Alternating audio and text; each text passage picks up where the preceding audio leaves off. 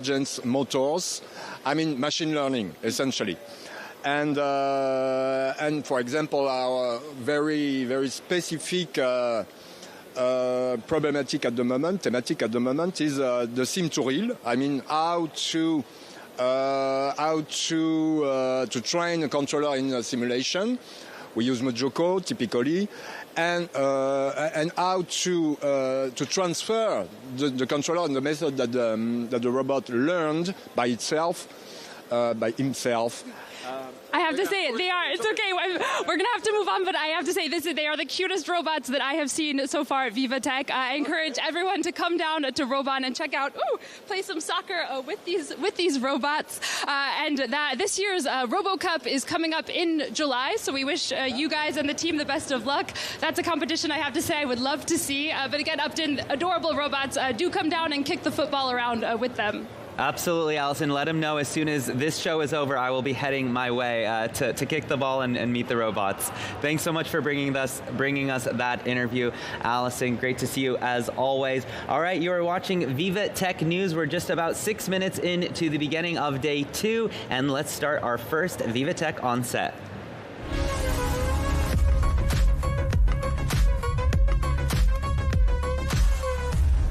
I'm now joined by Caroline Lavender, Vice President for Global Initiatives and Strategy at Rice University. Welcome to the show. Thanks so much. I'm excited to be here. Yeah, so along with Greater Houston Partnership, you're leading the Houston delegation here at VivaTech, which includes executives, entrepreneurs, public officials, and startups to showcase your region's innovations and entrepreneurship.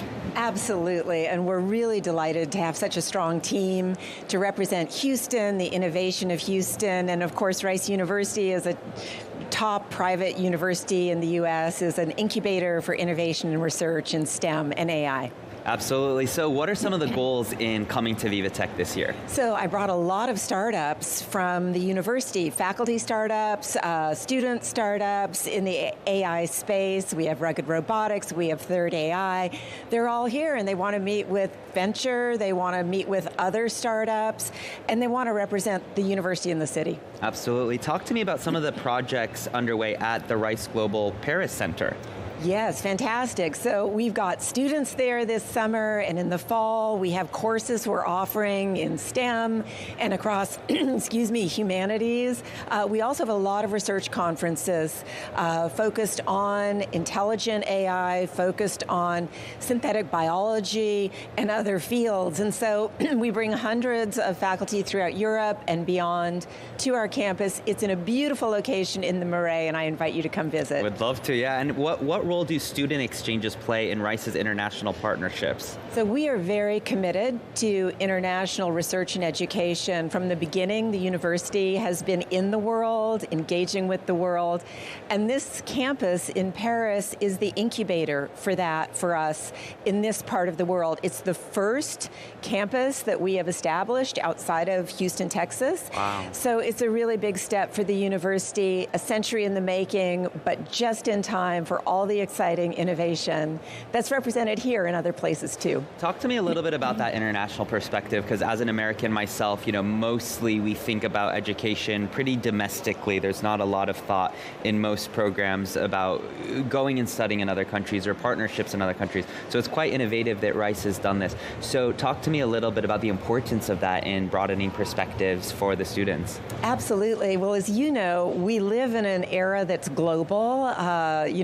Many years into the era of globalization itself. From the beginning, Rice University brought an international perspective to our curriculum. Our first president traveled the world and actually hired faculty from around the world. So that was over 100 years ago, but today, about a third of our campus, faculty, students, postdocs, are non-US citizens coming from all over the world. And so Houston Rice campus is an international campus. That said, as you know, the jobs that these students are taking today will assume international knowledge, competence, and comfort traveling in countries around the world. And so we have to give that to our students as part of their education, regardless of what their major is and what industry they plan to join when they graduate. What's the reception been like here in VivaTech when meeting people from particularly the French and the European tech community? A lot of times when they think about maybe partnering in the US, they think about California or New York. So how do you sell Houston? Oh, Houston's easy to sell. I mean, look, we are the energy/energy transitions capital of the world. We have the largest medical center in the world. Rice University is right across the street from the Texas Medical Center, and just a couple miles from downtown, which is the energy corridor. We're home to NASA and space. And of course, we have a robust AI and computer science ecosystem, not only at the university, but across the city. So we are the most diverse city in the United States. We are very international. How do you see the future of digital education? Yeah, it's been amazing to watch digital transformation before COVID, during the pandemic, and after the pandemic. And let's face it, the best research universities, we use the new tools. We want to play with the new tools. I'm really proud that Rice has been a pioneer in that and that I've led that effort in the past. And so today we've got fantastic online degree programs that are ranked in the top echelon in all the major rankers. So we have business degrees, we have computer science, data science, engineering, leadership, and management. And it's great that students around the world can take those courses and get our degree. Absolutely. Last question is, how do events like VivaTech foster meaningful connections between academia, tech leaders, and of course regulators and policymakers, and ultimately drive innovation? So universities like Rice are the engines for innovation, and of course research and innovation are, rub shoulders and shake hands. So all of that exists in an ecosystem that's driven by policymakers, politicians, corporate leaders. It's a virtuous cycle of research, commercialization, an environment that supports acceleration of ideas to tech solutions in the marketplace. Absolutely. Well, and how do people find you today? How do people find? Yeah, do you guys have an exhibit today? Oh yes, come visit the Houston Rice booth. It's right by the south entrance, and we've got rugged robotics. Come visit our robot. We have a fantastic robot, and a number of startups talking about their work. Perfect. We'll see you there. Thanks so much for joining us. Bye. All right, you're watching VivaTech News. In case you missed it, French President Emmanuel Macron joined us here yesterday at VivaTech, where he joined Mistral AI CEO as well as NVIDIA CEO Jensen Huang. Let's take a look at what he had to say about the future of AI in Europe. Normally, I was used to come here and to make the pitch for my country, to try to convince people to invest, but this is my very first time with one of the most experienced CEO coming from the US, I mean the best in class, and doing my job. So I can go to bed. I'm finished.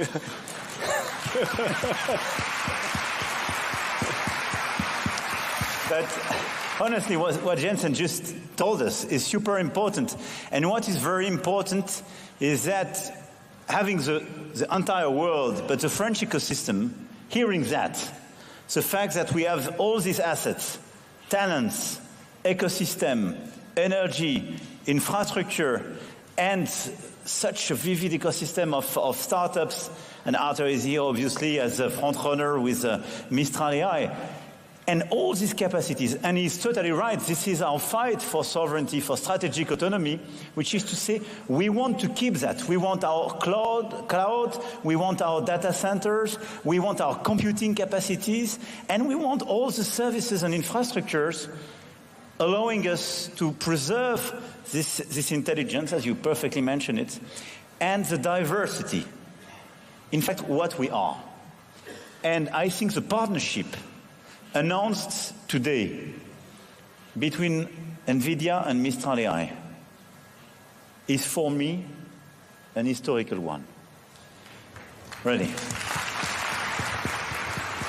Great conversation there by French President Emmanuel Macron, who talked all about AI policy, AI initiatives, AI regulation. And speaking of AI, let's bring in our Tech Trends editor, Rudy. Rudy, yesterday was all about AI. I feel like the most AI-centric day I've ever seen at a VivaTech, which is probably not surprising considering NVIDIA's CEO Jensen Huang was, such a big part of the news and everything like that. But AI aside, what else are we watching for day 2 here at VivaTech? I mean, we're still going to see a lot of AI, Upton. You just can't get around it, right? We're going to see some areas where AI is being applied, so healthcare, for example, AI in drug discovery. But we're also going to see some other things. And so I think it's actually quite a fun day today because it's quite diverse. We're going to have some quantum technology, and obviously that's a fundamental technology that could change how we compute. We're going to see quite a bit of green tech. There's a fun company called Minesto that does this underwater kite that's tethered to a cable and then basically floats on tidal streams. And they've installed one on the Faroe Islands, which is obviously a quite remote area, and it basically generating electricity there already, clean electricity. There's obviously space. Space is actually, we don't think about space so much, but it's quite key to what everything that we're seeing in terms of communications on Earth. Because basically these signals get bounced via satellites, and we also learn so much about the planet from space. So yeah, a really fun day today, quite diverse. Yeah, absolutely. It's also, it's quite fascinating how many different countries and regions are represented. We just had a guest on from the greater Houston area. I see Miami is here. Canada, of course, is our country of the year. So even though we call it Europe's largest tech and startup event, this is truly a global event. So I'm excited to kind of dive into some of those booths today. What else are you watching? I mean, we obviously VivaTech is a startup event, so we're also going to be talking about how to scale up startups, how to create unicorns, which is Europe has been lagging behind the United States in creating unicorns. France has actually been doing fairly well within Europe, but obviously we'd like to get these big technology companies here and create all that growth and innovation. Well, on that note, NVIDIA announcing, I think it was something like 200 AI centers throughout Europe. What did you make of that news in terms of what you were just saying about bridging that gap? I was interested in jumping on what Macron announced together with Arthur Mensch and Jensen Huang at the meeting yesterday that they had, basically creating this sovereign cloud based on the NVIDIA chip. And there's been a bit of criticism about the fact that a supposedly sovereign AI cloud in France is going to be using an NVIDIA GPU, but I guess there's just no way around it because, especially with Blackwell, the NVIDIA GPU set that came out in March, they do seem to be leading very much, and the numbers are mind-boggling. Also, a 25 times reduction in energy consumption, for example, which is a big deal as well. Yeah, I've noticed a big term used quite a bit yesterday was sovereign AI, which is this idea that, hey, we don't want to send our data to another country, even if it's an ally of ours. And it's so important when you think about this because as we think about like the Internet of Things or smart cities, data everywhere, self-driving cars and what the repercussions could mean. It's also quite terrifying when you think about hacks, right? I mean, how many consumer product hacks happen constantly. Yeah. And you think about this data, where that's being stored, it's going to be a big, big issue, I think, in the next year. And I mentioned quantum, and obviously that is a very large concern because these quantum computers, they are very good at hacking these, binary coding based algorithms. Oof. So it's a bit of a race there to secure the data, certainly. France obviously has always been a little bit particular in Europe, if you will, in terms of sovereignty and not wanting to depend on anyone else. And so it's interesting to see that that is also playing out in AI. I think that no leading economy can ignore AI, and none of them are, to be fair. Also, China is an interesting story too. I saw they have a pavilion here with Huawei. I'm excited to check that out. That's another thing that's really interesting right now when you think about U.S. versus China and tariff talks. But then you think about BYD, right? BYD has overtaken Tesla as the world's largest EV maker. It seems to be growing quite a bit here in Europe. Coming from the U.S., many have never seen a BYD car. It's not allowed. but that's going to be an interesting story to watch as well. So a lot of and trends. also because we're sort of facing two different economic societal models, if you will, where we have, I would say maybe Europe falls somewhat in between. The United States very much, on the profit principle and individualistic, and Europe maybe a little bit more social, if we will. And the Chinese government, I think, making very much an effort to try and make sure that the benefits of technology percolate through society, and obviously, with AI, this whole question of equality and access, who has access to AI, who benefits from this enormous technology change, is a very important one as well. Yeah, absolutely. All right, Rudy, thanks so much. Speaking of quantum computing, we're going to bring you back shortly for a big debate on quantum computing. Very exciting. Very much. We're seeing, there's VivaTech always has its share of gadgets and trends, but some of the things, AI for sure, but quantum technology as well, very fundamental. It's going to be interesting to watch. All right, Rudy, we'll see you in a bit. Thanks so much. All right, let's now head out to the main floor and go inside VivaTech.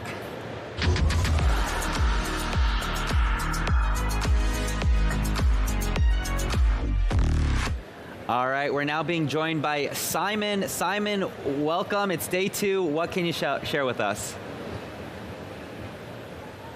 Morning, Upton. It is day 2. We're at VivaTech 2025, and you know me, I'm always browsing, always trying to look for the latest interesting tech out there on the floor. And something caught my eye this morning, Hycane, the Light Touch, which is empowering the visually impaired with intuitive obstacles detection technology. And I'm joined by their CEO and co-founder, Antoine Perrin, who's going to talk to us about this. Antoine, thank you very much for being with us.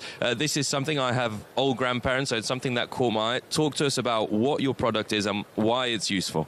Hello, Simon. Thank you. So yeah, I think we all know this cane, which is the white cane, which is commonly used by all kind of visually impaired people, blind people, and it's pretty helpful actually to avoid obstacles in the street. It's helpful, but it's not amazing because there are some obstacles that you cannot detect, like hanging branch, like obstacle, traffic sign, etc., which is a big problem when you take it in the head, So that's why we created this small device that can attach to any kind of basic white cane like that. And that is composed to 2 sensors, one high sensor, one low sensor, and a vibrating zone right there. So it gives an haptic feedback to the user to tell him, okay, be careful, here you have a hanging obstacle, a branch just in front of you, you have to avoid it. But I think the best way for you to understand is just to try it. So if you don't mind, let's try it. Absolutely. So Upton, there you go. I am going to try this. So we're going to go out here because they've very intelligently created an obstacle here. And I am going to give the microphone to Antoine, who's going to be describing things. And I'm actually going to try this. And to Guy, in situ, I'm going to try and close my eyes. So no laughing, Upton. All right, so you just have to put the thumb on the vibrating zone. Okay, so now you're up, you're ready to go. You can go forward and you should feel right now the branch here. So you can take a step on the right to avoid it. And once you don't feel it anymore, it means that you don't have anything in the front, maybe some leaves, but it's not a big deal. And then you can go straight forward. You can go straight forward, then you will arrive against a wall, and the cane will tell you with haptic feedback, with a vibration, okay, now you're against the wall, and it will be increased when you get closer to the wall. You can really feel all the obstacles, all the environment, and know when it's free to go or when you have to avoid it. Yeah, so the vibration is here. The vibration is here. And does it work when I go left and right as well? Exactly. If you want to scan a bit the environment, you can just turn the thumb, turn the hand, or just move with the cane to see a bit where the obstacles are around you. It's a way to understand the environment. It's increasing the perception. I'll give it back to you, Antoine. I'll take this. So it's fascinating. So it's the captors sense, and they sense in every direction. And tell us a little bit about your journey, because you were telling me off air you guys have just graduated, you and your co-founder, your CTO Jana. So tell us about the journey. Why is it that you've come to this place this year here at VivaTech? Yeah, okay, so we started the project during our studies a few years ago. We've developing it alongside the studies, and we finished it 1 year ago, and since then we are 100% on it working. And I think one of the best days during this project, every day is amazing in this project, but one of the best days was the first day that we tried it with real visually impaired people. At first they were pretty not very happy to use something like that before testing it. Then they went 15 minutes to test it, and afterwards they were like so happy, they wanted to buy it directly actually, they call us every month since to have news, to test it, and they told us, okay, without this, it's very something that is missing. So to see that we can help people with our knowledge, with what we are doing, that's just amazing, and that's so cool to have those kind of experience, yeah. And just in terms of something very quickly that I didn't mention, in terms of the battery life and how much this lasts, how much autonomy does a product like this have? So the idea is to last at least 1 week for someone that just go, that can walk around 1 week every day, etc., to recharge it as least as possible. But what we saw during our experiment is everybody come home and just branch it to be sure that everything's fine. Antoine Perrin, the CEO of Hycane, thank you very much for being with us. Upton, back to you, and if you ever need something to help you detect obstacles, then this is the place to come. Absolutely, it's good to know. I might come straight away. Thanks so much, Simon, for bringing that interview to us. All right, you're watching VivaTech News. Stay with us as we round out the first half an hour here at Day 2 at the 9th annual edition of VivaTech. The doors have opened here at Porte de Versailles. We're seeing tens of thousands of people already ascend onto the event floor, walking into panels, visiting the exhibitors. So we hope that you're joining us here in Paris. And if not, don't worry, we have you covered from wherever you are around the world, as long as you're following us at VivaTech and checking out our website where you can watch the live stream of all VivaTech news. That's vivatechnology.com. Stay with us. We will be back in just a few minutes.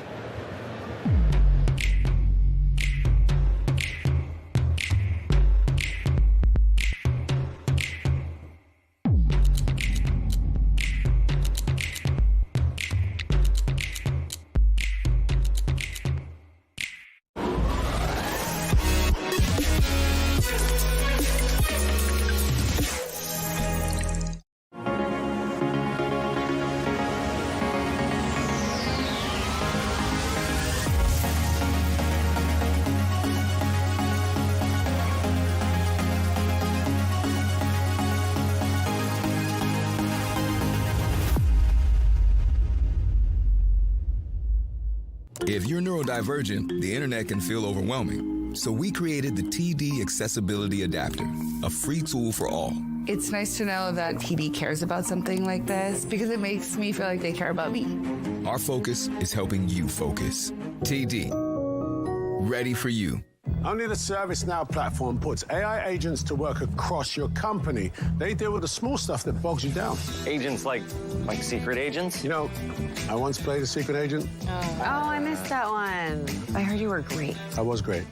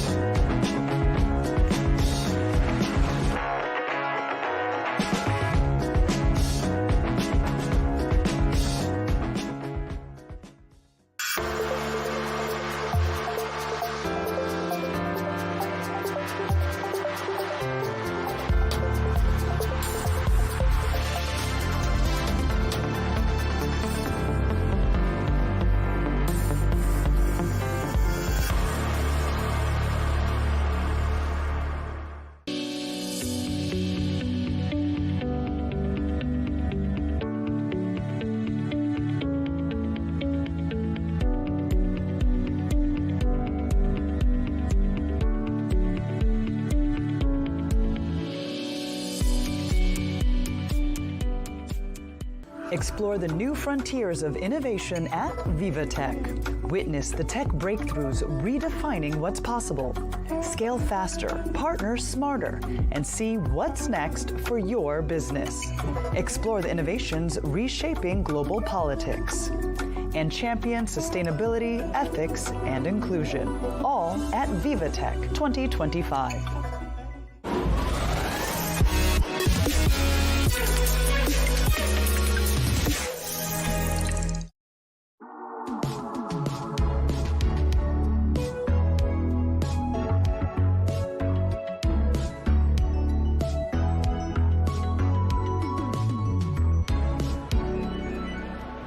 Hello and welcome back to VivaTech News. I'm Upton Saidi and I'll be guiding you through this morning here on day 2 of VivaTech. And now I'd like to get to our VivaTech on set.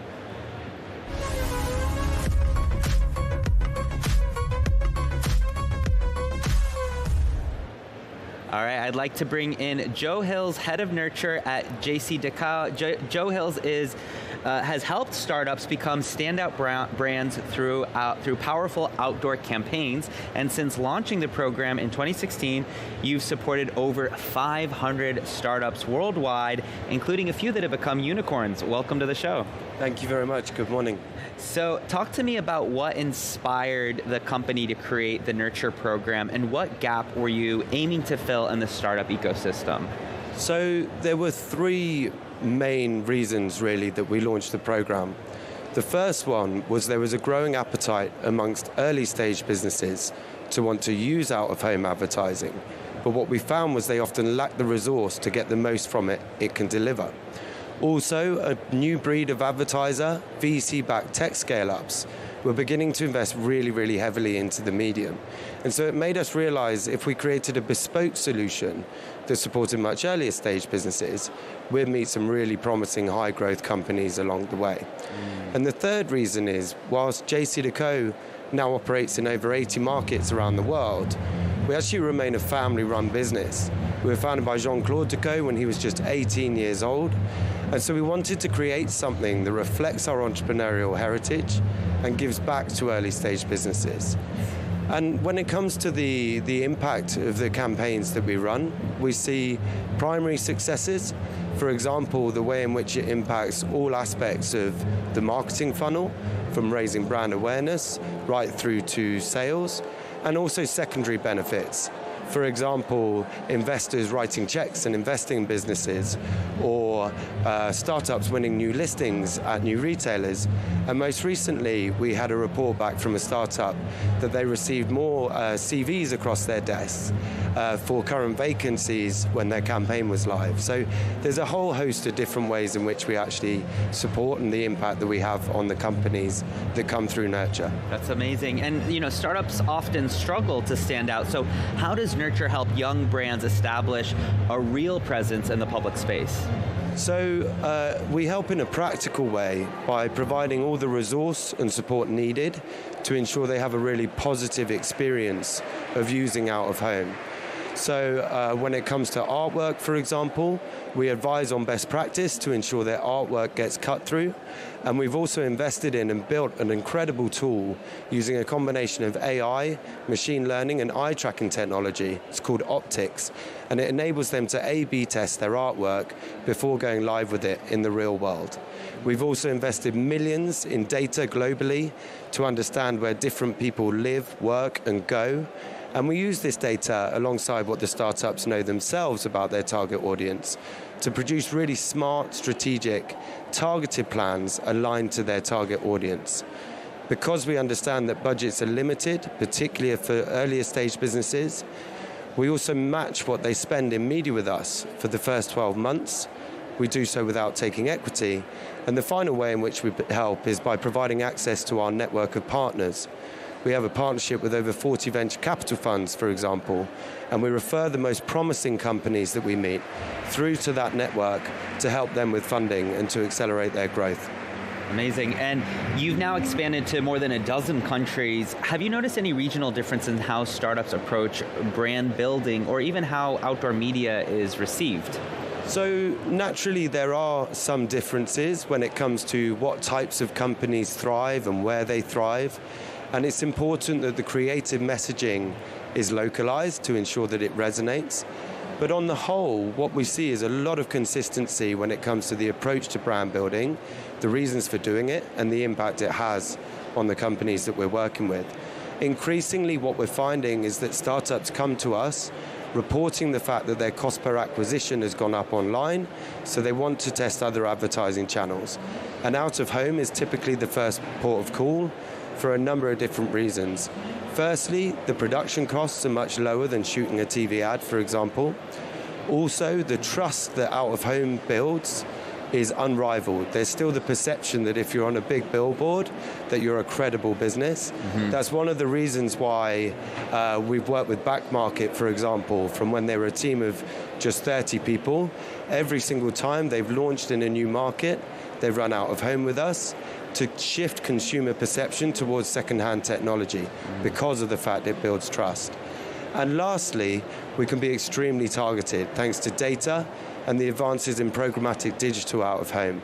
We can literally, if you wanted to target decision makers at technology companies, you could run on digital screens in proximity to conferences like VivaTech, and you could run on the hour just before everyone comes in the morning, and on the hours when everyone's leaving in the afternoon. So it's become super targeted, and that's one of the reasons programmatic digital out of home is forecast to double over the next 5 years to be valued at $1.23 billion annually. It's incredible. What makes a startup campaign really work in the public space, and are there any standout campaigns you've launched that left a very lasting impression you want to share? So I always advise startups to consider creativity, context, and also consistency. Campaigns that play on context are proven to increase ad recall by 19% and brain response by 32%. And it's pretty straightforward. So just by calling out the location of the advert, saying, hey, people of Nice, on digital screens in Nice, is proven to have that impact. So it's an easy and quick win.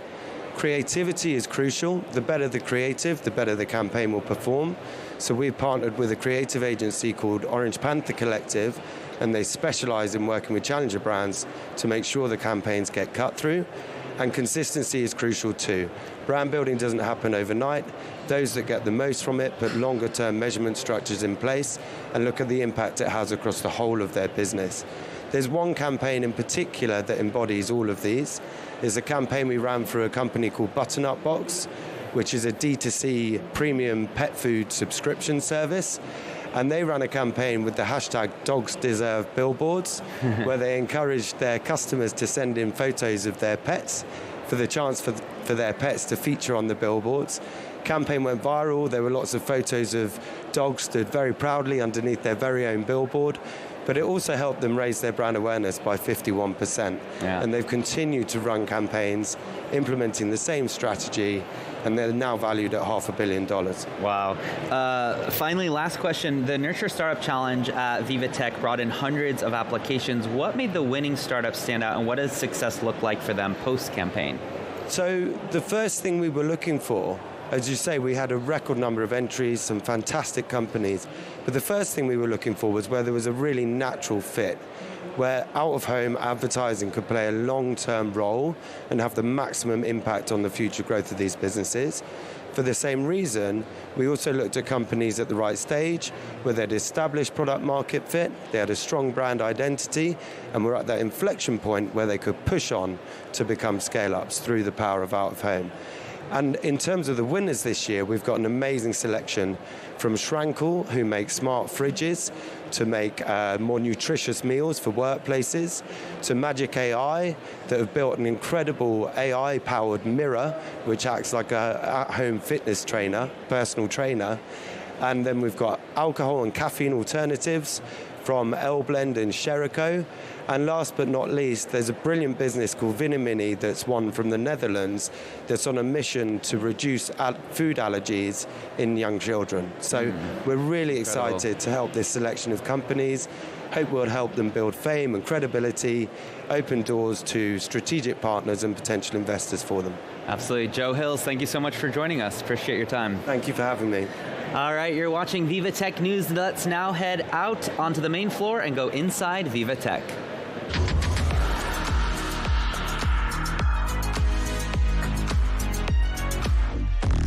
Let's bring in Karen, and what can you tell us today?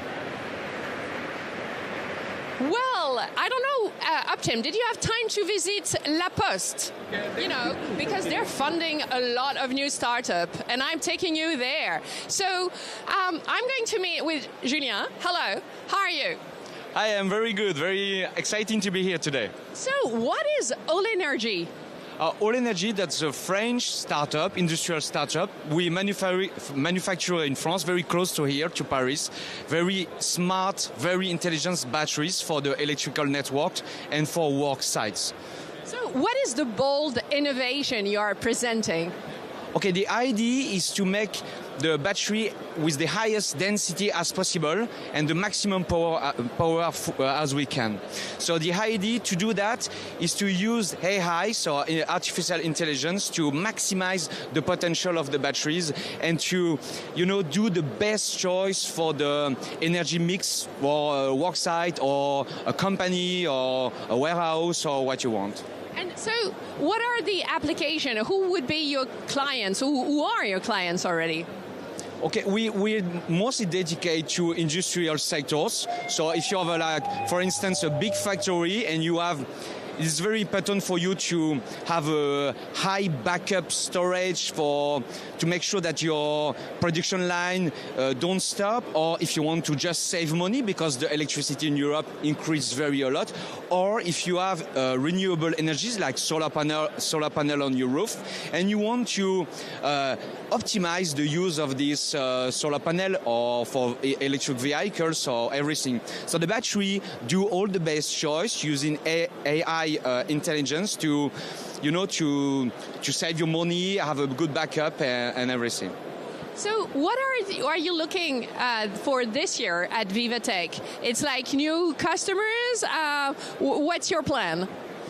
The idea for the company, we just make a new fundraise, like just yesterday actually, and the idea is to develop the company on new countries, like the potential in Africa and Asia and America is very, very big, and all the electrical market has difference, especially for the flexibility. So the idea for us is to expand in Europe first, like in Germany, Belgium, UK, for on the next months, and after on other countries like Africa. So the idea is to connect the networks today with VivaTech to see what's the best market to start.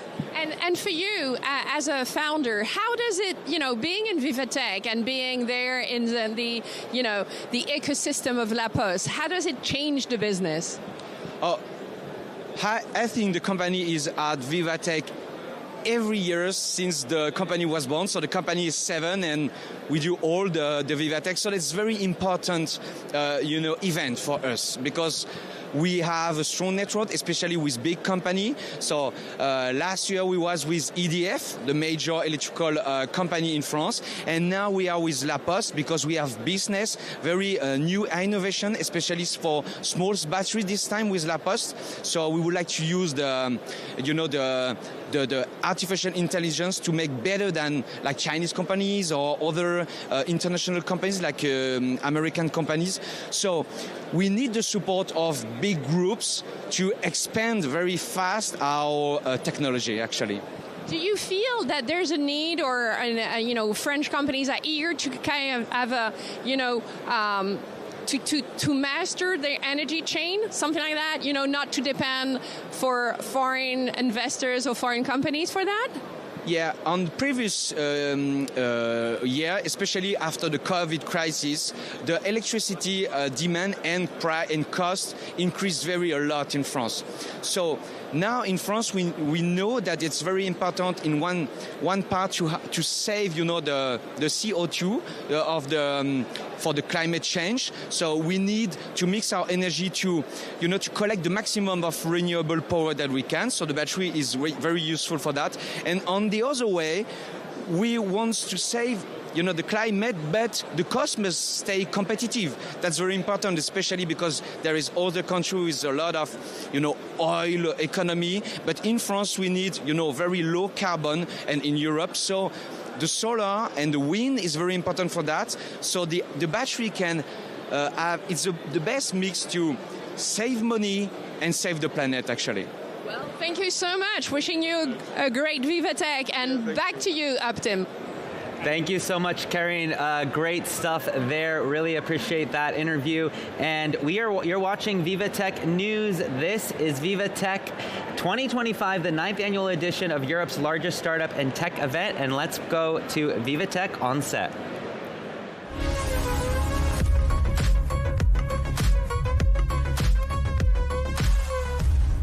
I'm joined now by Mr. Li Wengyu, Vice President of the China Council for Promotion of International Trade in France.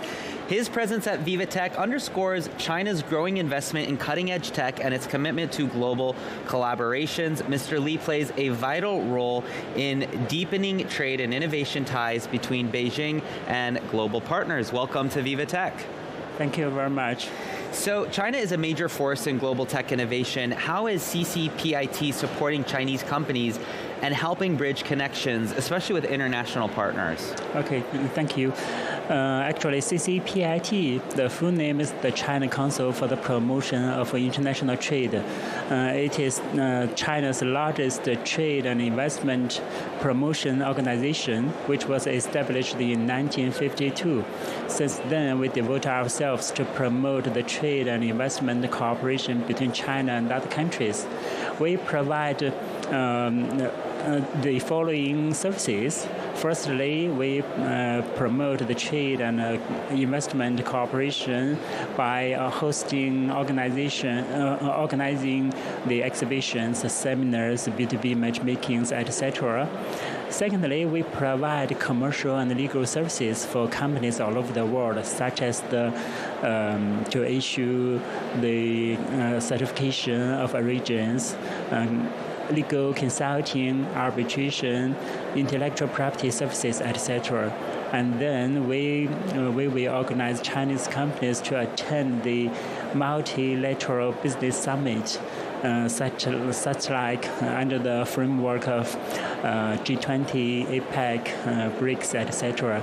Finally, CCPIT is a think tank as well. We publish many guidelines for the companies to know more about other countries before they go abroad. At the same time, we will help solve the difficulties when foreign companies meet in China. During the past years, we have solved many difficulties in this field. Can you highlight some of China's recent developments and achievements in the science and tech area? Yes. As we know that in recent years, China has become the world leader in the science tech innovation and made remarkable progress in many domains. I could share a few examples. Firstly, China made great stride in space and deep sea exploration. You know that Chang'e 5 returned lunar samples in 2020. And secondly, the quantum technology and artificial intelligence has made great progress while expanding its network, its national 5G network. Thirdly, the low-altitude economy is kicking off, while the new energy vehicles inject a new impetus into the world auto industry. Moreover, emerging industries such as the integrated circuits and advanced material are thriving. Yes, actually at the beginning of this year, there are many news. For example, the DeepSeek shocked the AI world. Yes, that was big. Yes, and there are many robotics companies in China, such as the Unitree.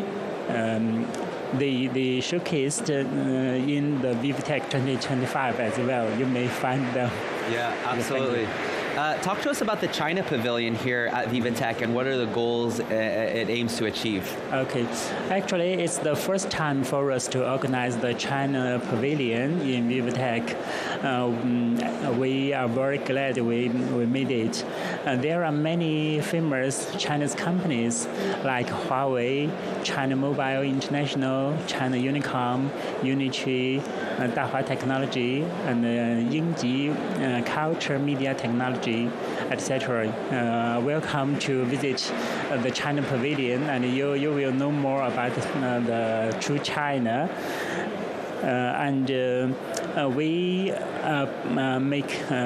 organized lots of side events during the 4 days expo with the theme of technology, AI, women entrepreneurs, culture and tourism, etc. Absolutely. Can you share a few standout startups or innovations showcased? Mm-hmm. Yes.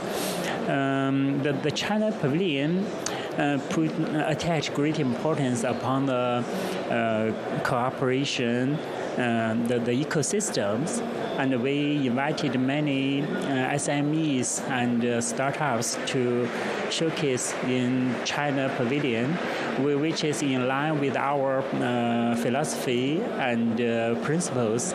That is the openness, cooperation, and sharing values, which is in line with VivaTech's philosophy as well.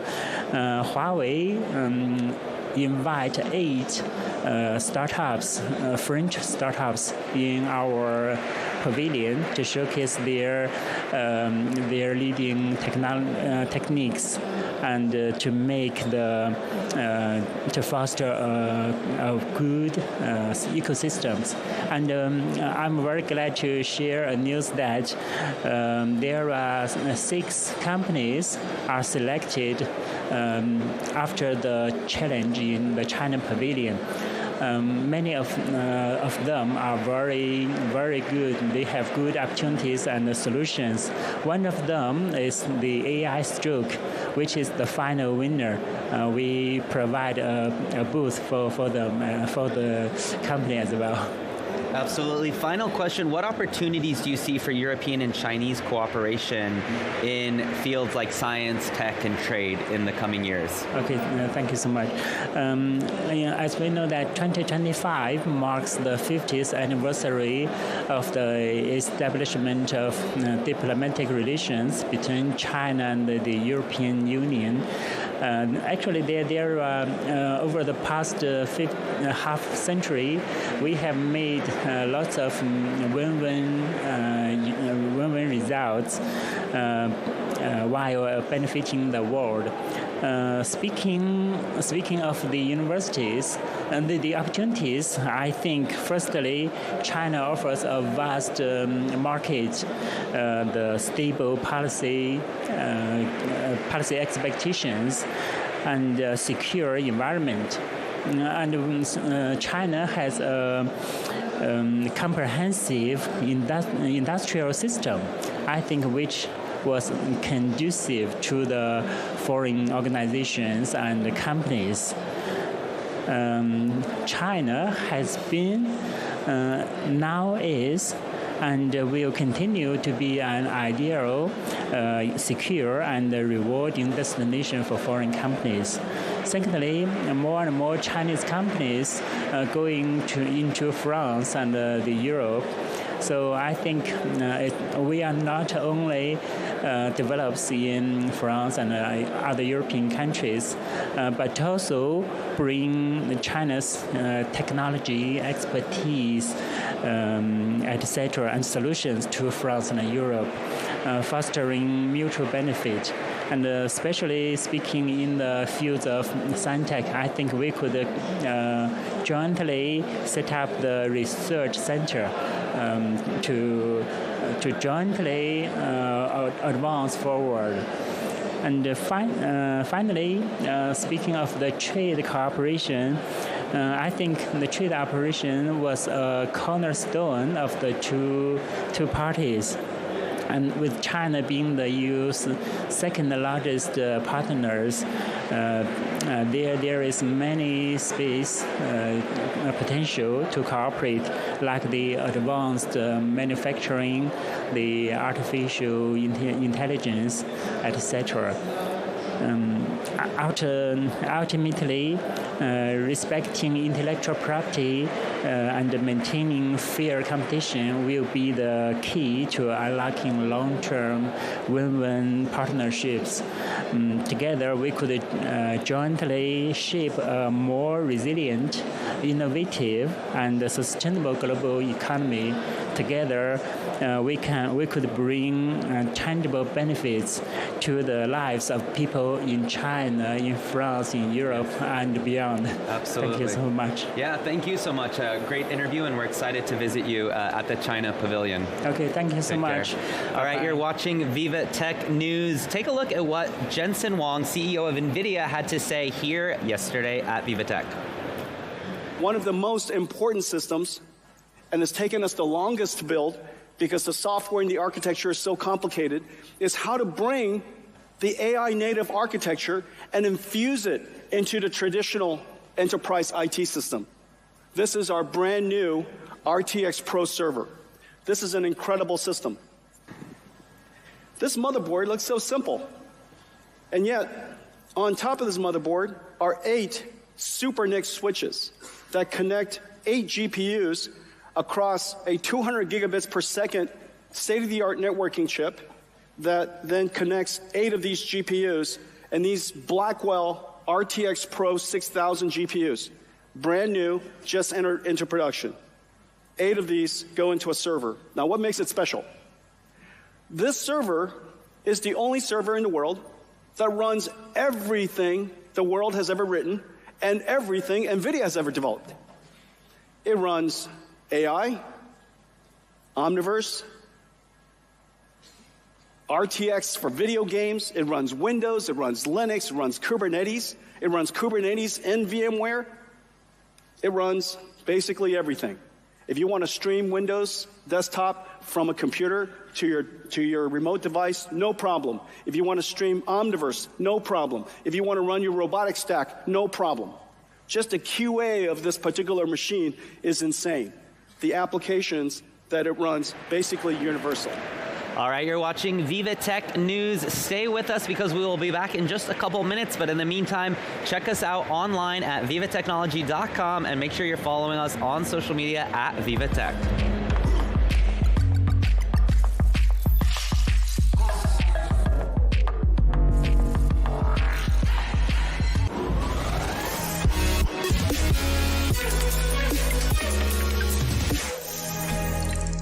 If you're sitting here, you're curious. Good news, Explore Media was made for you. Join a community of 10 million subscribers. We help brands create relevant and viral content. We call it edutainment. Contact us to learn more.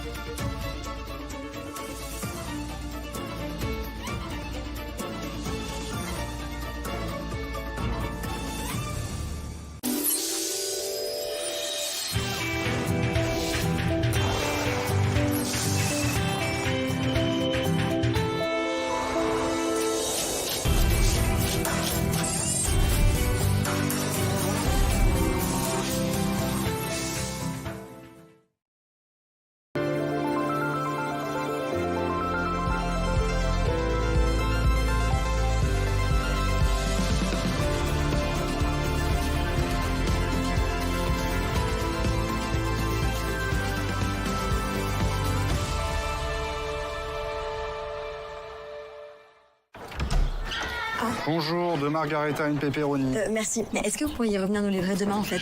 Parce que on a fait des passes, finalement. Bah non. Et comment ça, non? Bah, vous pouvez pas changer votre livraison au dernier moment. Il n'y a pas écrit La Poste ici. Avec l'application La Poste, modifiez votre livraison la veille jusqu'à minuit. Bon, bah les enfants, ça sera pâtes et pizza.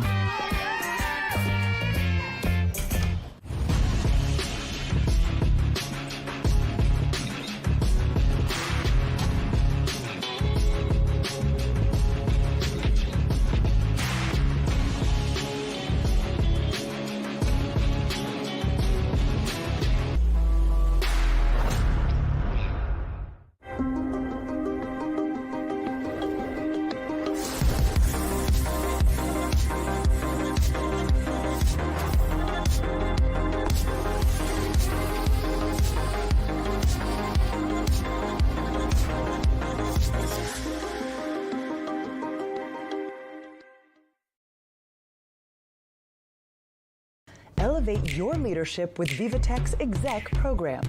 Discover cutting-edge startups, attend inspiring talks, network in exclusive lounges. CMOs, tech leaders, join the program and turn disruptive technologies into competitive advantages.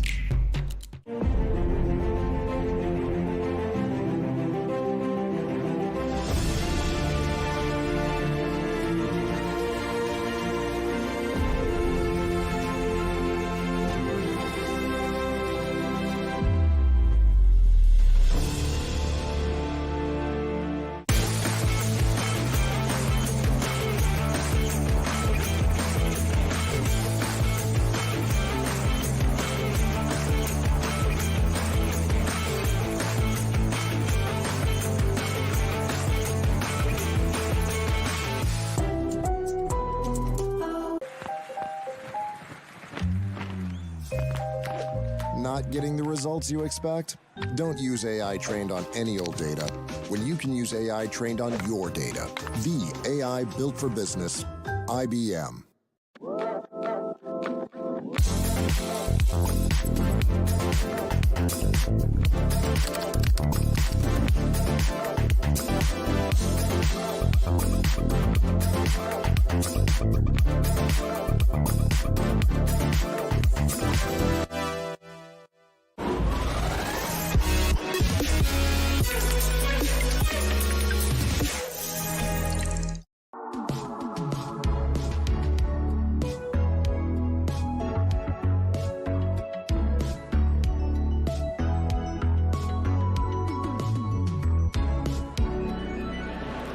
Welcome back to VivaTech News. My name is Upton, and I'll be guiding you through all the headlines and news you need to know this morning here from the 9th edition of VivaTech here in Paris.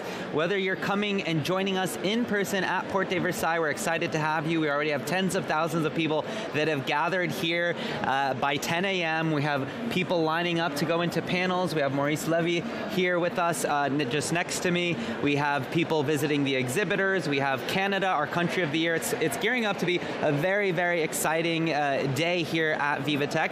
And if you can't join us here in person, no worries. We've got you covered. Just stay with us here on VivaTech News. And I'm excited to get to our first interview of the hour of VivaTech On Set.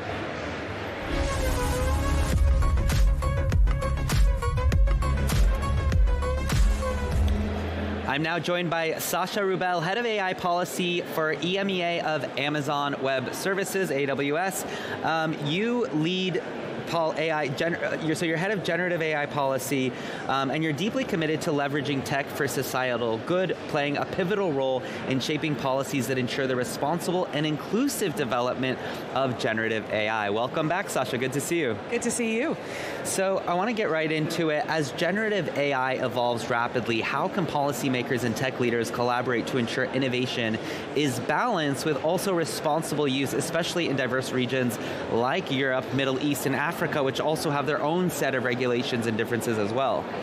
I think there are lots of conversations right now that frame the debate incorrectly, which is, do we act responsibly or do we innovate? And actually, at the end of the day, and I would say even at the beginning of the day, responsibility and innovation need to go hand in hand, because fundamentally one of the biggest blockers to AI adoption that exists right now is lack of trust in the technology. So we understand that responsibility drives trust, which will actually drive adoption, which will lead to not only innovation, but also economic and social impact for all. So for us, it's really about moving from an idea of responsibility to bolted on, to built in to by design, so that it's across the entire life cycle. And we see it absolutely essential for industry and academics and scientists and policymakers to really come together to say, what are the risks that exist and how can we address them by advancing the science around responsible AI? But there's a big gap that exists, because if you talk to businesses, around 85% of businesses will say responsible AI is a top business priority, but only around 25% of them actually have governance mechanisms in place inside of their companies. So what we're really committed to is accompanying our customers and organizations more broadly in translating theory into practice. Yeah, it kind of goes back to that old notion, talk is cheap, put your money where your mouth is and take some action. I love that.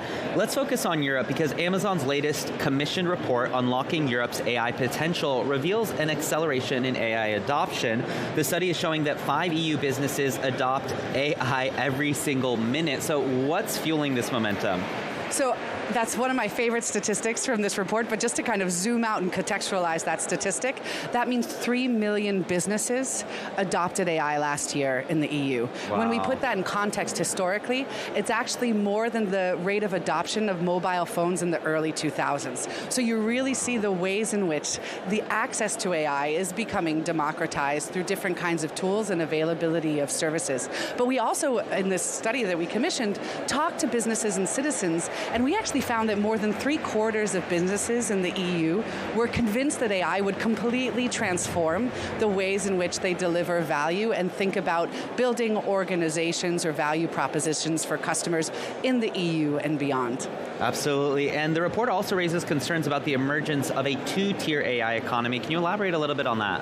So one of the key findings of this report is actually that startups are adopting AI at a faster rate than larger enterprises. For France, what that means when you think about, for example, in this country, that more than 90% of companies in France are small businesses, it means that we really need to address the gap acceleration between startups really leading the way in AI adoption and larger enterprises lagging behind. So the fundamental question is, how do we move from productivity and efficiency gains to strategic reinvention, to fundamentally operational transformation? And right now, a lot of larger enterprises, and I would say enterprises other than startups that are largely AI native in France and beyond, are really stuck at the productivity and efficiency gains and need to move towards deeper AI adoption to really unlock value, not only on an economic level, but also on a social level.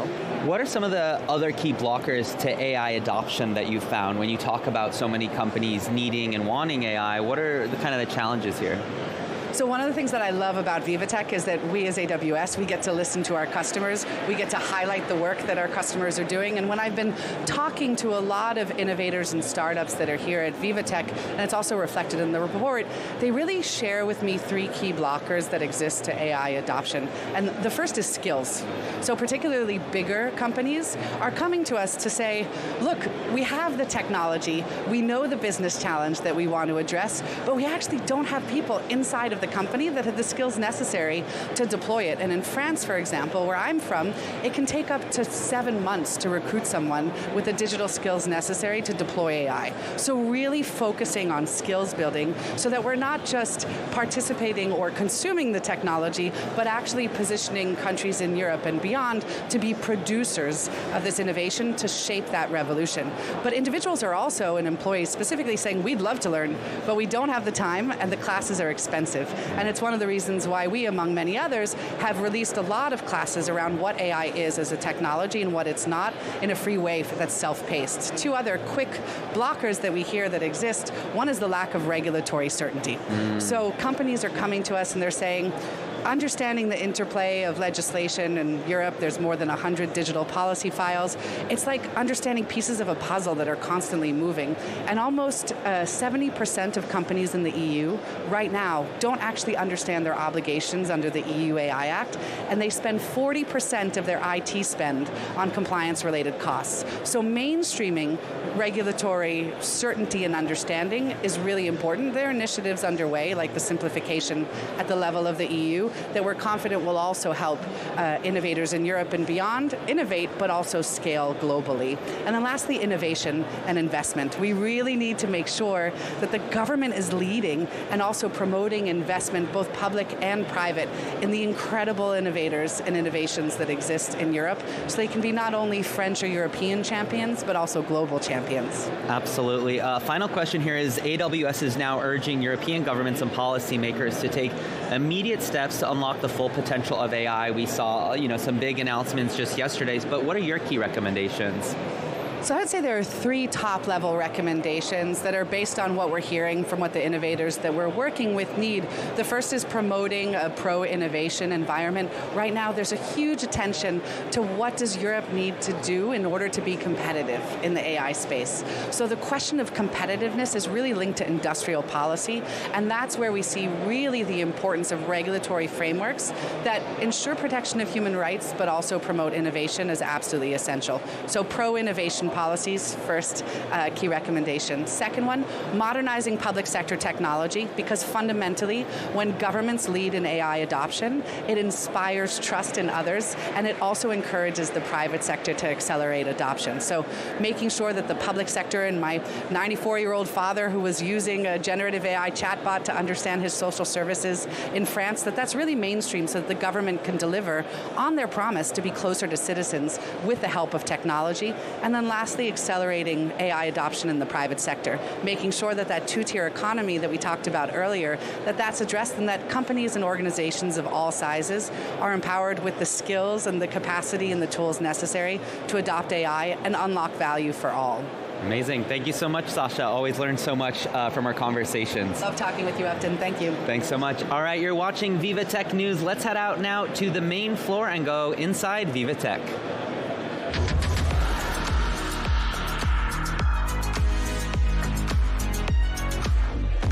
Let's bring in our correspondent, Luke Brown, with an interview. Luke, over to you. Good morning, Upton, and as you know, here at VivaTech TV, we're very keen to make sure we have the movers and the shakers of the VivaTech event with you on the channel, and that's just what we're doing now. We're joined by Agathe Bousquet, the CEO of Publicis Group France. Of course, Publicis is the co-founder of the VivaTech event. Under your leadership, the group has become the market leader across a range of sectors: media, data, technology, and creativity. And creativity is the question, really, that I want to start with, because, of course, that is a sector that's very impacted by artificial intelligence. How is AI offering new perspectives to your sector, to your industry? I think it's, first, hello. I'm very happy to be here with you today. It's a great event. I'm having the most amazing time in my life, because all the clients, all the people, all the talent, it's absolutely great. So thank you for this interview. Yes, creativity is, of course, challenged but also accelerated thanks to AI. It's amazing the way we put AI in everything. I mean, actually in marketing, AI has been here for a very long time, thanks to media, thanks to programmatic media. But thanks to Gen AI, it's true that now we are able to design in a very easiest way and an accelerated way our best creative ideas that are still human ideas at the beginning of the story. But it's true that it's a conversation today between our best creative minds, brands, and capabilities in terms of AI, and it can deploy, it can go even faster and stronger thanks to AI. And we have a lot of examples with a lot of great brands where AI helped our creative minds to realize like a dream, you know, and to show the value of their idea since the first day. It's much easier now for us to work thanks to AI in our creative world. Moving away from the artificial intelligence, can you tell us a bit more about what the goals are for Publicis here at VivaTech 2025? I mean, first, you know, I've always been here because it was created, as you said, by Publicis and Ledeco. So it's the idea at the beginning of Maurice Lévy. So of course we had no choice to be here, but it's true that all our clients are here. We can see a lot of startups. We can meet a lot of talent. We can meet a lot of partners. It's amazing the way we see the international side of this playground growing and growing each year. I look at the event, the edition this year, and I'm fascinated to see so many countries and so many Americans, by the way. So US clients, they are very here this year. So for us, it's absolutely key in terms of business, in terms of progress, in terms of vision for our talent to hire other talents. So there are many goals that in 4 days we can achieve thanks to VivaTech. One of the goals, of course, is the issue of responsibility tech. You yourself have been involved with co-authoring a report for the French government on climate contracts for more sustainable advertising. How is responsible tech being represented here by the Publicis Group here at the event? Alors, for us, the approach, the progressive approach around AI is absolutely critical. We cannot look at AI in a very lazy way. We have to be more responsible. It's not only about being going faster, cheaper. It's about being focused and responsible in the way we use AI, both on the environmental side, because there is an impact, so we have to take into account that, but also in terms of representation. And I want to give you one example. We have developed, thanks to AI, with Publicis Sapient, a tool that is called Positive Representation AI that helps each user to identify if in a print, a video, any kind of campaign, there is a bias, there is an issue in terms of representations of people, and give you some recommendations to avoid that. And I think it's critical to be, of course, progressive in terms of tech, but also progressive in our state of mind in order to look at the impact of AI with a lot of attention. One final question, if it's possible. You've been observing VivaTech over its 9-year history. How have you seen VivaTech placing France and Europe really at the heart of the latest tech evolutions and the latest tech innovations? I think when VivaTech was created 10 years ago, almost 10 years ago. I think France was very legitimate to welcome such an event because of the big companies investing in tech, because of startups, because of engineers, etc., etc. But thanks to VivaTech and thanks to an event such as the AI Summit earlier in the year, which took place in Paris, and I really think that it's even bigger today. Like France is really in the planet one of the most creative and tech country, but we need to continue that. We need to nourish it. So we need even more people, even more countries involved in VivaTech, even more companies and startups and talent. Thank you very much, Agathe Bousquet, President of Publicis Group here in France. Thank you very much for your time. I'll hand you back over into the studio, Upton, with, of course, more insight and more innovation from VivaTech TV. Thank you so much, Luc. Always the greatest interviews. We appreciate that. All right, you're watching VivaTech News. Let's shift gears now and do a VivaTech on set.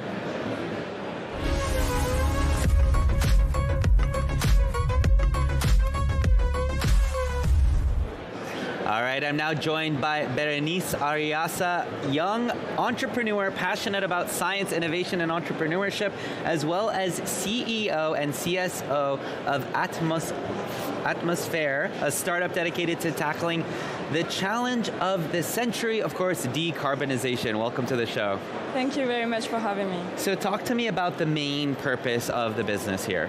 Yeah, so we have a quite complex business model, but to make it simple, we aim to decarbonize industrial sites and basically everything that emits a lot of CO2 on site.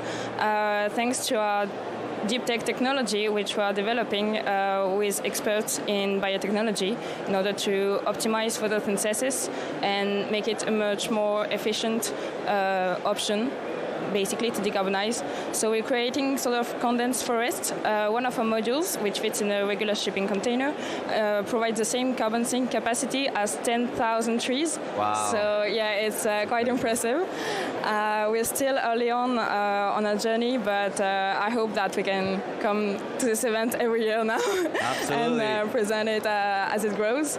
And then we use the biomass that we generate with the decarbonization to create fertilizer. So it's storage and value creation at the same time. That's amazing. And what are your main goals here at VivaTech? Well, we are starting a fundraising campaign, so like a seed round and everything. So we are trying to exchange with VCs and business angels, as well as seeking some partnerships, which we are already creating, and perhaps a few clients also that may be interested. What are the biggest trends or topics that you find important? Because a lot of people here run the gamut when it comes to different sectors within tech. So how do you kind of look for the people that are going to be the most valuable in terms of understanding your company? Well, I mean, every huge company emits a lot of CO2, first of all, and then there are some sectors that emit more than others. We're talking a lot about AI, and we also use AI in our modules to optimize, and I think it is an incredible technology, but we also have to be responsible about the cost, ecologically speaking of this huge advance. And I think that with all that we're seeing here, there will be from the cloud, the energy consumptions, a rise in our greenhouse emissions, and so we aim to just like cut this at the source directly, so that we can use AI responsibly, but also like without such an impact on our planet. Absolutely. When it comes to educating people, what are the kind of biggest questions they're asking you when it comes to, is it more like, well, why is decarbonization that important, or is it more along the lines of how can we actually see progress? Because when you think about climate tech, there's been, unfortunately, a lot of people who think that it's hard to see progress.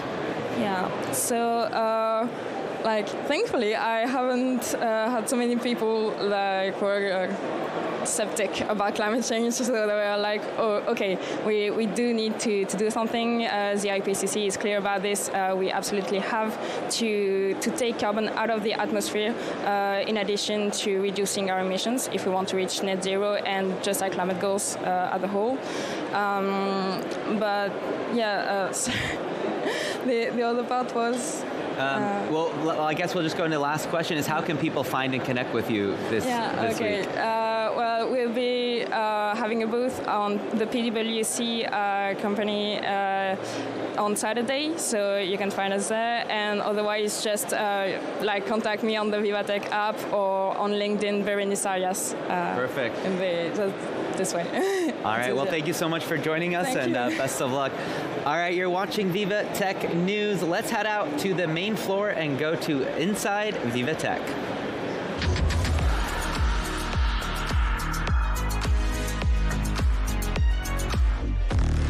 Well, robotics, we've seen so many robots so far this week at VivaTech, but there's never enough. I feel like let's bring in our correspondent, Alexi. Alexi, what can you tell us?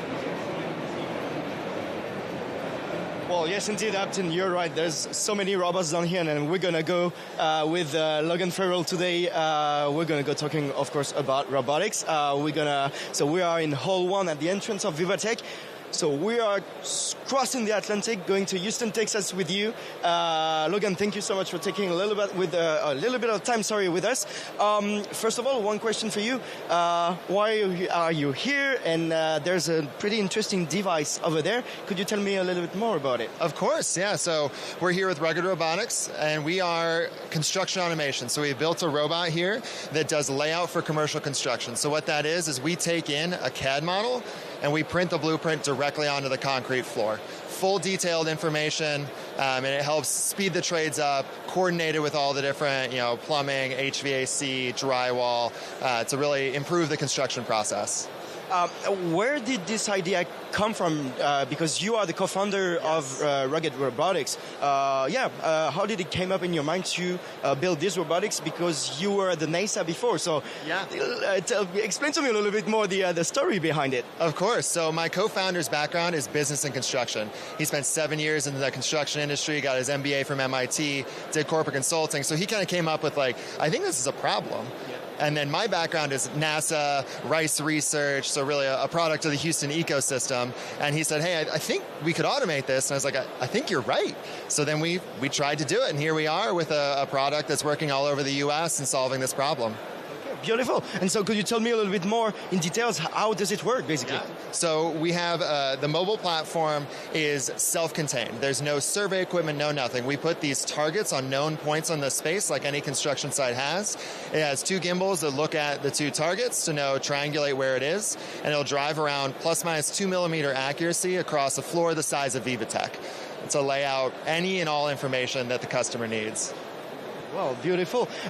You were telling me that, there's no GPS localization because it's always working inside a building. That's it, yeah. That's right, yeah. So as far as we know, we're the most accurate, self-contained indoor navigation unit on the planet. So there's one machine, it runs by itself to lay out all this information. We do a lot of work with data centers, with robotic warehousing, manufacturing, as well as general construction.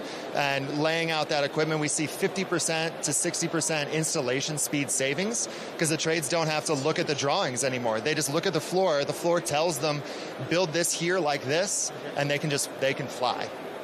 Beautiful. Could you tell me as well, why is it important for you guys to be this year at VivaTech? I know, of course, you were telling me just before we went live, you're always looking for fundings, for example. Yes, but tell me about the importance to be here this year. Yeah, first, we're helping represent the city of Houston and all it has to offer, the technology, the ecosystem. But second, we're looking at global expansion. We've got next generation products coming down the line that will be certified in Europe and other countries. So we're starting to gauge interest, see what countries might be good fits, what investment opportunities there might be, partnership opportunities, to really understand what this market looks like and how we might enter it next year. All right, so we're getting prepared to see you worldwide at some point. Let's say I hope so, actually, in the next 5 or 10 years. That's the plan. Next year or two. That's the plan. Next year or two. Yeah. All right. Beautiful. Well, thank you so much, Logan, for taking some time with us to explain to us what rugged robotics is all about. Thank you so much, and we'll be back to you right now, Upton. Thanks so much, Alexi, for bringing us that great interview. I'm excited to come check it out this afternoon. And you're watching VivaTech News live from the 9th edition of VivaTech 2025. This is our biggest year yet, with tens of thousands of people ascending into Porte de Versailles to meet with over thousands and thousands of exhibitors. As you can see with that live shot, it's turning out to be a very high energy day. Yesterday we heard from Jensen Huang, CEO of NVIDIA. Today we have a lot of big speakers and guests as well. If you're not here, don't worry, you can follow all the action at VivaTech, as well as head on to our website, vivatechnology.com, and we will see you in just a few minutes for so much more.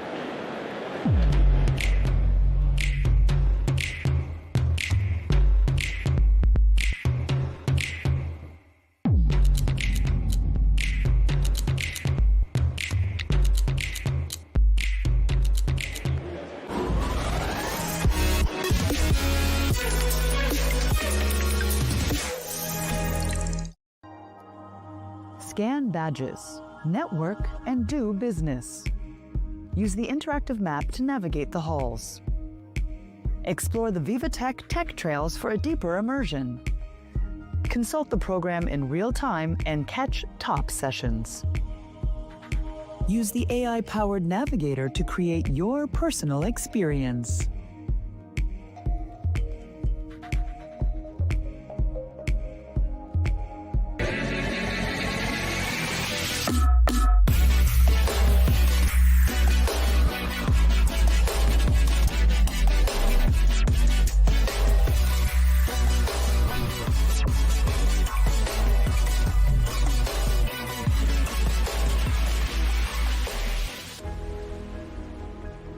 The future of healthcare will be shaped by innovation.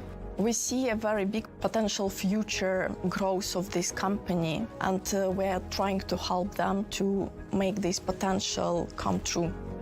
Our ambition for Contura's hydrogels is to be the leading treatment in osteoarthritis over the next 5 years, and we rely on BNP Paribas to help us along this journey.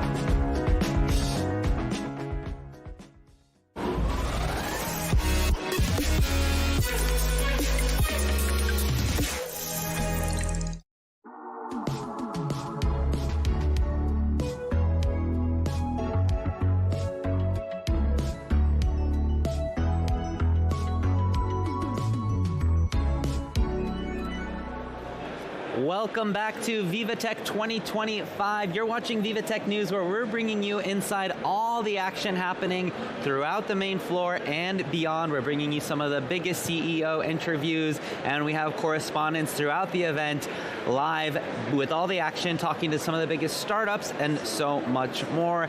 Let's get to our next interview with a VivaTech on set.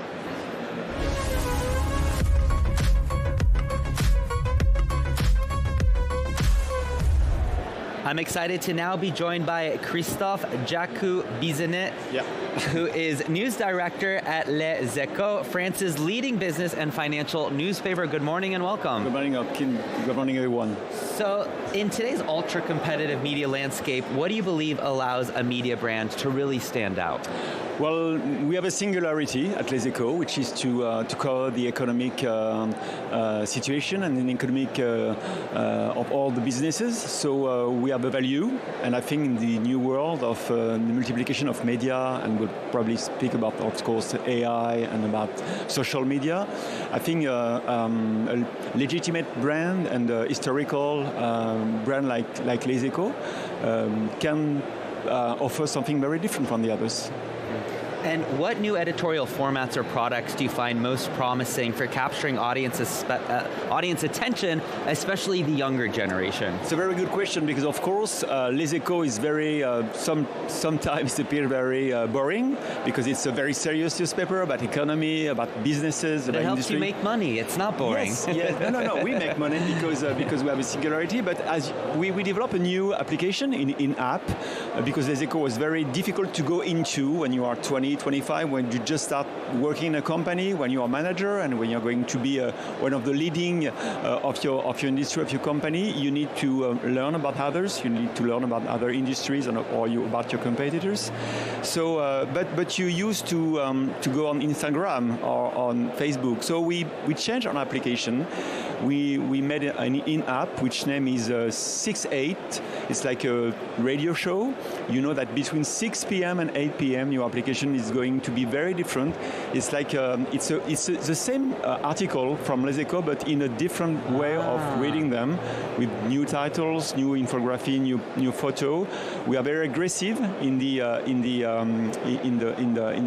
way we are writing titles, and you can play and you can move your phone to get the surprise of the day. So it's very. It's a very different way, but it's the same article, the same value, but you go through another door, through another window to read the Les Echos, and we had this intuition, but what is very good, it has been 6 months, we launched it, and we had a huge performance and a huge growth of our audiences. For instance, on the application, it's like 70% increase. For us, it's very, very big, because it's already, the application is the first way to read Les Echos. Of course, like all the newspaper, it's not the homepage, it's not the printing newspaper, it's the app. And so to get a 70% of growth on the app because of the 6-8 was a very good surprise. Absolutely. And how are you adapting to the rise of social platforms and ultimately changing consumption habits? So it's really interesting to see how the app is working.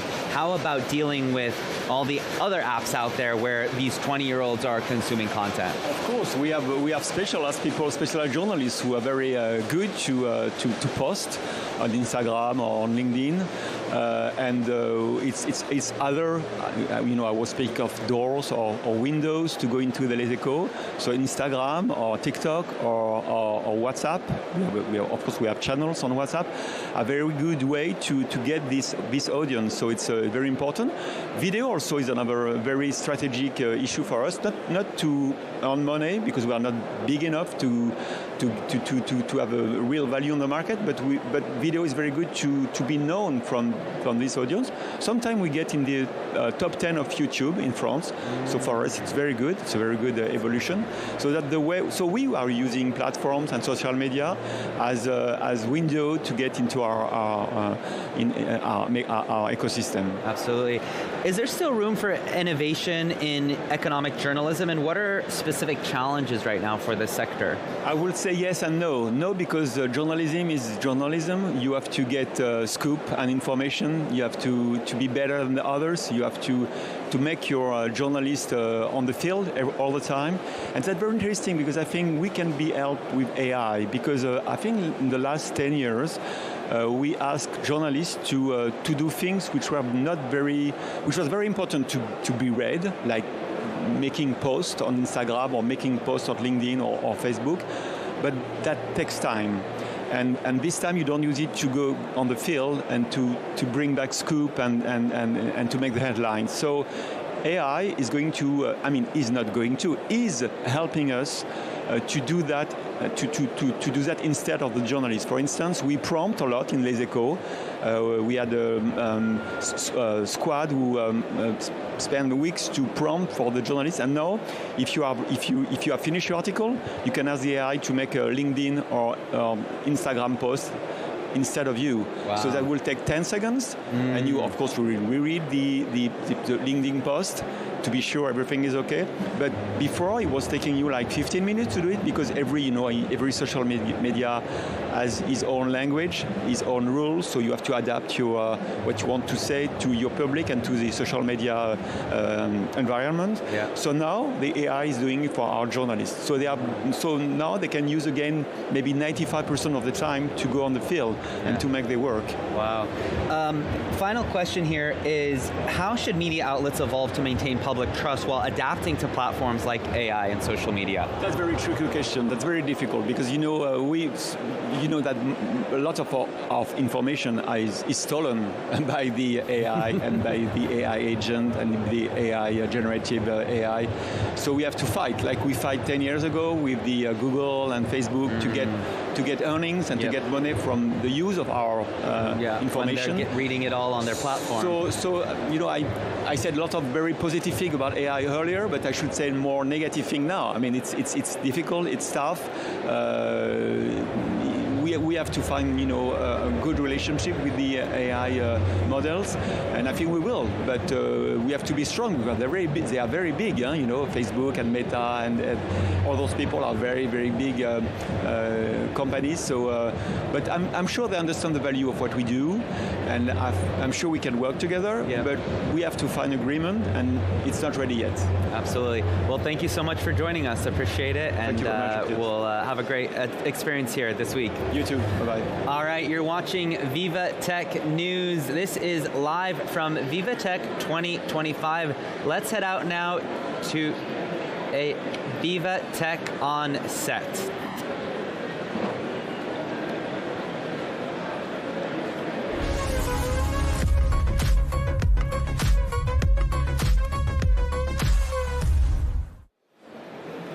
All right, there you're looking at a live shot of VivaTech as it's about 10:35 here in Paris. I want to bring in my next guest here, Pias Hornstein, who is Global Head of Digital Business Units for Sanofi. Welcome to the show. Hello, great to have me. Thank you so much. Yeah, it's great to see you. So Sanofi is showcasing its evolution into an AI-powered biopharma company, and it's accelerating drug discovery, very important, reimagining manufacturing, and also personalizing patient care, also very important right now.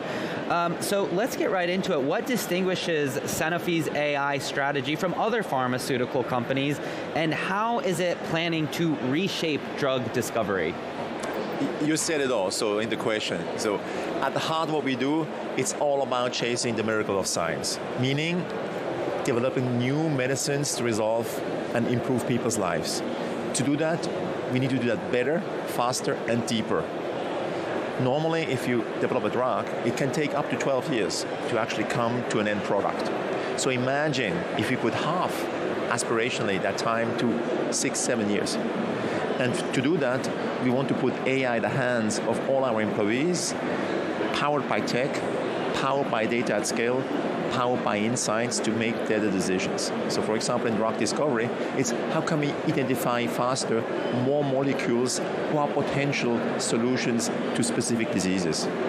Or if we submit clinical trials, how can we analyze data better, which help us to predict results, submit also data to the health authorities much faster. So that's what we do. And by that, putting AI at the hands of our employees, we try to improve decisions, productivity, and accuracy.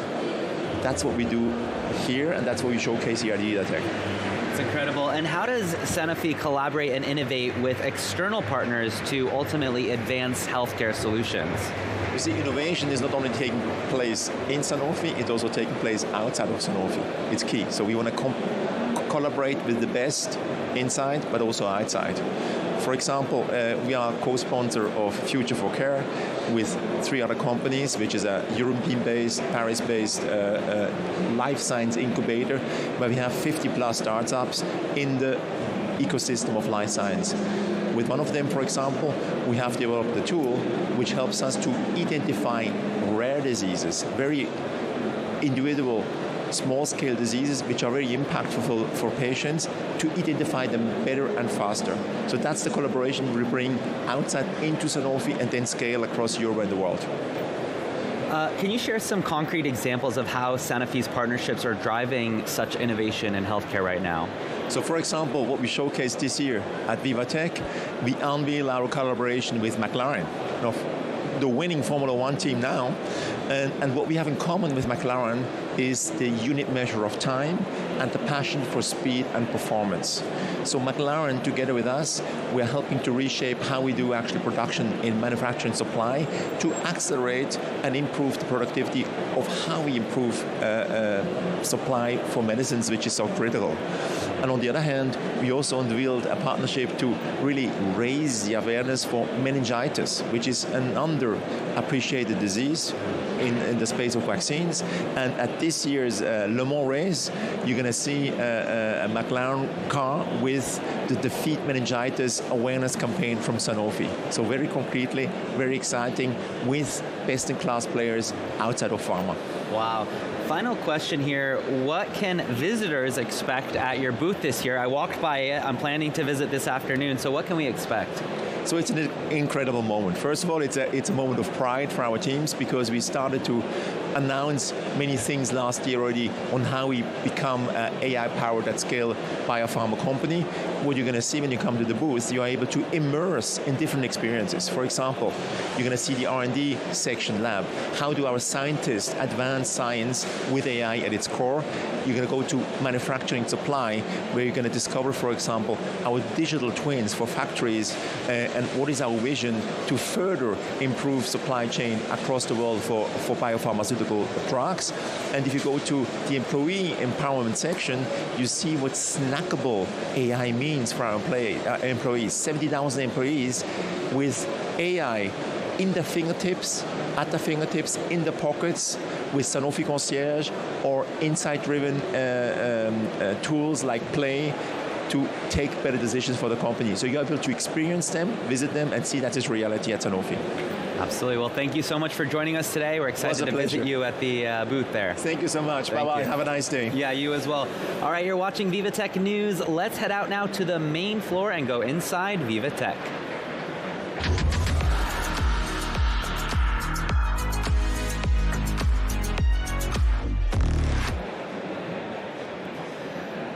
All right, so at the heart of this year's exhibition floor is a bold vision for the future, and that is Aramco's booth.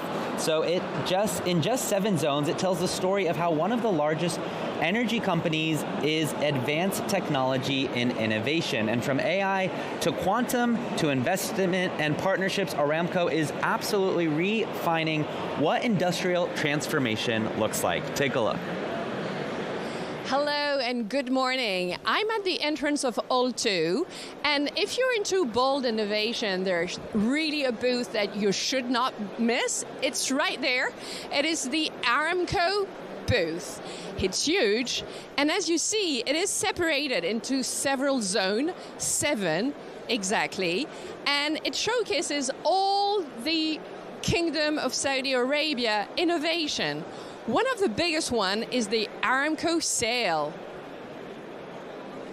So Aramco SAIL is the Saudi Accelerated Innovation Lab. It's not just a zone, it's the heartbeat of innovation here. It is established as the National Integrated Innovation Engine, and it's a superhighway to innovate in the kingdom's digital future. This hub incubates ideas from across a company and turns them into real scalable solutions. And it connects researchers, execution agencies, and business units to rapidly test, refine, and deploy emerging technology. Well, whether it's AI, advanced analytics, or robotics, Aramco SAIL is where future-forward thinking comes into reality. And you want to know more about another outbreak in Aramco? Well, come here and discover the Aramco LLM. This is one of the most exciting breakthroughs. It's a purpose-built industrial large language model trained on decades of engineering, operational, and safety data. And unlike other off-the-shelf models, Aramco LLM understands the complexity of industrial language, workflows, and decision-making. And it's already helping teams analyze technical reports, troubleshoot complex systems, and even generate operational insight, all through natural language. And there's even more to discover. I'm taking you. Of course, there's a lot about energy, but what I want to show you is the last project, this one about cybersecurity. As Aramco accelerates its digitalization, it's also elevating its defenses. So Aramco AI-powered cybersecurity program intended to establish a robust AI cybersecurity governance and system, as well as equip its user with necessary cybersecurity skills. So I'm going to show you this. So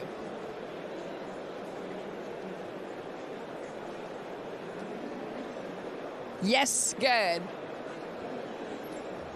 This system is built to detect, predict, and respond to threats in real time. And this isn't a passive defense system.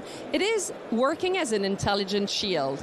By combining machine learning with domain expertise, it constantly adapts to evolving threats across IT and OT environment, protecting everything from data centers to refinery control.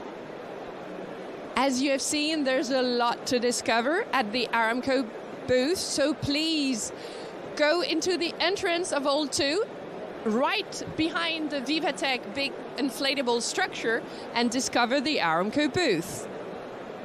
Back to you. Thank you, Karen, for bringing us that tour of the Aramco booth. I've just added it to my list of booths to visit this afternoon. And from scaling AI to new approaches to efficiency and security, leadership in the AI era is posing a new set of challenges to tech leaders, CEOs, and decision makers. But one element remains clear throughout these transformations, and that is that the human touch is more necessary than ever in the coming era of intelligent machines and quantum computing. Take a look. 3 challenges facing tech leaders which are likely to reshape the next decade of business: digital sovereignty, scaling AI, and redefining tech efficiency. The question of who owns which data has become even more critical in a time of decentralized AI, cloud infrastructure, and blockchain. True digital sovereignty now means the ability to act with autonomy across borders, systems, and standards. Control over data depends on using interdependent systems and navigating regulation at a local as well as global level, all while staying agile and compliant. AI adoption has surged, but most initiatives face growth challenges. Companies like Palo Alto and Volvo have faced this by integrating AI into their core operations in a bid to move beyond experimentation. Organizational readiness remains the most important factor for success rather than the technology itself. Strategy, governance, and company-wide alignment remain critical.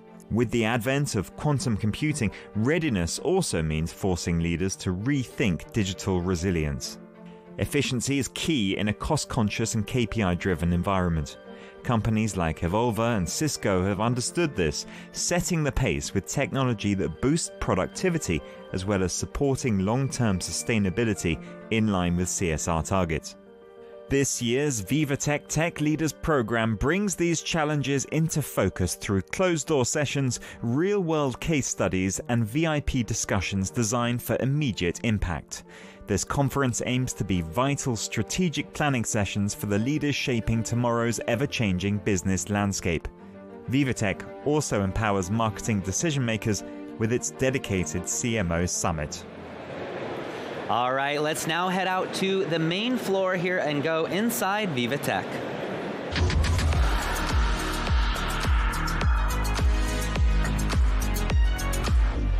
Let's bring in our correspondent now, Simon Harding. Simon, what are you following this morning? Hi, Upton. Well, as you know, AI is one of the big themes here at VivaTech 2025, particularly AI in a various amount of industries. We're now looking at AI in the medical industry, and in particular, we're looking at a company called Awoken, who are using their three different partners, three different co-founders, united by a shared vision, using technology, especially generative AI, to change the medical landscape and to make accessibility a lot easier for medical diagnosis. So to talk to us about this, I'm joined by Corentin Necker and Théodore Simon, who are two of the co-founders. Gentlemen, thank you very much for being with us. Corentin, let's start with you, please. Talk to us a little bit about Awoken. What is it that you're trying to do, particularly here at VivaTech? Thank you very much. Awoken is a startup, deep tech, who try to ensure the diagnosis of sleep apnea, in particular for children. Then we developed connected wearable, boosted with AI to diagnose this disease, who touch lots of child in France, in the world, and generally lots of people in the world, 1 billion. And Théodore, you're the chief AI operative and in charge of the technology, shall we say. So talk to us a little bit, how does this work? How does Awoken work? What's revolutionary about it? And what is really a game changer for your patients and your clients? Thank you, Simon. So at Awoken, we are using two different kinds of AI. One for classification. So we aim to identify events in the sleep, especially apnea. On one other AI, generative AI, we try to replace a lot of sensors we have during a polysomnography, and we try to reduce them from 20 to 4 sensors to have a better sleep while doing the test. If you don't mind me asking, Théodore, just a little bit of a follow-up on that. With the fact that AI is always changing, does that mean that for your business as well, the scope for progression and for improvement is just unlimited? Because you were telling us about, AI, if it's perhaps disturbing for a patient in one place in their body, it can be moved. So as AI develops, then surely you automatically develop as well. Yes, obviously, we have to follow up the state of the art in medical biotechnology. And the best thing we can do is work closely with your universities and look at the best paper out there. So. Corentin, final question with you. We're talking about the goals. You were telling us you had a pitch yesterday that went really good. How important has it been for you guys to be here at VivaTech, to be able to share in this? We know AI is a massive theme, but of course, making a difference in the medical industry must be also a massive source of pride, but also of hard work for you guys. Yes, thank you. It's important because we recently launched clinical validation studies, and we'll have the results at the end of summer. So we plan to launch a fundraising campaign at the last quarter of 2025. So it's important for us to be here to check all the technology, look if we can't improve our technology, and to network and find eventually a business angel or network to finance our future expenses. And perhaps a question to both of you. In terms of generative AI in the medical industry and the progress we've seen globally, this is not just about Awoken, but as a whole, are you really hopeful that there can be massive changes, positive changes going forward? Awoken is part of this journey. As we said, a lot of technical, different medical groups are in there, but it's something that surely is going to make a difference and continue to make a difference in the future. Yeah. We believe that's a game changer. Today, we saw in the United States, for example, for the breast cancer, that AI can diagnose this better than a doctor. It's important to say AI will not replace doctor, because we need the vision of the doctor, etc. The clinical exam is very important, in particular in sleep apnea. But I think we can go in other dimension faster, better, and it's really important for all the patients. And so, maybe Tada, I'll ask you this, but in terms of also, how do you say it? In French you would say la formation of the doctors, in terms of training doctors, in terms of getting doctors on board with being able to use this technology, is that part of the journey there for this thing of where we have technology and the medical department doctors working together hand in hand? How do you go about achieving that synergy, shall we say? So, of course, the formation is a very important part of our job, but also thinking about the UI, UX experience for the doctor. We want to work closely to what they are currently using, but also improving and make them read the polysomnography much faster than they are already doing. Well, Théodore Simon, Quentin Necker, two of the co-founders of Awoken. Thank you very much for being with us. There you go. It's a very clear message that, generative AI, artificial developments and AI as a whole having a massive play also in the medical department. And that's one of the key themes here at VivaTech 2025. Absolutely, Simon. Thanks so much. Fascinating breakthroughs, and very inspiring when you think about the future of medicine. When it comes to all of these breakthroughs, there's a lot to, I think, look forward to. So whether you're joining us here in Paris at Porte de Versailles or watching from somewhere around the world, don't worry, because we have you covered here at VivaTech News. As you can see the live shot, we have tens of thousands of attendees who have ascended into Porte de Versailles for what's sure to be a very, very exciting and fascinating day 2 here at VivaTech. If you can't join us, don't worry, but make sure you're following us on social media at VivaTech and head to our website, vivatechnology.com, for the full program, a list of events, as well as the live program where you can watch VivaTech News, 9 hours of live programming every day, plus replays on YouTube and vivatechnology.com, and we will see you back in just 2 minutes.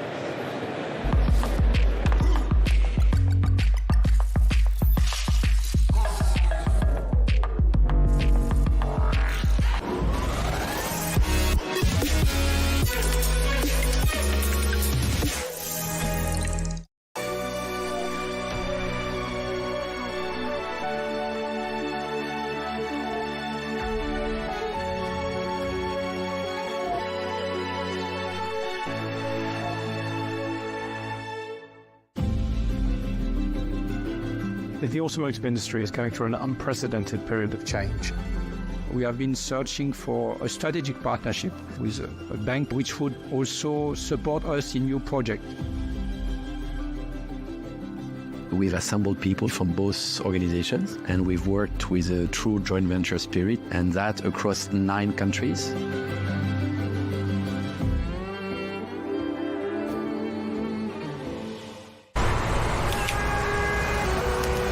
Can we do something about this?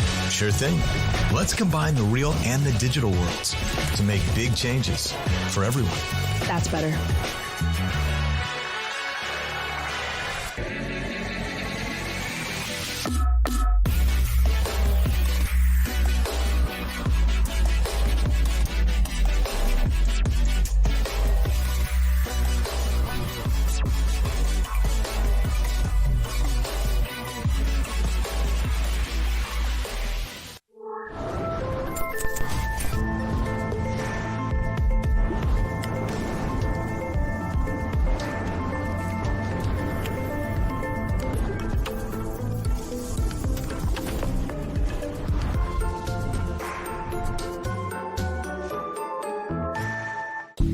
Japan boasts numerous companies with global potential in sectors of deep tech, such as bioresearch, clean tech, and robotics.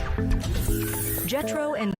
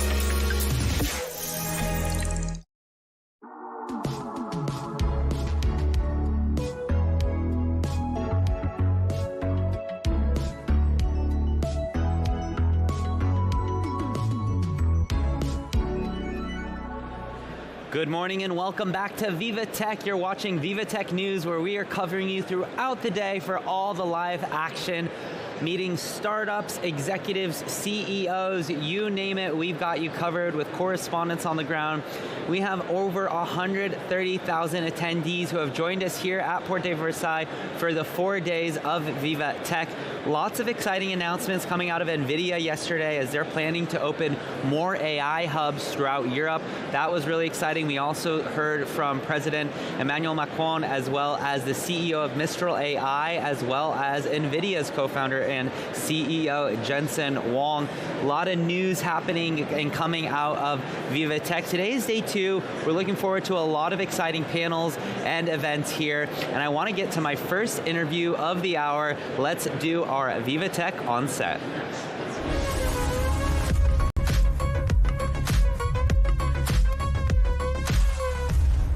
We're joined now by Ricardo Barberis, Regional President for Northern Europe at Manpower Group.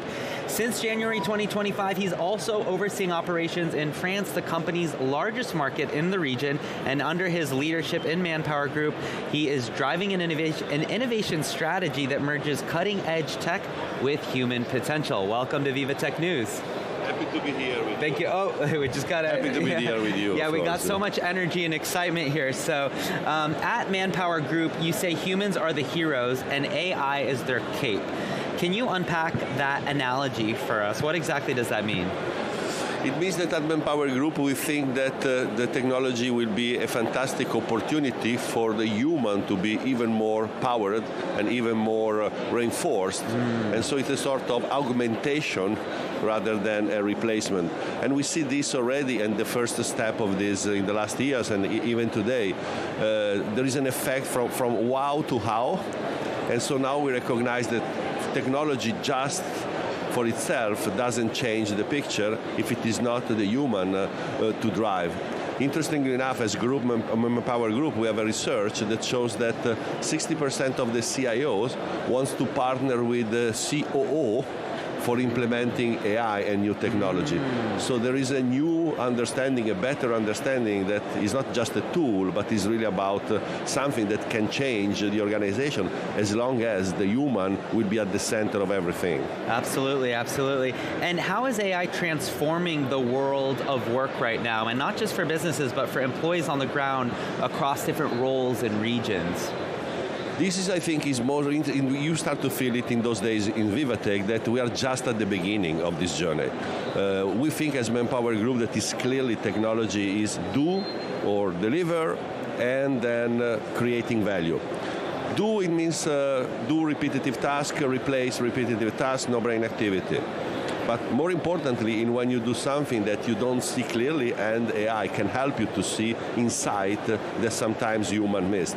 But the real value for the future will be the co-creation that the human will drive, and this is why we'll be still driving with curiosity, with critical thinking. And there are already things happening. Think about Moderna that decided a few weeks ago to unify the HR function with the technology function. Think about the fact that today there are companies that are thinking how I can rethink my roles, how I can rethink my designing of the organization. Why? Because they understand that it's much more than just a tool, it's a different way of working, and if we don't do everything around, then it comes the problem of what is the value of the innovation. You cannot just ask productivity as the value of the innovation if you don't build a new ecosystem, and this is the new revolution of the world that this technology will bring. Absolutely. What are some of the most powerful examples you've seen of tech amplifying human potential? Yeah, if I think about our industry, so in the human capital space, I'm thinking about how much technology is helping us today. AI is helping us for screening. That is an activity that today can free up much more time for our recruiters as Manpower Group to dedicate time to our candidates to unlock and to understand them better. Another example is then when we identify for them adjacent opportunity that they didn't see because they are thinking about their past experience as candidates and talent, and they don't think about other industries or other opportunities that can find in the labor market, and AI can help us to help them to understand that they can be much more interested also to other opportunity, unlocking their potential they don't know. Absolutely, and you've led teams across industries and continents. I'm curious, what do the most successful human-centered teams have in common? Wow, great question. I have been working, yes, in South America, Eastern countries in Europe, and now in Northern Europe, and now with more on France too. I think that there are really at the core of the leadership is about purpose, so the sense of why more than the what. So good teams are not just focused on the task, on the what, but are much more focused on the why they stay together. I think that this is a strong sense of critical thinking among them. That is also helpful for the future of the human potential in the labor market, because technology will tend to be an help for us, but we still need to be able to innovate, able to create something that is really human. And then I think also the fact that the leadership is changed. And so the best team are the team in which the leadership is really can create an environment of trust. Especially in the today world in which stress is very high and sometimes burnout. We see our workers survey says that 53% of Gen Z will leave the company in the next 6 months. Wow. It means that there is a stressful situation. So the best team are where the best leadership is about trust, that is the best antidote to stress, and also when connections are really the strengths versus potential burnout. Absolutely. And final question here, as businesses navigate digital transformation, what's the most important mindset shift that leaders need to be making? I think that leaders should understand that for the future, the relationship between the employees and the companies have changed.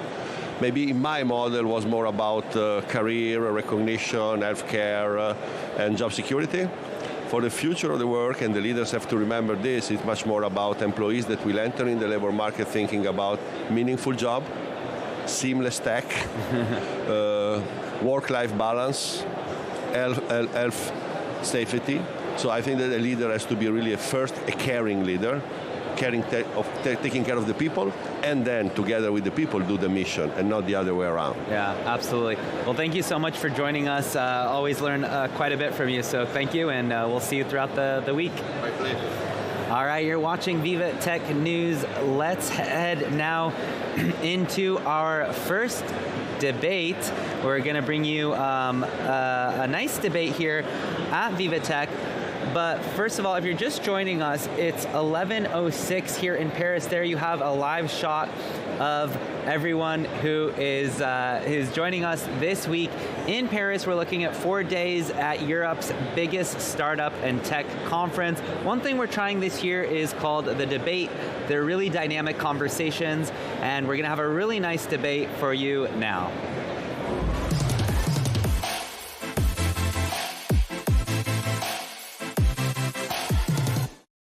100 million times faster than the computers we use today. That's the promise of quantum computing. And this was almost unimaginable just a few years ago, but today with the enormous possibilities comes great risks, especially in security, and that's a leap forward in tech that will transform the world and incredible new opportunities. Take a look.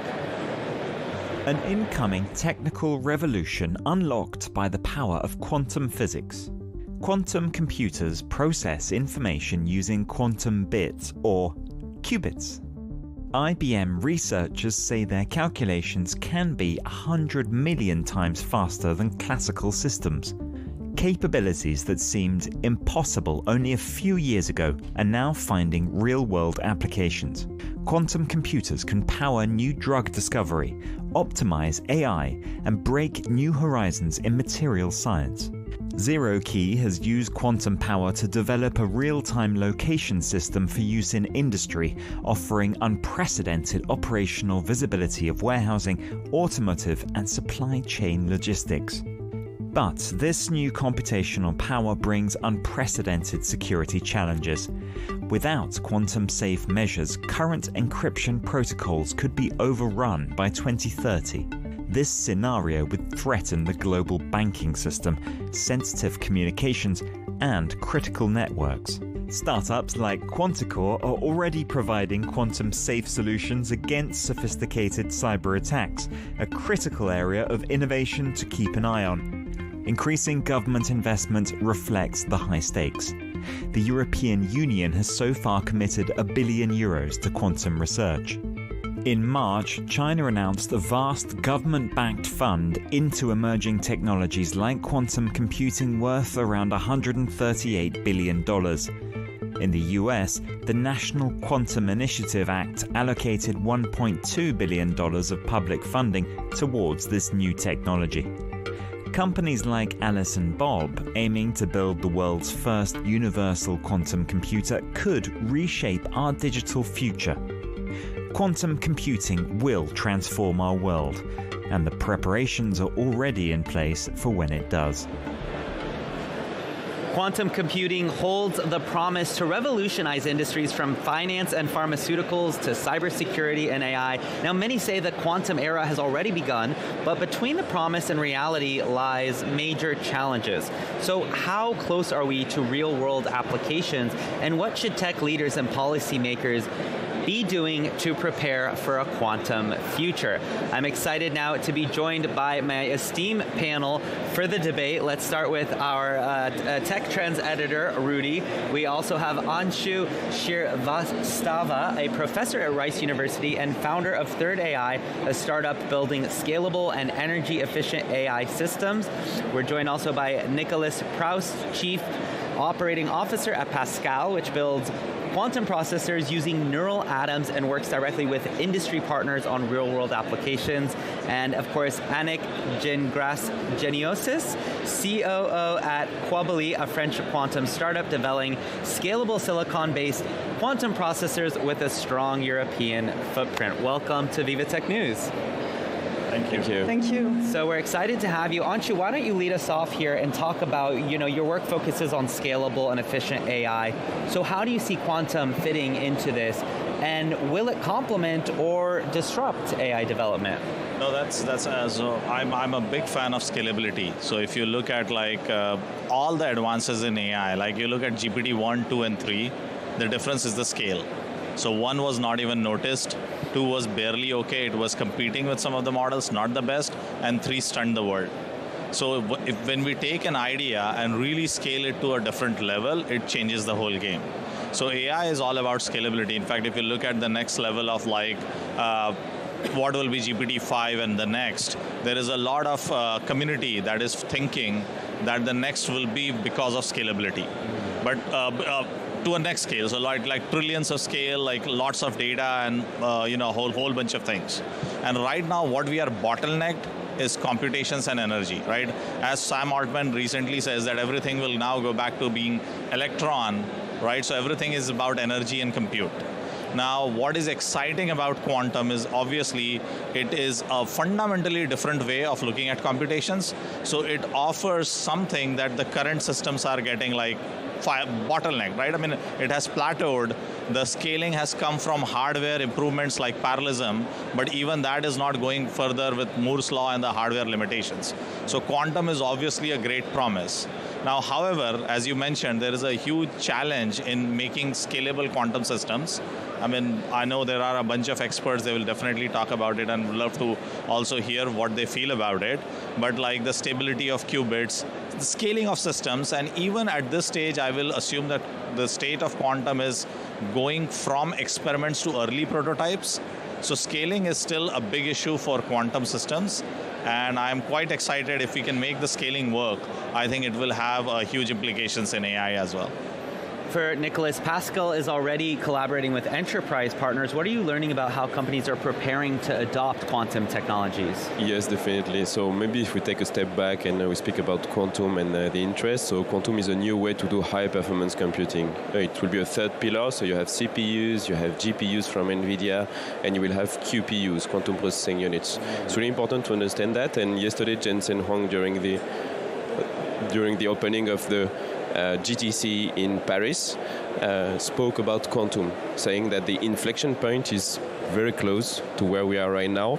IBM also commented that quantum advantage is just around the corner in 2026. So at Pascal, we really value the usage of the quantum processing unit, and they are available on the cloud, on Azure, on Google Cloud Platform, making sure that people are able to use it, to have access to open software, and closing the gap towards quantum advantage for real-world application. It's important for us to have usage. It's important for us to have industrial applications and to have practical use cases there. And Anik, your company is developing silicon-based quantum processors. Why is this approach important, and what are the hurdles that you're working to overcome? Well, I guess we all agree, you said it, that quantum computing is full of promises, but to fulfill those promises, we must find a path to manufacture the millions of qubits that we need to have the full power of quantum computing. And at Colby, we think that the fastest way to do so is silicon spin qubit. What we found is a path to transform the transistors that we have in our smartphones, for example. In that smartphone, you have trillions of transistors. So on a small chip, we could put millions of qubits on a small space. And we can leverage the billions of euros that are invested in the semiconductor industries.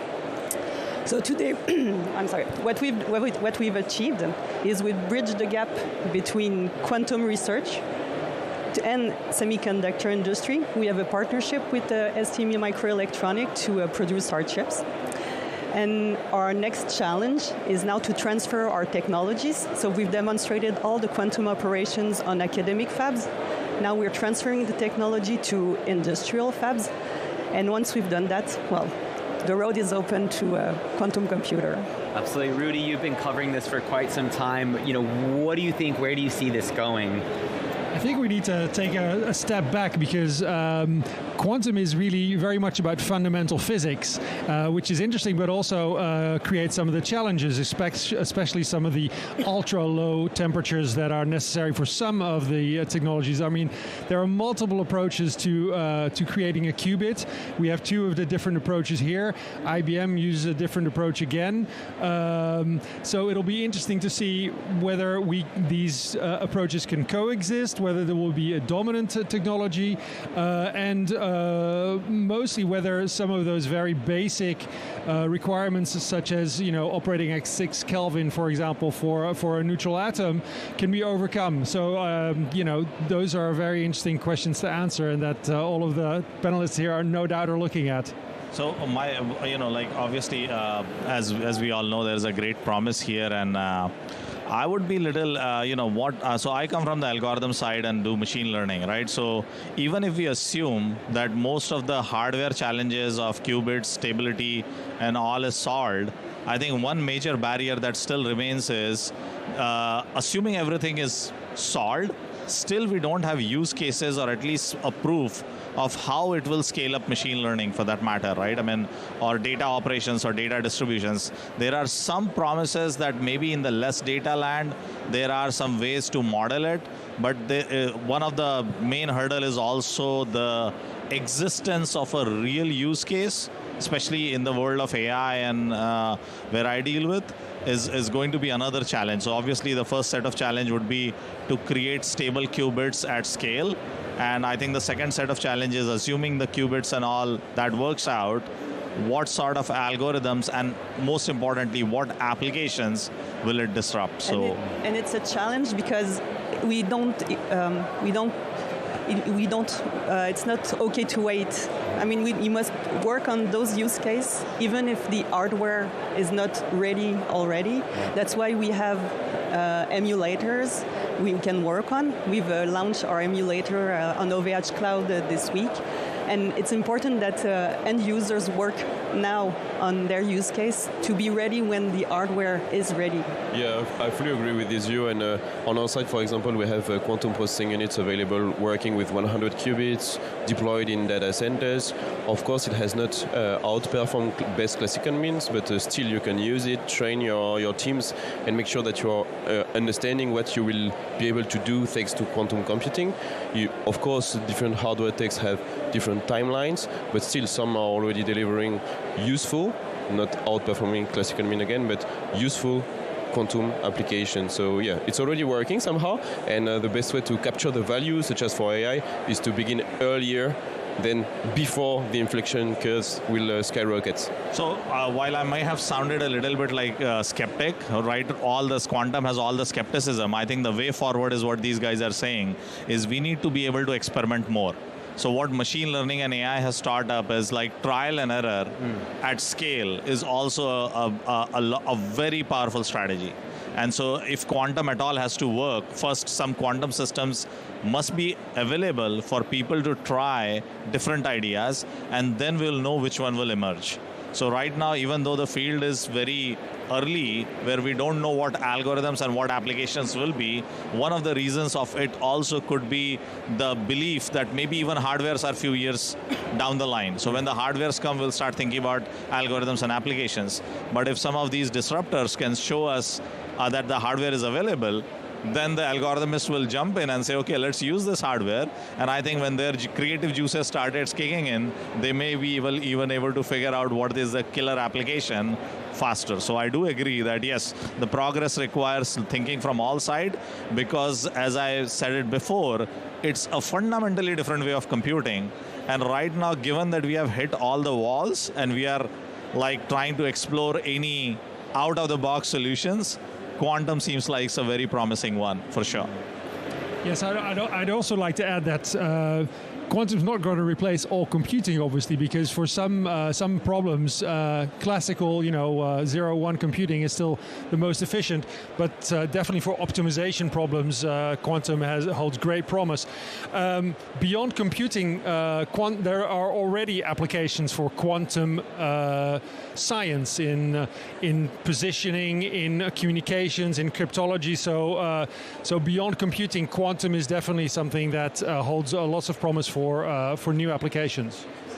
One thing I would like to add, and this goes a little bit into the technical stuff, so wearing my professor hat, I think in computer science, one thing is when I take a neural network, people still, like when you train a neural network, you still can have like millions of possible training, because it's a very non-convex problem and like not every optimization is unique, right? So if I can create like this millions of simulation of the training, the same training with like millions of initialization, I may have even disrupted the way optimization works. So while it's still very, very early, we have to see whether quantum system works, but I will slightly disagree that quantum may not replace classical if it holds the promise. And because it's a disruption, it's a completely different way of thinking. Just like how ChatGPT replaced search these days, right? I mean, if 2 years back somebody would say that search engines will not store a single web page, everybody would laugh at it and say that's not happening. Yeah. Any search engine has to store web page. ChatGPT does not store a single web page. So disruption is far more surprising when it happens, but I will still take it little back because we are still very miles apart from showing like some of the first few successes in machine learning, AI, and real world example. But once that happens, and if it catches over, sky's the limit. Yeah, we already have industrial applications with EDF, for example, the French electricity provider, on how to optimize the charge of fleet of electric vehicles. We are working with Johnson & Johnson on drug discovery, so we already know which kind of use cases will benefit from quantum computing, but sky is the limit, of course. Once intelligent people that are willing to use quantum computing will use quantum computers, will find many use cases, many applications that will benefit, I think, all the field of the industry. So yeah, test and learn, and disruption will be the key in the end. All right, we have to wrap there, but let's get closing thoughts from Anik. On the European scene, I think success in quantum computing will come if we work together. And I think we have three fields where we have to work together. We have first science. We have well-renowned, international renowned researcher and research center, and we must continue to work with them. We have industry. A quantum computer is a system. It's not just a chip. So every part must be ready, must be ready, have a roadmap that is homogeneous and that is ready at the same moment. And of course, what we said, end users. End users must be ready. When we have a machine, we don't have the time to wait 2 more years so that they can start to do their algorithm on the machine. So we have to work together to be the champion of quantum computer, I guess. I would add that France seems to be doing well on quantum. Yeah. Absolutely. Well, let's continue. Yes. Let's meet back this time next year and see where we're at and how we've developed. So thank you all so much for joining us here at VivaTech News. Thank you for inviting us. Thank you. All right, you're watching VivaTech News. Let's head out now to the main floor and go inside VivaTech.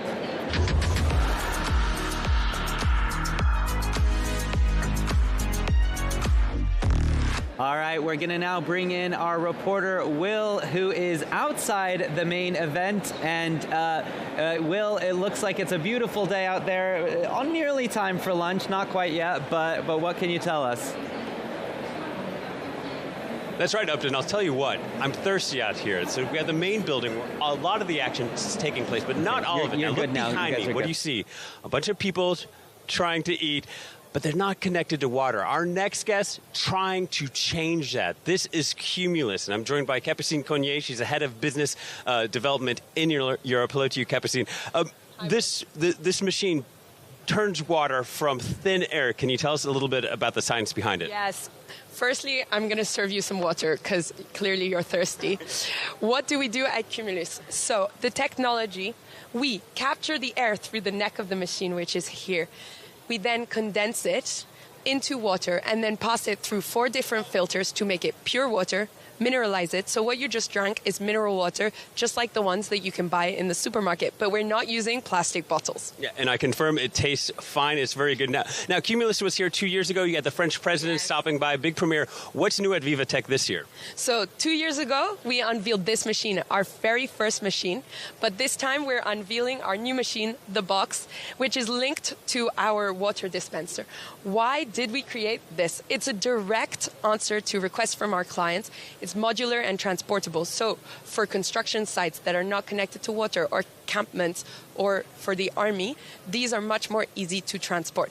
The other advantage is that they can be put on the rooftop and connected to the water dispenser, which is here inside offices, so that no one has to go outside.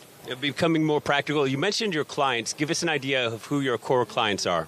So we have 3 main core clients. One is off-grid sites. I mentioned construction sites. Anywhere that is not connected to water, including here. So airports, ports, construction sites, etc. Secondly, it's offices, mainly in areas where the tap water is not drinkable. So offices providing drinking water for their clients. We've got PwC, we've got EY, we've got Sanofi, all providing our water to their clients. And currently, every day, we've got 2,500 people drinking our water. So you won't fall ill. We've tested it. And thirdly, it is a CSR initiative. So we provide drinking water to schools that do not have water access in Tunisia, Saudi Arabia, and also beginning in Mayotte, the French island near Madagascar. Yes, CSR, corporate social responsibility. Now, I'm curious, World Wildlife Fund says 1.1 billion people face water scarcity, 2.7 billion face it at 1 month during the year. So what is the grand vision for Cumulus moving forward?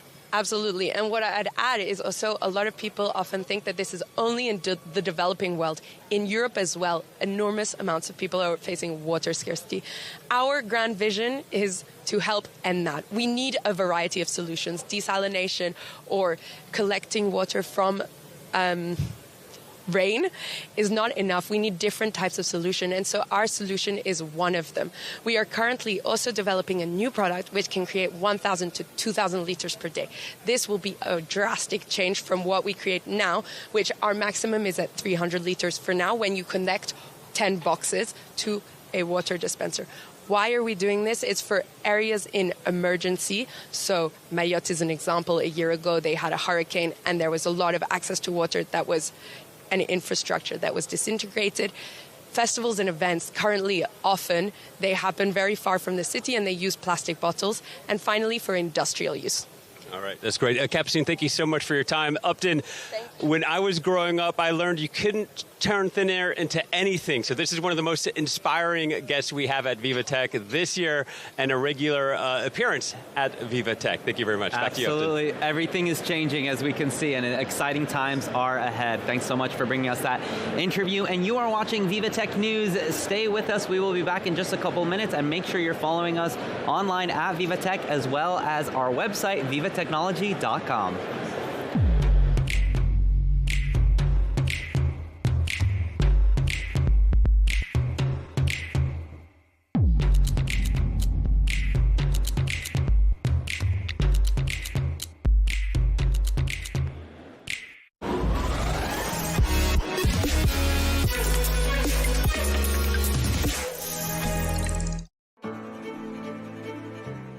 At Electra, we try to encourage people switching to electric cars by helping them charge very easily and in 15 to 20 minutes.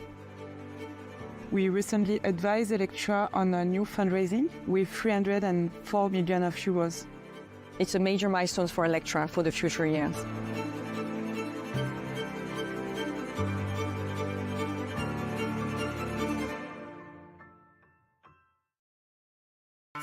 He said, we support startup growth with commercialization program and entrepreneurship education for young and aspiring founders. We support global entrepreneurship, helping startups go abroad.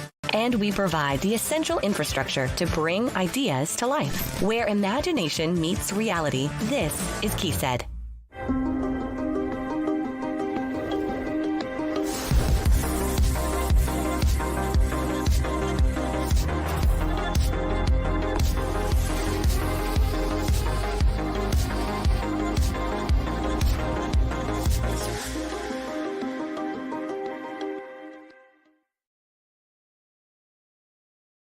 Discover the new frontiers of innovation with VivaTech News. Jumpstart your day with Upton Saidi on Tech Early Birds. Stay ahead of the curve with Marjorie Payan on Breaking Tech. And gain insights with Molly Hall on Tech Newsroom. This is where business meets innovation. This is VivaTech News.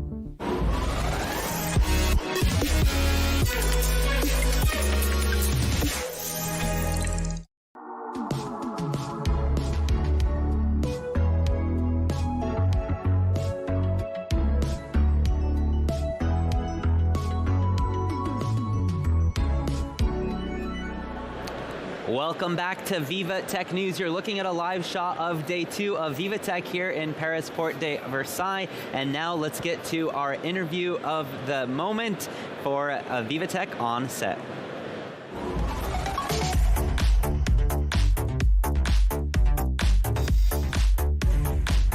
Joining me now is Frédéric Lemonnier, Chief Product Officer at France's Orange Innovation. His mission is to align cutting innovation with real customer impact. Welcome to the show. Welcome. We also have Fabrice Pommier, CEO and co-founder of Quarto. This is a startup leveraging digital twin technology to revolutionize telecom asset management. Welcome to VivaTech News. Hello. So I want to start with Frédéric. This year's Mobile World Congress saw the launch of your Infranum Innovation Award.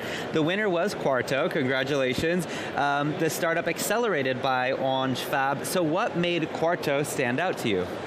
Our open innovation approach is really to bring the start will bring the help.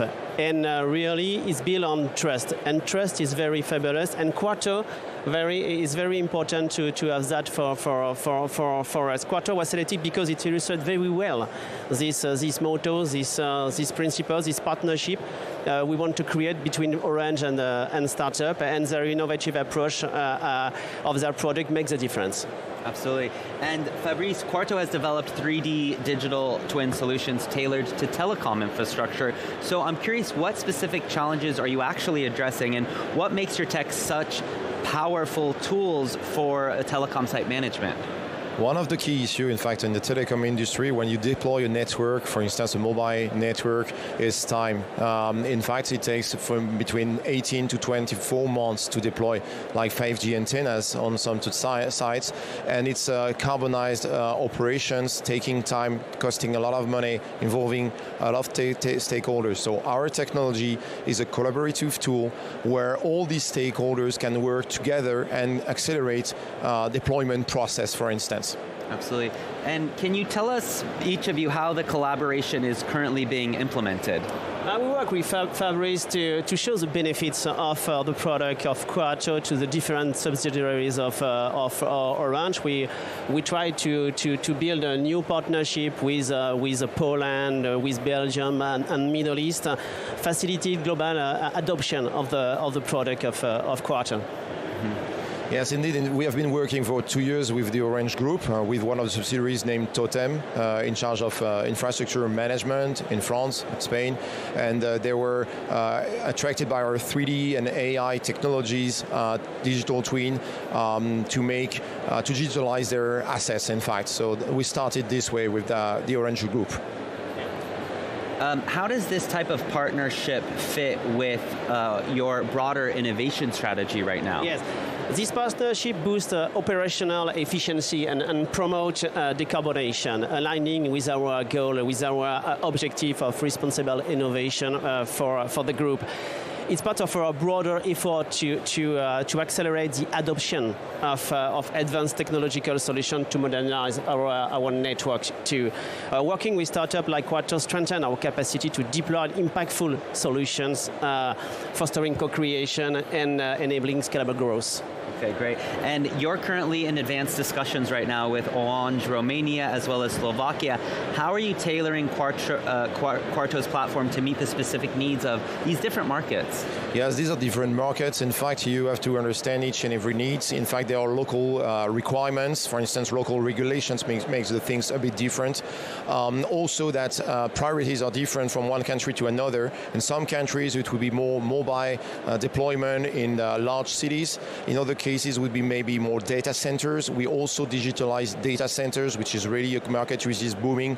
So this is the way our solution is made to adapt to many different type of sites, in fact, and that's how we tackle this issue of adapting to each and every market. Amazing. And final question to both of you. What does the future look like for your partnership and for telecom infrastructure as a whole? Yeah, it's very, very interesting question. The network management is, I think, in the future will be very digitalized, and with a digital twin integrated to improve operation, to reduce environmental impact, to accelerate deployment of new technology. So our collaboration with Quarto and with innovative startup like Quarto will be essential in building our future of network, really. Amazing. Yeah, and what is great with the partnership with Orange is that today we are tackling things about efficiency, really decarbonizing operations, helping Orange to do so. But tomorrow maybe it will be also to be one of the services to boost Orange activities and revenues, and to be not only for efficiency but also for growth. So that would be a great perspective to have together. Well, amazing. Thank you so much for joining us, and the partnership sounds incredible, and this is really about the heart of innovation and the future of technology, so thank you so much. Thank you, Ernest. Thank you. Thank you. Bye. All right, you're watching VivaTech News. One of my favorite parts about VivaTech is, of course, the LVMH Awards, the Innovation Awards, and this morning, as every year, LVMH presented its annual Innovation Awards. In the Best Business category, Kahuna was awarded the prize. Kahuna allows real-time visibility on unidentified users, turning them into high-intent buyers using generative AI. It also helps hyper-personalization, marketing, and business decisions to be made in a cookie-less world with the first-party data generated by their real-time generative AI for predictive customer profile segmentation. Take a look. 8 years ago, we opened La Maison des Startups LVMH with a vision to connect promising startups with LVMH Maison. Today, we celebrate the 900 successful collaborations for the group.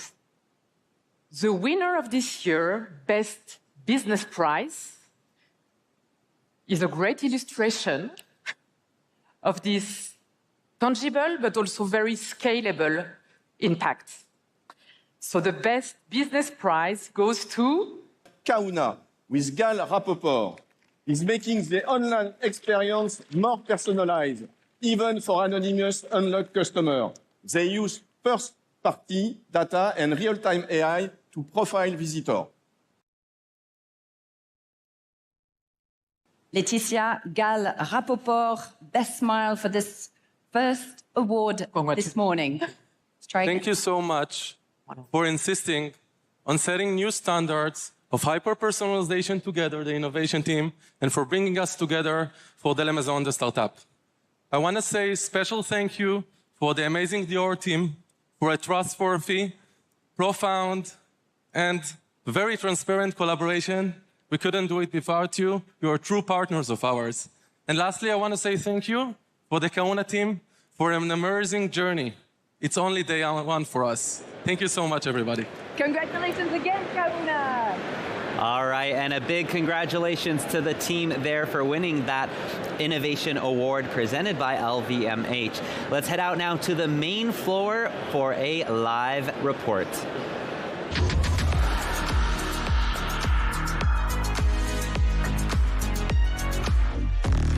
All right, Karen, we are on day 2, nearly lunchtime here. What are you following this morning?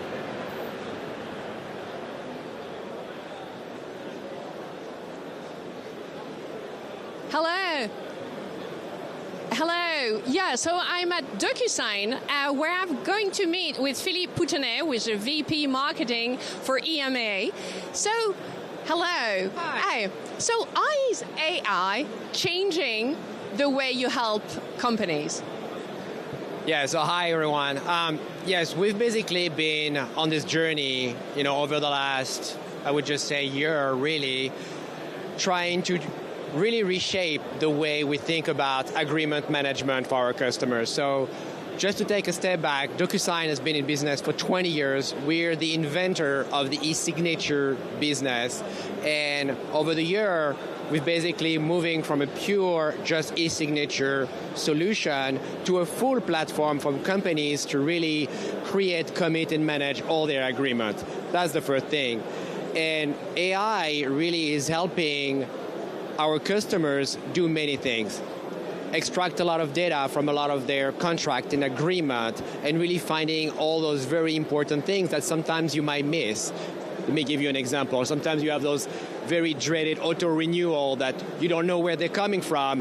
When you have a long contract and AI is here, it can really pop it up for you and just giving you some kind of alerts. It just helps a lot of time redlining the contract for you, finding the mistakes and those little things that sometimes, human error just really would do. And so really we're just taking AI, redefining the entire agreement process and really injecting it at every step of the way for our customers to increase their productivity, making them more secure, and at the end of the day, saving time. If I tell you Iris, can you tell me what it is, what it means at DocuSign? Yes, so like a lot of the vendor, really, we're going to get to a world where agents going to be at the core of absolutely everything that we are going to do. So Iris is our agent. So Iris, like the eye, basically looking at everything that we, can do for the customers. And what this agent will really enable our customers to do is really be alongside their day-to-day operation and really helping them do their work all the time. Again, let me give you an example. You come back from vacation, you had 2 magnificent weeks in the south of Spain, and you have all your contract waiting for you, and Iris basically what's going to do for you is going to look at what's going to be the most urgent contract that you need to look at, because again, there could be an auto-renewal that might happen in 24 hours. There could be some tasks that are extremely task sensitive, with legal or HR, and Iris is going to do that for you. So this is where all the power of an agent comes, is not really replacing you, but making you more productive and moving from being late, coming back from vacation, to being ahead and just getting back into the groove. So, if I may say, you help companies make better revenues through, sorting their poor management in a way. You're helping them getting rid of poor management? We are. I mean, there's a lot of, data depending where you look from, that there's just a lot of lost money that are trapped in a lot of those contracts.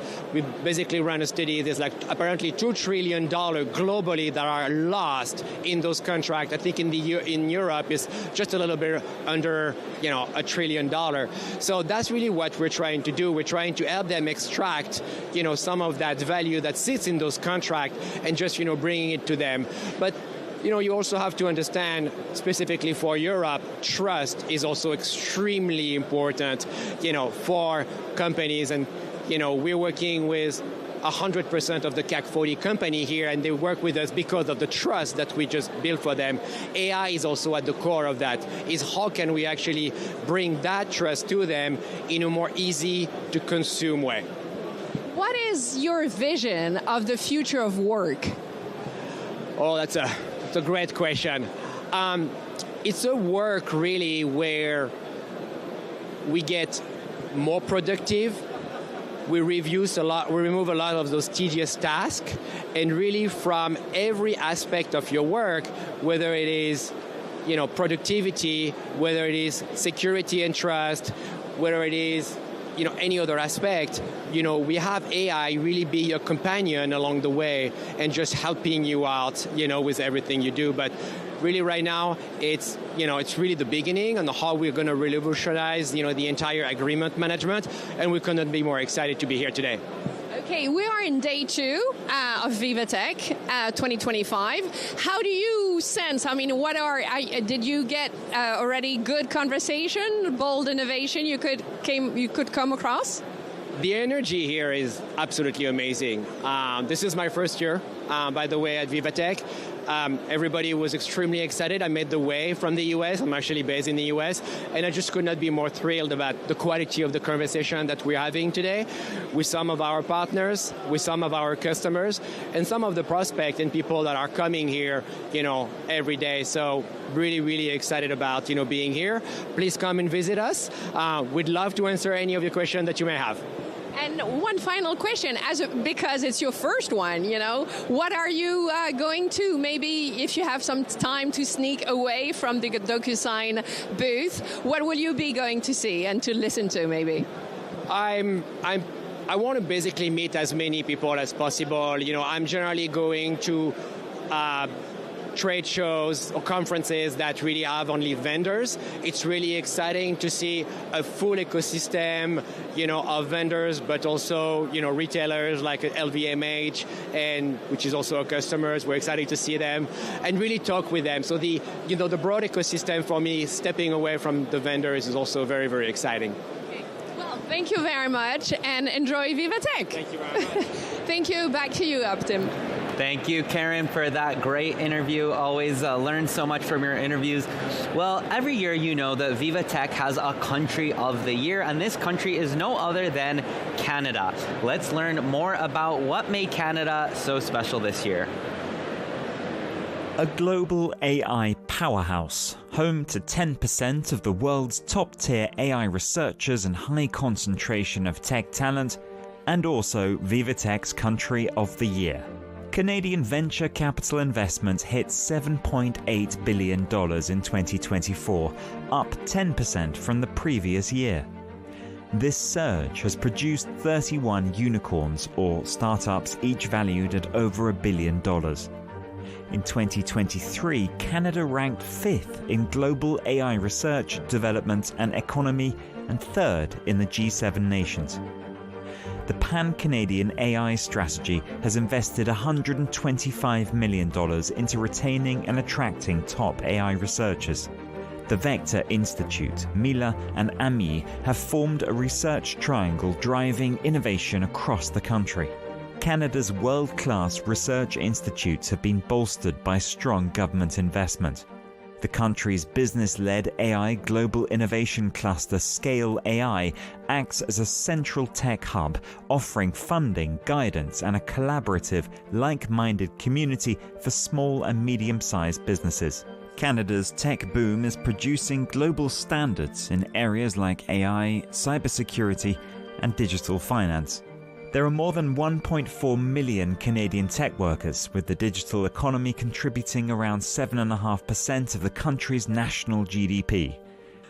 The victories of Canada's tech ecosystem have proven that commercial success does not mean jettisoning ethical considerations, and has shown the world a model for technology that serves humanity's highest aspirations. Well, one company that's always in the headlines, of course, is Tesla, and they are here exhibiting at in hall number 2, and we saw a little teaser of its future robo-taxi. It's finally been unveiled. It's called a cyber taxi or robo-taxi. Our very own Will is getting a first look inside. Will, over to you.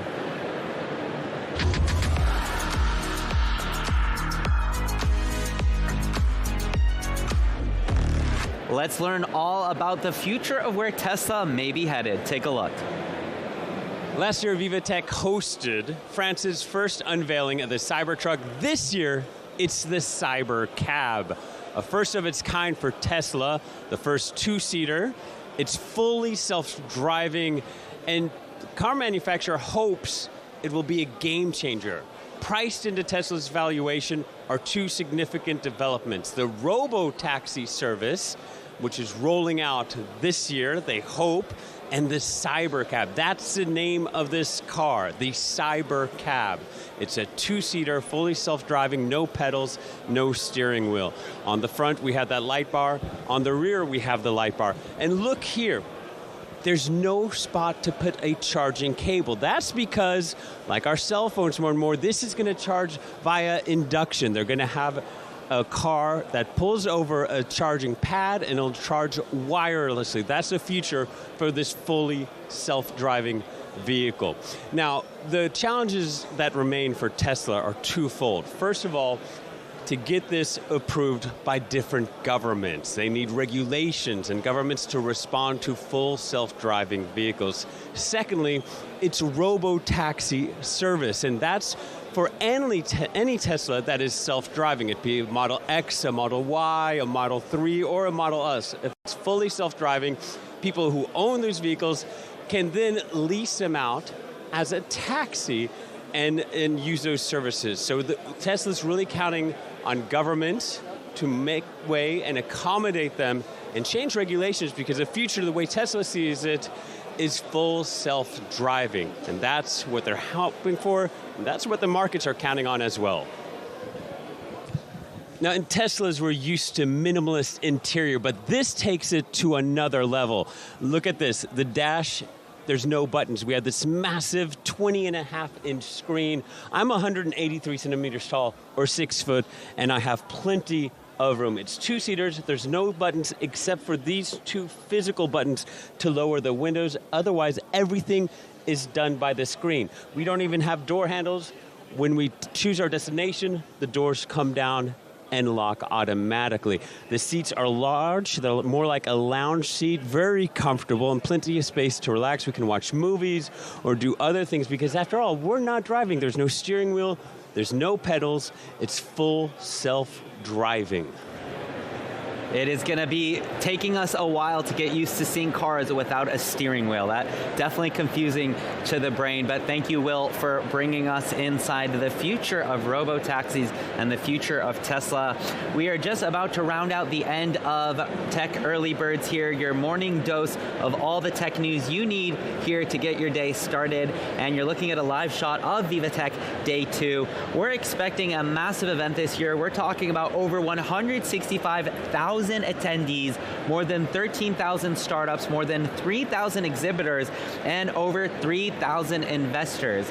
As you saw earlier, we saw the Innovation Awards by LVMH, one of the big events here at VivaTech. Yesterday was a massive day with NVIDIA CEO Jensen Huang coming to announce his future plans, and he's very bullish on Europe, announcing over 200 AI centers to be built throughout Europe. That was very exciting news for the AI industry and for many governments and countries here in Europe as we talk about AI sovereignty, this idea that countries really want their data and AI centers to be within their own borders rather than sending them to other countries and so forth. Stay with us because coming up we are going to have Marjorie, the very talented Marjorie, bringing in you through the next 3 hours of VivaTech News, and we have some really exciting guests coming up on her show as well as a debate. This is something that we're bringing to VivaTech News where each show will get its own debate. So earlier today we were joined here on set with me with 4 esteemed panelists as we talked about the future of quantum computing. Marjorie's going to be leading us through a debate in looking at the future of AI and healthcare. This is going to be a big one. A lot of people saying, you know, what does this mean for the future of doctors? What does this mean for the future of healthcare? How can doctors work alongside with artificial intelligence and ultimately create a much better and hopefully more effective experience for human health and longevity and all of these sorts of things. You're also going to hear from ministers from here in France as well as a minister from Turkey. We have many countries and cities and regions being represented here at VivaTech. I'm personally very excited to go learn more about some of them here. I've seen pavilions from China, Dubai, Miami, you name it, they're probably here. It's a massive year. It's an exciting year. Day 2 is always a big one here at VivaTech. So it's going to be a big one here at Europe's largest startup and tech event. And of course, this is the 9th event, the 9th year of this event. Next year, we'll be heading into the 10th year, which will be a massive and big milestone for VivaTech. So stay with us. We will be back in just 5 minutes, and Marjorie will be taking over for me, and I will see you back here tomorrow for Day 3 of VivaTech. And in the meantime, thanks for watching VivaTech News. Stay with us.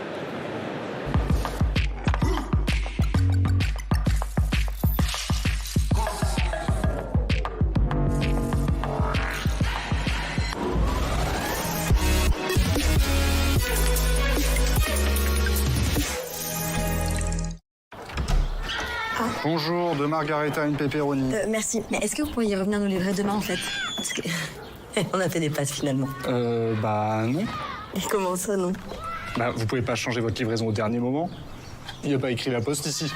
Avec l'application La Poste, modifiez votre livraison la veille jusqu'à minuit. Bon bah les enfants, ça sera pâtes et pizza.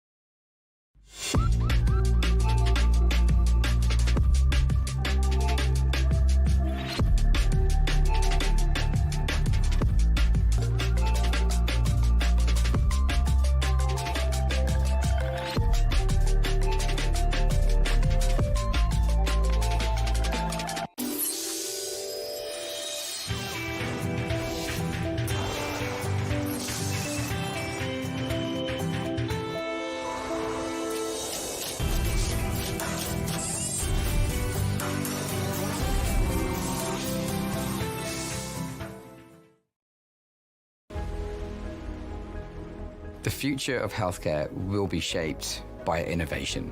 We see a very big potential future growth of this company, and we are trying to help them to make this potential come true. Our ambition for Contura's hydrogels is to be the leading treatment in osteoarthritis over the next 5 years, and we rely on BNP Paribas to help us along this journey. Japan boasts numerous companies with global potential in sectors of deep tech, such as bioresearch, clean tech, and robotics.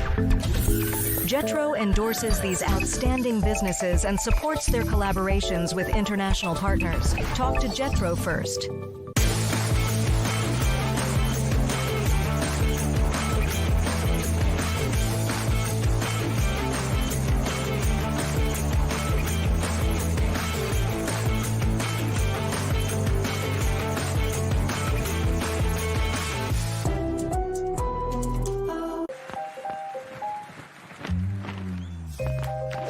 Not getting the results you expect? Don't use AI trained on any old data when you can use AI trained on your data. The AI built for business. IBM.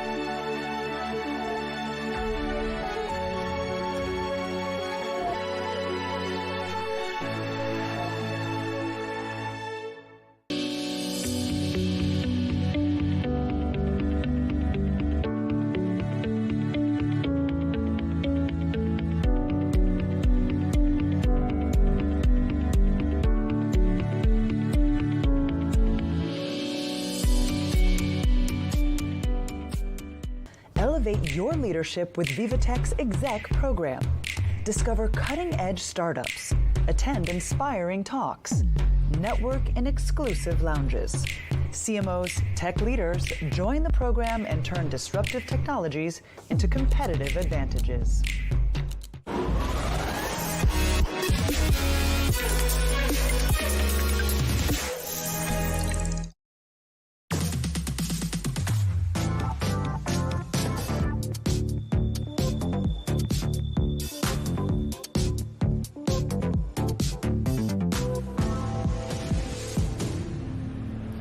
Welcome to VivaTech News. Hello everyone, my name is Marjorie Payon. You're watching Breaking Tech, and of course you're here at the right place at the right time, since we have an amazing 9th edition of VivaTech coming up for you. We're on day 2 of the conference, and as you can see, our reporters, our teams, our guests are literally in the starting blocks to give you more than a glimpse of this edition 2025. Coming up in the next half an hour, a shopping spree. Connectivity is core to customer experience. Verizon Business has more in store. And the tip of the iceberg, Iceberg Data Lab provides environmental data solutions to financial institutions.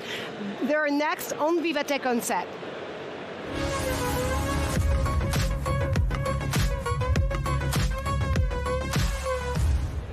And my new guest actually is Thomas Hermenot. Thomas, great to have you on the show. Hi.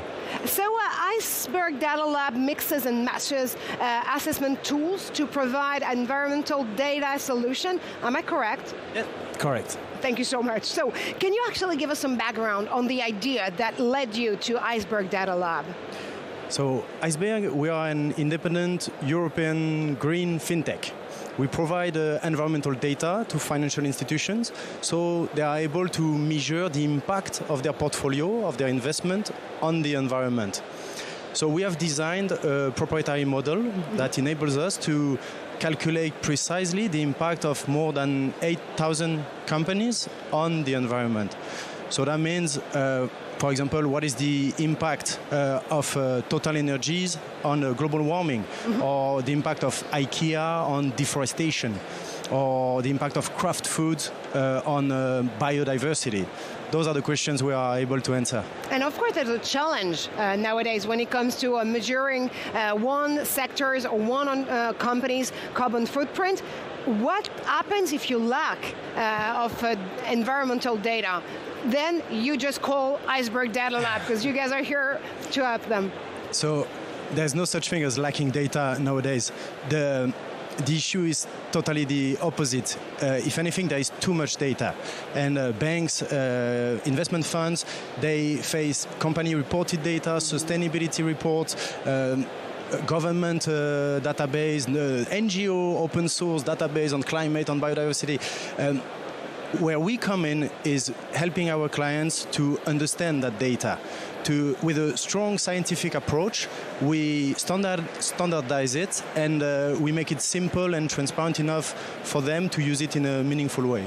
And what I understand is also that you guys are in what we can call the well-established legacy provider market, but the place is kind of crowded. I mean, neither place for new kids on the block. It's true. It's been a crowded place with especially US legacy data providers, but we have startup, scale-up company, and we come in with a strong differentiator. We are, on the one hand, we have our model, the technology, empowered with AI that enables us to go further with data qualification, data correction, data collection. And on the other hand, we have the people, we have a research department, so that means sectoral environmental experts on automotive sector, energy, transportation, and they are able to fine-tune the model to make it even more precise. You were actually stating the fact that you're, of course, a European scale-up and company here. Even in this data legacy market, and also when it comes to being a green tech in a way, do you think there's a European way to do things? So there's been a recent pushback on ESG coming from the US. However, there is still a strong global demand from financial institutions to be able to identify the companies that stand out in terms of environmental performance. So Europe is leading the way, and Europe has created companies, tech companies such as Iceberg Data Lab, that really bring something new and are disrupting a space that was dominated by a US legacy data provider. We were founded in 2019. We've grown very strong on our domestic market, France, and we raised 15 million euros fundings, and now we are expanding internationally. Congratulations to you. That's why we're here. That's why we are at VivaTech, to find innovative partners, to talk to the financial actors of the energy transition, and we're very happy to be here. Yeah, because actually, you know that VivaTech is literally the place to B2B, as we love to say it and put it. So what type of investors are you looking for, or what type of customers are you looking for? Because you've already been, over the past 6 years, covering a large amount of sectors in the industries. What would be this one industry you definitely need to get to? So our field is sustainable finance. So we want to talk to all financial institutions who want to measure the impact of their investments. So that can be banks nowadays that are really concerned with that, even with providing financing to companies that have a lower impact on the environment. But it can be investment funds that want to report the footprint of the companies they have in their portfolio. Insurance companies, basically all financial actors who really care about the environment, climate, biodiversity. So, 6 years into the business, what about the 6 future years of Iceberg Data Lab? So, we had a great success in France. Now we are looking overseas. We have an office in Frankfurt. We have somebody in North America. We're looking at Asia because Japan is an incredible market, and they really care about the biodiversity and the impact on the environment. Yeah, global is the next step, being the European ESG data provider. Wow, well, I mean, I wish you luck in that domain. Thomas Hermenot, the tip of the iceberg seems to be global now. Thank you so much. And now, you know that VivaTech bridges tech ecosystems with one another around the world. Let's fly over the alleys to see what our reporters are up to. Inside VivaTech is next.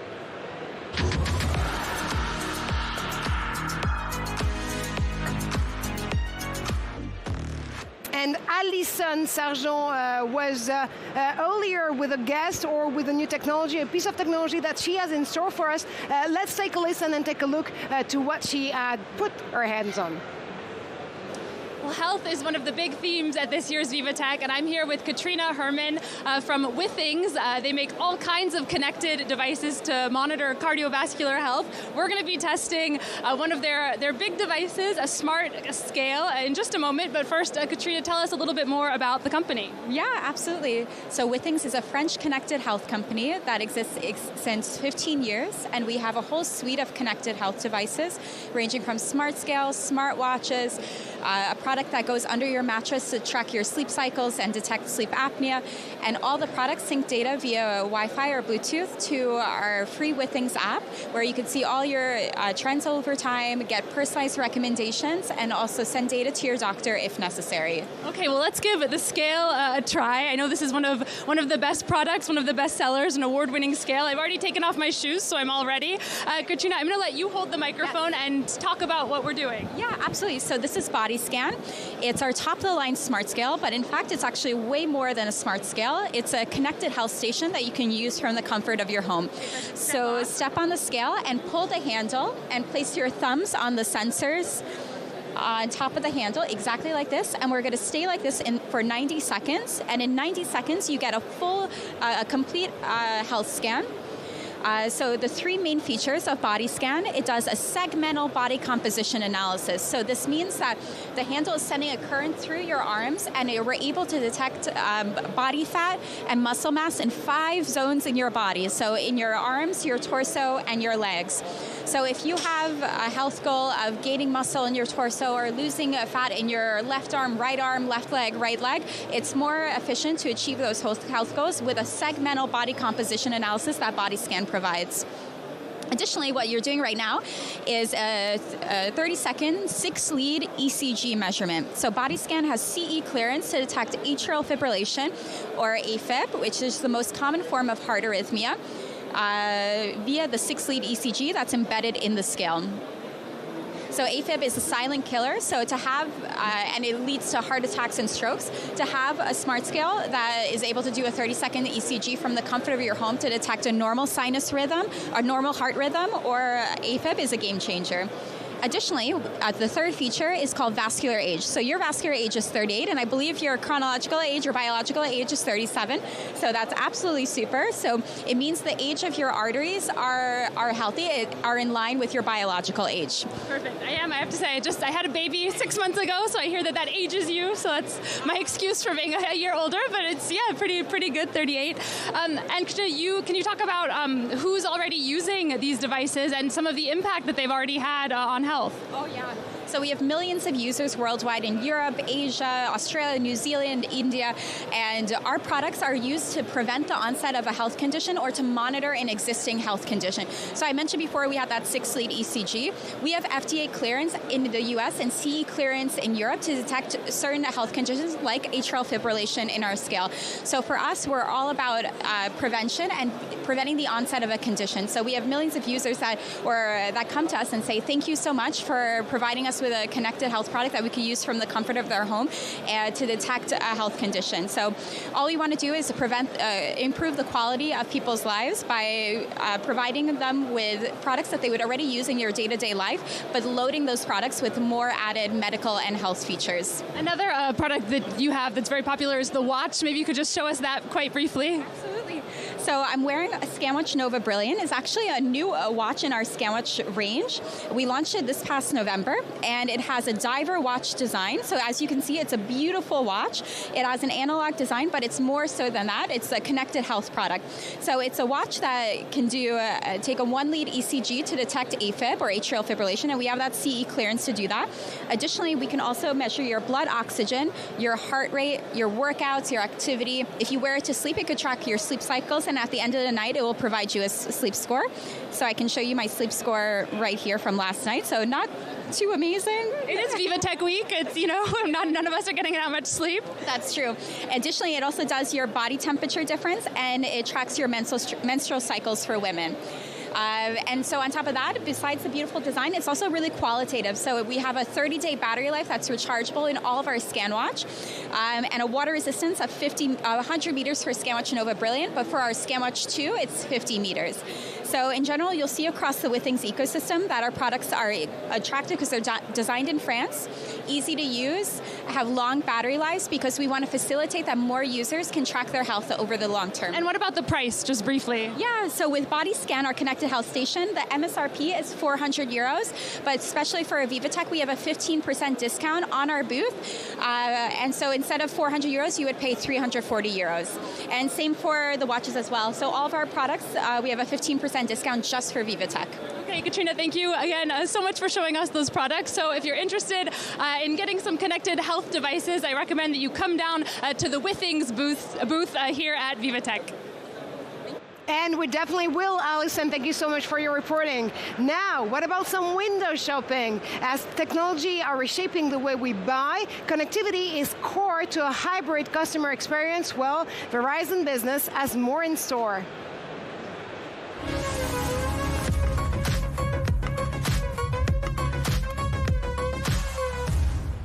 And to learn more about it, I'm joined live, actually, by James Hughes, Retail Chief Technology Officer for EMEA at Verizon Business. Great to have you on the show, James. Lovely, thanks to be here.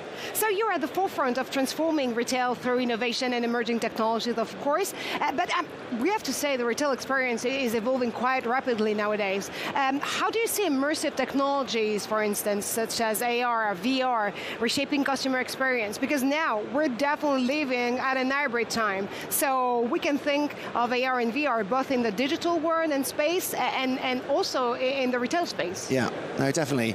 We're seeing a lot of immersive interaction, a lot of immersive testing, really, what's going on. How does a retailer benefit from that? What's the customer journey? Does it add value? Does it work when it happens? Are they capturing data? Is it driving sales? There's a lot of questions to be asked in terms of what works, what doesn't work.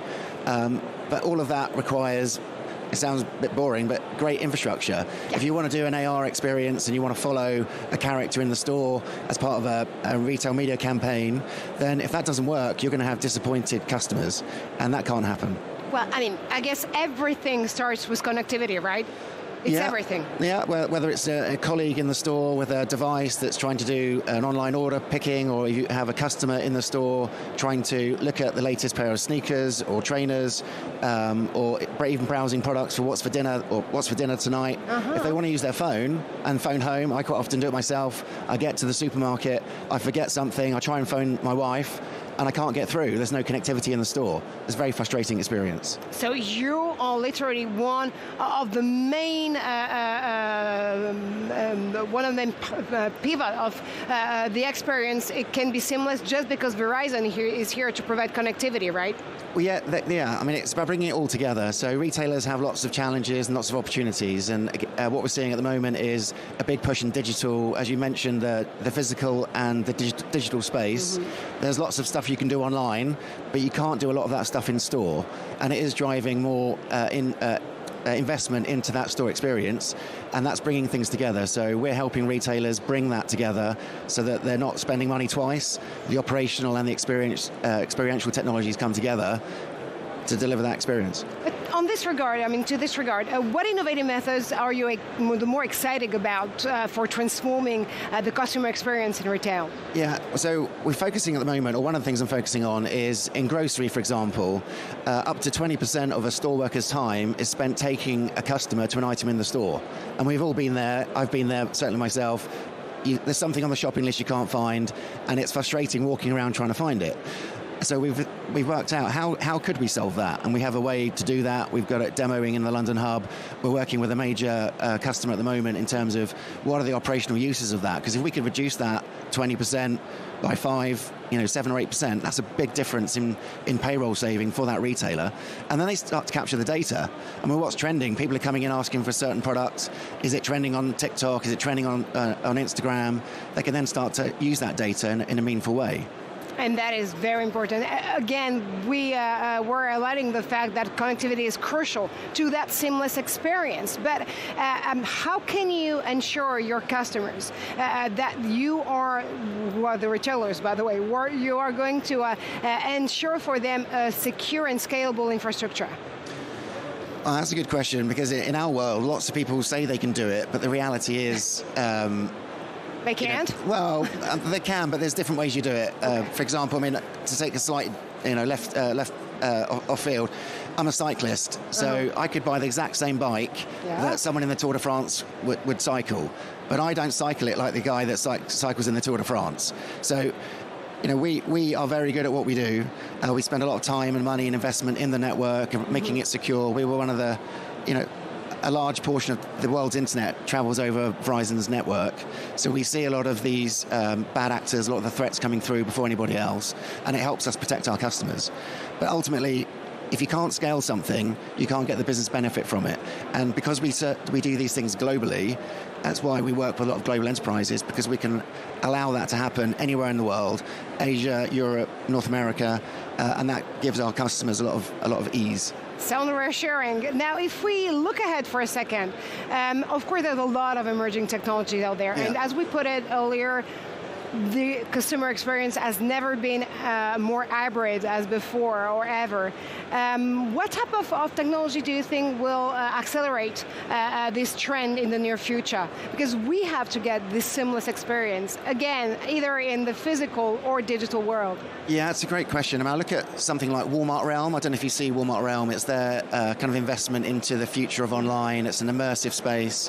I see, and I've just seen something today about a major sporting club that have done a 3D tour of the stadium, a 3D store to buy in. So I think that online element is going to become more immersive than the 2D version that you get today. Mm-hmm. And that's going to put more pressure in terms of the physical footprint. How does that offer more of that functionality? So you have an assistant online that helps you pick the perfect outfit, helps you pick your week's shopping. But when you get to the physical store, how can we help that extend that experience so you have that personal assistant, if you like your Alexa or your Siri or your in-store personal assistant help you on that journey and make it feel the same as online. Speaking of footprint, actually, sustainability is now a core concern, actually, for consumer this time. How can technology help retailers become more transparent, maybe, and, of course, accountable in their environmental footprint? I mean, there are lots of ways retailers can look at this, and lots of retailers doing amazing things around tracking products, and then there's the digital product passport initiative coming out. And depending on the retailer, they have different challenges. If you're a grocer, how you manage that, and then if you're a luxury retailer or if you're a specialty retailer. But from our point of view, how we help, a lot of that is understanding the data, understanding where things are, optimizing it in real time so you can reduce that carbon footprint. That means that data has to get to the right place at the right time and be actionable, which is one angle. The second angle is there's a lot of legacy tech in a retail store. If you went into the behind the tills and had a look at how many servers, how many boxes, all blinking lights, all of those need to be refreshed over a 5-7 year period. So that's someone going out in a van, delivering a new piece of hardware, installing it. We're starting to see a lot of that legacy debt, if you like, that tech debt, being consolidated and put into the cloud. which is great, but that means you need to have a better network to support that. So if you move everything to the cloud and you don't have a very good network, you're not going to realize that benefit and synergy. So that's where we're trying to help our customers move to the cloud, but still maintain that business operational efficiency. Absolutely. I guess it's going to be our motto today, James. Connectivity is literally everything. We think so. Thank you so much for your perspective and experience on how we can actually foster a more sustainable future of retail. Thanks for having me.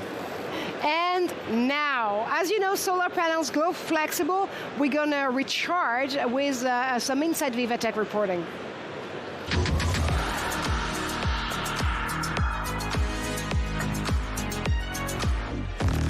And I guess Simon Harding actually has tips to boost our device's energy, right? That's absolutely right, Marjorie. I'm on the impact bridge. We know that climate and sustainability are some big themes at VivaTech 2025. And to talk to us a little bit about his product and the market as a whole, I'm joined by Jörg Ackermann. Jörg, thank you very much for being with us. He is the CEO of Optivus PV, which is a French deep tech company which has developed a product, Energy Skin, and the aim is to adapt any surface in our daily life in a sustainable way.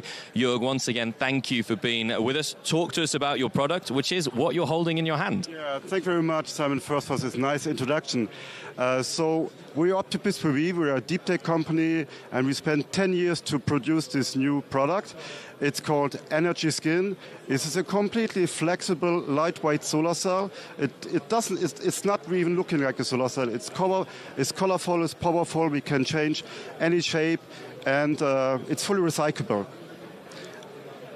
And you said, Jörg, that this is something that can be put on any surface. This is a strip in its raw form, but you've also adapted it already on a multitude of products to have a look. So I'll just skip ahead here, and you can show me exactly what it is. Actually, what we did is we reinvented solar cell energy to put this in your daily life. And the idea is in your life you have a lot of consumer objects, electronic objects, which have batteries inside. And for example, here's an example: it's a headphone, and the idea is that we implement a solar cell in the headphone, which is connected to the battery. And when you walk outside or you're inside, this solar cell will charge the battery and will render this headphone fully autonomous. You don't have to charge it anymore. Just like a game changer, fully game changer. We have other ideas, for example. We have all this problem with the telephone. So this is a telephone, we have to charge it, and sometimes you come to the case that the battery is really uncharged, fully uncharged. So this is a phone case. We implemented a very beautiful solar cell, and when you really have to charge the telephone, you put it just in the sun. You can even continue to talk with your headphones, and this will charge your telephone. We have other objects. For example, we have speakers. It's the same thing. We integrated this beautiful solar cells to charge that and to enhance the time of this use. Some of the objects we even can make it fully autonomous as well. Jörg, these are some smaller scale objects, but one particular object that you're very proud about is a bicycle. It's a much larger product, so bear with us, Marjorie. We're just going to move over here. Excuse me, gentlemen. As you can see, there's a lot of excitement for this product, and here we are, and here is the strip on the bicycle, and you can tell us specifically how this works and why it's important to this specific product. Thanks, Simon. Well, this is really a world premiere. We have to say this is a conventional bike. Okay, this is a gravel bike from the company Origin, and we implemented in this bike this beautiful solar cell, which is seamlessly integrated. It is extremely lightweight. We add only 10 grams on the bike. We implemented a small battery inside, and the idea of this is that actually on a high-quality bike nowadays, we have a derailleur behind, which is electronic, and you have to charge the derailleur. It's happened already to me. After 500 kilometers, the derailleur, the battery is empty, and you just can't use it anymore. So the idea is that this solar cell will charge the battery of the derailleur. It will render it fully autonomous. You forget just the derailleur, it will be always charged as an electric thing. Additionally, we produce so much energy that you even can plug in your telephone or your GPS when you're driving, and you even can charge it during cycling. So this is something really exciting. We're very proud to present it here, and we even have a patent application for that. Jörg, you were telling me a little bit before when we were off air about, you know, how important it was to be at VivaTech, contracts to sign, negotiations. How has it been to be here at the experience and to be such a key player in one of the biggest themes, which is climate and sustainability here at VivaTech? Yeah, VivaTech for us is really a big chance because this gives us a very good visibility. As I said, with our new kind of solar cells, we can address a lot of markets, and we think that we're good at success thanks to VivaTech and this impact pact where we can bring clean technology in your daily life. Jörg Ackermann, the CEO of Optimus PV, thank you very much for being with us. An absolute pleasure. You can see here some of the products once again, Marjorie. It's all about making our daily use objects sustainable in a way and getting rid of chargers. And we know that for us in the media industry, having no chargers would be a massive bonus. I feel you so much, Simon, on this one. Thank you so much for your reporting. Optimus Prime, we'll see you a little bit later on Breaking Tech. Thank you so much again. And that's all we have time for this half an hour of Breaking Tech, but do stay tuned. We'll be back right after this.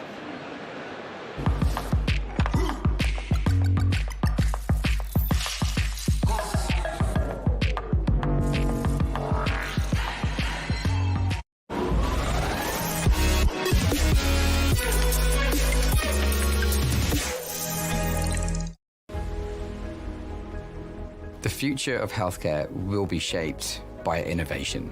We see a very big potential future growth of this company, and we're trying to help them to make this potential come true.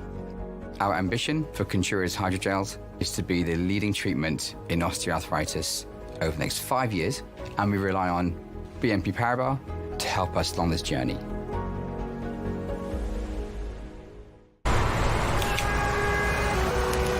Can we do something about this? Sure thing. Let's combine the real and the digital worlds to make big changes for everyone. That's better. Scan badges, network, and do business. Use the interactive map to navigate the halls. Explore the VivaTech tech trails for a deeper immersion. Consult the program in real time and catch top sessions. Use the AI-powered navigator to create your personal experience.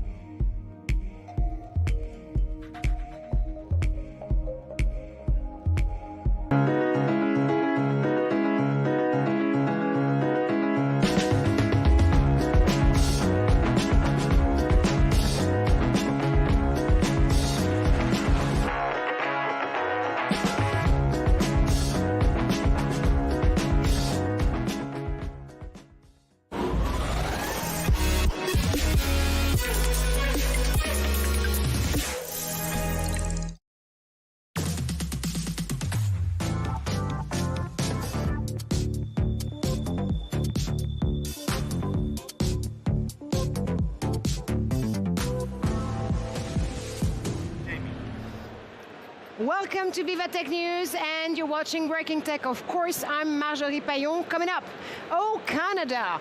Over 170 Canadian tech and AI organizations are showcasing their solutions here at VivaTech. We'll see what the Maple Leaf country is up to this year. And shaping the future of work, AI accelerates the pace of workforce transformation. Let's shake it off with the founder of the platform, Shaker.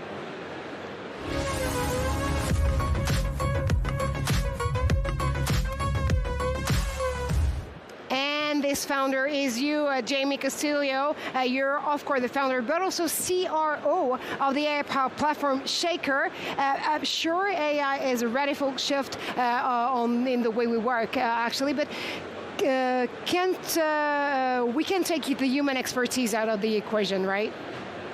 No, of course not. I mean, I think that in the era we are entering, which is the agentic AI era, to put humans on the loop is more important than any time before, because in the digital transformation era, when we try to start and digitalize and automate all the business's processes, the cool thing was, okay, let's put technology to help humans and to make them more productive. Now AI is going to help us make not only humans 10x more productive, but we are going to have AIs working completely autonomously. So I think that putting humans on the loop to interact with those AIs, to ensure that they are working right, to fix their problems, to trade them, and to collaborate with them is essential. It's more important than ever. So I think that the AI-human relationship is going to be an extremely important focus. And it's core, actually, also to your vision when it comes to Shaker. Now, AI, of course, has taken the workplace by storm a few years ago. Leaving talents with a question in mind. Are we going to be relevant in the new era? And how, if we still are relevant? Are you trying to empower them here more than replacing them whatsoever? Yes, of course. I mean, as you said, at Shakers we have the vision that in the next 10 years, companies are going to collaborate in a much more flexible way with not only freelancers, but AIs. So right now at Shakers, we are investing heavily in building teams of companies, our community of freelancers, and also AI agents. So in this sense, I think that this human collaboration with agents is going to remain key the next years. And now hybrid teams is the way to go, right? Are we going to interface AI agents actually and human talents? Actually, that what we're talking about, this type of conversation and always ongoing conversation in between AI and humans. But how do you make it happen at Shaker?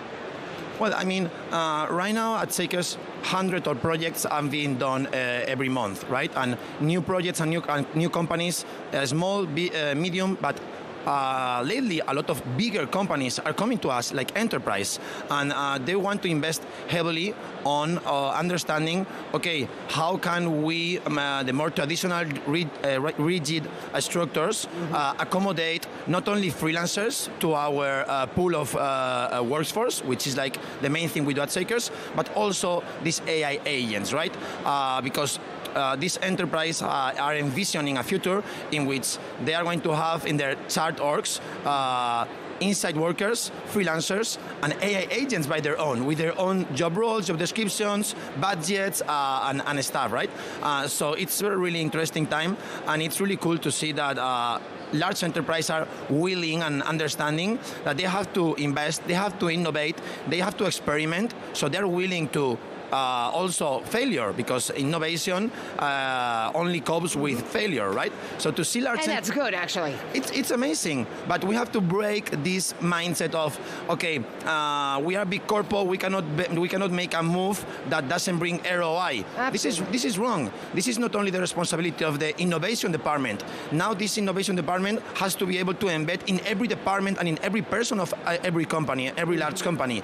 And we have to embrace experimentation with AI in a way that will help us move much faster and be really innovative in this sense, right? Yeah, and again, no mistake, no success, right, Jamie? So I've heard that VivaTech has been a hit for you so far. You've been part of the top 100 raising European startups. How does it feel?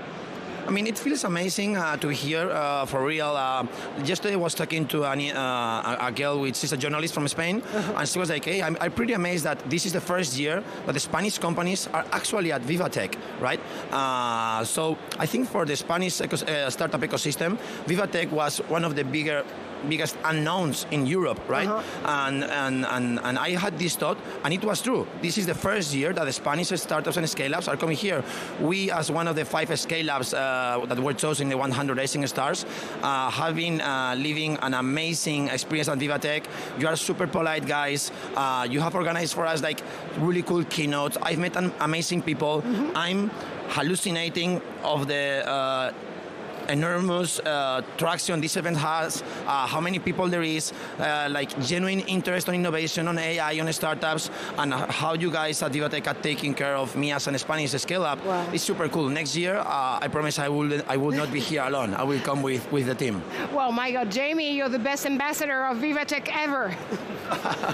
Well, I mean, I'm just saying the truth of what I lived these past 2 years, past 2 days. Yeah, actually, yeah. And then still 2 days to go. One day with investors and other startups and scale-ups. That is Friday. And the third day will be a public event for the general audience that actually wants to get their hands on some pieces of technology and talk to innovators and entrepreneurs.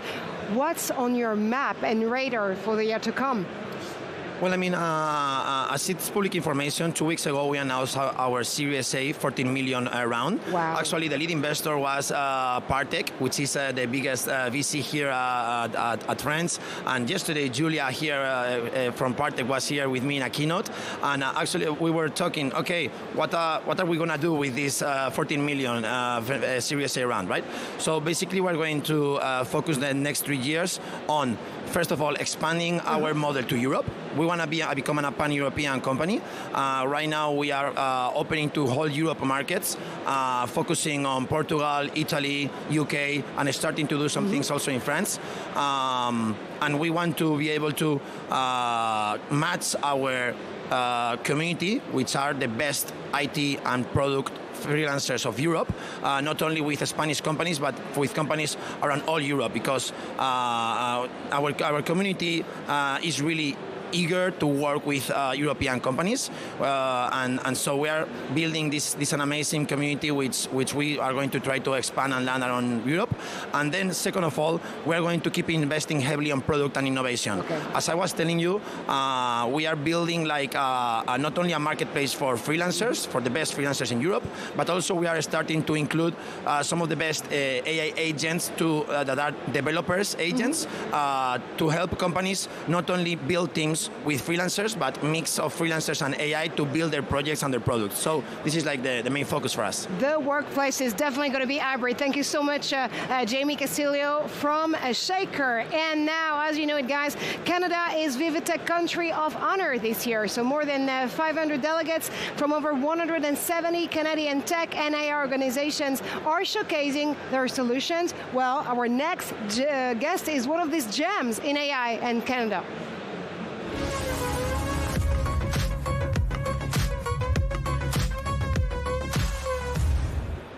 And as we're waiting for our next guest here on the VivaTech set and Breaking Tech, let me tell you that these past few days have been so amazing, actually, when it comes to branding and blending more innovation on the ground and on the alleys and booths of VivaTech. Quite exciting day, actually. Yesterday, President Macron was on stage with NVIDIA CEO Jason Huang and also the Mistral co-founder and CEO Arthur Mensch. They announced a huge hit for French innovation and AI. But now, my next guest is actually here on set with me, Grant McDonald. You're the CEO and co-founder of Bobo. Am I right? Correct. It's nice to meet you. Nice to meet you, actually. And I'm hearing that parenting has never been so innovative with Bobo, right? Exactly. We think we're making a huge difference in terms of the quality of life and the ability to parent for millions of Canadians.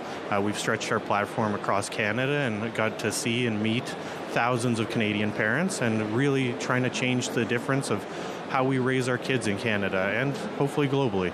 Absolutely. So what inspired you actually what inspired you for the creation or to create Bobo? How does it differ though from traditional parenting resources? Yeah, so my wife and I, we actually had a kid in COVID-19, and we had a second one after we moved countries. What we found is that the product market for this area is really fragmented. And so what we try to do is we try to give parents an ability to understand their child's data from really the point at which they find out that they're pregnant through to early years child development, about 6 years old. And we really try to create a comprehensive data set around the child, but also around the family that supports the child. So we enable things like partner tracking as well as support for parents, and really just try to make sure the parents have actionable insights that can drive a meaningful difference in terms of the pace of their child's development. Tell me more about partner tracking. I mean, partner tracker the feature is called at Bobo or on Bobo. You're not tracking your partner whatsoever. You just say, looking for help. Exactly. What we find is that there's tons of families that actually have the father as a primary caregiver today in a modern world. And genuinely what we find is that the parents' emotional and physical development after they have kids is directly correlated to how their child is actually developing. And so we enable parents to track not only their child's development, but their own. So we enable things like them to track their mood, their sexual well-being, their libido, their sleep habits, a lot of their eating habits, to really make sure that not only are their children well nurtured, but they're also taking care of themselves, because a lot of that self-fulfillment can really have a direct impact on the child's development. I mean, so you're really thinking of parenting as a new task or talent at the 21st century, right? Exactly. We think genuinely parenting is so complex, and there should be tools that are out there to help you navigate all of the uncertainty as well as a number of the unknowns, and really try to take into account the entire family dynamic, whatever that family circumstance might look like. And so we enable partners to be tracked as well as the child's development, and we look at the physical development as well as emotional and social development. And you stressed here a very important point. You want to make parenting accessible through AI for every parent, every family, whatever the resources are. Yeah, it's my wife and I who co-founded the app. Through our own experience, we found how expensive it can be to have kids, not only in North America, but in Europe as well, where we lived previously. And genuinely, when we look at a lot of the expert services that are on our platform, we've got over 100 different categories of vendors, and the price point for a number of those services is astronomical. A speech pathologist in Canada costs over $210 an hour, and you might need 8 to 10 hours a month. And so what we try to do is utilize AI to bring down the cost point of those, to make having kids much more affordable for parents. So we really focus on trying to bring down the cost by about 95%, and really reducing it down to like a monthly subscription fee, and giving parents access to automated tools that help them navigate all of these hurdles. Yeah. So sure, parenting is a budget, but then it could be really different from countries to countries. I know you have planned to expand. Yeah. How do you plan to achieve that? Yeah, you know, it's a great question. It's something that we take a lot of pride in. Every single country has a different local nuanced approach to parenting and to a lot of the support services that sit around children and their parents. And so through the application, what we've come to realize is like we need curated local content with local understanding of expert services, and really the ability to drive nuanced information that's targeted for parents at the exact right moment. Yeah. So every parent and child that comes onto our platform, we get an understanding of where they're located geographically, and then we tag content and we curate experts that are relevant to their specific circumstances. So culture is everything, especially in Europe, and we want to make sure that we respect that and make sure that we respect how parents engage or get supported. And I'm sure you will. Grant McDonald, CEO and co-founder of Bobo, thank you so much for stopping by Breaking Tech and VivaTech News. Awesome. Thank you so much. And now, as you know it, our reporters are going the extra mile to bring the latest from VivaTech's ground. Time for Inside VivaTech.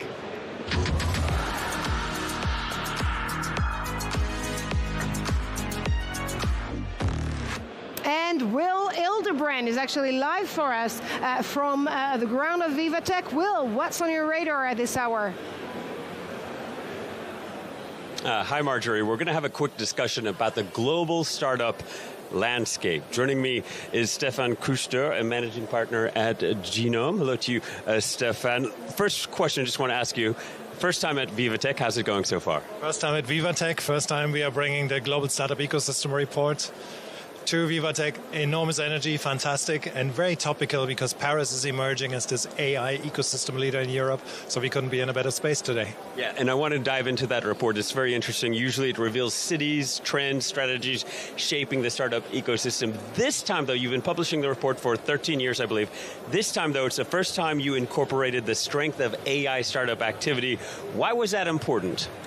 Yeah, we work with a lot of data, but also with a knowledge network of 180 or so ecosystems. We are obviously picking up trends very early on, and what has become very clear is how native AI startups are disrupting the world of startup ecosystems of tech.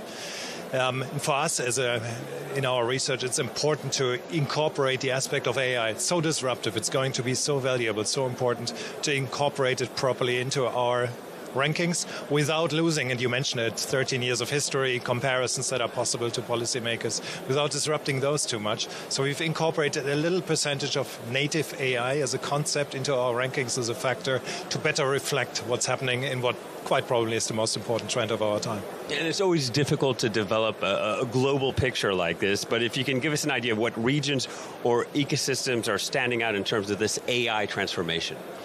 Yeah, so that is one of excitement, disruption, concern. It's almost scary. Data we see from our very early on research is showing a huge focus of native AI startups being created in the US, select places in the US, and definitely in China. And then you have an enormous gap, and that's the rest of the world. It's us here in Europe. That's in Asia. It's elsewhere in the world. We are not participating. We are not seeing it as yet, at least. Your report reveals unexpected global shifts, and this is sort of redrawing the map. Could you expand on that, please? Yeah, we believe after computers, transistors in the 60s, the web in the 90s, this is the next really disruptive tech trend. The only difference is going to be much faster. So if I, as an ecosystem, as a city, as a nation state, I'm not participating now, I'm waiting for 5 years to get to grips with what's happening, I will definitely have lost track, I'll lose competitiveness. And for us, of course, when we look at industrial revolutions, they always come with job displacement. And what I just said, we are seeing the creation of native AI startups predominantly in Silicon Valley and parts of the east coast of the US, in China. If that holds true, job displacement will happen all across the world, and new jobs will be created in those named clusters. And that's probably not a world we want as ecosystem developers. We don't want for our economies, right? So something needs to happen. Yeah, it's all a question of adaptability and how quick we can respond. With the global startup landscape evolving rapidly, how does Genome help policymakers and stakeholders sort of make sense of it all? Yeah, so you're aware of the report of our research work. We use data statistical concepts to measure what's happening in ecosystems, to peer benchmark, to bring back to policymakers, the public sector governments, and any other ecosystem stakeholder that has a role to play, data-driven objective insights. It's like going to the GP. You get an X-ray from us that tells you the body is strong here. You got some gaps here. In order to have a proper policy response to rally stakeholders, to make it easy for startup entrepreneurs, for innovators to really succeed and take away the barriers they may have, and do that really on a from a data-driven perspective. So replacing gut feeling with sound, statistically proven advice. And policy advice, of course. And then we operate a large knowledge network where we share amongst ourselves policies, experiments that either have worked or failed, but we share them so we all can learn and accelerate the development of good policy. That's our mission. Yeah, very critical to have this sort of collaborative approach to adapt. Stefan, I want to thank you very much. Stefan Kuster from Genome. Marjorie, that's it. Back to you. Thank you so much, Will Hildebrand, as always, for those insights with your guests. And see, you guys are still chatting. Good for you. Well, actually, we're back on set with our next guest, and he believes in the power of employment to change lives. We're going to hear from his nonprofit. It's called Generation, and it definitely is making a difference.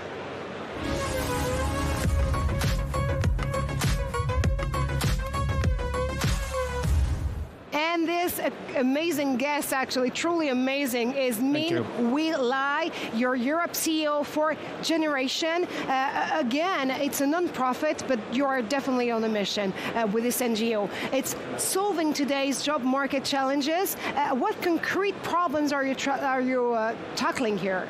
So the problem we try to address is the gap between what employers want in terms of talent, and sometimes you have 100,000 of jobs that employers struggle to hire. Yet on the other side, you have loads of people unemployed or underemployed, particularly from vulnerable and representative groups of people. Mm-hmm. So we want to match those talent, unexploited talent, with what employers would like to have. And actually, there are buyers that even young and mid-career workers from accessing meaningful employment across Europe. That is definitely one of the challenges you're trying to overcome here. But which one have you specifically identified? Which one of? Which one of the problems of the access of young and mid-career workers to the job market? I think, for each of our market, we adapt our training offer to the local demands. So we work very closely with employers, and we look at stats to identify the specific gap for each of the markets. So we do that for each of our countries across the 17. And so, for example, in Europe, we have a portfolio of tech programs, but also we have green job program and a number of other programs that correspond to what the market needs. And my guess is that you do operate across 17 countries globally. Of course, it's really diverse out there, and European labor markets there's one which is not matching the other one, right? How does Generation adapt its training models to meet local realities? So how we do it, well, we do it essentially by exercise we call activity mapping. So we spend a whole lot of time looking at the data sets from different databases that we have access to, but we talk with industry associations, we talk with experts on the ground, but most importantly, we talk with employers that actually hire people and look at, what talent that you need and what talent that you need but you struggle to hire, and how we bridge that gap with the group of people what we try to serve. So that's activity mapping. So you're really trying to tailor-make actually every single program for every single country and community. You want to help accessing the job market there. Exactly. So overall, through our network, we have a portfolio of about 49 programs, but in Italy, we have 12. And they're very specific to the Italian needs. Mm-hmm. Same thing for Ireland, a smaller amount of programs. So every country is different, so we understand that. Because, you cannot be one size fits all. In order to place the people in Ireland, you have to develop and offer a program that's specific to Irish needs. Which one has actually required more efforts than the other to overcome the challenge to access job markets? Is there one example that comes in mind? I don't think there's one more challenging than the other. Our starting point is where are the jobs? Where are the jobs that employers struggle to hire? Therefore, they're more open-minded to non-traditional talent, that we call it. So it's the same process that we go through to develop our programs. As long as we ensure that there are jobs, and that jobs at the entry level, that's where we position ourselves, that we believe our learners can be trained in a short time and be job ready from day one, and then we will offer them. So there's not one that I would cite. Okay, yeah. I'll definitely take your answer. And now, of course, AI is on everybody's lips and minds here at VivaTech. And I know you do use AI, of course, to overcome these challenges. But there is something very specific to NGOs while using this kind of breakthrough technologies, that you want to ensure that they're accessible for everyone, but that also are going to be as inclusive as possible. How do you make that happen? Right. So, for example, AI, we offer AI content or curriculum content to alumni that already graduate from us. So we have nearly 135,000 alumni out there. So we develop a specific AI module for them, but also we insert AI module and content to our 49 existing programs, particularly those tech ones. And then we also try to incorporate AI in our operations to make our operation more efficient, from curriculum design, from session preparation, to AI tool for instructor, for mentors. And also, since we are all about jobs, right? So we look at AI job matching tool. So to help the process from graduation to the job market much quicker and faster for the learners, for the graduates, I mean. So so we're very excited to incorporate AI everywhere. Well, the mission of one in a generation. Thank you so much for stopping by Breaking Tech. And actually, it's called Breaking Tech for a reason. We do have a breaking news here from the ground of VivaTech. Let's see. Let's take a look at those images and video right now. We do have Gabriel Attal, a former Prime Minister for France, mingling around the alleys of VivaTech and meeting with young entrepreneurs and startups. He's probably going to be willing to get a glimpse at the innovation and get his hands on some of the innovation, of course, at the LVMH booth, for instance, and see what's happening there at the very same time. And we also have a soundbite for you, actually. This soundbite is from the Innovation Awards. You know that this morning, I mean, there are a lot of prizes actually that are awarded here at VivaTech, but there's one very specific one on day 2 of the conference, the LVMH Innovation Awards. Let's see what happened earlier on this stage where this award was given. 8 years ago, we opened La Maison des Startups LVMH with a vision to connect promising startups with LVMH Maison. Today, we celebrate the 900 successful collaborations for the group. The winner of this year's Best Business Prize is a great illustration of this tangible but also very scalable impact. So the Best Business Prize goes to Kauna with Gal Rapoport is making the online experience more personalized, even for anonymous unlocked customers. They use first-party data and real-time AI to profile visitors. Laetitia Gal Rapoport, Best Smile for this first award this morning. Thank you so much for insisting on setting new standards of hyper-personalization together, the innovation team, and for bringing us together for the La Maison de Startup. I want to say a special thank you for the amazing Dior team for a trustworthy, profound, and very transparent collaboration. We couldn't do it without you. You are true partners of ours. And lastly, I want to say thank you for the Kauna team for an amazing journey. It's only day 1 for us. Thank you so much, everybody. Congratulations again, Kauna. What a prize. And that's all we have time for now, but do stay put, do stay tuned. We'll be back right after this.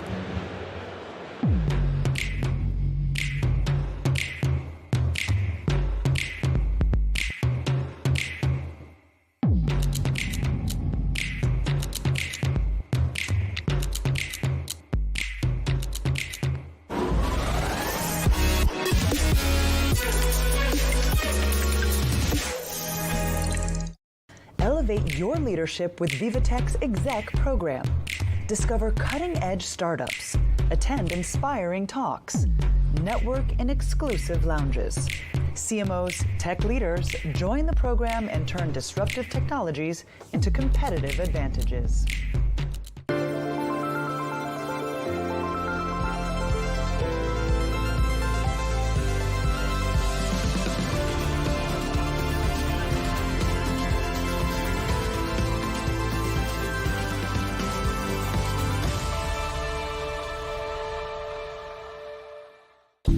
Japan boasts numerous companies with global potential in sectors of deep tech, such as bioresearch, clean tech, and robotics.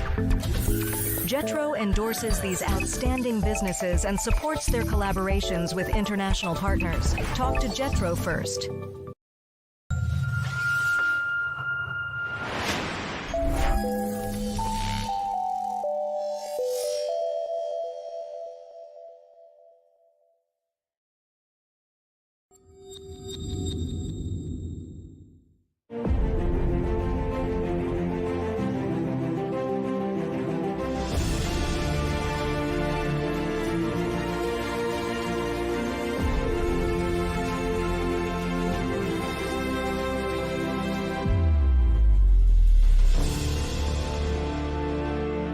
If you're neurodivergent, the internet can feel overwhelming. So we created the TD Accessibility Adapter, a free tool for all. It's nice to know that TD cares about something like this because it makes me feel like they care about me. Our focus is helping you focus. TD, ready for you.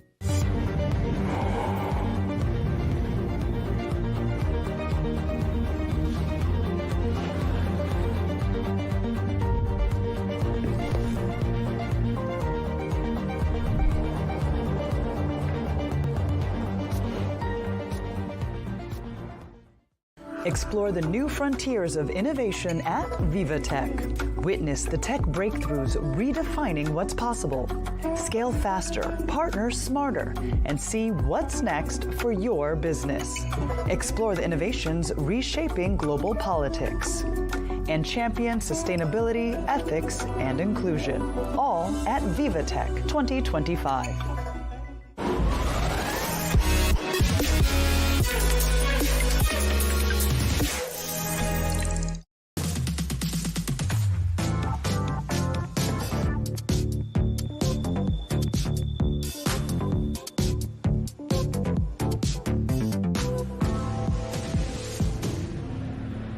Welcome to VivaTech News. You're watching Breaking Tech. I'm Marjorie Payon. We are live, actually, from the booth, from the stages, from every single part of VivaTech for its 9th edition. Our team of reporters, our guests, our experts are in the starting blocks to get you a glimpse at this brand new edition of the show. Of course, we are going to dive into the next frontiers of tech, but coming up for the next half an hour, powering public innovation. From cybersecurity to AI sovereignty, France is accelerating its digital adoption. We'll learn more on that. And bringing tech to market. Patents are paving the way for innovations to be grown into business. Let's learn with the European Patent Office how to seal actually the deal.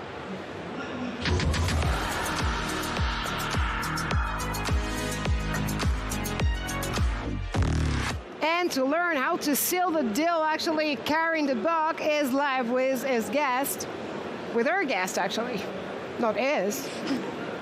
Yeah, hello Marjorie. We're going to talk deep tech now. I'm at the INPI booth in front of stage 1, and I have a meeting with Victor Arubas Martinez, who's going to tell us everything about his new interactive tool. So, what is it? What do we have on screen there? Well, we're here, right, at the INPI booth. We're part of the European Patent Office, and we are here to present the tool of the EPO Deep Tech Finder. We are, as a patent office, we want to make patent information available. And it's very important to make it available for startups, for research universities, and also for investors.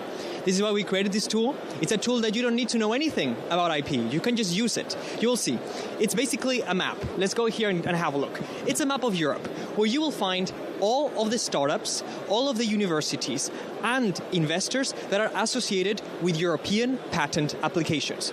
This means tech startups that are in a variety of fields, innovating in things like healthcare, in things like clean tech. You can see this data related to their patent filings, but also you can go into who invested in these startups.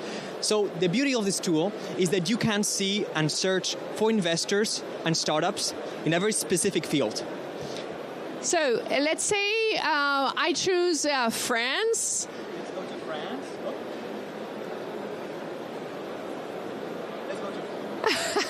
It's always like that, tech. So the screen, yeah, you want it to work? There you go. I don't know, let's say medical field maybe or something? Medical field, you can search by industry. But something that can be actually more specific. If you are a startup in the medical field, you are not just in the medical field, you are, for example, in the fight against cancer, you're working in oncology, and you are working maybe in, let's go to oncology, maybe you're working in bioinformatics. This is what I mean with this tool. You can go into the very specific field you're working on, because deep tech is not an industry. It's related to a specific invention that you're working on. So we can go and see all of the startups in Europe that are working in bioinformatics. There are not that many, but this is the power of this tool. So the ones in France, you can see there are 6 in the Paris region. You can see the ones in Lyon. So let's go to Paris, because we're now in Paris today. You can go, for example, to this startup, Agent T, and you can see the location, industry, number of employees, where it was funded. And you can go here to see their patent applications that they have filed. And if you also want, you can go to their funding history and find who has funded this startup. Let's move into another tool, into another part of the tool, another feature of the tool. That is the possibility to search for investors. And this is something that I know startups can maybe use this tool for, right? When you go for investors, you can look into what investors have put funds into the startups that are here in the tool. So let's imagine, again, we are a startup in VivaTech in the field of bioinformatics, and we think, okay, what other investors, who can I contact? Who can I reach out to? Who has already been in a similar situation like with me, right?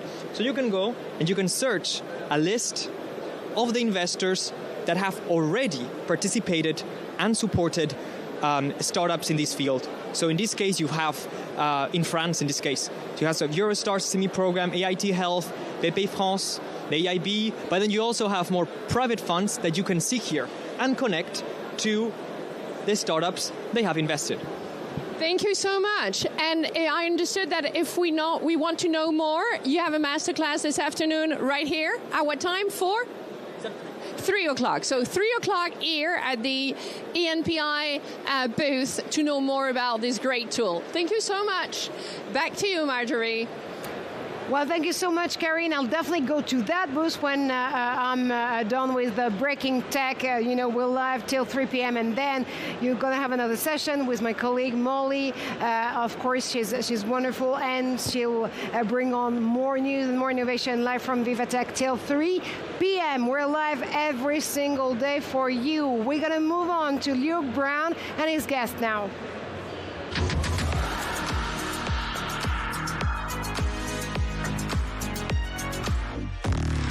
Luke, France is undergoing a digital transformation, and your guest is truly powering public innovation. Yeah, we're right at the center of that question here. Thanks, Marjorie, for the handover.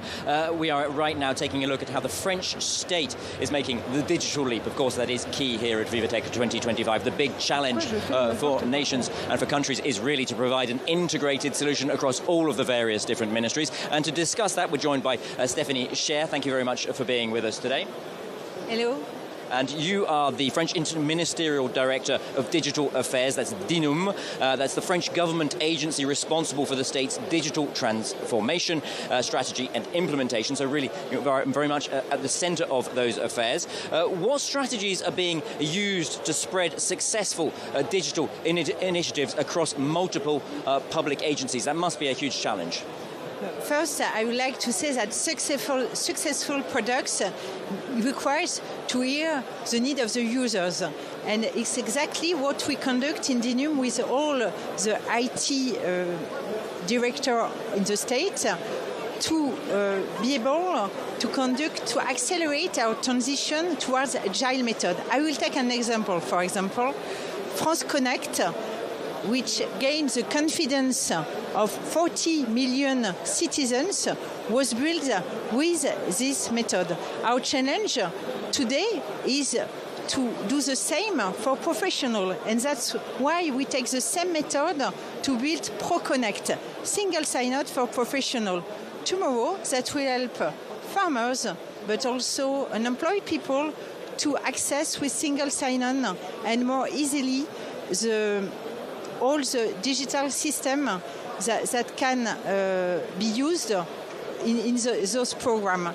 And it's not only a question of make it simple for users, for citizens and enterprises, but also to make it more simple for civil servants.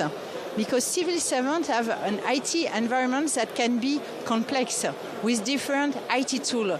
Single sign-on make more easy to access to their data, to services that are now in cloud, and protect their own identity and their ability to sign documents and to do everything in the daily life. So ProConnect is a good example of how we want to build, and we build products by hearing the needs of the users with a user-centric approach.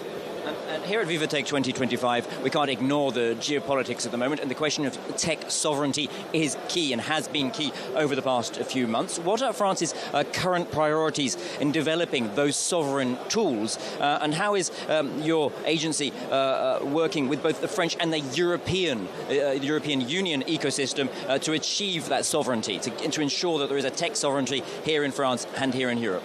Yes, sovereignty is key. It was put as priority in our strategy 2023 on one of the 4 priorities of the IT state strategy.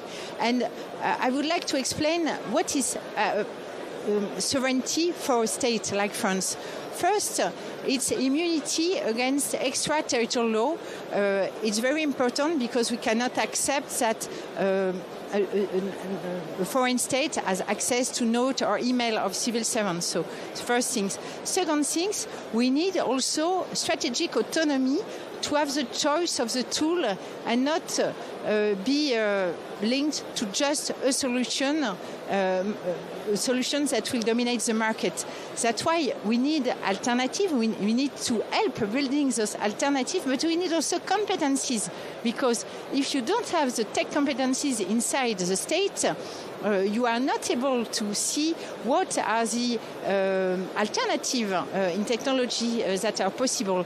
And this is what we are doing in cloud computing, in AI, in collaborative tools. And I will take, for example, the collaborative tools and the digital workplace that we built with Germany, our EU partner. Germany was here in Paris at the Hack Days we organized last week, taking a big community working on open source to build together all those sovereign tools, because I really believe that it cannot be the subject of a state or just a private company or just a direction, IT direction in a company.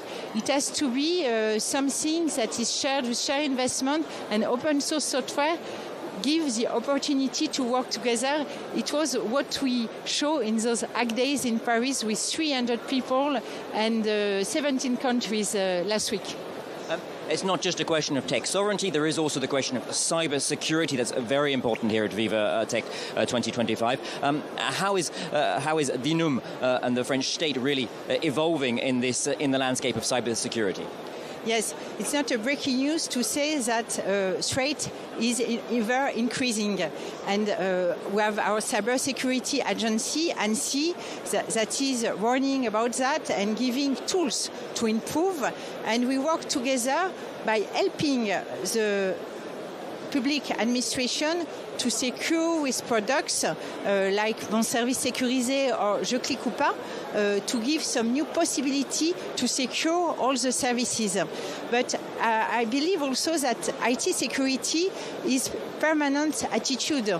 And that's why with the products that we operate in DINUM, we have bug bounty program where we ask researchers to look at the defaults we could have to prevent real attackers to attack then with those defaults. And that's worked quite well. And we have bug bounty program on all our products like France Connect, but also La Suite, and the products that we propose in DINUM. And of course, everything that the French state does is very related to the lives of the everyday lives of French citizens. How do you ensure then that everything you do remains ethical? That there are all of the ethical questions that can be raised by access to data and so on and so forth. How are you ensuring that those remain safe and safeguarded for French citizens? Yes. So there is a big question about AI and also where are the data. And it's linked to what we put as a standard for cloud computing. So we have some rules in France. It is allowed now that we separate what are sensitive data, what are not sensitive data. When it's sensitive, it has to be dealt in some secure cloud computing with a SecNum cloud label, and it's exactly the same with AI. But then with AI, we have also what we do with AI in the current life of civil services, and it's clear that AI is not here to take administrative decision, but we are sure that it can help civil servants to have more efficiency and also to have more quality in the preparation of decision. And so we try to find with impact and agility and exactly the same method looking for how AI can use civil servants, the use of AI in the daily life of civil servants. Thanks. That's fascinating, of course, given to what extent both the digital aspects are really part of everyday life for all of the French citizens, and your implication from the French state is very important, of course. Stephanie Scher, thank you so much. That's all we've got time for this interview. We'll have to hand over back to you, Marjorie, in the studio for more of VivaTech TV. Thank you so much, Luke, and thank you to your guest, of course. Thanks to your guest. We're going to get from an alley to another and check on Alexis Lelmont is, of course, inside VivaTech.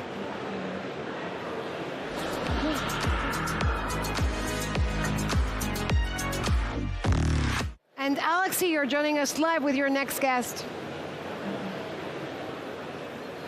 Yes, I am, Marjorie. Well, you know what? We're going to switch from AI to AI once again. This is the main topic of VivaTech 2025. Well, for that, I am joined by Laure Debos. You're the executive president for Epsilon France, the French branch that is actually owned by Publicis.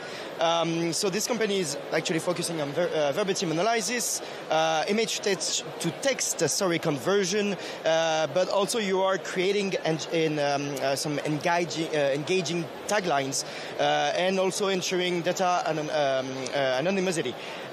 There's a whole bunch of applications you guys are developing, so you're probably the best person to talk to today. First of all, could you tell me a little bit more about the vision that you are bringing with Epsilon France today at VivaTech 2025? Yeah, sure. We are very proud to be at VivaTech this year. We went the previous year too. We are at Epsilon France, the data marketing agency of Publicis Group, so delivering services around data, technology and marketing, and how we are helping our clients to deliver better experience to their own clients, cutting-edge experience. We absolutely need AI to drive those better experience and drive also productivity. I mean, there's a real issue of productivity in our context. So we launched 3 years ago at VivaTech our Innovation Lab, which is 25 experts of AI delivering the use cases with the one you mentioned before to our clients based on AI data, but helping them acquire new customers or drive more retention about their own customers. So the objective is helping them using AI to deliver better experiences at a lower cost. Okay. So could you be a little bit more precise on how basically can your application be crucial for those companies you are working with? Okay, yeah, of course. First of all, we want to be tangible, pragmatic. We have issues, we want a challenge to tackle, so we are here to give solutions thanks to AI. One example is some of our clients have issues when it comes to provide information about their products on their e-commerce website. We help extract information through the packaging of the products, thanks to computer vision, then improve this information, analyze it, improve quality, and shoot it into the e-commerce website. This is a very simple, tangible, but with a high level of ROI way of using AI. Another one is about the bias, for example. When we use data, AI models are having a lot of bias, gender bias, based on revenue, income bias. So a lot of our solutions are helping AI reduce the impact of bias in a modeling solution. Or to anonymize data, for example, which is a key topic. How do we respect that our GDPR, how are we GDPR compliant? AI can help on that, anonymizing data. A lot of very tangible, again, a solution. And I have another example of what can be interesting. There's also a huge gap between the consumer understanding and the way our clients are driving campaigns, building their campaigns. We are also helping AI, through AI, helping them to have what we call a campaign companion. The campaign companion is a solution totally based on AI, helping to pick up the insights, ask to a database with a natural language, how, for example, in who we should address thanks to this campaign, and then it automatically build the campaign through AI again. So it's helpful, but also rich of better experience in the end. I think that your lab today has already some like 15 or 16 applications already built. What is the forecast in the future for you guys? We hope to be at the level of, for example, 100 projects a year in the 5 next years. For now, we are delivering 30 projects per year. It's already a good ambition, and we are very proud to do this. But tomorrow we have a demo on our stand. So tomorrow from 10 to 1, please come in our stand because we will demo a lot of our solutions. It's very interesting to see this. You've seen already, I guess, a lot of companies of startups coming to see you. Do you have any idea, any ideas of the numbers, maybe, or the number of companies you want to deal with during those 3 days of VivaTech, for example? The number of companies I couldn't say, but for sure we have a lot of partners here, startup we are working with. We are trying to use AI also to deliver conversational marketing. So a lot of startups are working on that. We are very proud to work with them, how to, enhance and improve the value for customers and the value for the brands at the same time. A lot of startups help us to reduce that gap. Yeah, can give some example, but yeah.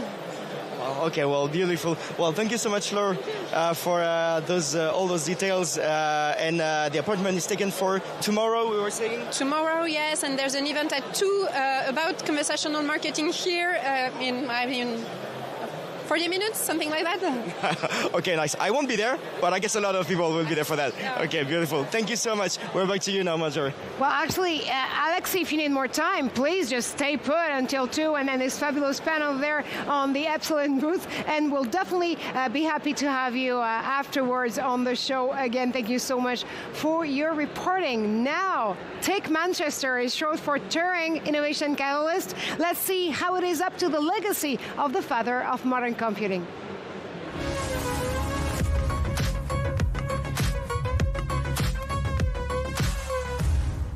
Elizabeth Scott, no pressure on your shoulders whatsoever now. You're the CEO of Tech Manchester. Again, it's short for Turing Innovation Catalyst. That's right. And you're focused on developing an AI ecosystem in Greater Manchester. Who are you addressing exactly? Who are we not addressing, Marjorie? It's a really big mission. So we're really focused on the entirety of the AI ecosystem. That means that we look after creating new AI ventures, incubating early stage startups, accelerating scale-ups, supporting our business community with how they adopt AI into their products and services, and also supporting the people of Greater Manchester as we try and widen and diversify the skills base from an AI point of view. So there's lots and lots of stakeholders, lots of different customers involved. Yes, I guess you have to get into a discussion with startups, innovators, public officials, citizens. That's right. It's a really broad church of people that are involved, and that's quite deliberate. So we've got a thriving tech community and tech ecosystem in the city, and that's been recognized for some years now.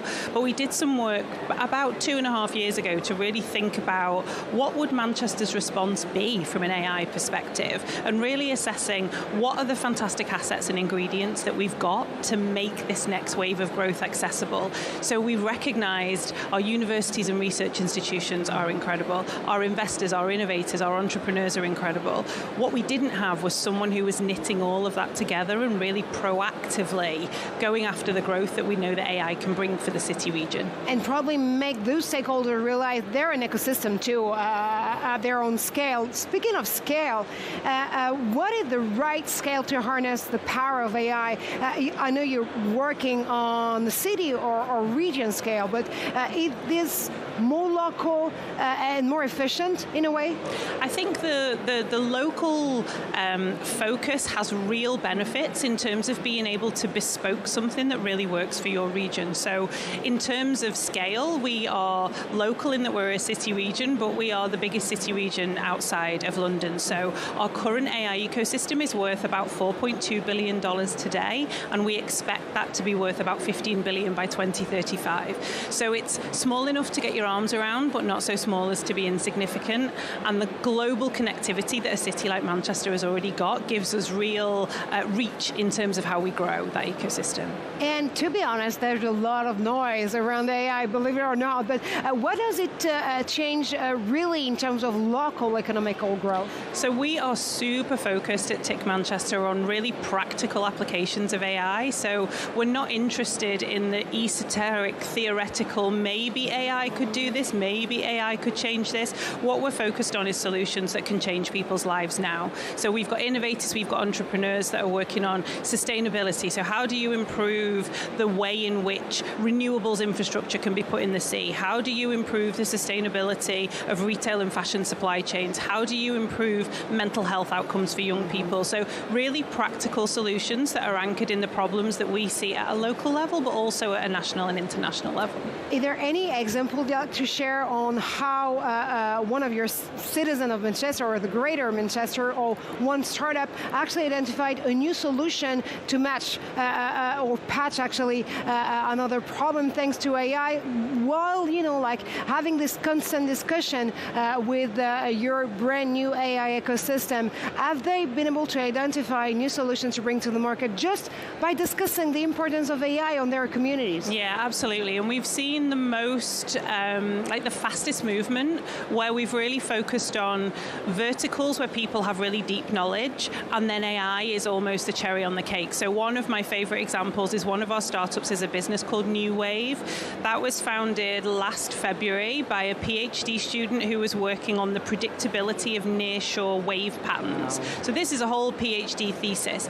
The reason that we got really excited about that was to understand how those nearshore patterns are being affected, particularly in a world of climate change. You can really increase the window in which you can build in the sea. And what do we want in the sea? We want connectivity, we want cables, we want wind farms.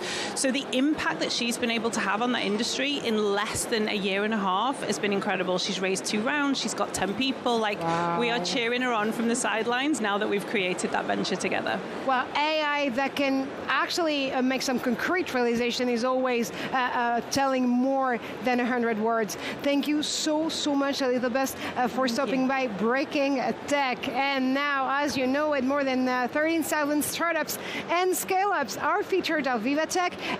Let's see what solution they do bring to the table and go inside VivaTech.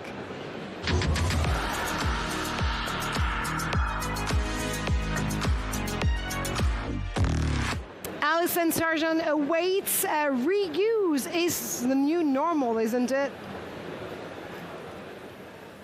That's right, Marjorie. I'm here at the Impact Bridge with Yasmin Daman, the co-founder of VivaTech. Their whole goal is to get rid of single-use plastics and packaging when it comes to catering. Yasmin, tell us more about VivaTech and what you do. Yeah, thank you for this interview. We have created VivaTech. So basically, it's a reverse vending machine. The objective is to get the reusable packaging that can be for food, for beverage. The idea is to for the user, bring it back in our reverse vending machine and to reimburse the deposit amount in the mean of payment. So basically, we are in the Parc Astérix today. You can find 10 machines like that, and if you bring back this into our machine, you will be reimbursed in your credit cards, but also you can choose the voucher option. So if the cup is, for example, 3 years deposit, you can be printed 3 years of a voucher that can be used in any stores. Or you can choose the credit card option. You just have to scan your credit card and instantaneously you will be reimbursed in your bank account. Yeah, this is technology. If you've ever been to a concert in Europe and a lot of other places and you get, a drink, often they're served in a glass or in a cup, a plastic cup like that one that then you bring back. So that's the idea, is to expand that to meals as well. Yasmin, maybe show us some of the packaging. So this and tell us a little bit about it. So the idea is you would go to the snack bar, right? And they would serve you a salad, for example, and it would come in this bowl. This is very popular, but the idea behind VivaTech is to extend. The packaging We are a lot in the corporate catering, so big companies that has their companies, cafeterias, that propose takeaway but reusable packaging. So we get rid of plastic. So this one is also with deposit, and you can put it back here as well. Okay, Yasmin, thank you so much. It sounds like we're having some technical issues and we're going to have to end a little soon, but please come to VivaTech and check out this reverse vending machine if you get a chance. And we definitely will, Alison. Thank you so much. That's all we have time for. Stay put. We'll be back right after this.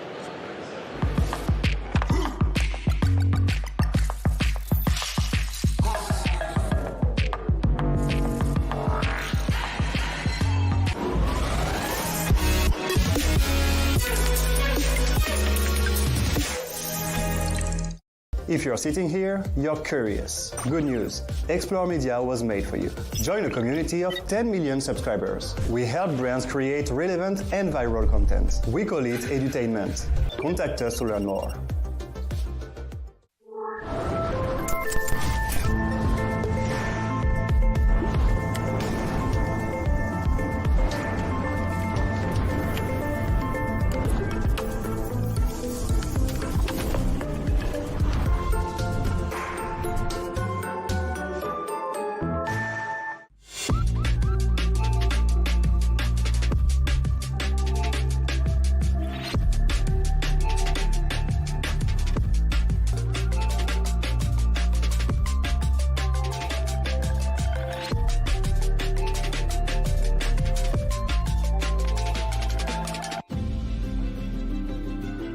The automotive industry is going through an unprecedented period of change.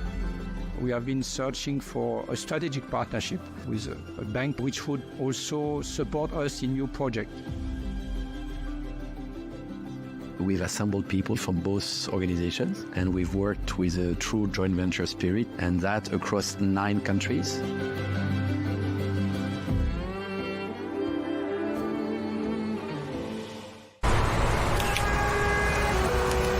Can we do something about this? Sure thing. Let's combine the real and the digital worlds to make big changes for everyone. That's better.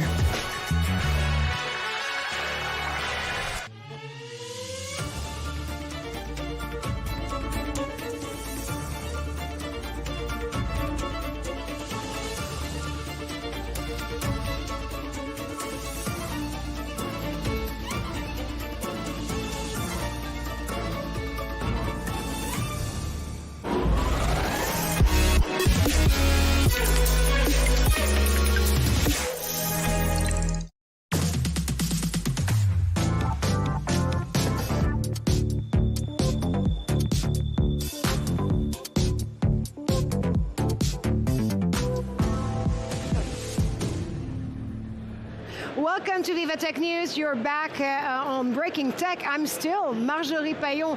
Coming up in the next half an hour, a global event. Of course, VivaTech bridges tech ecosystems with one another around the world. We'll learn how Turkey is bolstering its tech scene. And king of the job jungle, how does the job platform help us rethink the way we work?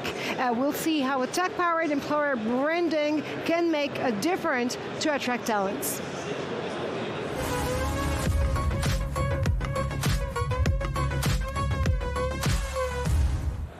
And I'm joined by Jérémy Cléda. You're the CEO and co-founder of Welcome to the Jungle. Welcome to the show. Yeah, thank you. So actually you were created to make the work more desirable 10 years ago. We're living at a fast moving tech landscape. Has your mission evolved and how? Well, when we created the company, our mission was very simple, yet extremely difficult. We were here to, I think, help people find their people. You know, just you, find a great company with great people that will make you thrive. And companies, you know, what the most important thing is, find the people to grow. And it's evolving a lot, and especially right now, what you said is true, it's going extremely fast. The skills that you needed before maybe will be different from the skills you will need tomorrow. So what does it mean? Well, actually, that is the question, and I was just about to follow, because I know, Jeremy, that you're here, especially at VivaTech, to dive into HR and the new trends and the future of the tech industry mixed and match with the workplace. So what are the biggest shifts you've seen in how companies attract and retain talent today? Because 2025 is one kind of a year. Yeah, and we talk about this. There is a paradox, right? We have like companies that are struggling to find the talents, but at the same time, some of them are also firing quite a lot of people. So what does it mean? I think it means that the market, of course, is inefficient. You're looking for some skills, but they are not here, and people are looking for a job, but it's not matching super well. So this is what I think we try to do at Welcome to Jungle, right? We'll try to build the best like matching possibilities to be sure that people can find what they need. But I think most importantly, the thing is, the skills you have today, maybe they will need to evolve. Right now, if you look at, for instance, on Welcome, people are looking for data scientists, data engineers, machine learning engineers. We don't have enough people for this. So probably, maybe tomorrow, as a company, you will need to look for people that are not really doing this, maybe doing something different. But it can match because the skill set is similar. And, you will train them and it will work. Well, that is a formidable news, actually. And another great news is, of course, for you, Jeremy, as Welcome to the Jungle is about to expand to the US. I know you've done your homeworks. How do you see HR expectation and work culture evolving across markets? Yeah, so I moved to the US like a few months ago, so It's very recent. Yeah, thank you. And what is interesting is the pace. Things are going extremely fast, and I think before there was a disconnect between like what you were learning at schools, universities, and what companies were expecting of you. And now this distinction is growing so fast, especially with AI. So the question is, who will train us? And probably today, maybe it's up to the companies to do it. And I think this shift is super important. And especially in the US, you see companies, they are used to recruiting people that don't have maybe the necessary skill set at the very beginning. Okay. But they take time to train you and to be sure that in the end, it works well. Which you mean out there that the new trend, and maybe what you can take away from your US experience, is to co-create the job of tomorrow. You are going to recruit one talent, and to retain it, you're going to evolve and make its job evolving the way you want them to help them grow. Yeah, probably, because also, if you look at AI, we have a lot of AI conferences all the way. There are stuff that were announced like yesterday at Viva Technology.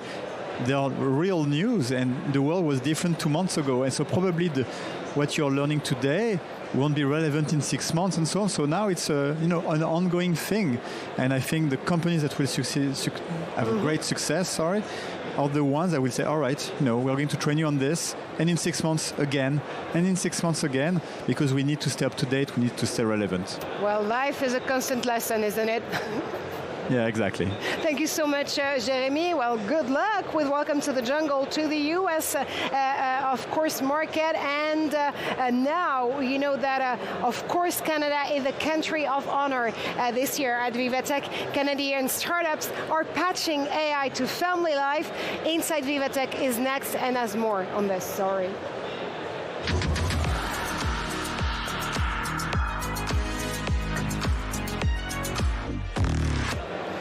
And Simon Harding is live with his guests. Simon, it seems that you are strolling around the Canadian delegation. I am at the Canadian pavilion here. I'm not strolling quite. I think I'm a little bit too old for the stroller, but I am with someone who's redefining strolling and redefining early parenthood. I'm here with the CEO of Glückskin, which means lucky child, Marjorie, unless your German is tip-top. Here with Kevin Huang. Kevin, thank you very much for being with us. This is your creation, a state-of-the-art stroller which uses AI to redefine the early stages of parenthood. So talk us through, first and foremost, the journey of the stroller, and then we'll talk about the product itself. Sounds good. So Glückskind was co-founded by my partner and I, my better half. It was inspired by our daughter together. When we became parents, we were looking for tools that are smarter, better, that really supports us on a daily basis. And we failed to find some. We just got what everyone else got. And ultimately, that's what inspired us to create the Glückskind Rosa as well, the Ella, to really bring a lot of the modern safety technology to make parenting a little bit easier, but also safer as well. So take us through the features, the safety features, the modern features that we have on here. It looks fantastic. So take us through what we're seeing and what the pram is actually doing. So this is the Glückskind Rosa. What you see right now is an automatic rocking mode. It also plays white noise at the same time. It's there to really help soothe the little one asleep so that they can stay asleep a little bit longer, so parents can catch a break, right? They can grab a coffee, take a nap even.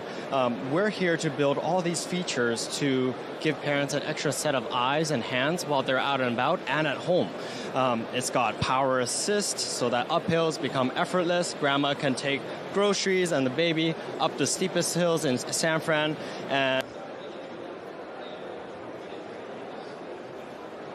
And we're back on set, of course. I'm sure that Simon will have more to tell you about this amazing AI stroller, because yes, actually you can mix and match AI with pretty much anything now. That's one of the things we're learning here at VivaTech for the 9th edition of the show.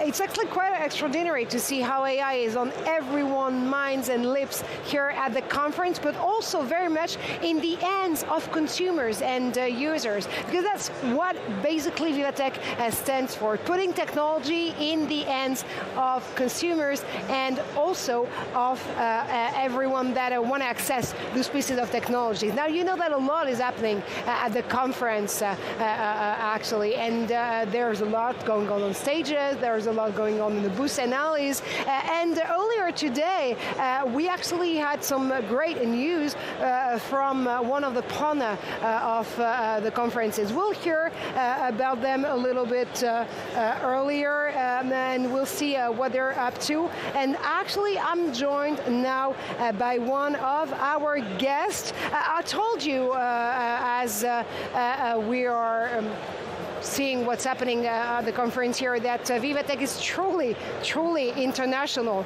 and that we have many things to talk to you about, especially when it comes to Turkey, because Turkey has introduced several groundbreaking programs to bolster its tech ecosystem. We're going to dive into this story with our next guest.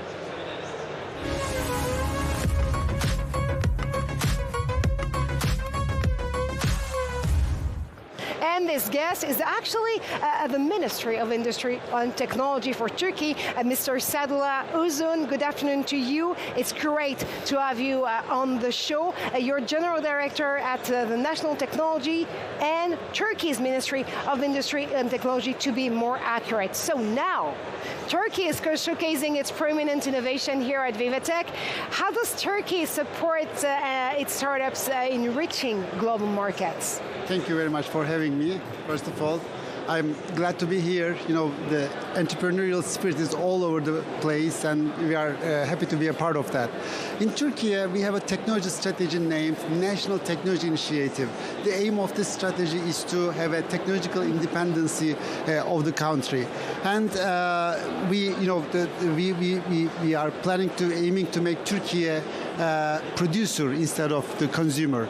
So, considering the scope of this strategy, there are 5 pillars, and one of them is entrepreneurship. So we believe in we believe in startups, and we set our strategy on top of that. For a startup to become a successful, founders need to think globally. They need to have a global network, and they need to have a scalable business plan. So as a Minister of Industry and Technology, we help our startup to have the skills with the necessary acceleration programs, trainings, and some incentives we are providing. And one of those programs actually is called Turkon 100 program, and it aims at supporting Turkish entrepreneurs, right? Yes, in Turkey we call unicorns, $1 billion valuation companies as Turkorns. Oh, there so you currently go. there are 6 Turkorns available in Turkey. Smart, Actually, though.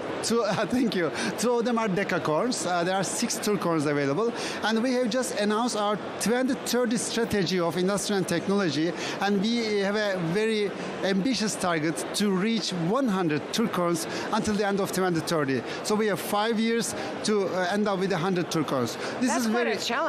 Very, very, very big challenge. To achieve this goal, we started a program called Turkorn 100. This program, in the scope of this program, we find startups that has a potential to become a unicorn. Then we invite them to our club. This is a privileged club, let's say. So we give necessary incentives to them. We give necessary trainings to them. We give necessary. We make them to meet with the investors. Also, we provide space to them. For example, in VivaTech, we have just launched our Turkorn Lounge. This is a dedicated place for only our Turkorn 100 program startups, so that they can freely turn around in the exhibition, and whenever they find a potential customer or a potential investor, they would invite them to their lunch and make their meetings. As a government, we say that we are back you and we support you to reach your goal. We are together with you in your journey to become a unicorn. Well, let's take some time actually to dive also into another program Turkey has put out there. It's called Turkey Tech Visa Program. It's been introduced to attract, of course, foreign talents. How are you doing on that front? Well, actually, although its name is Tech Visa, it is much beyond the visa. We are, inviting. Turkey is opening its doors to global talents and startups, and we provide them. Normally getting necessary permissions, a work permit, and residency would take months. But in the scope of this program, we decrease it to the 15 days. We give 3-year renewable work permits for the talents, global talents. We also help them to get necessary permission for their families. We give them free health service. We give them free office places, and maybe the most important, we give tax exemptions to them.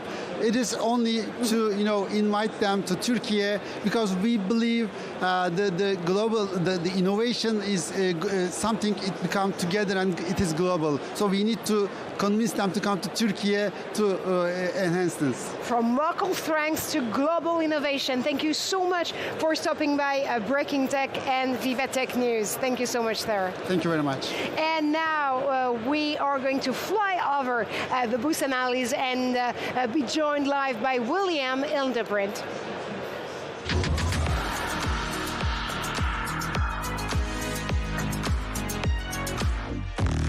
Will, what do you have for us? That's right, Marcia. I'm out at the Engie Pavilion, and the world is demanding greener and smarter energy. Powering that transition, though, will likely be with data and artificial intelligence. Joining me from the group is Olivier Sala, Director of R&I, Vice President of R&I, I believe I got that right. We also have Tema Benalima Bouville. She's the Innovation and Engagement Managing Director. Nice to have you both with us. First question for you, Olivier. What role does R&I play at the group? First of all, welcome to Engie, William. We're very happy to be here. Engie has the ambition to be the best energy transition utility, so to be a front runner in the energy transition. And what it takes in terms of technology, in terms of AI, in terms of innovation, is that we need to open up new paths. Why? Because the technological landscape of energy transition is pretty broad. And some technologies can be mobilized now, and we're doing it. We have operational teams deploying at scale renewables, batteries, green gases every day today across 30 countries. But in addition to that, we need to de-risk and deploy technologies that will make possible to reach the next step. So we're talking of producing green and smart electrons. We're talking of leveraging the potential for additional flexibility in the energy systems. We're talking of green molecules, biogas, green hydrogen, hydrogen derivatives, so that we can decarbonize activities that can hardly be electrified. So a lot, and among that, technologies, digital, data, and AI is at the core of most of the new energy models, and we're also leveraging that. So a lot to do, and the R&I team, research and innovation team, they're working hand in hand with the business and operational teams across the geographies to make that happen, to improve the reliability, to improve the competitiveness, and to make things possible, even when they're not possible today, to prepare the future for tomorrow. Tim, I'm wondering if you can pick up on that note. It's very interesting, the scope here, the potential here, but I'm wondering what levers are in place to make it all happen. The first thing is to remain focused on the actual business needs. For us, it's really important to bring the difference for the business, so to meet the ambition that we have. And we can use different leverages. For instance, For instance, we leverage on open innovation. We are connected to different ecosystems. We have a CVC that invests in some of the startups that are key for us. And also we are able to build inside some innovative solutions and business models that really helps the business to thrive and to grow. Okay, and one more question for you. What's your VivaTech experience been like so far? I mean, very exciting. I mean, a lot of people from different countries, geographies, companies. I think that, nobody has never delivered, the energy transition before. Nobody has done it before. So nobody can tell, I've done it before, I know it works. We're convinced at ENGIE that being open innovation, collaboration, it's at the heart of what we need to build. So even as, I would say, an energy transition leader, ENGIE is keen on collaboration, and we're very glad to be there to have many discussions and exchanges. That's right. And Tema, what is ENGIE looking to get out of this VivaTech? For us, it's a very good opportunity to connect with our clients, our partners, and to showcase them what does it really look like actually by showing them some of the mock-ups, some of the solutions. And it's really important to have a real sense of it. So this is what we are hoping for this edition. All right, thank you both, Olivier and Tema, thank you very much. So Marjorie, a lot of energy here at the pavilion. There's a lot of different startups, a lot of creativity, and a lot of innovation. It's buzzing out here. And we can definitely feel this vibe. Well, thank you so much for your reporting, Ashley, and the perspectives of your guests. Now we're going to follow the money and the last investment trends in tech with a fund backing the innovators building tomorrow.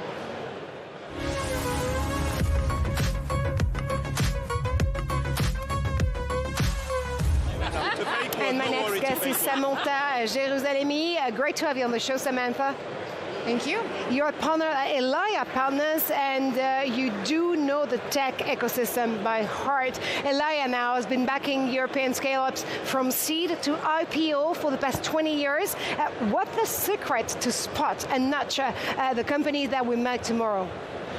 So basically 20 years ago we started in the early stage and we became an investor from early stage to pre-IPO quite recently because we've been helping those early stage companies to grow from pre-seed to pre-IPO. We've done this until the IPO for Criteo, for example. We've done this for Miracle. That is one of our success stories as well, where we still are investor. So basically, I don't know if there's a secret sauce, but basically we think that we giving much more than just money to an entrepreneur. We're a very sparring partner to entrepreneur. And there is a lot of professionalism in sourcing, developing, analyzing, refinancing, and obviously the exit path. And we're spending a lot of time in there. That's why we're defining ourselves as a very supporting and sparring partner for entrepreneur. We're not making that much of volume in terms of investment. So for the past 22 years now, we've been investing in 200 companies. We've been exiting almost 60 companies out of this, and the rest is still alive. And we're still very active in those companies. So not a lot per year as investors, so very picky in terms of sourcing. We're very expert in tech and deep tech company, and this is what LPs are looking for, like investors that are really expert in what they're investing in, and obviously what entrepreneurs are looking as well. So we need to speak the same language, and we need to speak tech language. Absolutely, and you also need to speak European language if you may, because I know you do believe firmly in the European ecosystem. What makes it so unique, in your opinion, especially in 2025? Why is now the time to invest in Europe more than ever? More than ever. I mean, it was our tagline for the past 20 years. So we really truly believe that we've built a European champion from here, from France, from Germany, from Nordics, from Spain. So we have a talented ecosystem of academics. We have the best researcher ever in the whole world, and I'm not shy to say this. So we have the best academics. That's why we've been raising on this topic, deep technology, and we have close relationship with a lot of academics here in France and abroad in Europe. So we have the best technology, we have the best researcher, and definitely we have to play something here. And we've seen quite recently tons of US players that putting quite a lot of time in Europe because you have to diversify. You have to diversify your money, and now since the past month, there is a lot of money coming from the US, coming from Asia, that coming in Europe because you have to bet on something else that what's happening in the full world, politically speaking. So huge bets, but we've been there in the past 20 years. We've developed those companies. Obviously, they need to go abroad, but we are able to make those champions fully European as well, and we have the market for this. We just need a bit of help from state, from governments, to make sure that this will be unified in terms of regulation for various topics. Will be climate, will be health, but so we need a bit of help here to make this as unified as possible, but definitely we have the talent. And I guess it's even more true when it comes to the AI industry per se. There's a lot of noise around AI, to be honest. Let's try to move beyond this noise. What do you expect from European startups in the sector? In the sector of AI, so we're talking a lot about sovereignty, obviously, and I have a harsh time with this topic because I would love to think about our European startup not by the angle of sovereignty, but just because we're better, right? So let's talk about performance. Let's talk about that kind of things. And what I'm hearing for our startup based in France or in Europe is that we perform better. Okay, we may not play the same game in terms of financial. So here again, with the money that is coming from Europe, with the funds that are fundraising as of today to fundraise growth funds and so on, as we're doing as of today, we have the power. We will have the power in terms of money as well. So definitely, instead of the name sovereignty, and I would love more to think about performance and what we added in value in this aspect. Thank you so much, Samantha Jerusalem. Thank you very much. Let's dream big. Let's dream European, right? Exactly. Thank you so much. Thank you very much. That's apparently all we have time for, but do stay tuned. We'll be back in a few minutes with more on innovation, tech, and of course, the next frontiers when it comes to innovating in Europe or even across the globe. Here, live from VivaTech, it's the 9th edition of the conference.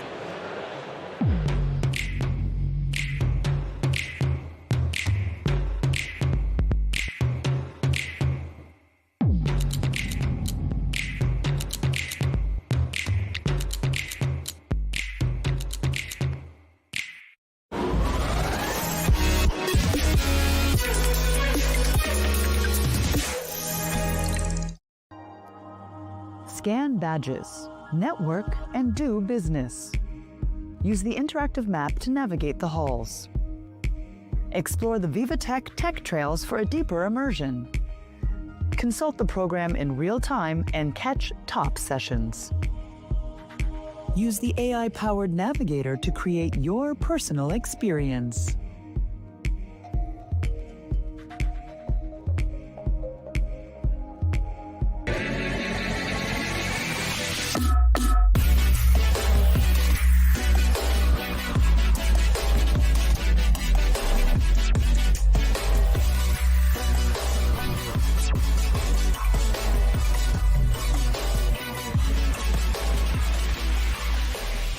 Only the ServiceNow platform puts AI agents to work across your company. They deal with the small stuff that bogs you down. Agents like secret agents? You know, I once played a secret agent. Oh, I missed that one. I heard you were great. I was great.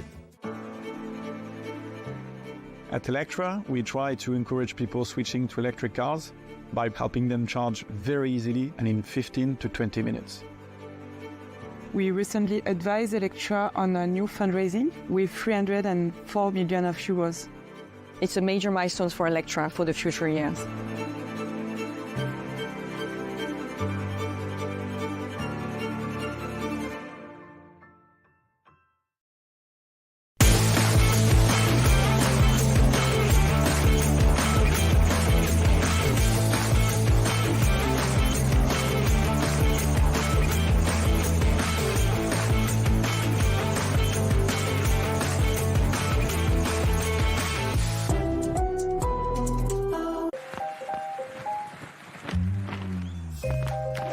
Not getting the results you expect?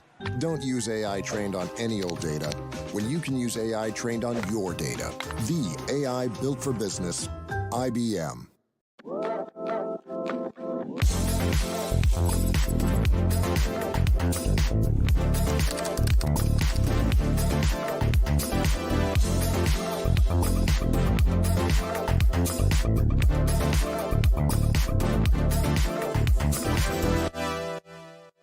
Discover the new frontiers of innovation with VivaTech News. Jumpstart your day with Upton Said.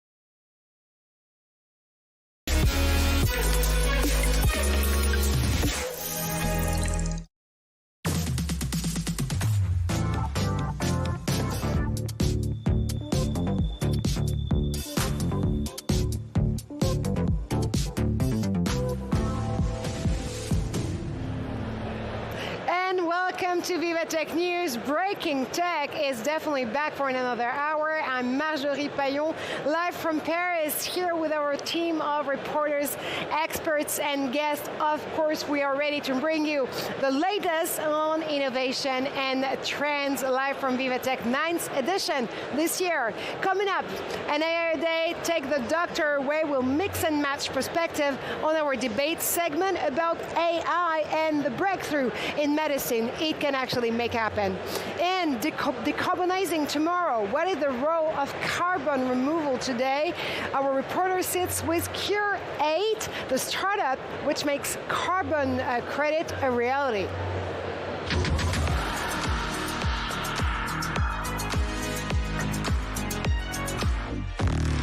And it's my pleasure to be joined live by Karine de Bock and your guest, actually, Karine. They're making an effective solution to turn carbon removal into a real market. That's what I'm hearing. Exactly. I'm going to talk about that with Marta Krupinska, CEO and co-founder of Cure8, a London-based climate tech company. So, Marta, how do you go from Google Tech to decarbonation? How did it go?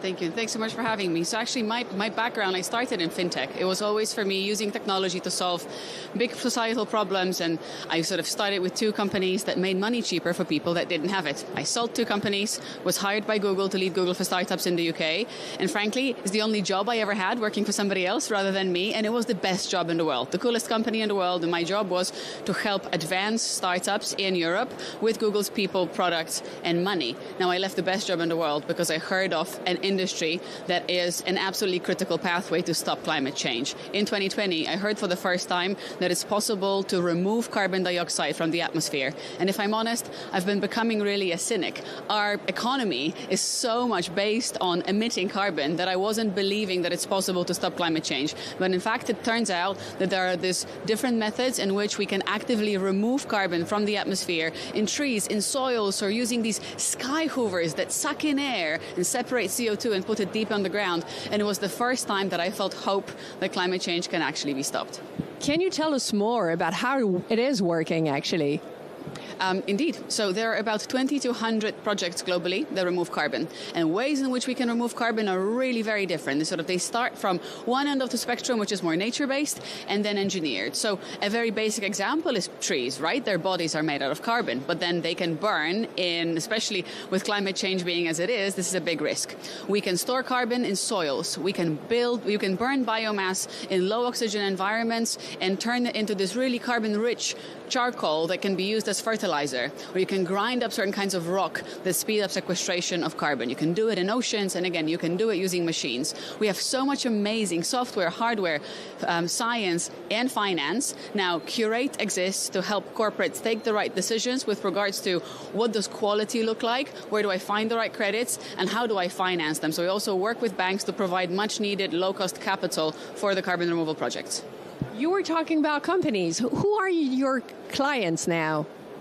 So the companies that are really leading the way are the hyperscalers in the big tech industry. So Microsoft and Google are the biggest purchasers of carbon removal today, and Google is our biggest investor.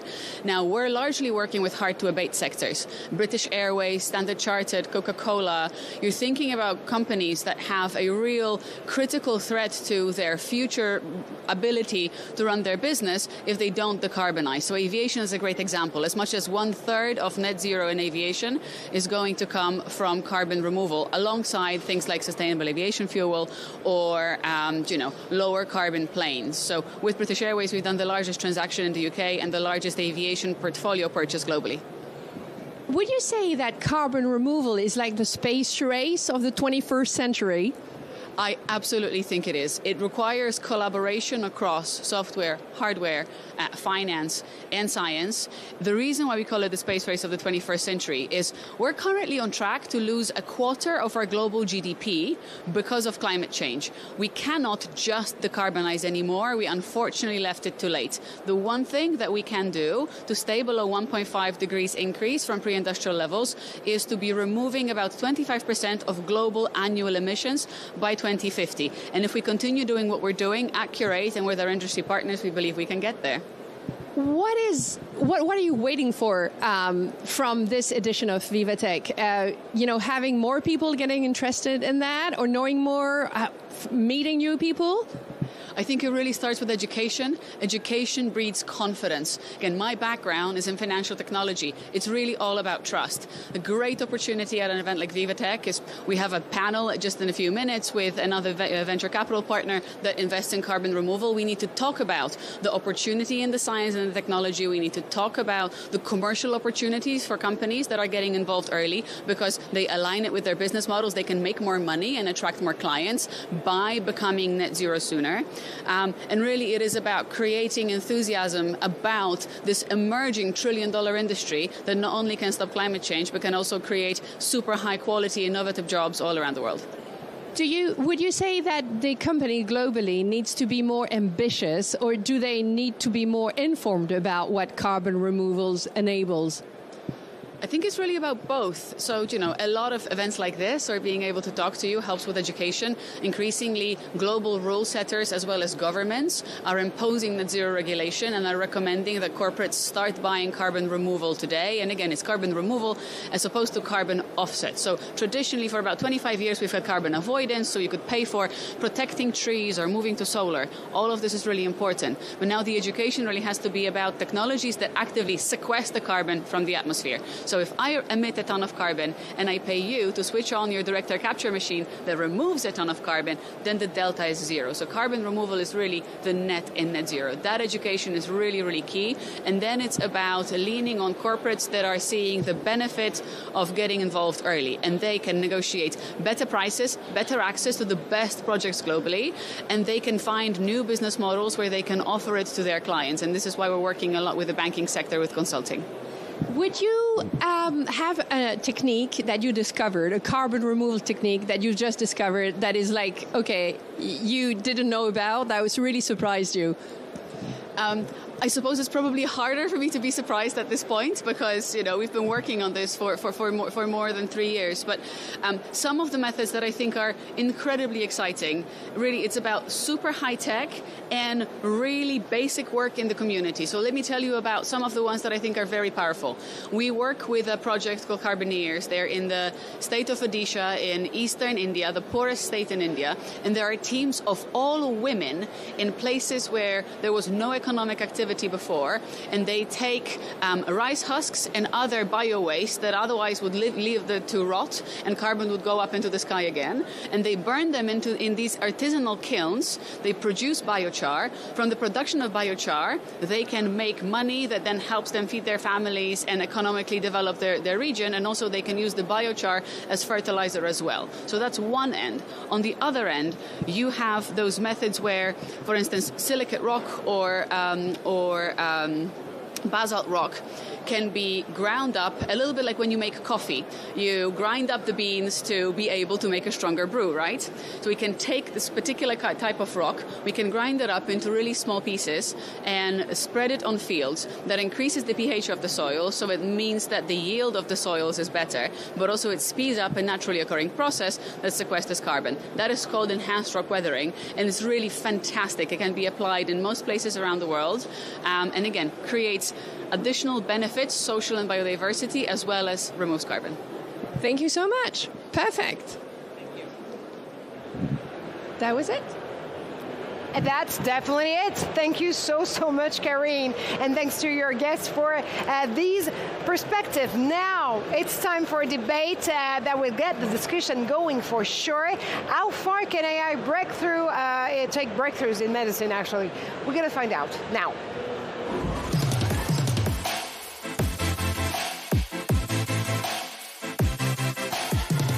And before we dive into the conversation with our guests, we're going to see what AI is up to. An AI a day can take the doctor away from enhancing clinical decisions to enabling early sickness detection, advances in AI promises new possibilities in treating diseases that were previously incurable and open new horizons in care. Let's take a look.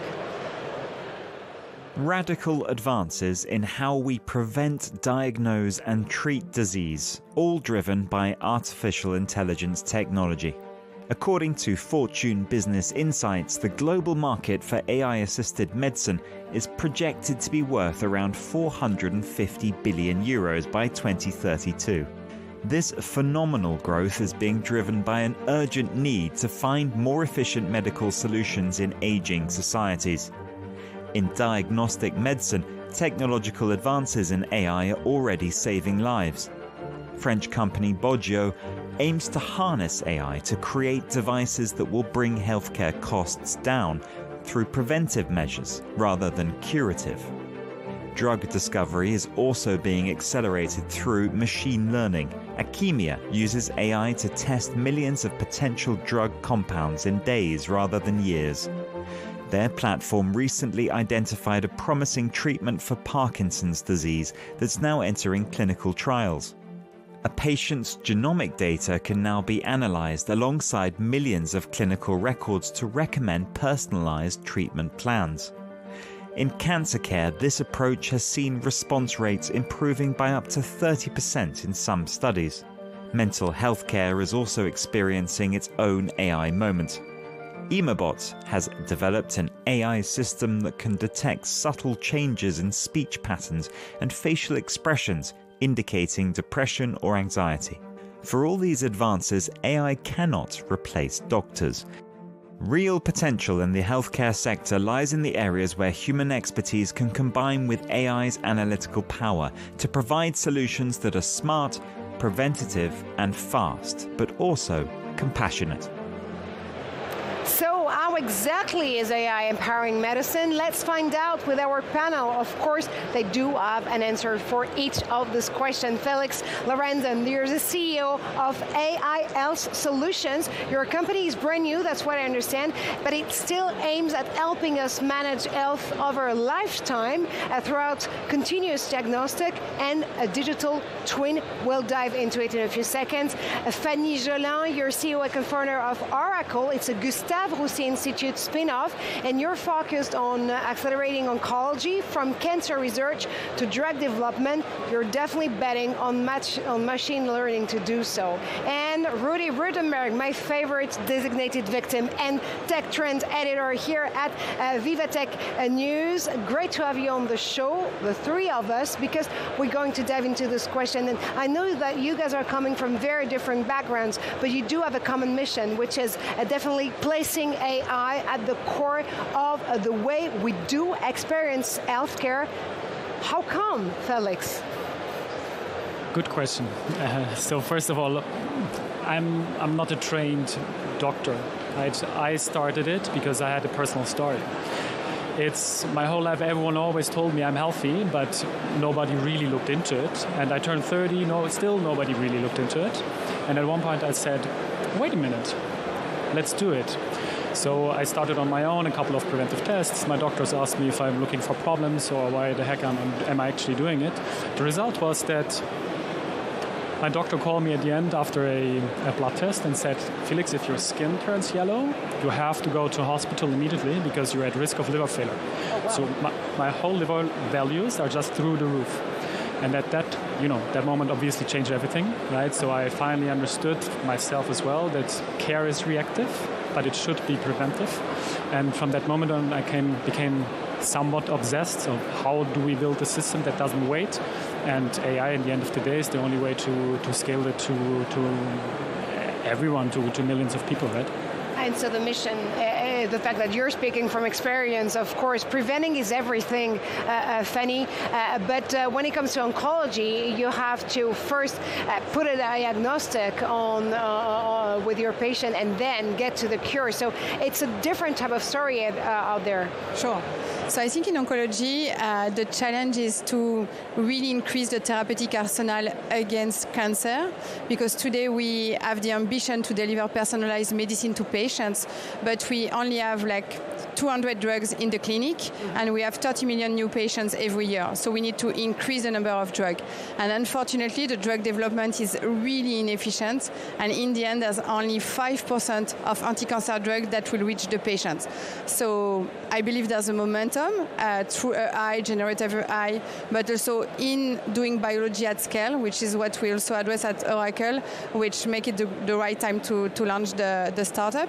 And just to be more specific, so we leverage AI to be able to dig in the huge amounts of data we've generated over the past decades in science and in medicine, and try to make sense of that, to build some also like a digital twin of the cancer patients.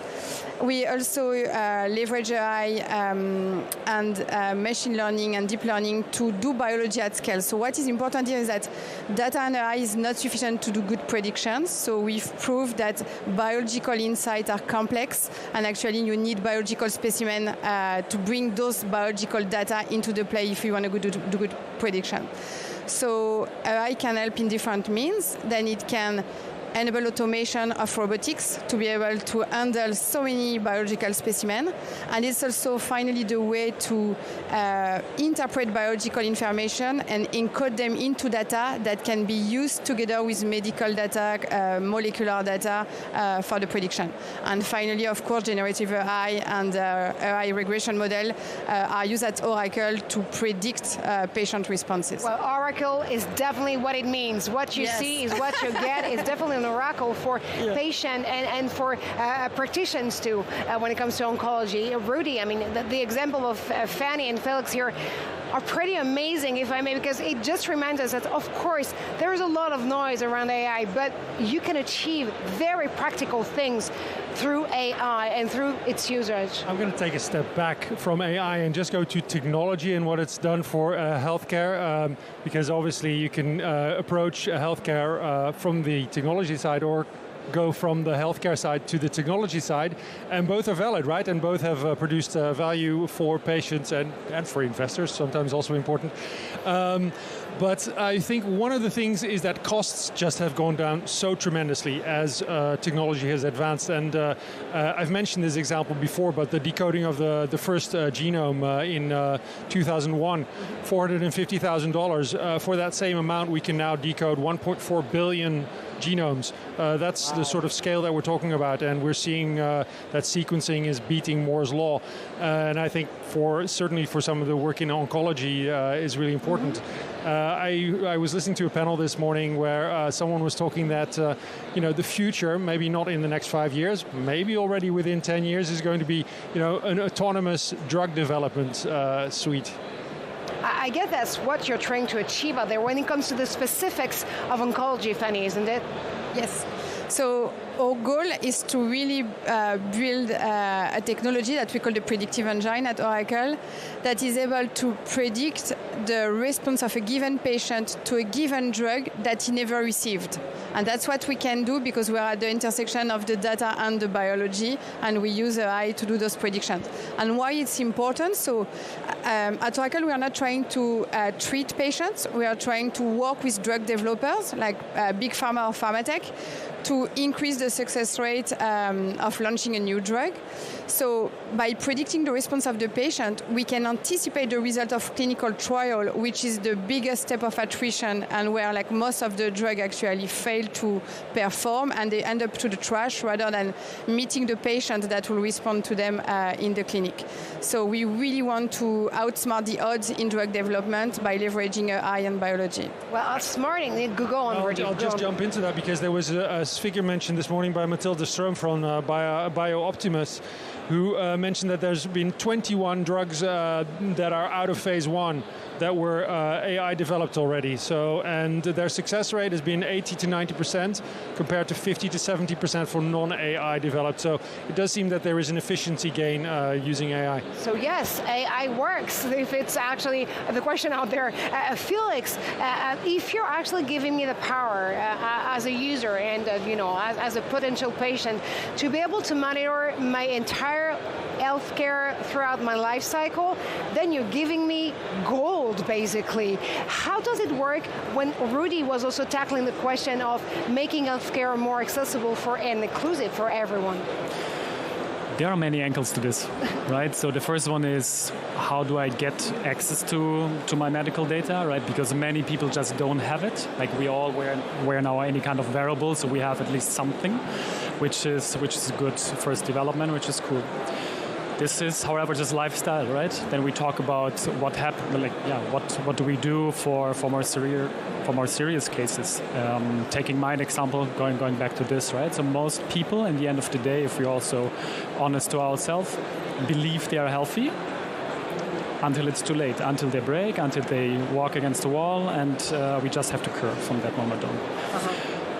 And this changes once either you break yourself and then suddenly health becomes a priority, or something happens in a friend's group or in a family, and then I suddenly want to do stuff, and this is where to go. Sorry, now I lost a bit my train of thought. No, actually, because there were so many more. We were heading towards this idea that when you're giving me the power to, probably regain power over my data, my own data and healthcare data, then I know that I'm going to be able to monitor all along what's going to happen to me, but also you're going to make it more accessible.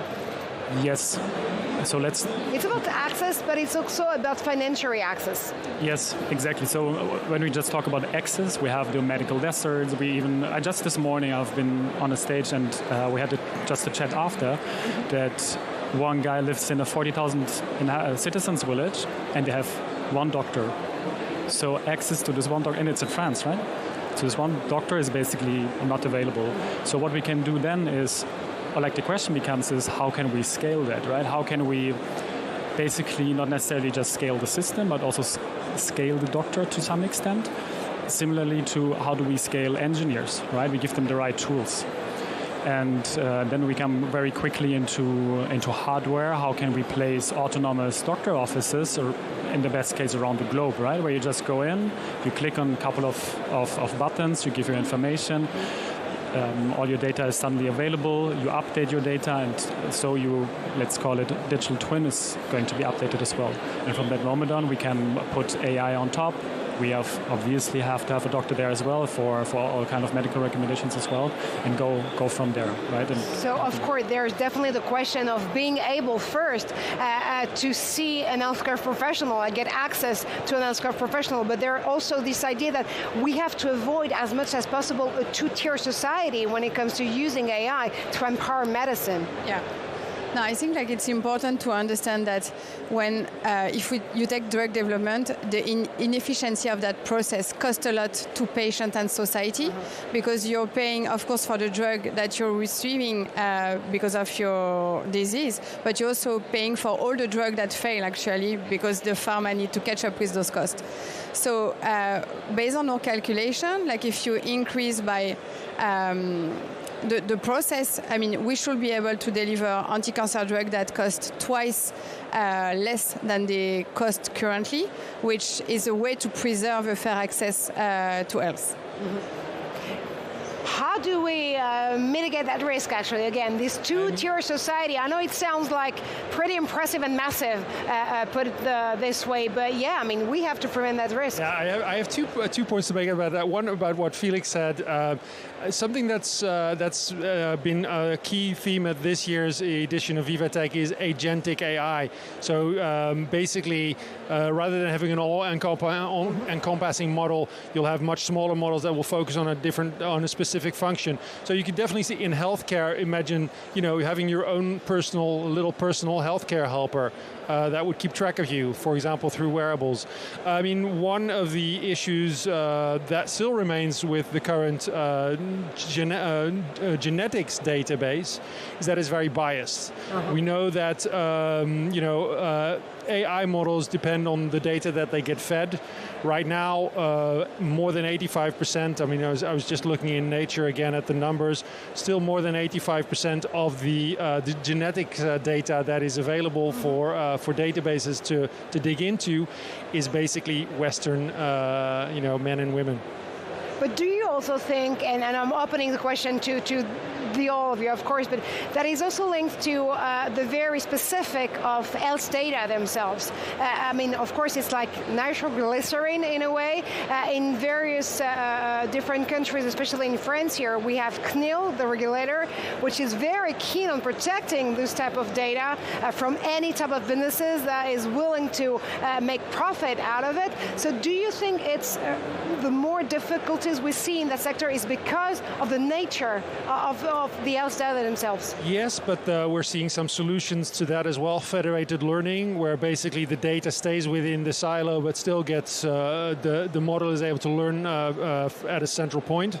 So there are solutions to that. But of course, healthcare data is incredibly sensitive because you don't want insurers, for example, to get access to that. And I definitely want to turn the question to you guys because, of course, your first material are data, and health data. So how do you cope with the regulations and the regulatory framework and actually make your solution available to all? Sure. So on our side, we need to be compliant with the GDPR and make sure that all the data are anonymized and that they are protected and handled in a very specific way to be compliant with the European rules, which are very strict. But I want to say that, we really, it's very important to focus on the clinical data and the DNA, but there are other kind of data that are very important to understand biology, disease, and design better treatment, such as proteomic, transcriptomic, which are much less regulated, and also patient-derived specimens. So if you want to get biological insight, and we have shown at Oracle in our model that they are the ones that perform the best to predict drug responses, the regulation is very foggy here. So we really need to have something like the GDPR for the biological specimen to make sure we protect the patient, but that we can also access more easily this material that is very rich in information. What about you, Felix? I can basically just second what you just said. We obviously have in Europe, we have GDPR, we have a system in the United States, then every country basically has their security standards because it's the most sensitive data we have out there.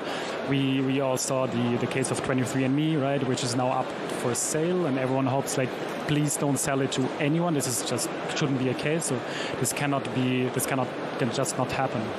Then what's also interesting is that every country is basically building up their systems, right? So Saudi Arabia, for example, says you cannot upload the data into an American or European cloud. It has to be here locally.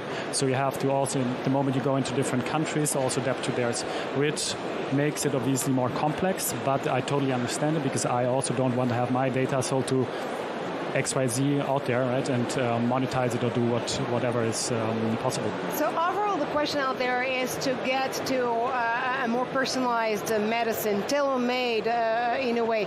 One patient, one story, one health story, and probably one cure in the end.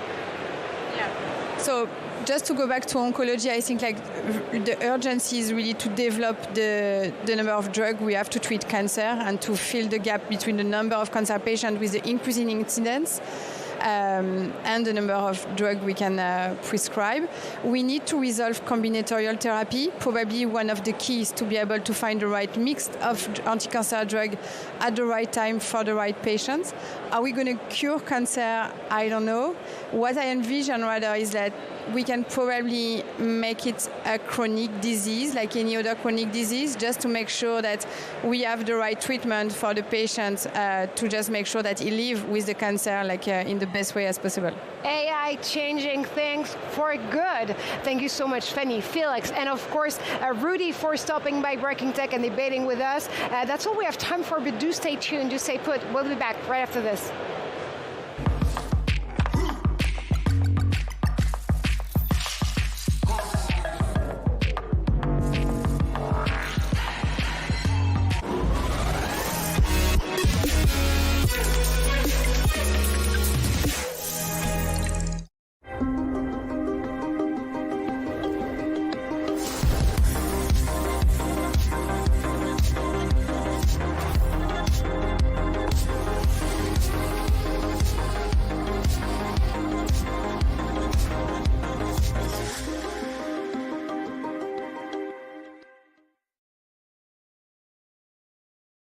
Only the ServiceNow platform puts AI agents to work across your company. They deal with the small stuff that bogs you down. Agents like secret agents? You know, I once played a secret agent. Oh, I missed that one. I heard you were great. I was great.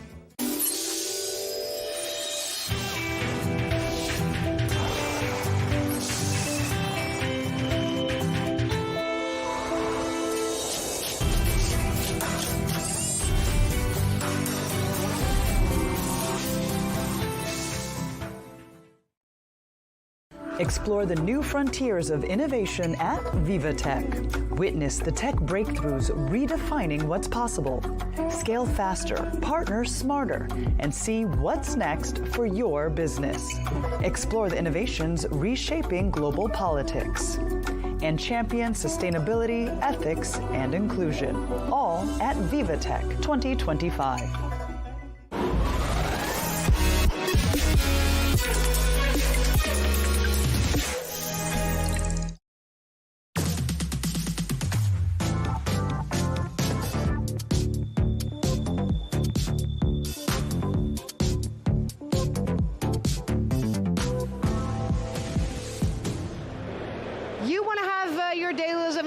Well, you are at the right place at the right time. We're on for another 30 minutes of Breaking Tech here on VivaTech News. I'm Marjorie Payon.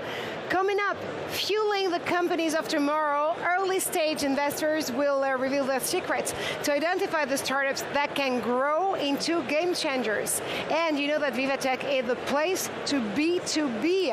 We'll follow the trends where they lead us thanks to our reporters. It's time actually to dive into inside VivaTech.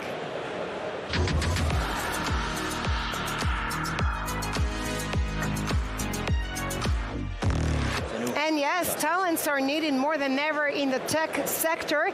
How to attract them wherever they are? Luke Brown, you have definitely the solution with your guest. Hi, Marjorie. Yes, you find me now on the Impact Bridge between the two halls of VivaTech 2025, and the Impact Bridge is about startups and other associations that are trying to have an impact on society, a beneficial impact, using technology to benefit society. And we're joined now by Jean Go of Connexion. That is a Connexio, sorry. It's a non-profit association based here in France, and you're fighting against illiteracy and the digital gap, particularly here in France. You're a social enterprise that provides digital training and professional integration for underserved communities. Can you give me a bit more detail about what exactly it is you're attempting to do? Yeah, exactly. So what we see is that, like with every transformation of society, there's always been a gap, especially for giving opportunities those who don't have the same challenges, whether we're talking about accessibility or other topics. So we try to work with those on the other end of the digital divide. And so we provide training programs that go from basic digital literacy, discovery of where the new professions, when we think about tech and opportunities are, as well as professional certified programs. So we really cover the ground when it comes to different levels of opportunity. And today, Connexio counts a presence in a few countries, more than 50 cities, and thousands of students train every year. And it's not just about services. It is also about, you have innovations of your own on the artificial intelligence, for example. What are you presenting here at VivaTech 2025? Yeah, so we're presenting a platform that's called My Connexio. And what we've seen is that when you work with those who are digitally excluded, there's really important stakeholder who are the digital advisors or the helpers. They are the ones on the first lines helping those who are digitally challenged. And so what we wanted to do is build a tool that provides training modules, that provides better ways to follow the learners who have these gaps and able to them to actually follow up with their learners. And so it's a two-sided app, one to really accompany the digital advisor, give them the right resources, empower them with pedagogical resources, and on the other hand, for the beneficiaries themselves to be able to better follow and realize that, you know, if I have a student who's really stuck on here, let me spend a little bit more time there and adjust. So that's kind of the two sides of the platform called My Connexio. And you also were one of the speakers at the Executive Summit here today at VivaTech 2025. Tell us more about the trends that you addressed in your speech there at the summit. Yes. So I think one of the topics, in addition to AI, that we're also facing is kind of the issue or challenge around DEI and even the backlash around it. And so what we encourage companies to really think about today is that if you look at longer-term trends, there's huge studies that have shown, for example, in areas where you have highly diverse leadership teams, they're 70% more likely to identify new market opportunity.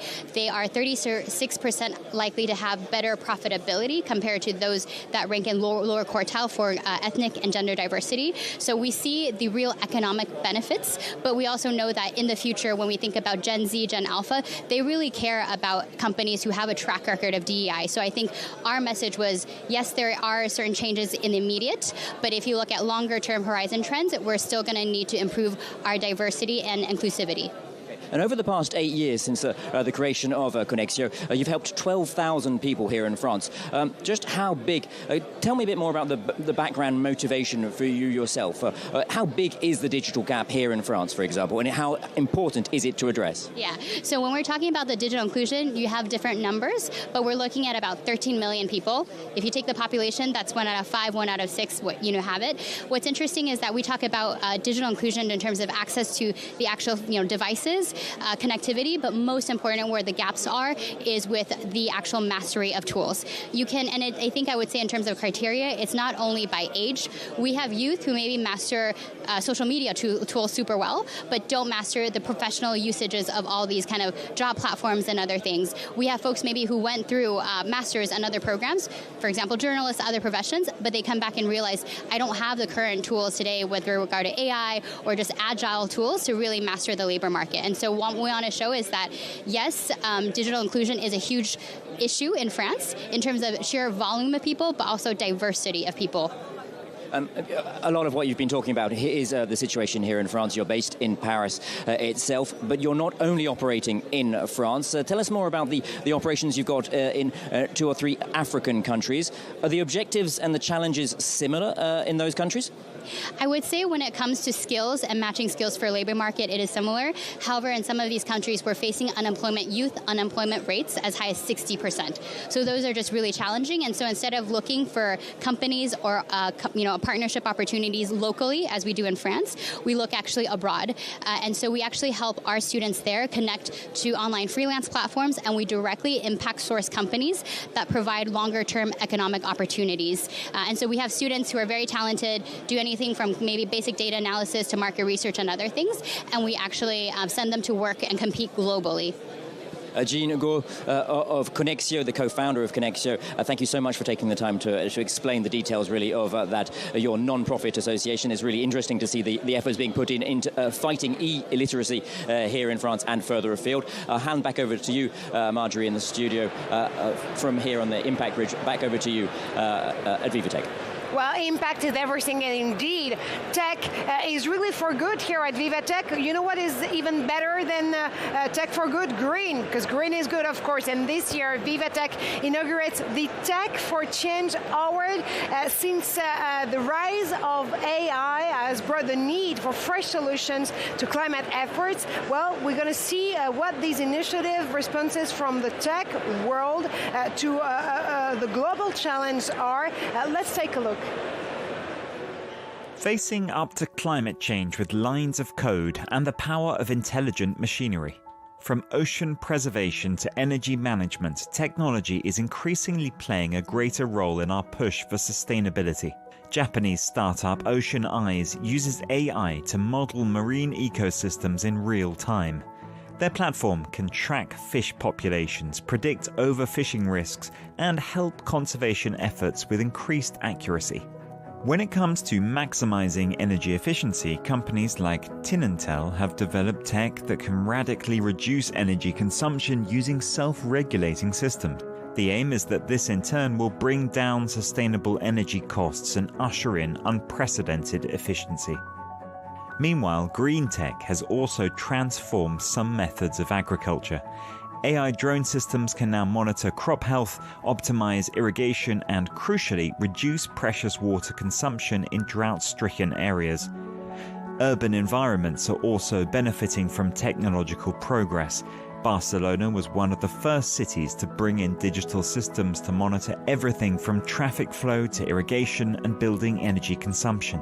This year's inaugural Tech for Change Award at Viva Technology will highlight more of these innovations from 200 startups making a difference in the fight against climate change. But progress in climate tech creates a challenging paradox.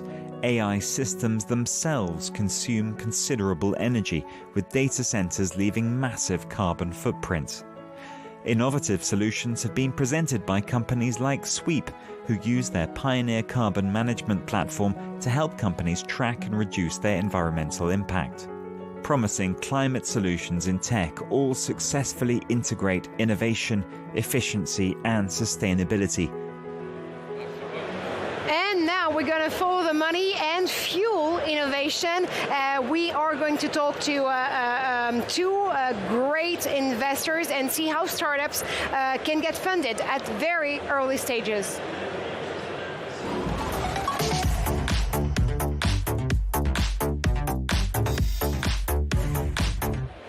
It's my honor to be joined by two key figures from the European venture capital scene. You've been around for the past 2 decades. Early Bird is definitely the name of your firm. We're lucky, actually, to get our hands on investing trends with you, Dr. Christian Nagel. You're the co-founder and partner of Early Bird, and Ferdinand Donsard, investor at Early Bird too. So first, get us through the story and the experience of Early Bird. Of course, it's one of Europe's leading venture capital firm, but what sets your investment strategy apart from the rest of the crowd? Yeah, first of all, we are pan-European. We're really focused on Europe. We are early. There's no too early for us. But in the end, it's about really finding the best teams, the teams which are basically disrupting something, want to really change the world. We're very tech focused. We can invest in the first round up to 10, 12 million, and we like really team which are distinguishing from others, which really have the goal of changing something, disrupting something in different industries. For this, we are basically very agile. We are across Europe. We're covering all countries in Europe, basically with teams on the ground. And so we are looking for companies which are not just focus on Europe, but will focus on global markets. So we wouldn't invest in something just for France or just for Germany. We're really looking for something which can expand globally. It depends a little bit on what it is. FinTech is a little bit different from other techs we're investing into. Since it's regulated and it's not so easy, and the European market is big enough to create something big in FinTech, and there's enough to disrupt. So that's for sure something we look at.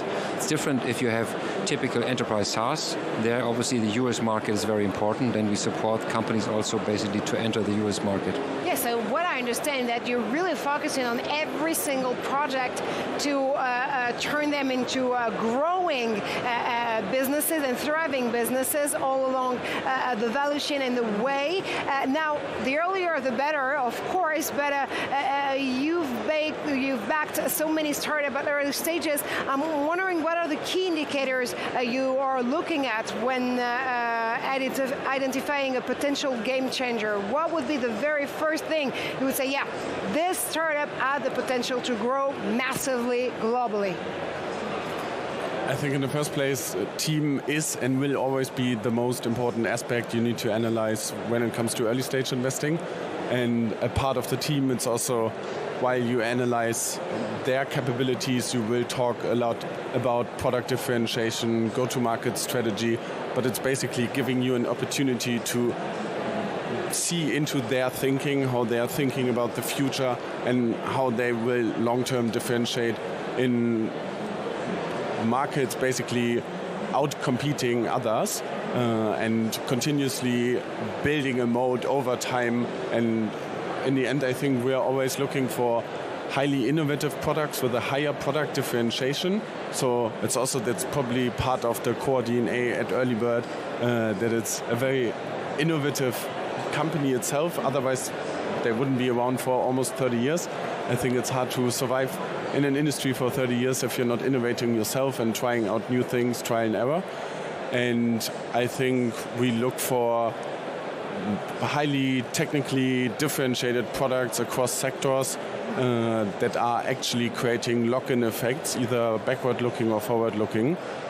So high switching costs or data user network effects. So if I hear you, it's really about personality and founders first, but how close do you say to those founders while getting on board this journey with them from startups to scale-ups and maybe unicorns or decacorns? Let's dream big. Yeah, well, first of all, I think this passion really matters a lot, and being in for the long game, not basically doing something for selling it a couple of years later. This is not what we're not in for. We really want to see the long term. We really want entrepreneurs to stay long with this, since it's a long journey. Typically, venture capital is something between 7 and 10 years we are engaged, if not more, in some successful cases.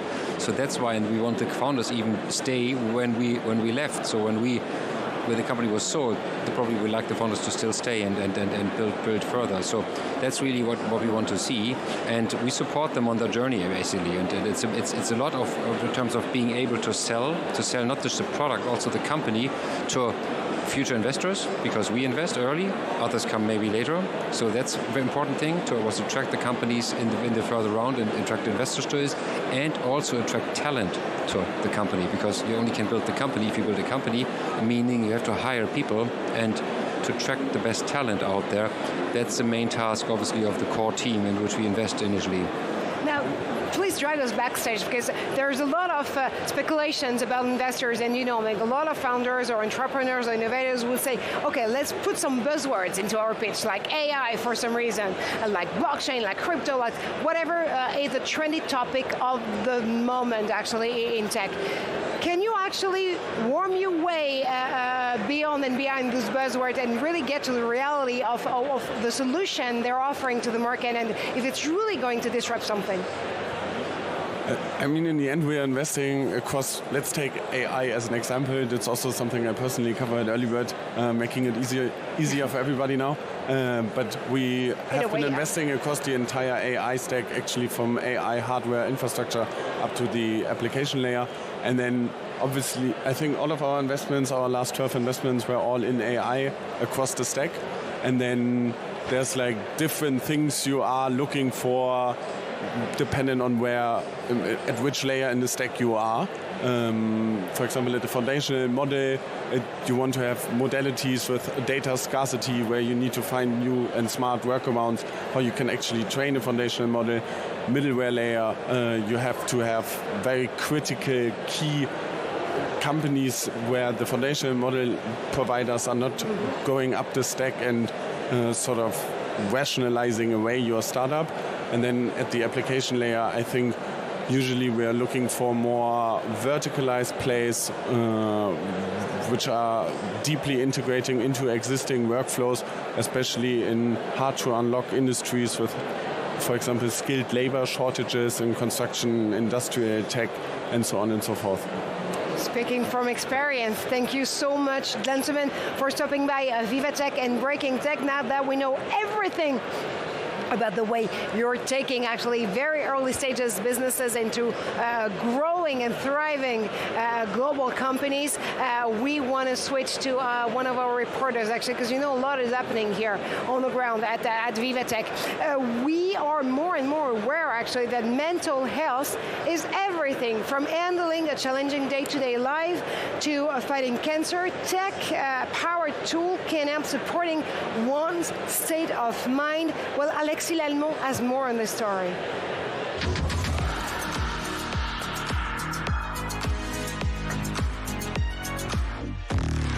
And Alexis, you're live with Dr. Fanny Jacques. She's been one of the first psychiatric, actually, to take tech seriously to improve our patients' mental health. Yes, Marjorie, this is the case, definitely. We wanted to talk with you today, Fanny, a little bit more about health. Two aspects today we want to discuss with you. Fanny, you're the medical director at EDRA, that's it, by Resilience. So this is a company specialized in first of all, medical telemonitoring, right? And particularly in oncology and afterwards in mental health. So you're also the co-founder of Mental Tech. So this is another company, French collective, basically, that brings together startups and digital solutions in mental health. So, first question for you today, Fanny. It's been a couple of years now that mental health is I'd say a growing topic in society. Every year is growing and growing. So, Resilience is a French leader in oncology telemonitoring. But tell me, what motivated you guys to expand your focus on mental health with your new company, EDRA? Because the need in psychiatry all around the world is huge and is very urgent. It's an emergency. It's a public health problem, but also an economic one. According to WHO, depression is going to become the first disease all around the world in 2030. All around the world, 1 people to 5 is suffering from mental disorders, and in France with COVID the demand is greater than supply. So we don't it's a huge problem, and we don't have choice. We need new technology to help humans, because human is not enough currently in mental health. And so could you tell me, how do you guys use especially intelligent AI to address these kind of problems? Currently, we are not using. It's not yet. Not yet. It's an evolution coming. Yes, Okay. it's an evolution coming. Okay. For the moment, we are using remote patient monitoring in psychiatry. So we are recording some data from the patient, active data, and for the psychiatrist, it is a real need because we see our patients maybe one or two times by month. So the patient is very alone between two appointments. If he's got some side effects from his treatment, or if the treatments are not working, he's alone. He can't reach his psychiatrist because it's very hard to reach us. And on the side of the psychiatrist, we need to know how is our patient, how he's going between two appointments, but we don't have time. We don't have time to do that. So remote patient monitoring allows to track our patients and their data, the sleep, the emotion, the side effects of the treatments, and we can call them if there is a need. Okay. All right. Well, thank you so much for this explanation, very precise explanation on this very important topic that we're talking about, mental health today. So thank you for taking a little bit of time with us today. And now we are back to you, Marjorie. Thank you so much, Alexis. Yes, mental health is everything indeed. Take a deep breath because we're going to go inside VivaTech again with our next reporter, Alison Sargent.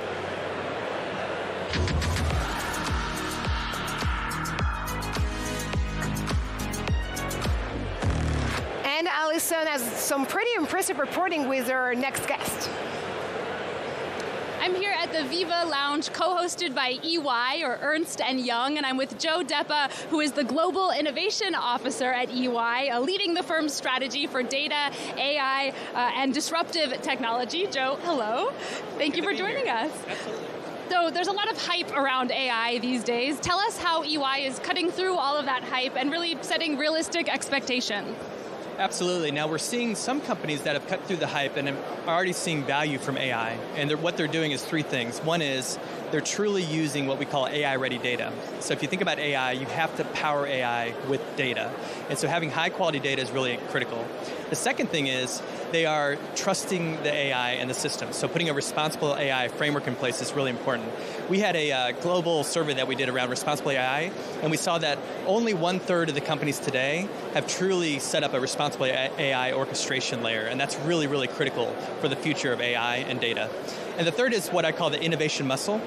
So you can have the best data in the world, you can have the best AI models in the world, but the question is how do you actually get value out of it, and how do you drive adoption? And that's going to take people, processes, and training to be something that is going to be adapted across your organization.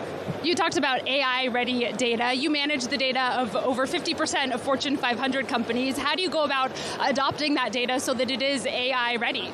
So there's three components of having AI-ready data. The first is you have to trust the data. So the data has to be high quality and it has to be secured. That's absolutely foundational to everything we do at EY with all of our clients' data. The second is you have to be able to access the data. So we operate in 150 countries, and each country has their own policies and compliance procedures. And so we want to make sure that the data is accessible in each of the countries based on the local profile for the regulatory agencies. The third is adoption.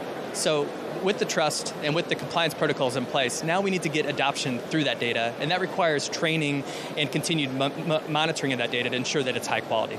And you yourself worked in the healthcare sector before this, so using AI for good is particularly important to you. Can you talk more about that? Absolutely. If you think about the world of AI, this is an amazing technology, and it can foundationally change the way we work and live for the good.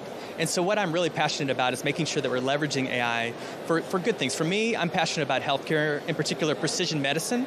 So I spend time working on looking at data sets to figure out how to integrate that into the genomic profile so you can treat patients more effectively and hopefully help solve some of the world's society issues with cancer in particular. That's my passion. But everybody should have their own passion, and the key for us as leaders in the AI space is to apply AI for good and not just worry about the operational efficiency of the future.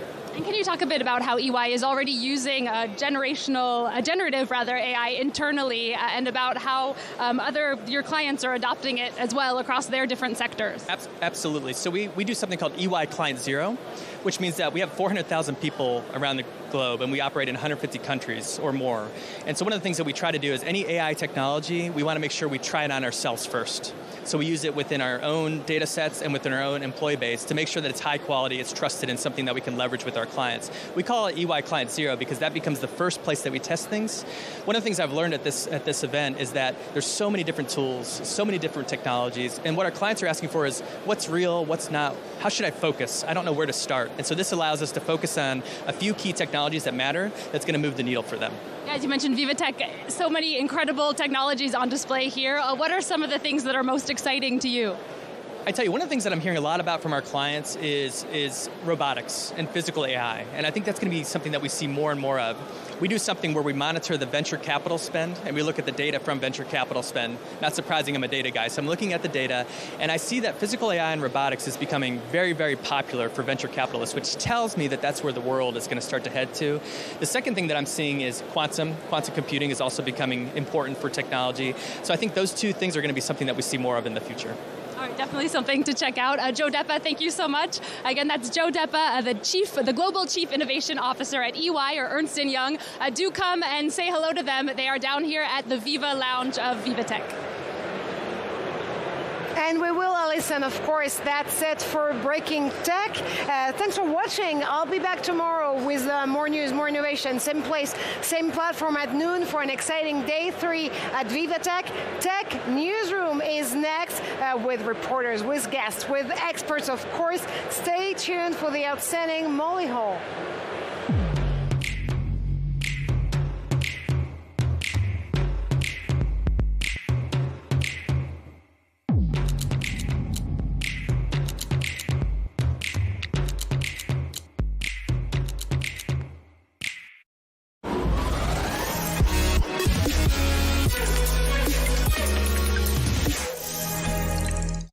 Elevate your leadership with VivaTech's Exec program.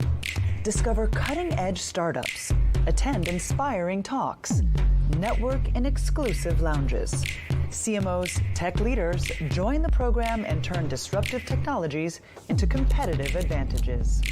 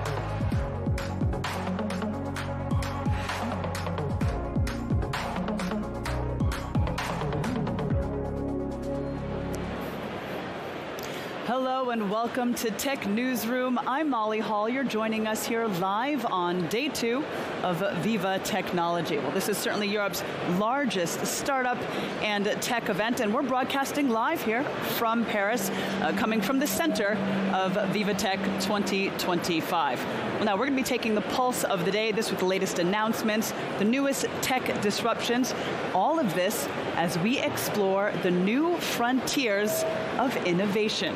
Well, VivaTech, it's the place to be, and we're following every moment of it live right here on VivaTech News. All right, we're going to kick things off first with VivaTech on set.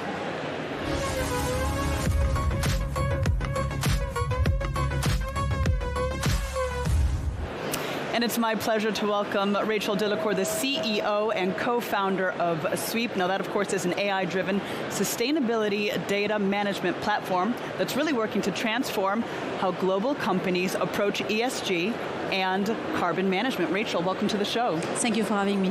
So now, firstly, before we dive into the questions, I'd like to bring up the fact that yesterday you took part in a very special session that we saw take place this on opening day alongside French President Emmanuel Macron, Publicis and VivaTech's Maurice Levy, as well as several other top business leaders, and you really focused on the need to create long-lasting business value through sustainability and innovation. We see the images there on screen, and of course this came just on the heels of a major announcement. This is the multi-billion-dollar partnership between NVIDIA and French AI champion Mistral AI. So I can imagine it was quite a historic moment there, and it was wonderful to see you really pushing your case.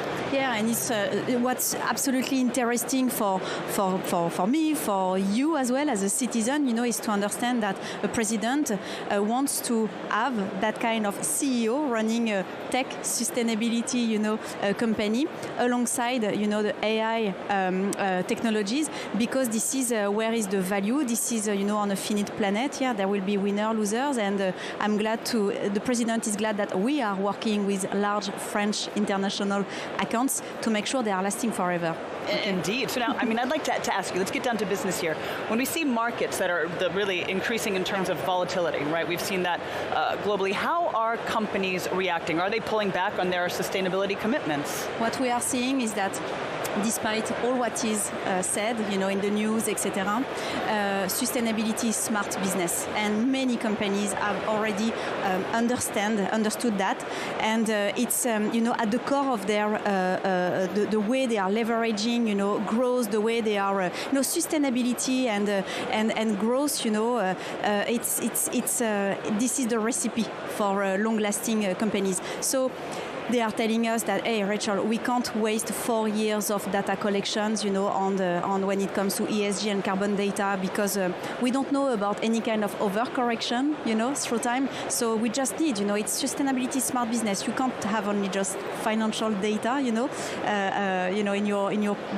the P&L is becoming more than financial data. It's really about sustainability in it. Well, that being said, what do you say then to skeptical businesses? How do you convince them about this? We convince them about already all what our customer base is already doing, because that customer base we already have for the last 5 years. Sweep is a 5 years old company, but what they are telling us is, hey, look at the proof points we have in terms of return on investment of what we've done by just collecting, analyzing, understanding our data, making sure that we are disclosing in every kind of compliance frameworks at a world level, and how we are able to build our transition plans. And this is not something that you are doing, just in one day. It takes time, to organize that transition plan to a low carbon economy. And this is the way how I'm convincing, CEOs is by telling them, okay, look at how others are not just surviving in this world, they are thriving in a low carbon economy, and they are preparing themselves to that. So there will be winners, losers, and I'm working with the winners. We like to hear that. Well, then walk us through really an example then of one of your clients who's turned their environmental data into a strategic business advantage with Sweep. Yeah, we've seen that mostly in the manufacturing, but also in the fashion industry. We are working with the Burberry, with the Coopers, with Lacoste, for example, and where it's been very difficult for the fashion companies, to understand what's happening in their value chain, connecting all those dots to just avoid that, to go beyond down the opacity that they have today. So this is where technology, digital, must connect all those dots to bring the invisible data, ESG data, carbon data, to make that invisible data become visible, and how they are able to monitor that. So we've seen, all those companies, but we're also working with the L'Oréal, for example, with the Bouygues, with the Orange. What I mean is that all those companies, they are addressing that supply chain points, challenge, I would say, not problem, challenge, to make sure that they are just navigating in a full understanding of what's happening and where their business could be disrupted. And today, not understanding your sustainable data, it's about possibly being disrupted through time.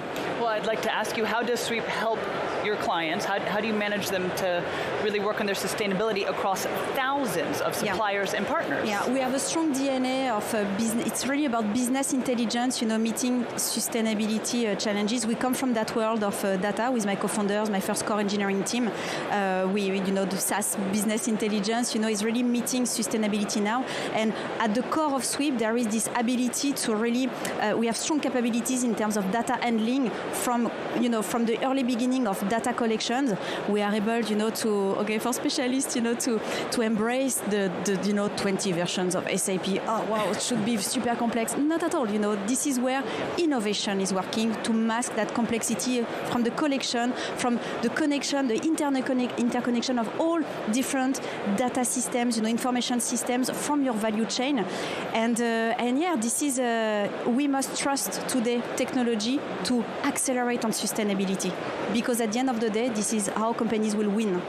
Well, now looking down the line, what's going to separate the companies that will thrive in this low carbon economy from those that won't? Just navigating in a full understanding of what's happening in your business today. When you look at all the different large CAC 40 companies who are here, we are working with most of them, and 80% of their Scope 3 emissions, of a large part of their emissions, is coming from their value chain, okay? And the ones who are not able today to embrace all that kind of data points from their value chain and have it in that one single place to have a bird eye, on what's happening, that ones, they are not on their mandate of lasting forever. The CEOs and the board members of that kind of companies are not on their mandate, to make their company last forever. Indeed. We can say that in another way. They don't deserve their paycheck. Okay.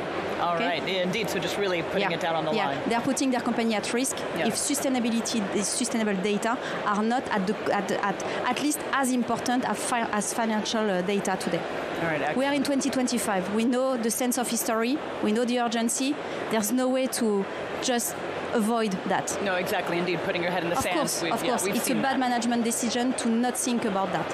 All right. Well, excellent. Well, Rachel, thank you very much for joining me here. Rachel Delacour, the CEO and co-founder of Sweep. I appreciate it. Thank you. All right, let's switch gears now, and we're going to start with some Inside VivaTech.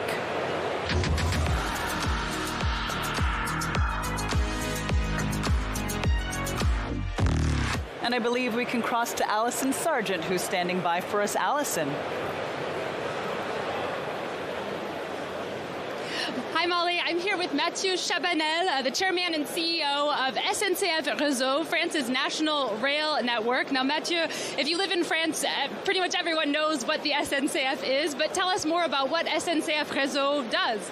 So SNCF Réseau has a role to maintain, to develop and to operate the French railway network.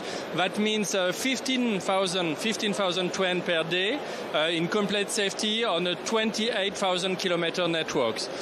We are quite a big company. We have more than 5 billion euro purchase and our suppliers are mainly in France. 97% of our suppliers are here in France in the technology field and in many other fields. And there's a lot of very intriguing innovations going on at your booth. Tell us about some of the technology we have on display here. Yes, technology are now at the heart of our process and of our operating process. And I will give you two examples, one for the customer and one for the employees. For the customer, we have to monitor the temperature of the rail. And with this kind of sensor, which can be just put on the rail and magnetized, we collect many data and then we treat them with algorithm, and that allow us to slow the train if the temperature are too high. You can see with temperature like this day, if you are stuck in a train, it's not very comfortable. So we prefer to slow them, and we can do that remotely thanks to new technology, data treatment, and AI.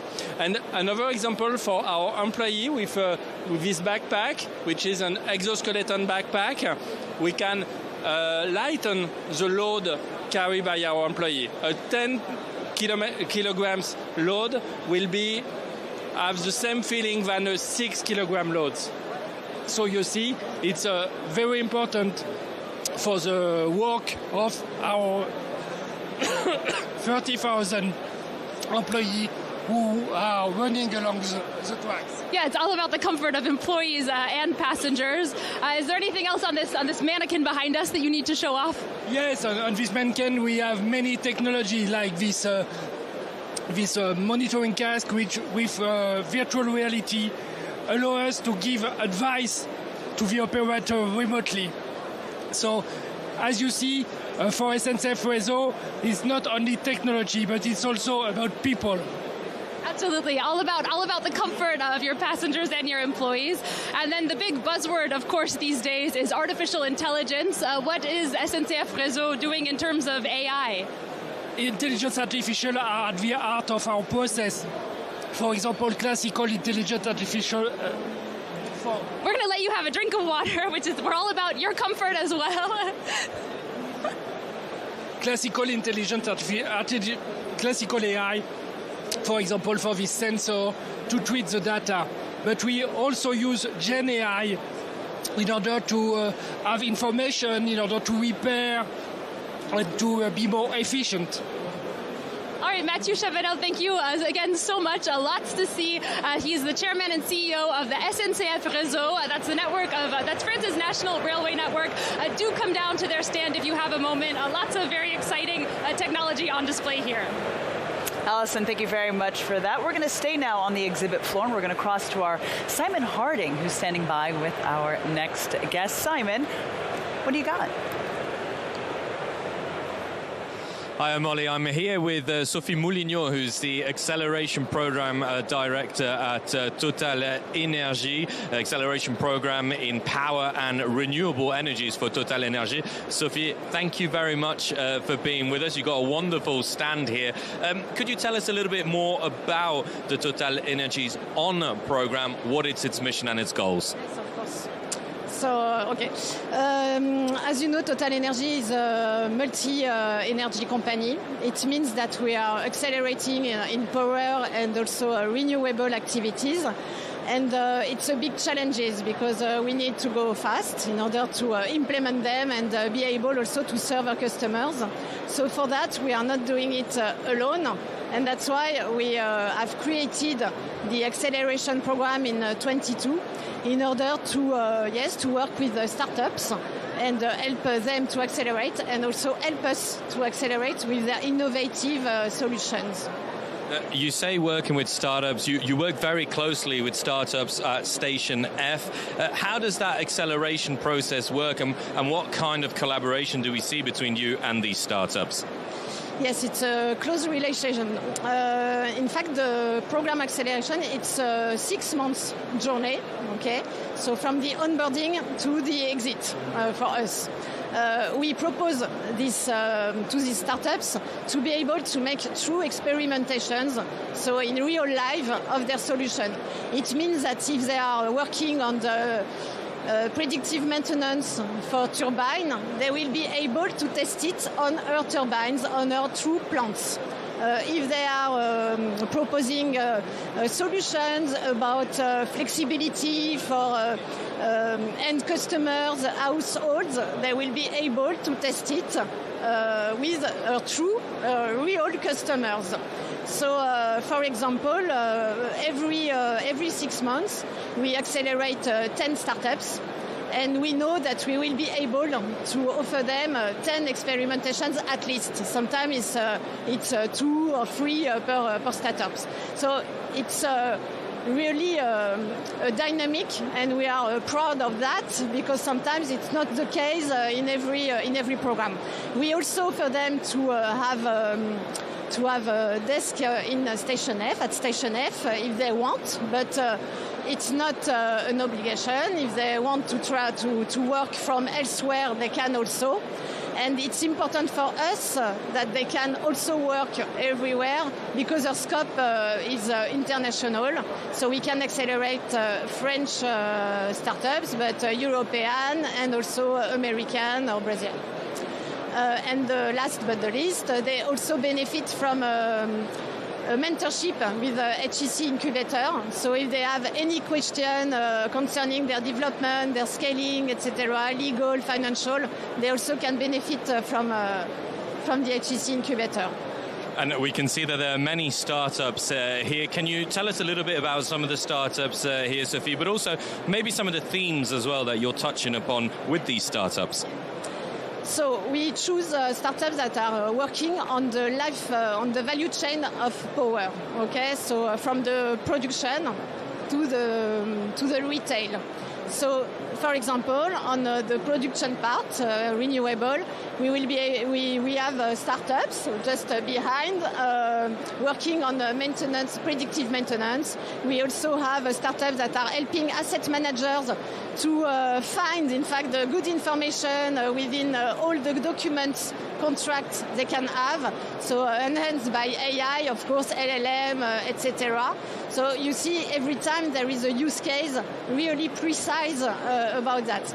We also have solutions and startups that are working on weather, because at this stage we know that the price of the electron is caused by the weather. So every time we can have a precise forecast, it can be interesting for us. So we are working with the startups about their modelization in order to see how we can also improve them and help them to improve it.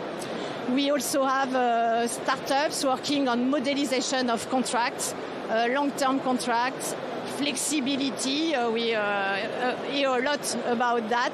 So they work closely, in fact, with the large B2B expertise in order to be able to get the good information for the customers and a very straightforward process. We can have startups about mobility also, efficiency with Optimo, for example, dynamic offers for end customers, and also solutions about trading, okay, in order to help the trading teams to get the good prices for production. Sophie Moulineau, the Acceleration Program Director at TotalEnergies, thank you very much for that interview. Pleasure speaking with you. Back to you, Molly, in the studio. Simon, thank you very much for that interview there. We're going to now switch to VivaTech on set.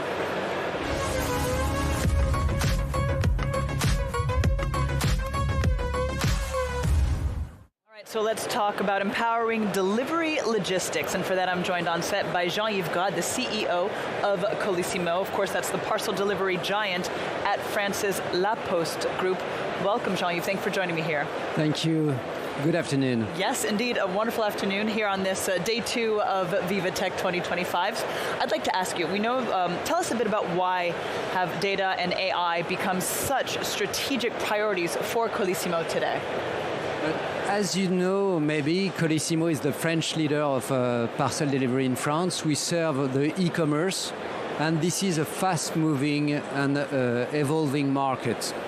And considering this, to stay ahead, we have no other choice than using data and AI to make decisions. Second thing, we are in La Poste Group, and we benefit from a fantastic data power set. So this is incredible. We have the address, we have all the knowledge of the customers. So this is a second element. And finally, as we are in the e-commerce field, we are facing the giant tech such as Amazon, Temu, well known. And to communicate with them, we need to be able to use data AI. And the good news there is, since we are La Poste, we have also the mission to give these elements to the SMEs and to make them benefit from our know-how of the data and AI. Could you give us some examples of really how we're seeing AI improve the customer experience for both retailers and end customers? Yeah, so I try to be concrete there. We have developed an algorithm recently that has won an award. This algorithm allows us to forecast and to predict better the time slot delivery. And in few weeks, we will be able to deliver the parcels at home in a 1 hour slot. How did we make this? By including different elements in the algorithm, the weather, the traffic jams, the conditions at your address that are specifics. And with all this data, we are able to perform a 1 hour slot delivery, which is a game changer also in the delivery in France. So this is really a major step in terms of the impact of operational efficiency, I can imagine. Yeah, in customer experience also, yeah. And in terms of operational efficiency, AI is really a radical change. Yes. Because in fact, what we have done in La Poste Group, Colissimo, Chronopost and DPD, in fact, our sister's company, we have developed a digital twin.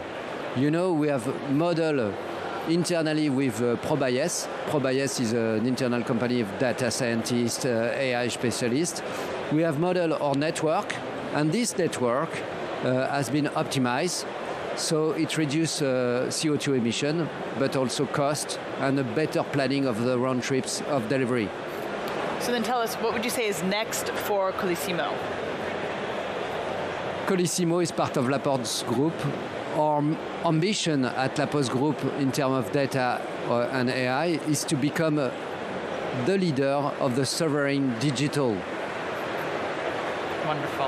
All right. Well, thank you very much for joining me here today on set, Jean-Yves. I do appreciate it. Jean-Yves Gade, the CEO of Colissimo. Thank you. Good afternoon. Thanks to you too as well. Well, let's head back out to the exhibit floor. This here on day 2, it is certainly buzzing. There's people really, it's jam-packed all across the stalls. And I do believe we can find our reporter, Luke Brown, who's standing by for us. Luke, what do you got?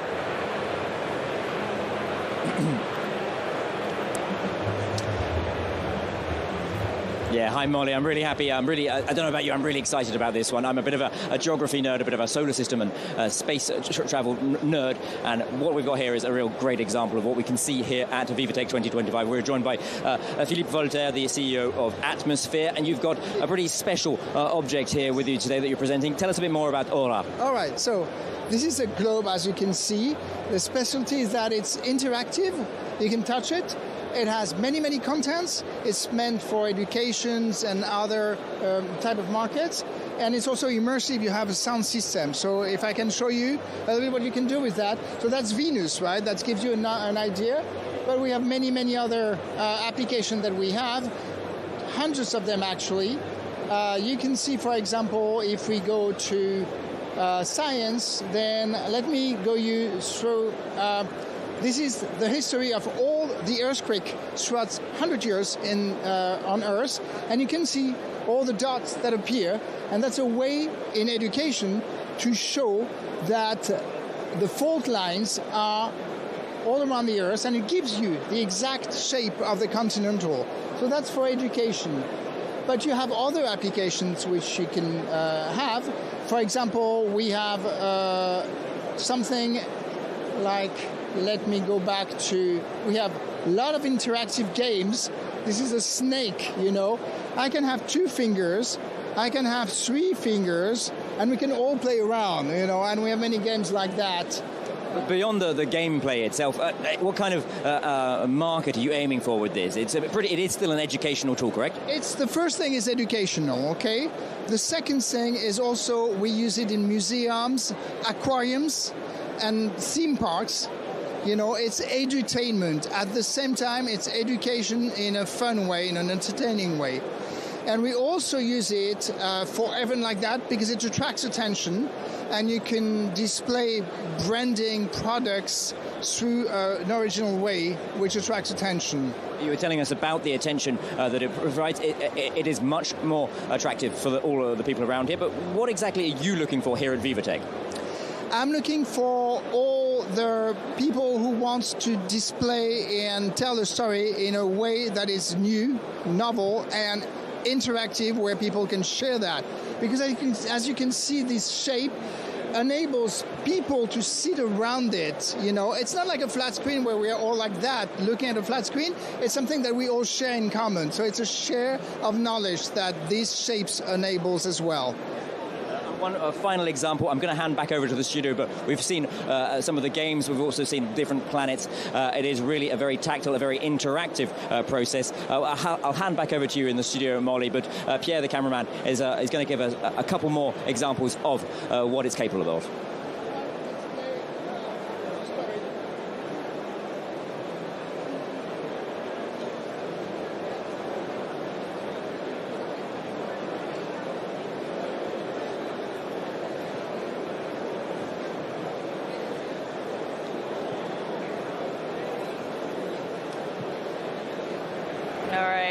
Looking there at what looks a little bit like a magic crystal ball there. Okay, Luke Brown, thank you very much for giving us that update from the exhibit floor. You are watching Tech Newsroom here at VivaTech 2025. The coverage certainly ongoing here, this on day 2. We're going to take a quick break, but we'll be back in just a moment.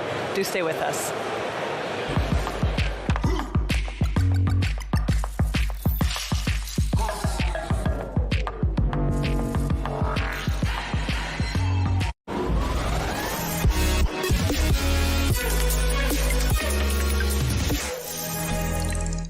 If you're neurodivergent, the internet can feel overwhelming. So we created the TD Accessibility Adapter, a free tool for all.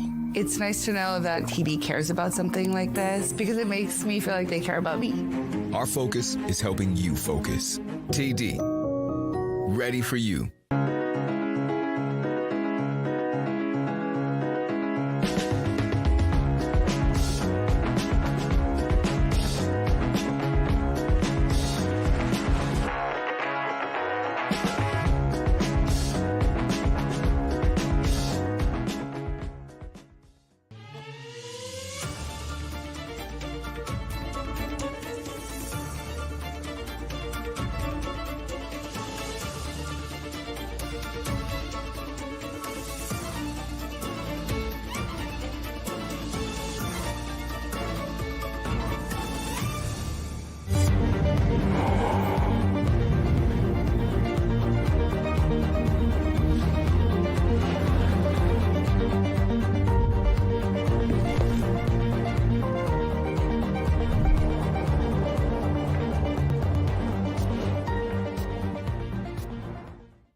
Elevate your leadership with VivaTech's Exec program. Discover cutting-edge startups. Attend inspiring talks. Network in exclusive lounges. CMOs, tech leaders, join the program and turn disruptive technologies into competitive advantages.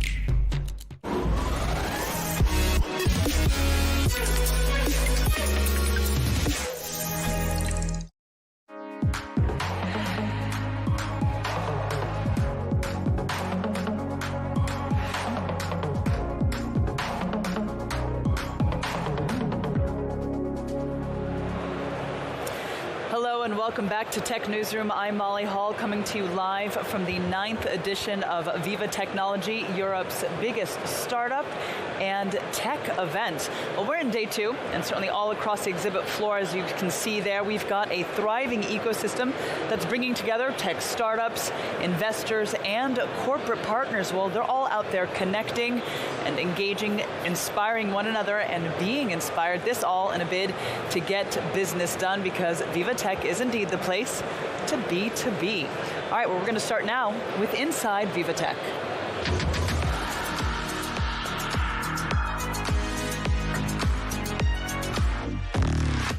inside VivaTech now with Will Hildebrandt. Will, what do you have for us?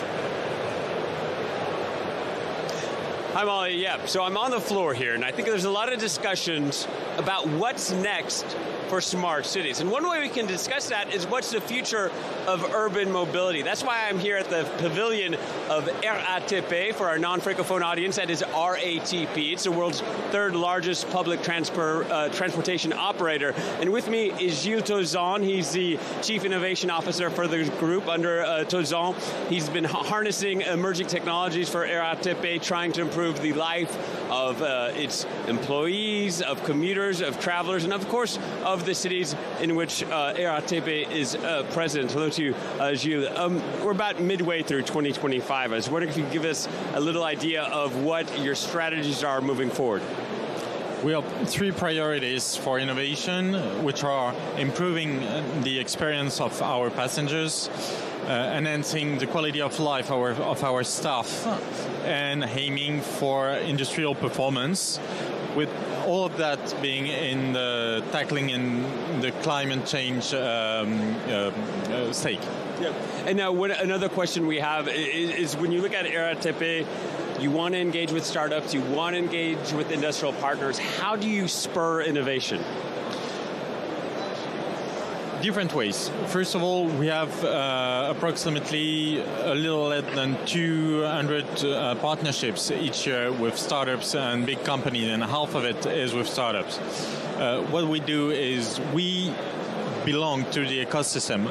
We spend a lot of time meeting new people, and then we bridge between startups and our business lines to make sure to have something that is relevant and qualified for their need. Yeah. And then we also want to wonder, like, as a historic leader in urban mobility, RATP really is trying to stay on the forefront of this digital transformation and emerging technologies, but how do you do that? How crucial is that? It's crucial because we're in a very transformative world with a lot of change inside mobility. But the thing is that when you have more than 100 years of innovation behind you, it's in your DNA. So actually, you just have to go on with your culture, your DNA, and what you want to do. Yeah. And when we're looking at the pavilion behind us, there's a lot of people here. What's the message that RATP is wanting to send to its clients, to its partners, and the wider ecosystem? We're innovative. Public service and innovation are and can go together. And we've got a lot of stuff to show on our stand, so please come and visit our demos and try out everything that we have. Yeah. There's a lot of stuff to see here, Molly, on the RATP pavilion. One of my favorites is what they call the Toot Bus, so do come by and check it out. Excellent. All right. Thank you very much for that, Will. Will Hildebrandt reporting there. It's time now for Side by Side.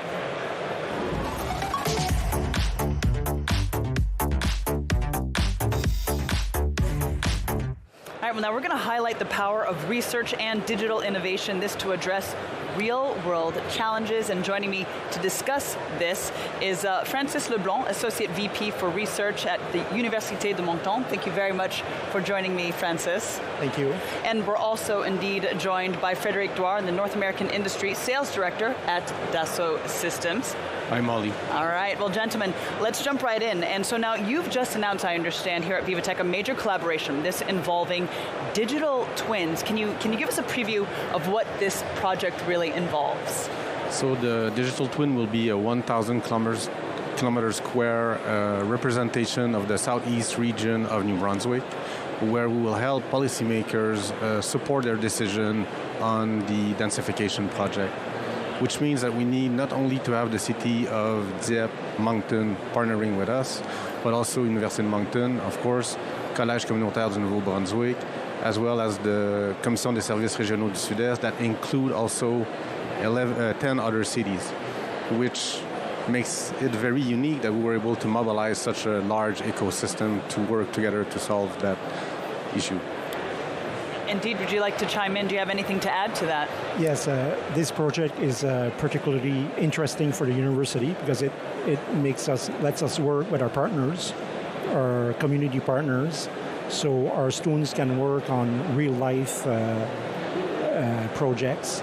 with different specialists, be it in AI, but also environmental specialists, urban specialists, and working with excellent firm like Dassault Systems. Wonderful. Frederic, I'd like to ask you then, why was the Université de Moncton a strategic fit in all of this? Well, first of all, Université de Moncton is one of the AI hub in Canada. But there are more than that. There are a hub that will actually activate research, of course, but also will activate public institution, activate also community dialogue, right, to bring us to the good people, and that is very key and very rare. And in that sense, we perceive Université de Moncton as being the perfect university to work with in order to mobilize that ecosystem. Can you walk us through a bit of the technical side in terms of what tools we're going to see Dassault Systems use for this? Well, not to go into too much of the technical detail. Yeah, exactly. Keep it simple. The idea is to take all the data and information and the know-how of all the people that will be involved to be able to simulate thousands of alternatives and be able to better anticipate and basically help policymakers to test their decision before implementing it so they can better understand the impact and also better explain the decision that they're making. Does that? Yeah. That's short clear. And sweet, concise, we like it. Very clear, yeah. Thank you, Francis. Now, I'd like to ask you, tell us a bit about the inspiration behind this collaboration. What roles are your researchers really playing in the development? Well, the university has many missions, but one of our missions, of course, is research. And we also have a strategic initiative to work with our communities. So this really is a community project. Like I mentioned, we have 2 cities, a regional authority. We also have private partners from New Brunswick that are working with Dassault, and a Collège Communautaire, another college in the region. So Moncton has been a growing city. The Moncton region is probably the fastest growing region in Canada. So we have housing shortages, and we have to plan. So our students and our researchers are gonna help work with Dassault to help the deciders, the policymakers, to decide what kind of buildings they want to build, how is it gonna affect services, traffic, all along while respecting biodiversity.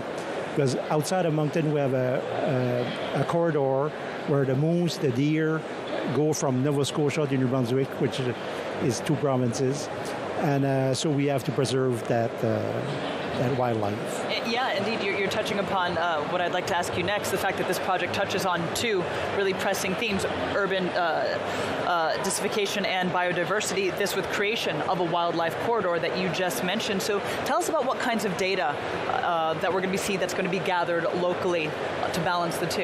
Yeah, we're going to have geospatial data, socioeconomic data, environmental data. So all of that is going to go into the digital twin to model. We're going to give several solutions or several possibilities of development. Of course, sustainable development, because we want to have developed the region without affecting biodiversity. So our students, along with Dassault, are going to help incorporate all those data in a digital twin. Wonderful. Now, Frederic, I'd like to bring you back in. Of course, we know that Dassault Systems is known for innovation at scale.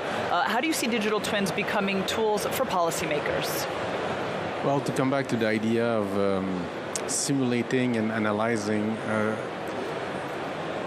one of the challenges when you bring a big ecosystem to work together is that there's different perspectives, and everyone is, from their perspective, are right. But it's about making sure that people understand properly, globally, the issues that they're facing. And therefore, what the virtual twin enables to do is really to, by contextualizing the data on the 3D, non-technical people can understand technical data. And the reason why we can scale with that type of approach is basically the solution that we are developing with Université de Moncton and our partner. We are also working with students, professors, to ensure that we can scale, so that we can replicate and ensure that not only we're providing solution, but expertise within the community, and be able to work with New Brunswick government to replicate throughout all the region of New Brunswick. Yeah, go ahead. Yeah, and we want to do simulations that inform the designers, so they can make decisions, but on fact. Because sometimes we assume that if we build certain types of housing, it'll be good or bad, but then we'll have data. We'll have traffic data. How will it affect traffic? How will it affect services that we need? So all of this is going to come into play in the digital twin. Just to comment on that, because the complexity is such. We were talking about densification and housing, but when you densify, you need to think also about more people, pedestrian safety. Yes. It's about what is the proper ridership to ensure that you can have more public transport, bring more services toward people. So there is complexity, and what we're trying to achieve here is to be able to be very agile in the way we're building those solutions, so we can scale and expand the scope of the solution itself. Well, I'd just like to ask you both, finally, this partnership we're seeing, of course, that it bridges France and Canada. So how does this project really reflect shared values or policy priorities? Well, both France and Canada aspire to become leaders in AI, so it's natural that our two countries work together on such projects. We also have priorities in digitalizing territory decisions, sustainable development, ecological transition. So both countries are aligned on priorities. Indeed. Well, I think we are leading countries already, but I think that working together, we can go further. Certainly, I think there's alignment from a social, environmental, and inclusion perspective as well. And there's also cultural proximities, I think, that facilitated building the relationship also with the ecosystem. Wonderful. All right, well, we're going to have to leave it there, but Francis Leblanc, thank you very much for joining us, and Frédéric Douard, it was a pleasure indeed. Thanks to you both. Thank you very much. Well, now we certainly see that LLMs have already made a huge impact in business world, this increasing efficiency and simplifying tasks for workers across the world. Well, now agentic AI, artificial intelligence with increased autonomy, it does indeed look set to transform an even larger section of industries. Let's take a look. A profound shift is underway in the workplace, from offices to boardrooms to factory floors. Artificial intelligence is evolving from basic automation to active business partners. This new wave, called agentic AI, involves systems that can autonomously pursue goals and take independent action. It's already in use across sectors, cutting costs, speeding up development, and reshaping customer engagement. In e-commerce, AI agents manage dynamic pricing and inventory in real time, responding to demand with more personal interactions. In logistics, delivery routes are optimized step by step. In healthcare, companies like Insight Technology use AI to improve life-saving screenings for diseases like cancer. According to McKinsey's 2025 AI report, over 70% of companies use AI in at least one business function, up from 55% last year. And it's not just chatbots. AI now supports software engineering, product development, and supply chains. Generative AI is tied to big profit gains. Companies that restructure workflows around it see the highest earnings. AI agents assist humans in completing complex tasks in hours instead of thousands of hours. Taiwanese startup AI Plux uses AI to simplify patent processes, freeing teams for strategic work. With more agency, like Breezy AI overseeing company security, concerns over control and data privacy are rising. A 2024 MIT study found 78% of leaders worry about AI decisions made without oversight. Still, businesses that embrace agentic AI could gain major advantages in speed, innovation, and market edge. The question now isn't if AI will transform business, but how to make that transformation work for companies and society. All right, you're watching Tech Newsroom here at VivaTech 2025, coming to you live from the French capital. And now I believe we can cross to our reporter on the ground, Karine Dubac, who's standing by for us. Karine, what's the latest where you are? Well, you know what? I need holidays. It's already day 2, and I'm so tired. So I just went to the New Caledonian Tech booth, and I thought I was here for holidays, but absolutely not. So we're going to talk tech in New Caledonia with Leah Levan. So, why, we always think about this territory as a place for super holidays, but when it comes to tech, what is new here? Well, honestly, it is a great place to come and have holidays. We actually do offer as well. We're doing a raffle for plane tickets to come all the way to New Caledonia. But for the tech enterprise, it's a great way to start because you can do a lot of success, trial and error, very fast, it's very adaptable because we're an island. So it's just a sandbox landscape for all the startups to just grow and boost their business model. And we have great ties to France, we have access to the Australian market, the New Zealand market, and also all the Pacific Islands, and we're on a strategic axis with Asia as well. So New Caledonia is great to come and invest, yes. Can you show us some of the startups that are in New Caledonia? Can you show us some of the things we can find in the booth? Yes, definitely. So just to give a little bit of context, so the New Caledonian booth is supported and sponsored by the government and its partners. So we're working a lot with the stakeholders of the tech ecosystems in New Caledonia. And so that's what made us have the opportunity to send over 8 startups, local startups, all founded in New Caledonia. So the first one here you can see is Testium. We do have a lot of, we have a red line, if that makes sense, between every single startups, which is AI, obviously, the theme for this year for VivaTech. But also, what's great is that you can find a little bit of everything here. We have different sectors. So we have social tech, we have green tech, we have blue tech, we have the digital marketing space, health tech. So you can find a lot of stuff. So we're on booth D48, so we would be glad to tell you a little bit more, so come and visit us. And what's great is that we have fire tracking, optimal HR, as well as startups who have won prizes last year. For the HR VivaTech prize last year, and also fire tracking, which is on 2 tech trails this year. Has pitched as well on Pitch Studio for OVH on the Impact 2035 Challenge on VivaTech. So it's great visibility for us as well, and we're so happy for them because the booth has been full on since day 1, and they are so happy, yeah. Would you say that environment is a key, or maybe a line between all the startups that you're having in New Caledonia? Because we know it's a green island, it's one of the biggest atoll in the world.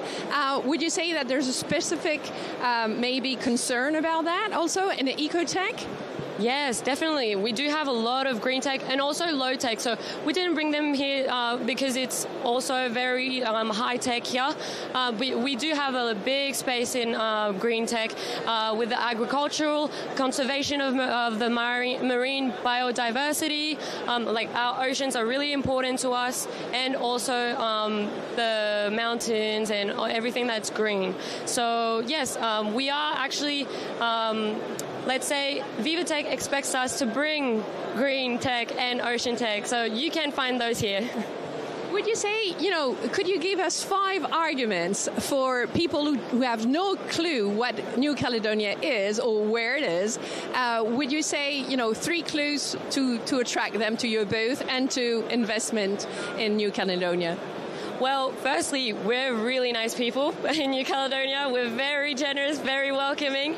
And also, you get to have a variety of startups. And we're in the acceleration process of each startup. So we're here to not only sell, but make partnerships, but also find investors and VCs, and for them to really boost and explode. And then if you really want to come to New Caledonia, like I was saying, we do a raffle every single day, like 4 raffles, and you get to win a flight ticket, a round trip, all the way from Paris to Noumea, and Noumea back to Paris. So, yes, you get the best of both worlds. Thank you so much. So, Molly, if you want to enjoy tech and the sun and some holidays, come to the booth here at New Caledonia and try to win the tickets. Back to you, Molly. All right, Karine, I think I'm going to try to jump over there real quickly before the end of the show, see if I can get into that raffle. Could be a good idea. All right, Karine, thanks very much for that. We'll come back into you later in the program. Well, now we've got over 3,500 exhibitors, over 400 top speakers, all here at VivaTech sharing their latest innovations and insights. And well, earlier today, Daniel Diaz, the Chief Business Officer for the American company Agility Robots, gave us a demonstration of Digit, the robot, who could soon be changing our lives. Take a look. The robot as a service model is where we take a look at your operation. We see how much you're paying for the equivalent of human labor, which they can't hire in the first place. And then we simply discount their fully burdened human labor rate. So the minute the robot steps onto the job, it's already doing it for cheaper than the human being. And so they're receiving ROI on day one of that robot working. So today what we're going to show you, this is Digit, by the way. This is our humanoid robot. We're going to use an LLM to give Digit some commands. So I think today, guys, we're using Gemini is what we're doing? Yeah, so we're using Gemini, and we're going to give Digit some tasks. What we've done is we've put some laundry in front of Digit, put the gray shirt on top of the green shirt, and put the pile in the basket. So now it can figure out, it'll determine which one's gray, which one's green, and begin to order its operation. So there we go, put the gray shirt on top of the green shirt, and now we can take them both and put that in the basket.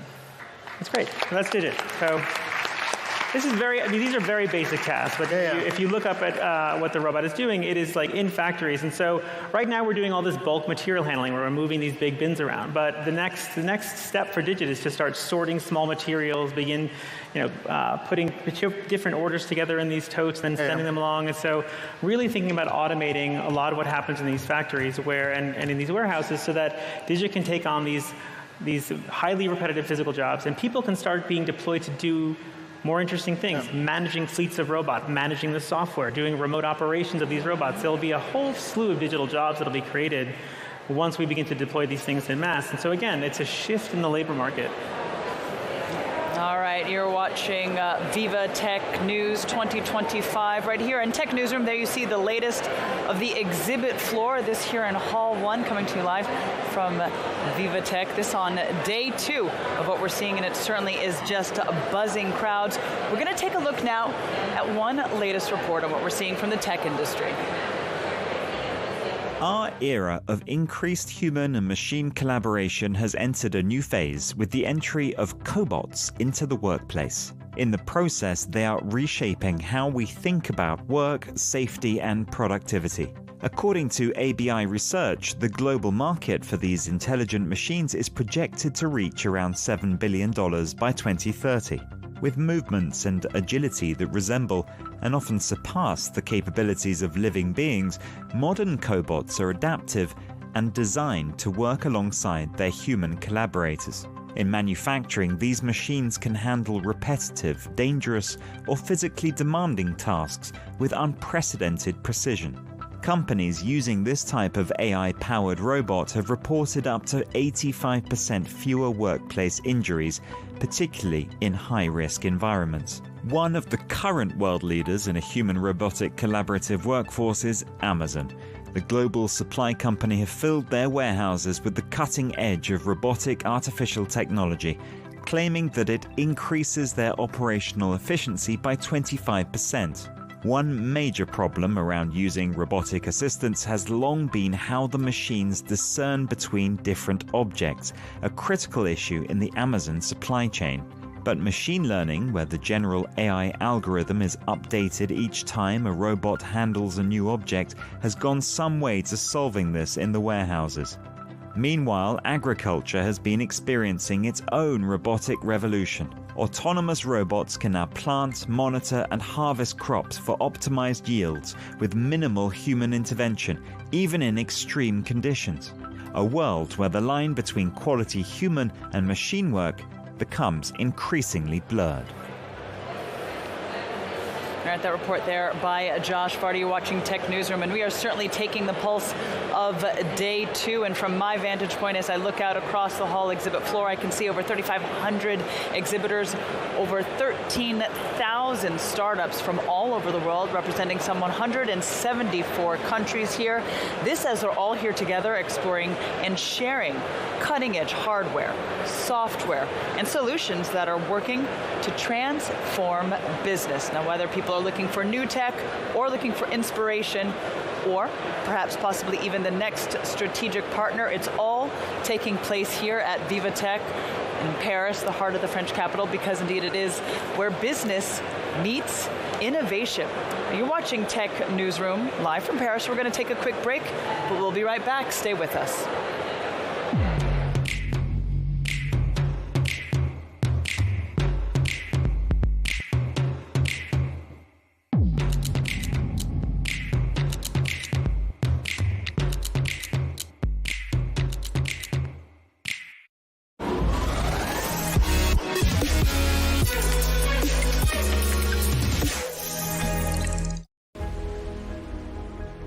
The future of healthcare will be shaped by innovation. We see a very big potential future growth of this company, and we are trying to help them to make this potential come true. Our ambition for Contura's hydrogels is to be the leading treatment in osteoarthritis over the next 5 years, and we rely on BNP Paribas to help us along this journey.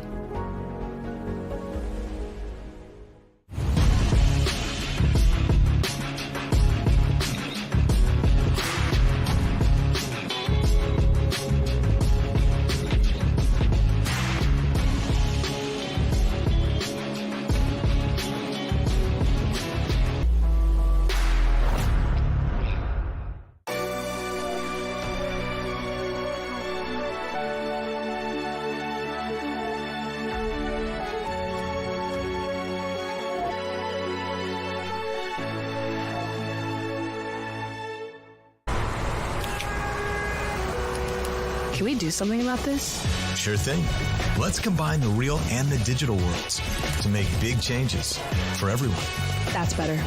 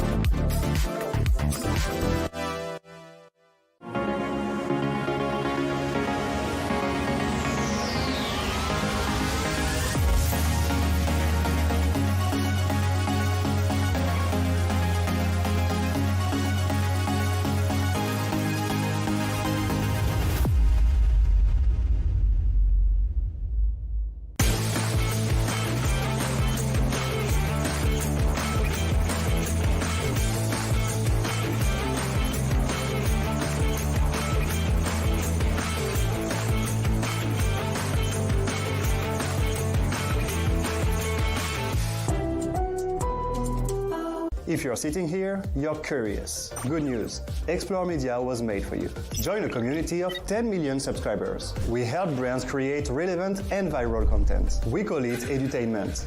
Contact us to learn more.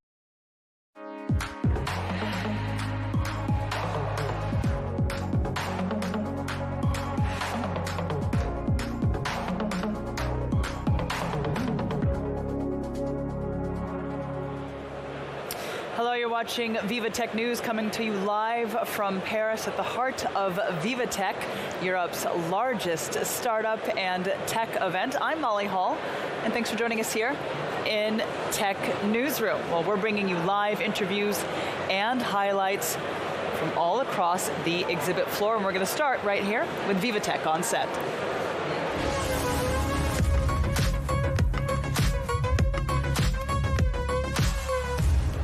And it's my pleasure to welcome Audrey Susan, the general partner at the investment firm VivaTech. Hi, Audrey. Hi, thank you for having me. Thanks very much for taking the time to come here and chat. So now, we know that VivaTech is known for investing in early-stage tech startups across Europe. What do you look for first when meeting a founder? Yeah, that's an excellent question.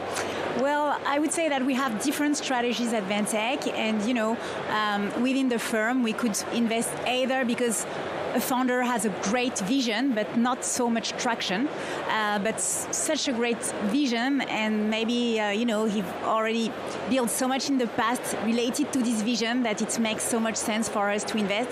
Sometimes we get just in love with the market itself, and we find a great executant, a great founder who can execute this specific value proposition in the market. So could be both of them, I would say, but if I would need to give it one answer, I would definitely rather have a great founder with a great vision than a great idea with a so-so founder. Okay, all right, interesting dynamic there. So now, would you say that there are any emerging trends or technologies that you are particularly interested in right now?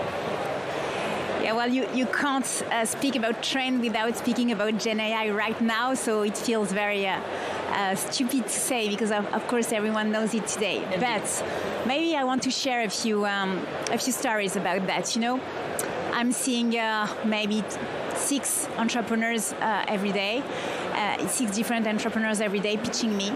And what is very different today is that there is such an excitement around Gen AI that, founders, they don't want to lose the wave. It's really exciting. They are like, for example, some of them, they stopped being entrepreneurs. They made a pause in their career. We received some entrepreneurs. They are 50 years old. They've built 2-3 companies in the past, and then they had a quick break. And they have a FOMO about this trend. They are like, I can't stay like that without being part of it. I feel that it's so disruptive. I feel that we can build so much through Gen AI that I need to be part of it. So we really see, even in the founder's mind, an excitement which drives them. They want to leverage that new technology. But of course, we can see many other trends. For example, one of our last investments was in the space tech, very exciting trend as well. It was one of our first investment in the space tech, a company called Okapi in Germany. And there are so much that are currently growing in the space tech. So many new satellites that are driven at low orbits that you need to organize a bit the space and make it a bit more disciplined, I would say. And so there are plenty of new companies that can emerge in this new trend as well. I'm also getting very interested into the digital health industry because of new regulation, because of course, COVID, which changed so much in the area, because of doctors getting more digitized, because of new molecules that appeared and that build totally new ecosystem. Let's speak about GLP-1, for example, which help people, lose weight much more quicker. It gets so much traction around the individuals currently that there is a whole ecosystem to build around these new molecules. So, there are so many excitements today. Indeed, it's true. There really is limitless. Well, that being said, then how have you seen investment landscape shift in recent years when it comes to startups? Because it really has changed quite a bit. Yeah, quite a lot. I started in the VC industry 15 years ago, and I have to say that it was an only growing cycles from when I started until 2022, when we saw kind of a shift in the cycle. And it was my first cycle shift, but I have colleagues at VivaTech because VivaTech is a 25 years old firm. So we've been, my colleagues have been seeing so many different cycles, ups and downs, bearish and bullish in the tech industry. So, I mean, VivaTech as a brand is used to it, but for myself, it was the first time I could see such a shift in the trend. And working with people who have done this before, have went through these cycles before, helped a lot, because actually the consequence is that we try not to be too much focusing on these cycles, but trying to be focusing on the reality of the business. Sometimes you need to be bullish, whatever the macroeconomy, whatever the cycles, and sometimes you need to be realistic. You need to be cash cautious, whatever the trend is behind this new innovation. So we try to find an arbitrage, being quite moderate, and for some of the entrepreneurs, some of the ideas, being bullish as much as we can when is the right timing, and being realistic about finance, cash, and be cautious as well when we need to do it. Yeah. Indeed, it's definitely a balanced game. Well, Audrey, thank you very much for joining me here. Audrey Soussan from VivaTech. I appreciate it. Thank you so much. Bye. All right, well, now we're going to change gears, and it's time for Inside VivaTech.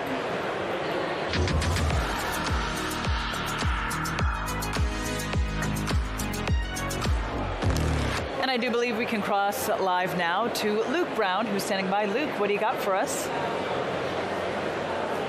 Hi, Molly. Behind me, we've got a bit of a pretty familiar sight for a lot of people who do live here in France, and that is a bakery, a boulangerie, if you will. But this is very much a bakery that's part of the digital revolution, thanks to the Vusion group. And we're joined by David Barakovic of the Vusion group to give us an explainer about really what it is, the product that you're presenting here at VivaTech 2025. What is the difference that you're hoping to make with the product that you've got behind us here? Okay, sorry. So actually, Vusion Group is the leader of physical store digitalization. We started 20 years ago with this electronic shelf label in order to automatize the pricing. And now we are installing cameras that are monitoring the life cycle of the product inside the store. So here we have the business case of a bakery. So the bakery, let's imagine that this bakery have only a few products at 9 o'clock in the morning. We are capable to do the inventory in real time and potentially transform this data, that is a live stream, into action. So we will trigger production scenario in order to replenish the different stocks. But if we have the same scenario and everything is full at 7 o'clock in the evening, then potentially, thanks to the ESL and the camera, we can give the promotion to all the stores that have an excess of stock, because the freshness is the key in the bakery business. Tell us a bit more about why that's valuable for the customers that you're hoping to find here with the products that you propose. Basically, it's to optimize the production. So not to produce in excess, and not to underproduce. So to optimize the sales and the waste. From a point of view of VivaTech itself, is this an innovation that you're bringing to the store, to the event this year? Yes, effectively, this is an innovation. We started to work on this business case 2 years ago. It has been released last year, and now we are rolling out the solution into different chains of bakery. There's a lot of questions around the world, not just at VivaTech, but about the question of waste. Is this going to be able to help fight waste for a lot of companies, a lot of small companies, and a lot of big companies too? Effectively. This solution, here we have the illustration of the bakery. On the other side, you can see the fresh products, fruit and vegetables. That is a huge business case for waste. And again, the idea is just to optimize the assortment according to customers' expectation, not to overbuy or overproduce, and not to underproduce. So optimization of the sales versus the availability. David Barakovic of the Vusion Group, thank you very much. As you can see, a very French solution to a problem that does concern everybody around the world here at VivaTech 2025, where innovation is clearly very present for all of the companies here. Indeed. All right, Luke, thank you very much for that. Luke Brown reporting to us live from the exhibit floor, and you are indeed watching Tech Newsroom, this on day 2 of Viva Technology. We're broadcasting live from Paris, and we're going to cross again to the exhibit floor and inside VivaTech.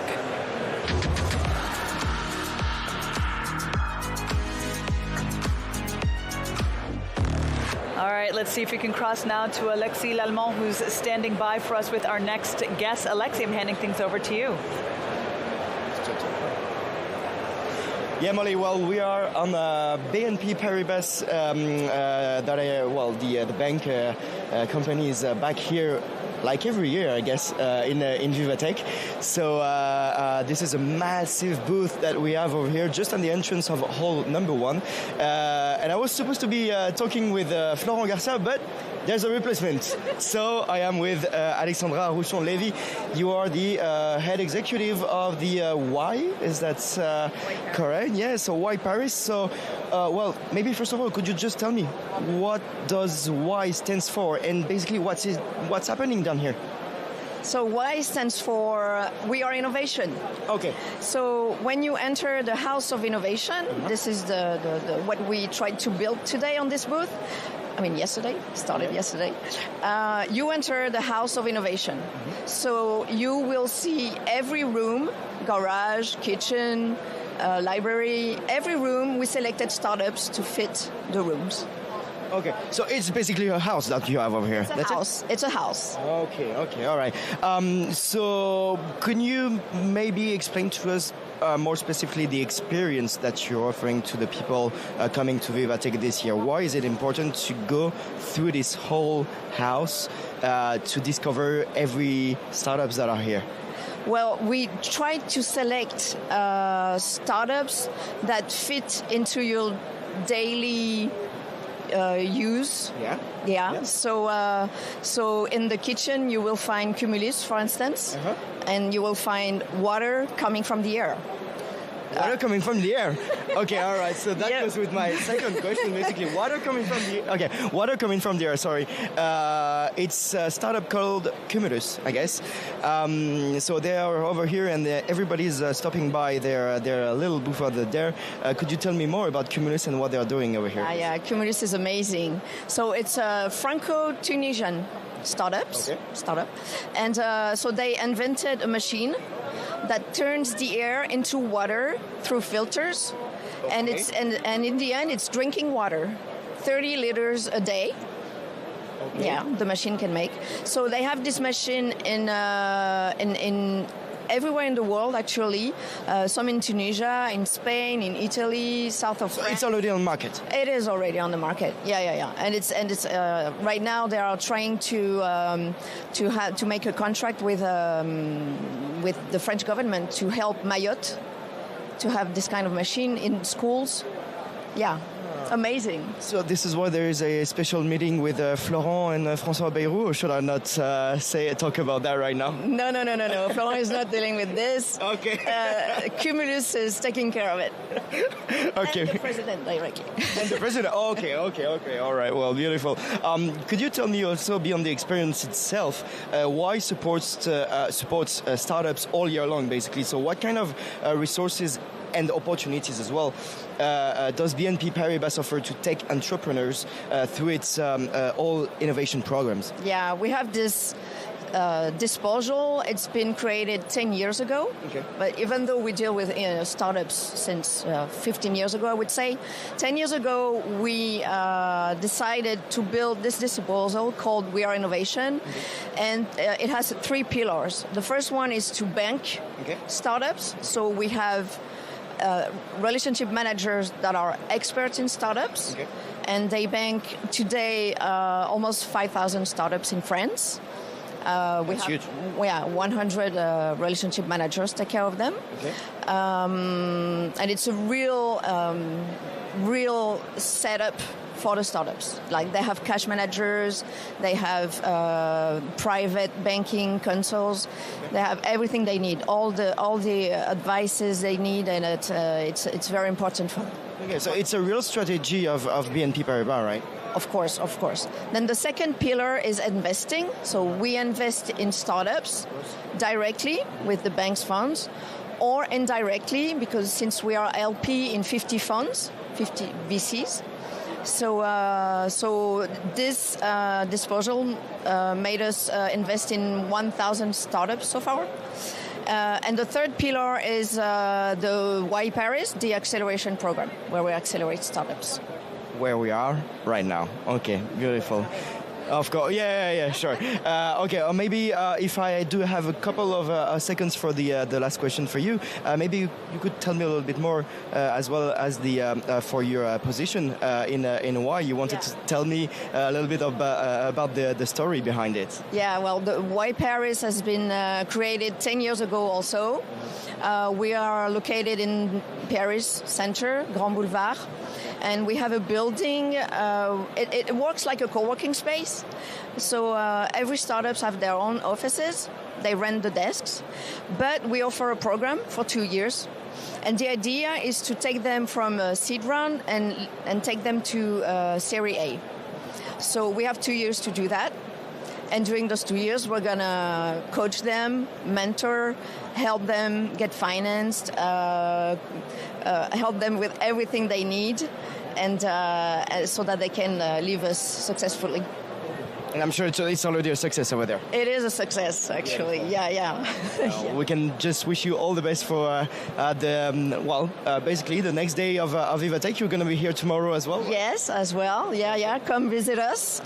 Come to our house. Okay. Yeah, that's it. Come to the house. Yeah. This is it. Well, thank you so much, Alexandra, for answering all of our questions. And to all the people coming Friday or Saturday, don't hesitate to get a look over all the house over here at the BNP Paribas booth, just at the entrance of VivaTech. And on this, we're back to you, Molly.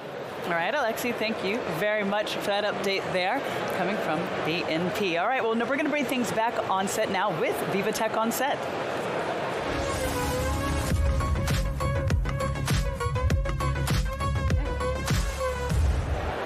All right, let's talk about the future of music and entertainment. And for this, it is my pleasure to welcome CEO of Live Nation France, Angelo Gopi. Angelo, it is a pleasure to see you again. Yeah, it's a pleasure too.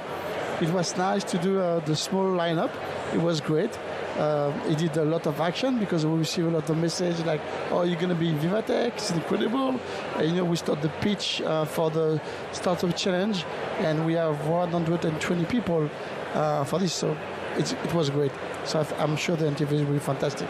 Oh, wonderful. I'd like to ask you then just a bit about what we're seeing, how Live Nation has teamed up with Midem this at VivaTech for a first time ever. Tell us more about the collaboration. As I said before, music now in our life is technology. So for me, it's really sense that Live Nation is coming where the technology is, because our duty is our life, our job is technology right now. It's different level of technology, but it's technology. So we just did a show with DJ Snake at Stade de France, and we have like a huge 55 meters stage high with full of technology. So for the artists right now, the technology is the key of their show.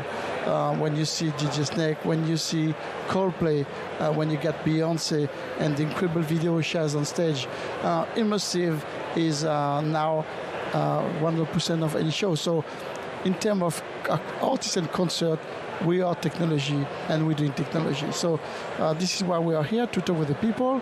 Our industry is also technology, because aside of the artist, one of the more concerned thing for us is security.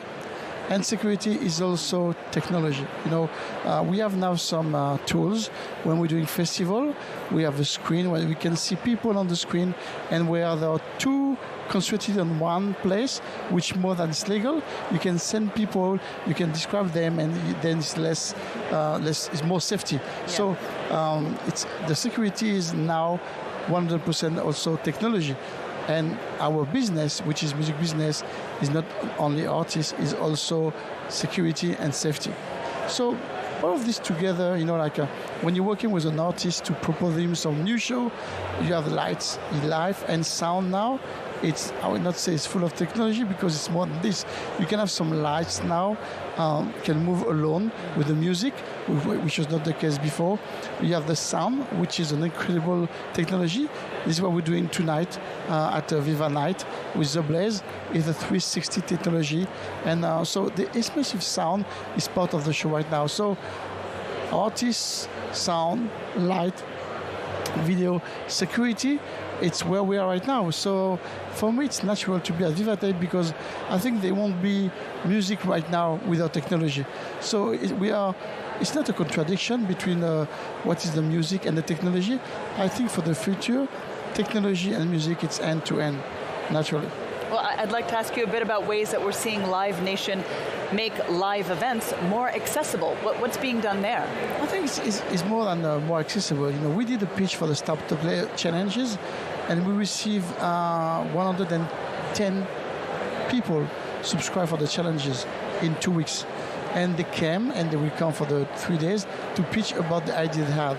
And you can see what incredible ideas people have for people, for immersive, for the artists, for the what we just pitched about the network, how we can cross event with Snapchat and Instagram and TikTok together at the same time. So this is where we're gonna go. This is where we want to be with the artists. So this is something really natural, and I think this is only the beginning of a strong collaboration between VivaTech and Live Nation. Definitely, indeed. All right, so then tell us, before I let you go, what can we expect from the rest of your time here at VivaTech? You mentioned tonight, you mentioned there's a lot going on. We have people coming in our stand with L38, pitch about what we're doing. We just got a nice guys just pitch for a full small capacity venue at 400 with all immersive. So you come in the venue, there's LED on the same as the Sphere in Vegas, but 400 people. So the experience for the fan for 100 people is incredible. So everything we're doing, come to see us. We want to know about what idea you have, how we can work together, how we can improve artist experience, fan experience, ticketing. So and as I say, also the media, because now the media is really technology.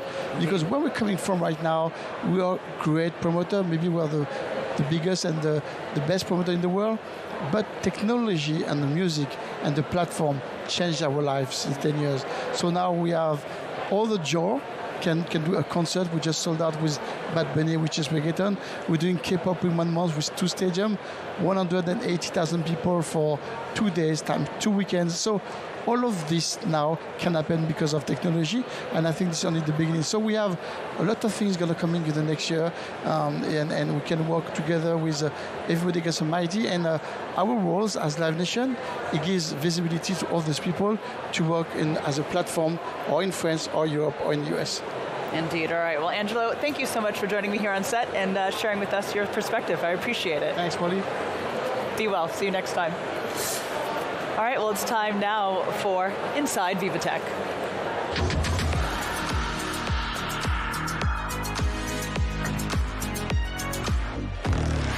And I do believe we can cross to William Hildebrandt, who's standing by for us. Will, take it away. Yeah, Molly, I'm at the Canada Pavilion, and I'm at the stand of Run With It Synthetics. Next to me is the CEO and co-founder, Myrna Bittner. Now, RWI, what they do is they create these dynamic digital twins that are of cities or regions, or full with people, infrastructure, environments, and this really allows leaders to sort of test strategies for emergencies, climate, health, urban planning. It's fascinating to me.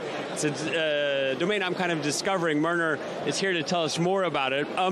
The 6D synthetic Earth platform, can you explain to us how it works and what makes it different from these traditional digital technologies? Sure. Hi. Thank you. Happy to be here.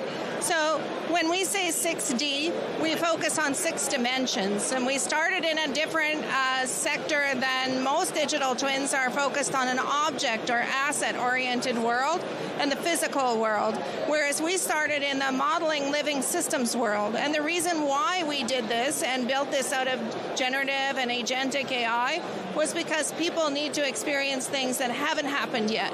And we needed to find a way to generate that data from scenarios, events, build-outs, development that hasn't happened yet. So 6 dimensions focuses on 3D GIS, so natural and built environment, but then we're able to add living systems where we can manipulate time, context, and the 6th dimension is people.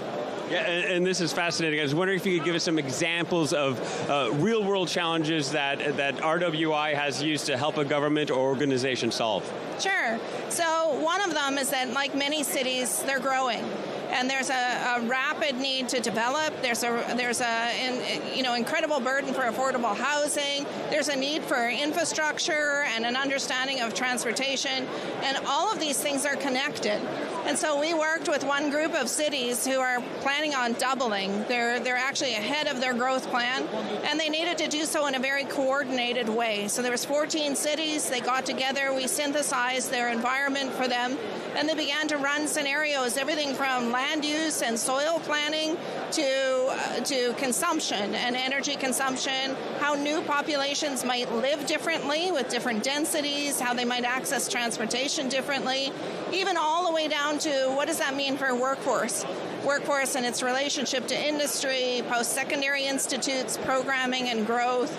And it really enabled that region to coordinate versus compete, because they had been kind of competing with each other across their boundaries. Yeah, and I'm guessing technology like this can and should be used all over the world. As these cities face growing pressure, climate risk, overpopulation, like you mentioned, how are your simulation technologies sort of driving faster and better decisions? So I think we always forget, that we live in this world where we have our own silos and sectors and departments. And one of the ways that we can accelerate that change is to bring those all together in an interconnected world. So we can begin to see and understand the interchange or interplay in those investment scenarios and what changing something in my sector means to your sector or your department. So that's one of the ways, is that collaboration and consensus building that's done. Another way that we accelerate change is to allow people to virtually deploy. So they can virtually deploy and they can look at things under any conditions that they want to see them in, including climate, but also economic or population or policy conditions. And they can decide whether or not what they're investing in is robust. And so that's a big part of how we accelerate that change, is the decision makers feel much more confident when they have gone through all of the scenarios, experienced the imaginable and unimaginable, and they can settle on something that has a return on investment and a return on impact. In a world increasingly polarized, I think this idea of interconnectedness is all the more valuable. Run With It, very interesting company. It's woman-led, it's Aboriginal-owned. How has that shaped the company and its vision moving forward? I think we're extraordinarily focused on impact. So right from the very beginning, even when we've been dealing in digital systems or when we expanded to deal with critical infrastructure systems, because we can see populations and we can see the planet, it's impossible not to report on that. And so we can understand how the most vulnerable are left behind or not, and the context that brings. We have a real commitment to 7 generations. So we need to be able to see forward, which is what our company is all about, is manipulating time and actually understanding the generational impact of the decisions that we're making today and their relationship to true sustainability, which is not only for people but for planet. Very inspiring. Myrna, thank you very much. Myrna Bittner from Run With It Synthetics. Back to you, Molly. Will, thanks very much for that.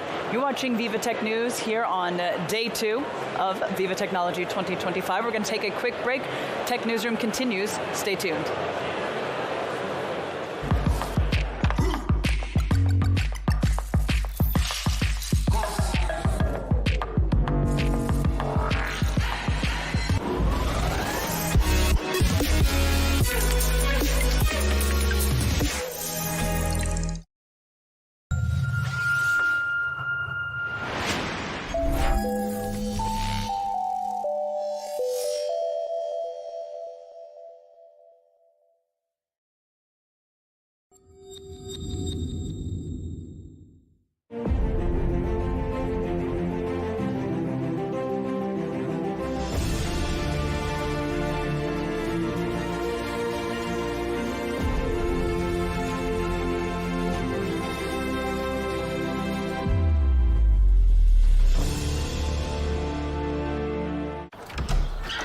Bonjour, de margarita, une pepperoni. Merci. Mais est-ce que vous pourriez revenir nous livrer demain, en fait? Parce que on a fait des passes, finalement. Non. Et comment ça, non? Vous pouvez pas changer votre livraison au dernier moment. Il n'y a pas écrit La Poste ici. Avec l'application La Poste, modifiez votre livraison la veille jusqu'à minuit. Bon, les enfants, ça sera pâtes et pizza.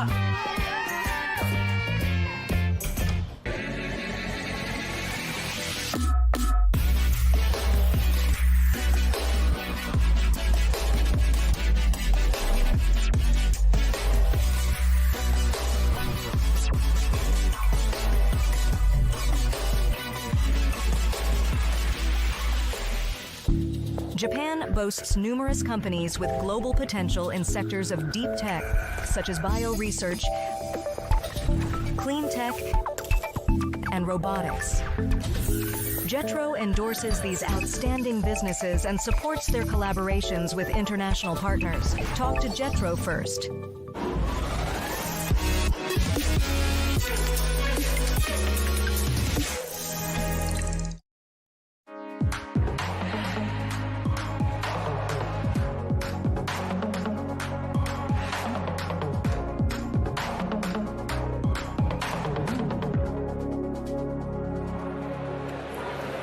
Welcome back to Tech Newsroom. I'm Molly Hall. We're live inside Viva Technology, and this is where business meets innovation. We've got some 13,000 startups and 3,500 exhibitors, as well as over 3,000 investors, and they're all here connecting, inspiring each other, and getting business done, because this is where business meets innovation. And it's time now for VivaTech On Set.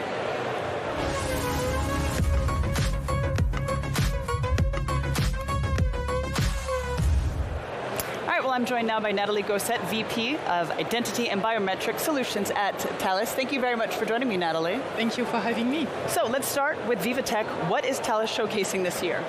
Well, at Thales, our mission is to support our customers to build a world where every citizen can trust. And in my business in particular, we are in charge of designing, deploying, developing identity management solutions where every citizen can trust its identity. So I'd like to ask you about how Thales is really helping shape the next generation of secure and citizen-friendly ID systems. Absolutely, and indeed this is the core of what we want to build in building trusted identities, making sure that it's the right balance between security and convenience, making sure that at the same time we build responsible solutions. And so what that means is that it's all about security by design in all the solutions that we provide, that we find the right combination with user experience and facility of use, and that at the same time, we develop responsible solutions for our citizens. So then now we've got digital wallets and biometric authentication. They're clearly evolving fast. How is Thales balancing innovation with privacy and ethical use? Well, you're right to say that it evolves fast. We are going more and more into the digital world, into the digital transformation. And when it comes to digital, identity is the first thing to handle. What you want to make sure is that you are safe in using your identity, right? And making sure that these identities are not only the gateway to the digital services, but at the same time that it's not becoming a target of the cyber threats. And so at Thales, we indeed make sure that this does not happen and that the citizens are feeling safe in using these identities. Using digital wallet in particular is one way of ensuring that, following the regulation that happens in Europe and in the rest of the world. Also using biometrics as one of the technology that can ensure both the security, making sure that your biometrics is the unique link between yourself and your identity, but also that it's easy to use. So it's the right combination, again, between security and convenience. So lots of technologies embedded into there, but what I really believe and what Thales is really eager at pushing is the right collaboration between all stakeholders, governments, private sectors, regulators, and citizens to make it happen. Well, wonderful. Now, looking ahead, what is your vision then for the future of a digital identity? Well, as you say, we shift to digital, and so with digital identity, we withdraw from the traditional ID systems, and we go into much more modular identities, interoperable identities, scalable identities. So we need to make sure that they are secure, as the traditional identity systems are, but also that they are following the trend, and therefore to use all technologies available, like digital wallets or biometrics, to make it happen. Well, I'd like to just wrap up and just again chiming on this fact, of course, of rising concerns around data security and and just general misinformation. How do you think we can see governments and tech providers really work together to protect digital identities? Well, there are a number of initiatives that have made sure that indeed this collaboration is happening. We have some references like in Australia where indeed the government has gathered around them the techno provider, the private sector, the local regulators, and a group of citizens to make sure that we build on the user experience and design with the right user experience and the right level of security with end-to-end security approaches to that. So we want to foster this type of initiatives to collaborate between all sectors. Wonderful. All right, well, Nathalie Gosset, thank you very much for joining me here. I do appreciate it. Thanks to you. Thank you. Bye-bye. Well, it's time now for Inside VivaTech.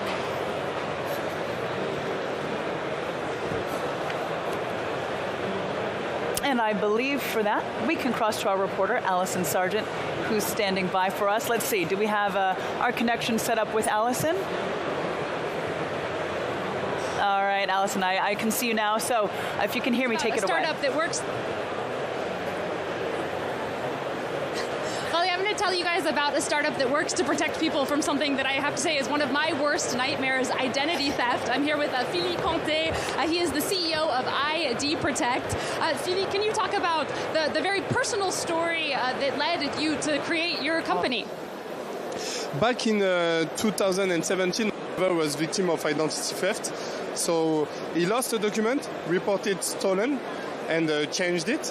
But the fact is somebody got the document and then misused it in order to access to banks, also to open credit. It was a nightmare for him, and I helped him work because I'm a legal intern. I was a legal intern back at the day. So you used your legal background to help your brother, and what did you realize as you were working on his case? I realized two things, actually. First of all, you are alone when you are a victim of identity theft. Nobody helps you, so I needed to find a solution I needed to help people and let them know that somebody is here to help them. That's why I built ID Protect. And the second thing, what I learned is if somebody uses your document, you have no way to know that your document is being used at this moment. So we built a software that helps people know each and every time the document is being presented.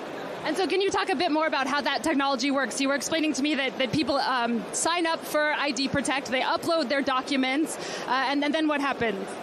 And then we also sell to banks and credit providers access to our verification tool, so they do their KYC requirements, so they can know if the document is true or false.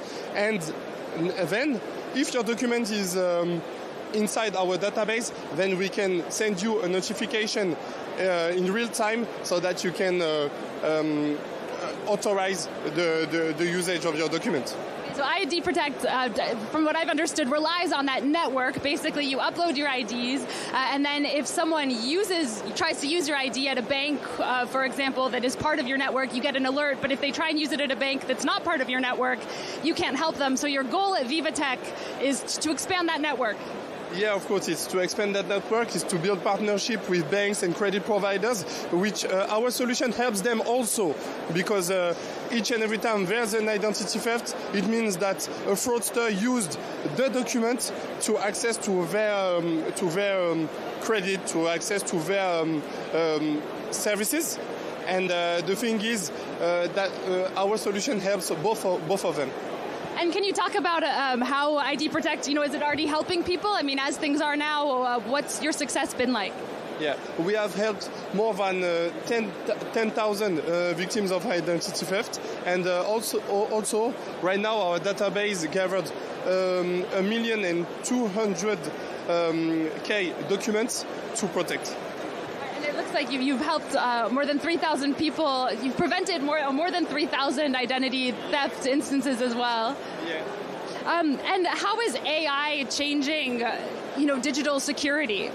Yeah, AI is changing everything because fraudsters also use AI to build false documents. So it's going to be harder and harder to know by our tool if the document is true or false. But the thing is, if the document is linked to a real person, then the person can say, yeah, my document is true. And also, I am the one using my document, because there is a lot right now of deep fakes and everything. So I think we need to have more humans,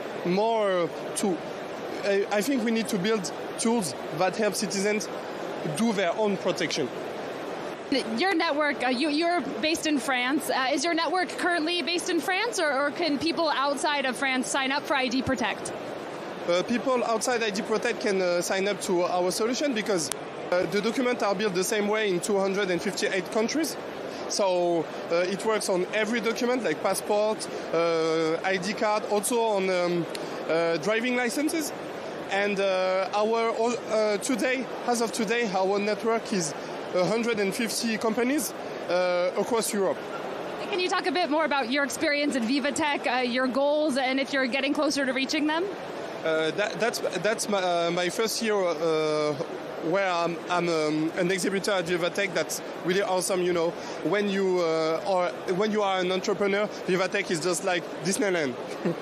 So it's really crazy for me to be here, and we have met a lot of partners, future partners, I hope, and also we are raising funds. So we would like to, meet some investors and talk about more about cybersecurity tool. And as someone who now works to protect security,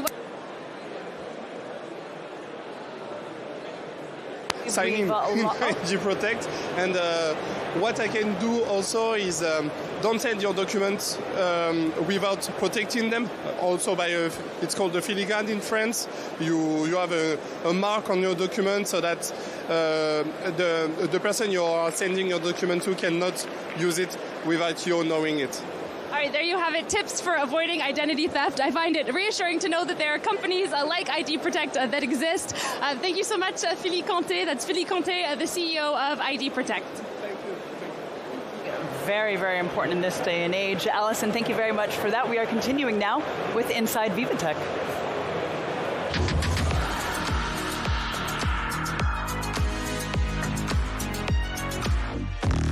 And we are going to cross to Simon Harding, who's standing by. Simon, take things away.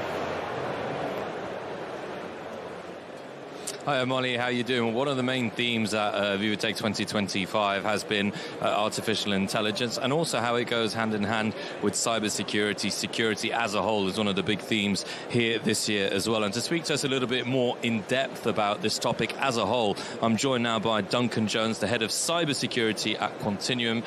Duncan, thank you very much for being with us. It's an absolute pleasure. I suppose the first question would be, what exactly is Quantinuum, and what do you do? Because you're an expert in your field, of course. Yeah, thank you. So Quantinuum is the world's largest quantum computing company, and we describe ourselves as an integrated quantum computing company, which means that we're a bit like Apple in that we do everything from building the quantum computers themselves all the way through to the sort of the operating systems that run on them, and up to the different areas of kind of application use cases, things like chemistry or cybersecurity or something like that. And obviously cybersecurity is one of the big themes here at VivaTech 2025. I think security as a whole, really. So where does that come into with quantum computing? Because there's a lot of synergy. One of the big things this year is also artificial intelligence and how that's ever evolving, ever expanding. So how does that fit in with what you're doing, and how do we look forward with those two working together in the future? Yeah. So from our company's perspective, we look at these things as kind of separate areas of interest. So in cybersecurity, we look at how can we leverage the unusual properties of quantum physics and quantum computers to make cybersecurity systems stronger. Like, can we make better encryption keys using a quantum computer than a classical computer? And it turns out you can do that. So that's something that we're commercially focused on today. But as a company, Quantinuum is really excited by the overlap between quantum and AI. So In fact, it was very interesting to hear Jensen from NVIDIA in his keynote talking about how quantum has reached an inflection point. And he's saying that because I think there is now widespread understanding that if we want these generative AI models to help us develop new drugs, find new materials, we need data to power that equation, and some of that data is going to come from quantum computers because they're the only ones that can actually, simulate how the world really works at that sort of molecular level. And in terms of your presence here at VivaTech this year and how those trends are going to go together, going forward, your goals here specifically this year at VivaTech, then what is one of your main purposes here at the conference? I think we want to just raise awareness on those two areas. So I was speaking earlier today on a panel focused on how the world is reacting to the threat of quantum computers for cybersecurity, but trying to, paint a more rosy picture that hopefully in the fullness of time, quantum computers will be a positive force for good in cybersecurity.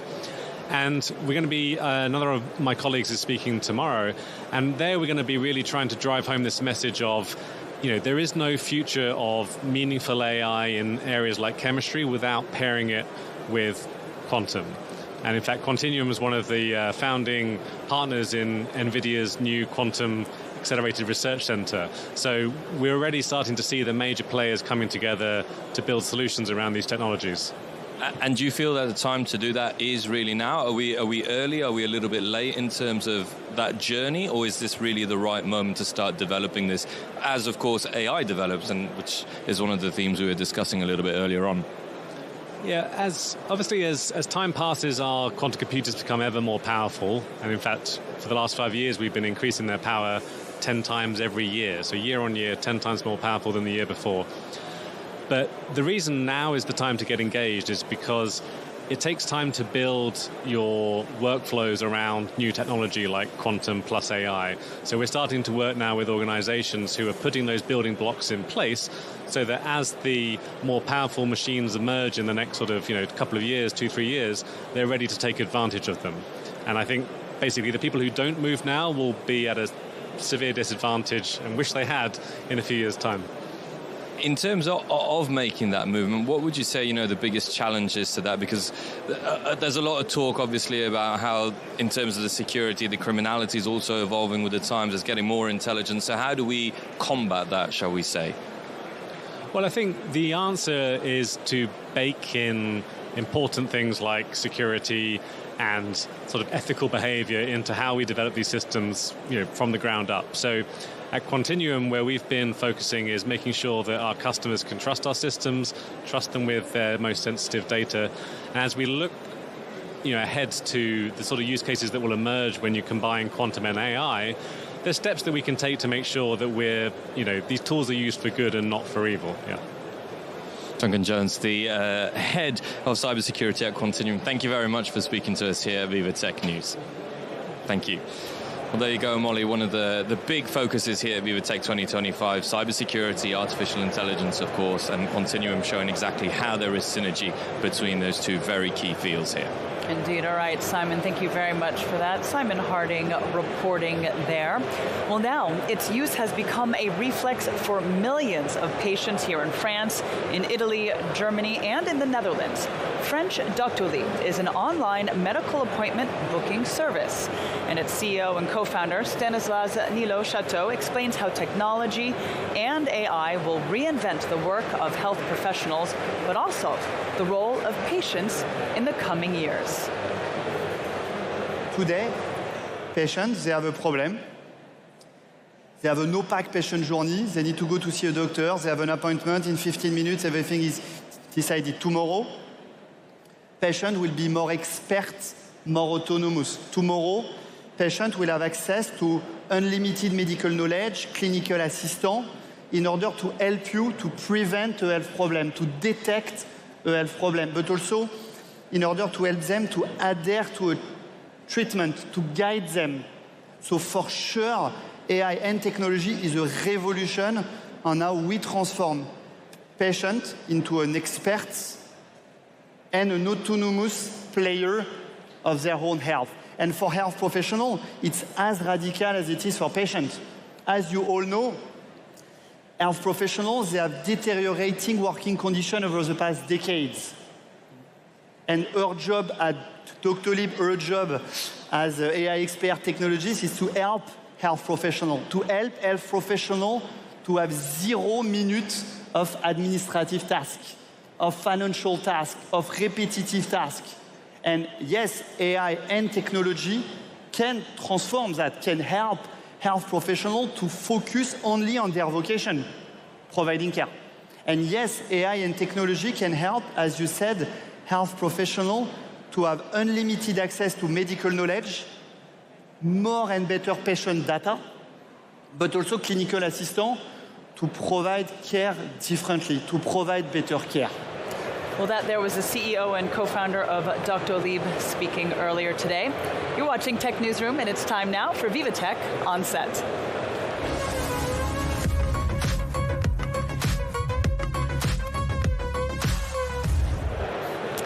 And it's my pleasure to welcome Mehdi Lachani, the Director of Portfolio Value Creation at Lightrock. Hi, Mehdi.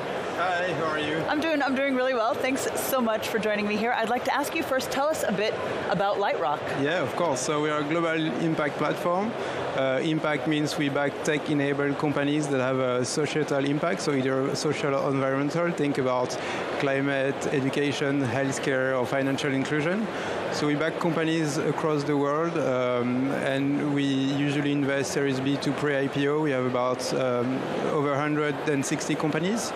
And we do that through an approach of deep sectoral expertise, and we also have a layer of very strict and very strong impact and ESG management on top of that. Well, yeah, so I was going to ask you really about what drives Lightrock's investment strategy. So it's really about, so we are pure play impact, and that's where we've been pure play impact since the creation, and we've been actually an active shaper of the impact investment space, so contributing to norms, frameworks, and the way how you manage impact at scale. And then it's, we started with three macro teams, people, planet, productivity, that we are now declining in, breaking down into more specialized topics such as climate, for example. So we have a climate strategy for Europe and North America, and then we have more specific subtopics for emerging markets, LATAM, India, and Africa. Well, you're here at VivaTech this year. Tell us a bit about what types of founders or companies that you're hoping to connect with. So I guess thinking about it would be difficult not to mention AI, obviously. Clearly, it has to be said. You have to say AI. But we look at it differently. Because we're an impact investor, what we care the most in the AI space is AI safety and responsible AI. So think about who's going to build the seat belts or the airbags of AI, so to make sure that adoption is safe and it's done the right way. So very excited about the space. And then something maybe, I wouldn't say controversial, but counterintuitive about climate. So a lot of talks about climate and being less hot and people leaving the space. We, as I said, pure play impact, dedicated impact climate strategy. So we are actually actively looking in, actively investing in climate, and we are a strong believer that now is a good time to invest. We take a very long-term view, and we know that now, because it's less competitive, we have actually very good companies that are surviving this difficult environment, and we see a lot of very interesting deals. Indeed, I wanted to ask you a bit more on that specifically, about how you evaluate the long-term potential of climate and impact-driven technologies, given the market. So we do, as I said, we invest at growth stage, which means it's post-product market fit, so we don't take a technological risk. We invest based on revenue and commercial traction. So we have to see that, and these are really important proof points. And then our climate strategy is really driven by long-term tailwinds, so that's what we care about. So we sort of know where this is going. If we don't invest, we don't solve the problem. So we have a few priorities around energy, industry, decarbonization, transportation, food and ag, and these are the topics we are actively investing in today. Tell me a bit about what you think makes Lightrock really stand out in the growing field of impact investing. So I think there are two things. One is we are pure play. That's all we do. So all of our strategy have impact or some impact. So we don't have a generalist growth strategy. And we actually launched a public equity strategy last year that also invests in impact and sustainable companies. And we've been doing that since our creation. So we've been shaping the industry, and we have very strong impact management methodology that's certified, verified externally every 2 years actually by a leading consultancy. Can you highlight perhaps a recent investment that reflects your commitment to solving these global challenges? Yeah, so there are, one is called Augury, a US-based company that invests in predictive maintenance, and that helps industrial companies decarbonizing their operation through an optimization of the way the machines operate. So that's on the climate side, and on the social side, we've invested in a German company called Embos that provides up-to-date medical knowledge for students, doctors, and nurses. So 2 very exciting investments from this year. Wonderful. Well, then, before I let you go, as you look ahead, what role do you see purpose-driven capital playing in shaping the future of tech and sustainability? So, biased answer. But, as you know, tech is everywhere. It's only increasing, and you see the size of VivaTech and the number of people who come here every year. There is a lot of excitement. But as any technology, it needs to be built in a very responsible way. So I think we have that role to play. So as I mentioned, some people have to think about the AI and the exciting use case, but some other people also need to think about responsible AI and how it's built the right way. And I think back to my point on climate, you also need investors with conviction. Yes. That's all they do, and you don't ignore the noise, but you take a long-term view and you invest despite the noise, and I think you also need that kind of capital. All right, wonderful. Well, Mehdi Lachani, thank you very much for joining me from Light Rock. Thank you. I appreciate it. Thanks. Appreciate.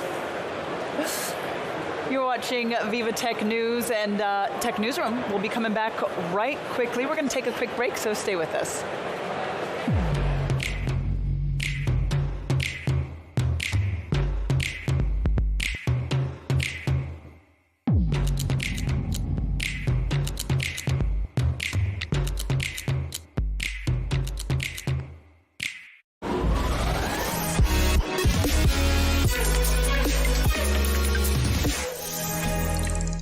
Only the ServiceNow platform puts AI agents to work across your company. They deal with the small stuff that bogs you down. Agents like secret agents? You know, I once played a secret agent. Oh, I missed that one. I heard you were great. I was great.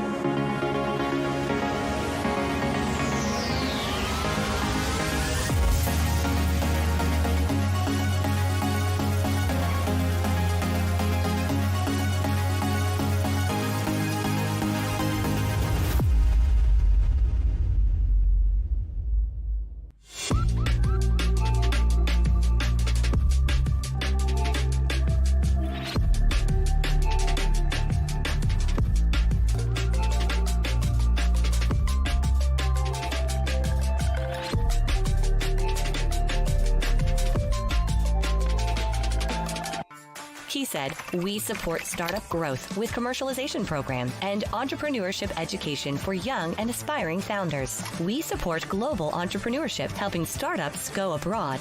And we provide the essential infrastructure to bring ideas to life. Where imagination meets reality, this is KeySaid.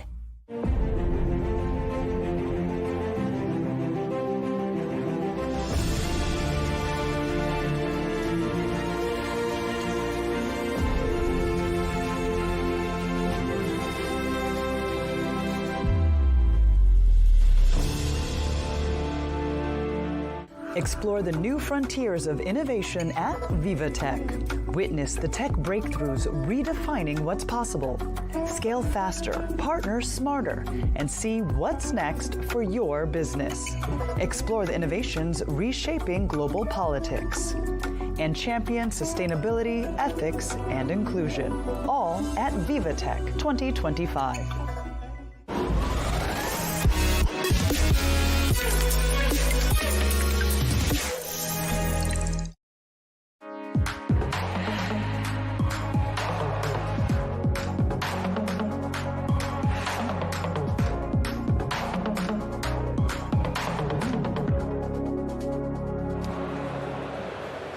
Hello, you're watching Tech Newsroom, this on day 2 of Viva Technology. I'm Molly Hall. Thanks for joining us here as we're covering all the latest action at Europe's largest startup and tech event. We're coming to you live from Paris, and coming up this half hour, we're going to dive into how tech is transforming the creative industry landscape. But first, it's time for Inside VivaTech.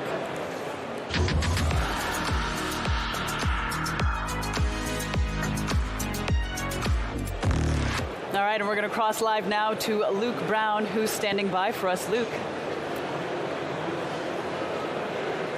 Yeah, hi Molly. I've got what looks like a bit of a playful application, but it's got a lot of playful innovation, but a lot of serious application here. We're with Oasis Abdul Benema. This is a VR set that it's not just for sight and sound, but a lot of the other senses too. Tell us a bit more about the product that you're presenting here. What we do, we manufacture some sense kits. Sense kits, we use it in VR. We have that kind of product. We fix it down the glasses, and when we open it, you will have 10 different bottles. The bottles, you have to fill it with the product that you want. For example, different smells. For example, in hospitals, we have some medical smells. Or for the cooking, you have the smells of the fish, of the meat, whatever you want. For example, for technical training, we simulate the smells of the gas. For example, you enter inside the building and you have to look if there's a leak of gas, for example. Is that what we are doing? So tell us a bit more about the reasons behind this. It is pretty strange. You've also got the sensors here for the hands. You can have a full body sensor. There's the sight, the sound, and the odor too. What's the practical applications of this? Why is it important? The very most important thing is that when we do training, we can't do the training inside the systems. For example, we can't do a real leak of gas inside the system during the training. But in a virtual reality, we can do it. We simulate the smells, but also the haptics. Now, we have manufactured the jackets, the pants, the gloves. Like that, we can simulate if there's a problem on the systems. Like that, I can touch, feel the vibration of the system, and make a diagnostics. It's very, very important to do that in the virtual reality. Tell us a bit more about where you got the idea from. I mean, this comes from real experience on the ground, correct? About the real experience, I am at the head of training centers. Inside the training centers, we developed how to learn by making mistakes. For example, we have very nice machines, but with very high pressures. But sometimes we make some operations who are dangerous, to be honest. And I can't do everything. For example, if I close the wrong valve, maybe the pressure will increase. After I can have a pipe will be broken. I can't do it in the real life. But with virtual reality, when a pipe, there is a leak, I can feel it on my body. If the pressure is very high and the machine explodes, I can feel the wind inside my body. And I can avoid to do the mistake in the real life. I prefer to make the mistake inside virtual reality, but in the real life, I will do the very good job. And one final question. Throughout the past couple of days, we've seen there's been very long queues at your stand because it's a pretty popular place to come and visit. Tell us a bit more what you're expecting from the VivaTech experience. For the VivaTech experience, we would like to get the feedback of the people. Why? Because it's a technology exhibitions, very high level of knowledge, and all the companies who are doing the exhibition come to test our applications. And what we do with them, we would like to understand what kind of use case we can do. For example, there are some companies here where they manufacture some wind turbine. The wind turbine, the power capacity, maybe it's 10 megawatts. But the 10 megawatts, we can't go up the wind turbines. They tell us to make the simulations and to simulate how to do the maintenances, how to repair it. And now we can do it in virtual reality. Abdul Benema of Oasis, thank you very much for taking the time to explain why you're here. And I'll hand you back over to the studio, having seen the real-world applications of many of the innovations that we're seeing here at VivaTech 2025. All right, Luke, thank you very much for that. Luke Brown reporting from the exhibit floor. Well, it's time now for VivaTech on set.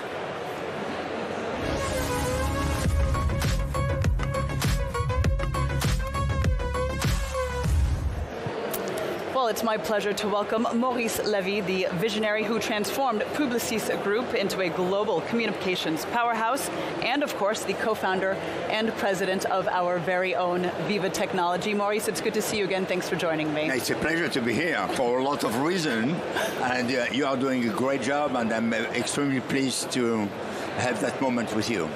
It's a pleasure for me as well, very much so. So now let's see. We are 9 editions in to Viva Technology. What makes this year, this 9th edition, different? What are you proud of? I'm proud of everything, but I'm proud of the journey first, because we started this a little bit like a bet.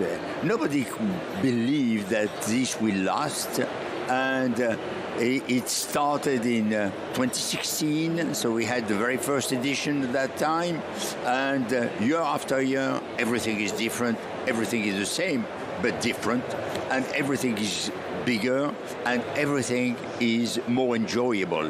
What is fascinating is that there are some common aspects, which is the energy, the talent, the idea, the innovation, and there is the things which are changing. The very first year we had AI already. Yes. But it was just in a small room, and people were speaking about AI, and the room were empty. Stage 1, no, this is too big for AI. And now it's all about AI. So it's a little bit like tech. Tech is changing all the time, and the remaining tech. So it's all about innovation and curiosity. And I'm extremely proud to see what happened in VivaTech only 2 days. Yes. And already so many things, we have not enough hours. It's so true. I mean, even just given the fact that yesterday, the major announcement that, of course, you had the pleasure of hosting from the Dome, this with French President Emmanuel Macron and, of course, the CEO of NVIDIA. How was that? Talk us through that experience. That must have been quite something. That is probably the highlight of VivaTech. And every year we have we have the president, and we have a big star. We had Mark Zuckerberg, we had Eric Schmidt when he was running Google, Elon Musk, and this year Jensen Huang. And what happened is something of magic. You know, sometimes it works, sometimes it's just fame, and sometimes it is a combination which is creating magic. And that is what happened yesterday, because Jensen was genuine, true, sincere, and he has shared some very personal views, and he was open, forthcoming, helping, and making Arthur Manch comfortable. And then the president joined, and it was not the president, it was Emmanuel Macron joining a meeting of friends, speaking about some very serious issues, but it was not on a pedestal. Yes. It was just among the group. And then we had all those 4 French startups who had the possibility of sharing their views with the president. So that kind of combination happens only at VivaTech, and this is something that is creating a relationship with the audience which is quite unique. Indeed, I mean, you're really outlining the fact that we have really top decision makers, the critical thinkers, blending with the startups and just seeing it all come together here in this ecosystem. I mean, we can see across the exhibit floor, it's really the place where business meets innovation. So tell us a bit about what advice you would give some of the startups that are really navigating today's fast-changing tech landscape. The first thing is that they have to have the right idea. And if they have not the right idea, to accept to change. And to do not be stubborn about an idea or a business model which is not working. And it's very important to change gears and at the same time change direction if need be. The second is, when they are at VivaTech, is to be open, curious, and the curiosity is probably the best quality that an entrepreneur should have or have to have. And to go after every contact and try to not impose their views, but try to explain in 30, 40, 45 seconds, not 2 minutes, not the elevator pitch. The elevator pitch is too long because people are so busy, they have to catch the attention. Sometimes 2 words are more important than a half an hour presentation. So be direct, be simple, stupid, simple, and convincing. Yes. Easier show said than that done. You have the passion. Yes. Yeah, show that you have the passion. Yes, I'm passionate. Right. I'm passionate about what I'm doing. I'm passionate about the technology. I'm passionate about innovation. But more importantly, I'm passionate about the people because this is the core of what VivaTech is all about. Obviously, it's tech. It's artificial intelligence. It is about innovation. A lot of things that we are doing. But these serve no purpose if, at the end of the day, the people are not at the center. Yes. And it has to serve the people. And the technology which doesn't serve the people, or which is something which is frightening, or something which is creating issues, etc., or something which doesn't open opportunity for the vast majority of the people, it's a waste. So I consider that, yes, technology is extremely important. I love it, but at the service of the people. I'd like to ask you then, given again what we saw from the announcement yesterday with the collaboration between NVIDIA and Mistral AI, this is clearly going to change many things on the forefront for certainly France, but just indeed European tech. What role are you seeing France and Europe really play in shaping the future of global innovation? First of all, it is an opportunity that we should not miss. And as it is an opportunity that has been offered, and thanks to the President, thanks to Jensen, we have something which is unique, and we have really propelled Mistral AI and Arthur Mange. Yes. Now he has to transform. Yes. And that is probably the most important thing, because the credibility of all the others are on his shoulders today. Because if he's a success, he will bring a lot of people with him. So now we know that Europe has some issues, regulation, divisions, specificities, 27 countries, sometimes 27 specific issues. Yes. So it's complex. But there is a will, and as somebody said, when there is a will, there is a way. A way, exactly. And there is, more importantly, a passion for entrepreneurship. And the President Macron is decided. President of the Commission, Ursula von der Leyen, is absolutely decided that we have to change and that we have to attract foreign investment, and we have to build AI specific to us. We have to build everything which goes with AI, the data centers, all the cloud, and all the issues that have to be solved. And I think that the most important thing is that human capital, we have it. Yes. Which is what we need to be successful. Indeed. Well, certainly, before I let you go, one last question. Looking ahead, where do you really see VivaTech heading in the next few years? What's your vision, considering how much it's already grown from when you launched it in 2016? Where do you see it going? In my wildest dream, I had no idea that, and would have never dreamed that we will be where we are today. But obviously, now that we are there, I want something which is even more bigger. Yes. And I think that VivaTech is bringing such a unique proposition, because it is you said the blend. I would say that more than the blend, if I may, it is the extraordinary chemistry of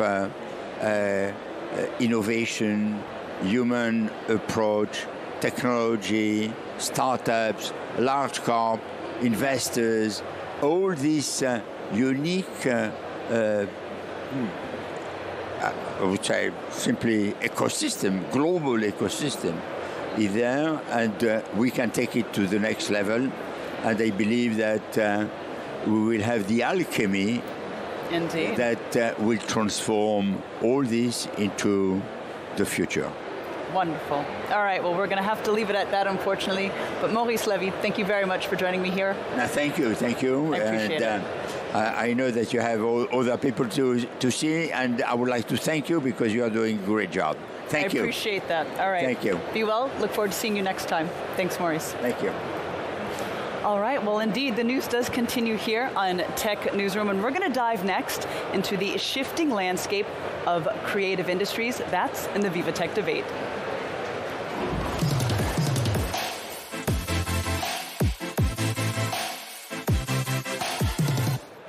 All right, well, from AI art to virtual fashion, the tools of creativity are evolving.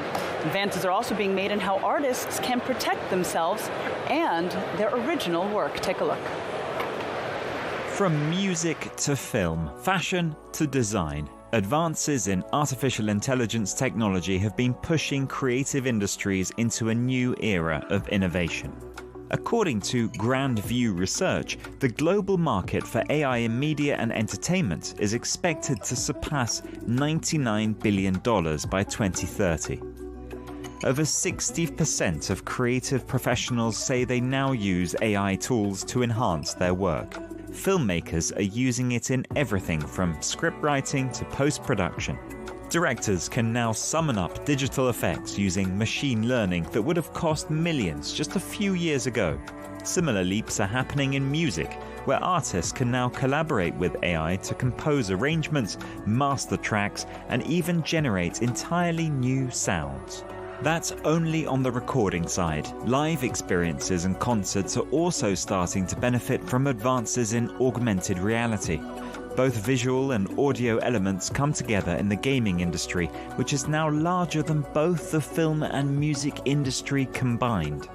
In October 2024, Dentsu found the gaming industry to be worth $184 billion, engulfing both the $28.6 billion music industry and $33.9 billion film industry. Game developers are now using AI to create dynamic narratives that can respond uniquely to a player's choices.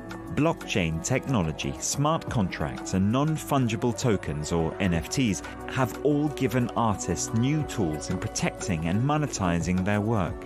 Important steps in a world where audience expectations have evolved into demanding ever more personalized interactive experiences.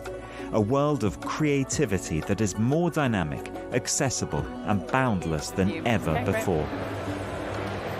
All right, well, joining me now for a roundtable discussion on how AI is reshaping creative industries, it's my pleasure to welcome Jean Lepille. Sorry, I want to make sure I get your last name right. Please say it again for me. Jean Lepille. You are the CEO, of course, of Bank Dream. Now, that's a visual collaboration platform, correct? That is reimagining how artists and brands harness AI to tell powerful and original stories. Thanks for joining me on set. Thank you. And we're also joined as well by Catherine Martel, Director of Brand Innovation and Growth at House Park. Now, this indeed is a play-based marketing agency where you lead innovation, and this is where creativity meets strategy. So we got a lot going on here. It's wonderful. Thank you very much for joining me. Thank you. All right, and of course we have our tech trends editor, Rudy Rutenberg, who's really going to help us here to really bring this whole roundtable discussion to fruition. But firstly, I'd like to open up and just ask a bit about how Brink Dream is all about blending creativity and tech. So can you walk us through a bit about how AI is integrating into your creative process? What are we seeing? Well, Big Dream is really about how to radically change the collaborative system between big companies and their suppliers. So we are here to empower people who has ideas, visualize ideas, to visualize them instantly in real time and make everyone agreed on, okay, I see what you mean and I really see it here.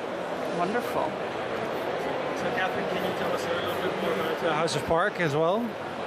We're what happens when a marketing agency has a baby with a gaming studio. We really believe in the power of play and that it's the best way for brands to foster deep relationship with their consumers because that's how we learn, that's how we create belonging. So we decided to integrate game design principle into our brand building practices and really create these experiences that consumers can play. So it's gamification of interaction with consumers. So how does that work? Can you give a little bit of a specific example of how that might work? Yeah, well, Red Bull is one of our clients, and because they want to foster a deep relationship with the gaming sphere, they, go through athletes, but watching somebody play a video game can be sometimes very passive. So we created a new type of competition on Twitch where the army was the followers. So they had to join in on their streamer to help them play different games, earn points, energy points, and so we could crown the most engaged community. So that's kind of how we built deep engagement. So you're really rolling that into esports? We're on the fringe of esports. I think there is a massification of gaming, and it's not just about deep performance and the hardcore, and you might have this idea of who is, a gamer, but it's a lot of people. You're probably a gamer yourself if you're playing Candy Crush. I confirm that I am a gamer. So it's all about accessibility and making these gaming principles accessible to all brands so they can create that play dynamic with their users. Jean, I'm just going to turn back to you and just to ask a little bit about how that would. You're saying you're using AI to bring creators together. How does that work? So I have a video idea. I want to educate people about climate change. How does it work? Okay. So we don't just use AI. We developed our own AI internally because we are a team of 8 engineers and PhDs. And in AI too, sorry. So I will take a real example about our customers.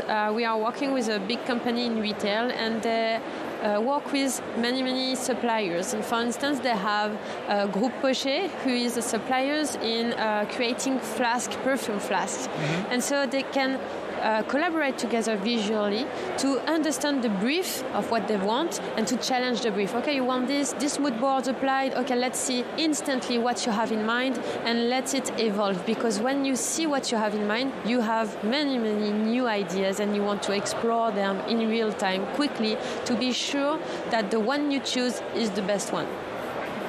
And so AI obviously has its positives in that, as you mentioned, it's a tool that allows you to immediately visualize something. How do you deal with the electricity footprint? How do you make sure that you have an overall net positive impact? Yeah, on several parts. We are really engaged into reduce the carbon footprint of AIs. We work with the Sky. The Sky is the Sorbonne Center of Artificial Intelligence, and we are working on AI non-biased and also frugality of AI. And we are 40 times less impactful than ChatGPT just with the text part, so imagine with the image part. And we are also really regarding the intellectual property of what you create with AI. And as Bing is an iterative process, at each step you have human action, meaning you can draft on it directly, okay, I want this. So you can claim the property of your images. And as long as you can make the creative process more efficient, then it's worth it. Exactly. Yeah. Catherine, what is the biggest shift that AI has brought in how brands connect to each other? I would say it's the speed to market and the prototyping. We've been integrating AI in our creative practice because it is a way for us to expand story worlds in ways that we had not thought of and an example would be for a recent campaign we did with a French studio. They wanted to have this experience outside their game, and we created a chatbot that was kind of an NPC from the game in the real world. That's still linked into the gaming world? Not connected directly to the game itself, but to the story world. So we brought this character on a web platform, and we had this AI chatbot, and that NPC became kind of a Sherpa for a marketing campaign. So it was chatting and it was always in conversation with the players if they were lost, if they needed help, because we were sending them on quests. They had to complete different tasks together to unlock exclusive content about the game and progress into the marketing campaign. So I'd say it's really for brands that want to be more conversational. It's also allowing for different parts of the lore of the brand to be explored. I mean, using video and the cinematic quality of what we can do with AI, it's really spectacular. And in this specific campaign with Don't Not, we were able to actually produce almost 50% or more of our campaign asset during the campaign. It allowed us to listen to our consumers and to the players, what they liked, the theories they had about the game, and then really kind of use that as a tool for fan co-creation. Yeah, so basically really building the brand and creating that tie with the users, or the gamers in this case, I guess. We've seen some amazing AI tools recently in content creation. I'm thinking of the Google VO3 presentation, astounding photorealistic video creation. What do you think are going to be the most, and that'll be a question for the both of you, what do you think will be the most important tools in the next, 6 months to 12 months to 18 months in AI content creation? Jeanne? Well, of course, being Jim, no. I think the one of us who will really perform in this domain is the one who focus on AI, artificial intelligence, for human intelligence, because it's only the collaboration between human and AI that we will be able to achieve really great things and great technologies too. Yeah, it's very much a theme that we've been hearing around VivaTech, that it's actually the human-machine combination that makes things better, not just the AI. Catherine? I think if we can find a way for brands to use, private data spaces to train their own AI, so we can really create with privacy, and I think in the world of IP, it's something really interesting. If you're able to really extend the world through different characters that can tell new stories about your world that you hadn't thought of, if you can train it the right way in a very protected way, I think it's all about these new opportunities for people to discover their favorite brands and IP, and maybe even take part and co-create with them. Just very quickly, if a content creator wants to use AI to get into the content creation business, what's your advice?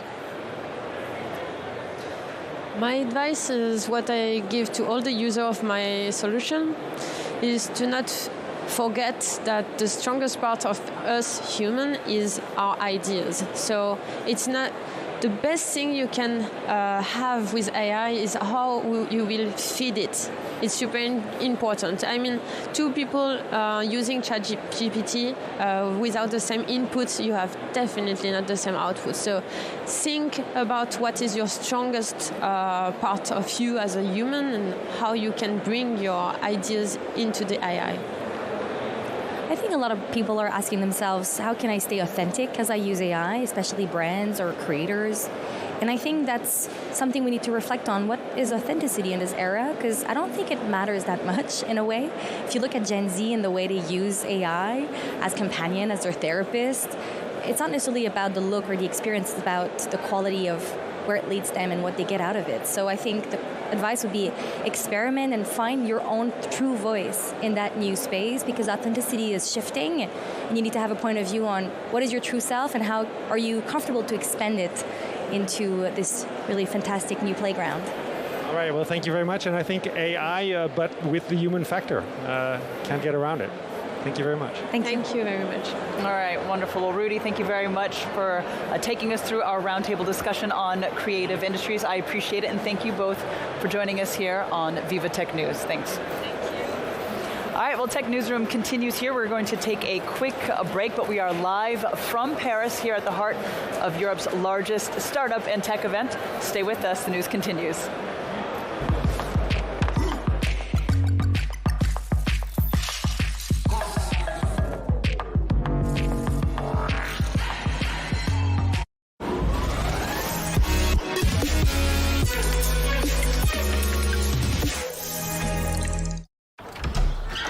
Bonjour, de Margarita, une pepperoni. Merci, mais est-ce que vous pourriez revenir nous livrer demain en fait? Parce que on a fait des passes finalement. Bah non. Et comment ça non? Bah vous pouvez pas changer votre livraison au dernier moment. Il n'y a pas écrit La Poste ici. Avec l'application La Poste, modifiez votre livraison la veille jusqu'à minuit. Bon bah les enfants, ça fera pâtes et pizza.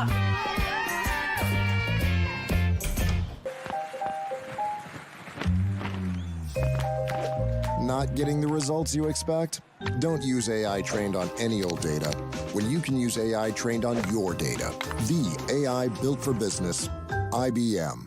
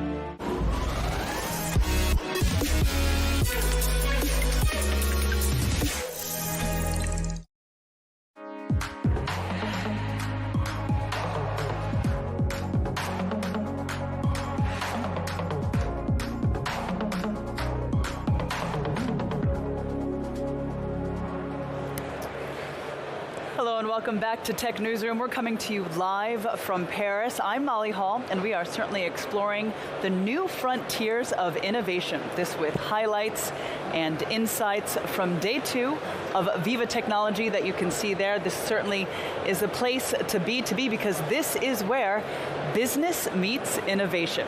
And it's time now for VivaTech on set.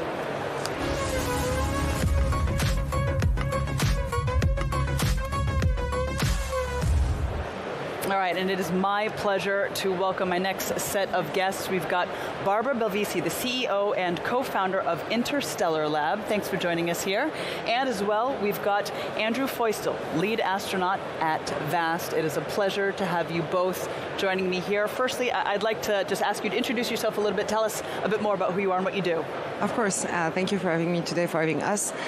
So Barbara Belvisi, I'm a French entrepreneur, and I started a company in 2018 called Interstellar Lab, and we build AI-powered controlled environment system where we recreate inside structure ideal condition for life to grow on Earth and in space. Fascinating. And Andrew, can I ask you? Yeah, thanks for the introduction and the opportunity. I'm Drew Feustel, formerly with NASA for 23 years. Been to space 3 times, and I now serve in the role as the lead astronaut at VAST. We're a company building the world's first private space station, hopefully launching in orbit next year. Excellent. All right. Well, then, indeed, tell us a bit about why you're here. I understand that there's a new partnership that's being announced. Tell us more. We've been working on developing the system to grow plants on Earth and in space. Currently at VivaTech, we actually unveiled one of the systems we built for L'Oréal for Earth application. But today is a very special day because it's the first time we officially publicly announced in France that our system is going to travel around the Earth on board VAST space station.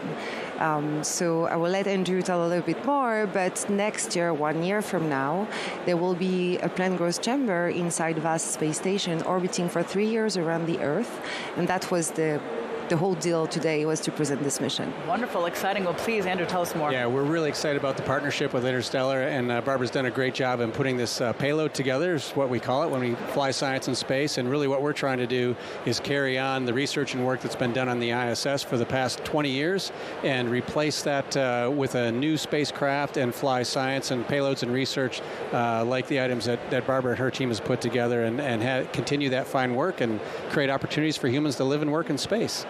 I mean, this is all just fascinating. Firstly, Barbara, I'd like to ask you a bit about how Interstellar Lab then has been focusing on controlled environment biofarming and life support on Earth. You know, you mentioned even just with L'Oreal. What adaptations are needed to take your systems into orbit? It's a very good question. It comes all back to the requirements. So basically, we're plugging our system with the life support system of the VAST space station. So there is a certain number of things they can provide us, like power, eventually some air, water, and then we have to adapt our system so it can meet their requirements. Then you look at the plant requirements, so you know what type of atmosphere we need to create, how much oxygen, CO2, how much water, how much nutrient we need to bring into space so we can make sure the plant can survive. And that gets very tricky when it comes into the space that we have. So for this first mission, it's only going to be a small payload system. So it's pretty much the size of an oven, to give everyone the idea of how big it is. We're known here to do much larger system, but we miniaturize the technology. So that was the most complex part, was just to be able to meet their requirements with our requirements and make sure that the plant's going to survive in space. Andrew, I'd like to ask you then, given your experience aboard the ISS, what would you say are the current biggest gaps, really, that we're seeing when it comes to life support or habitat tech? Well, I can tell you that the work that we're building on has been going on for 20 years now, so we're pretty good at flying payloads to space. What Barbara mentioned was, plants are living, breathing organisms just like humans, so the technologies we create to keep those things alive will eventually help to keep humans alive. So one of the things we refer to is a closed-loop ECLIS system, or closed-loop life support system, meaning we can bring very limited supplies to space, but use them in a regenerative way and recycle those things, like water in space and some other products and air, clean our air and keep rebreathing it so we don't have to launch new bags of water or new air cylinders to allow us to breathe. So that's really important, and to be able to support payloads that we're talking about with Barbara's team and Interstellar and others like it really helps us do a better job of taking care of humans ultimately and allowing our spaceship to thrive in space and support humans that are going to be there as well. Indeed, which certainly is the ultimate goal. Well, now, I mean, this question is for both of you, really. When we're seeing designing for human life in space, we know it's not just about the hardware. It's about long-term viability. So how are you really kind of teaming up, collaborating to create environments that support not just survival, right? Of course, that's the baseline if we can, but really actually quality of life. Well, we're trying to bring a little bit of the Earth in space. Okay. What we fundamentally believe is that for the future and for humans to become a multiplanetary, it's not going to happen with that Earth biosphere. So far, humans have only been living on this planet, so the only thing that makes us happy is being surrounded by nature, and I think we all experienced that during COVID. So by bringing plants in space, we're not only advancing research regarding biology or contributing to bioregenerative life support system, it's also, we've never been living on other planets. So when we go to Mars, and how are we going to feel about being so separated from the Earth? And maybe because we're going to have a greenhouse on Mars, maybe in a certain way, it can help human, discover a new planet and settle somewhere else. This is what we're trying to do. Yes, indeed. All right, I'd like to ask you then, just in terms of how can we see private space partnerships like this help address global sustainability goals that we currently have going on kind of beyond exploration?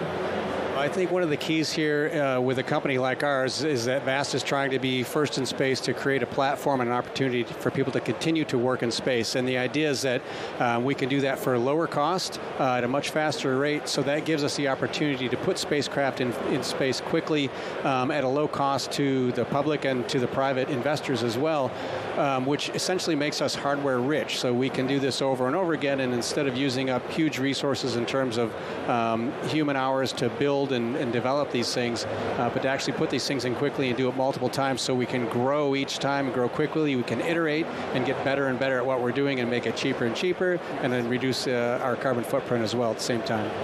Indeed. So before both of you leave, I'd just like to ask you, how are you seeing Interstellar Lab VAST partnership evolving? I know clearly, we're at a certain stage right now, so perhaps it's a little, forward-thinking too much. But yeah, what would you say? Where is the limit? Where do you see this going? Well, it's not only about low Earth orbit, because VAST space station is going to fly next year. So in less than 12 months, there's going to be a VAST module orbiting around the Earth, and that's the first time there will be a private space station orbiting around the Earth, so that's pretty huge news. And hopefully, it is indeed, yes. Hopefully, we'll be able to share more here next year with a system orbiting the Earth.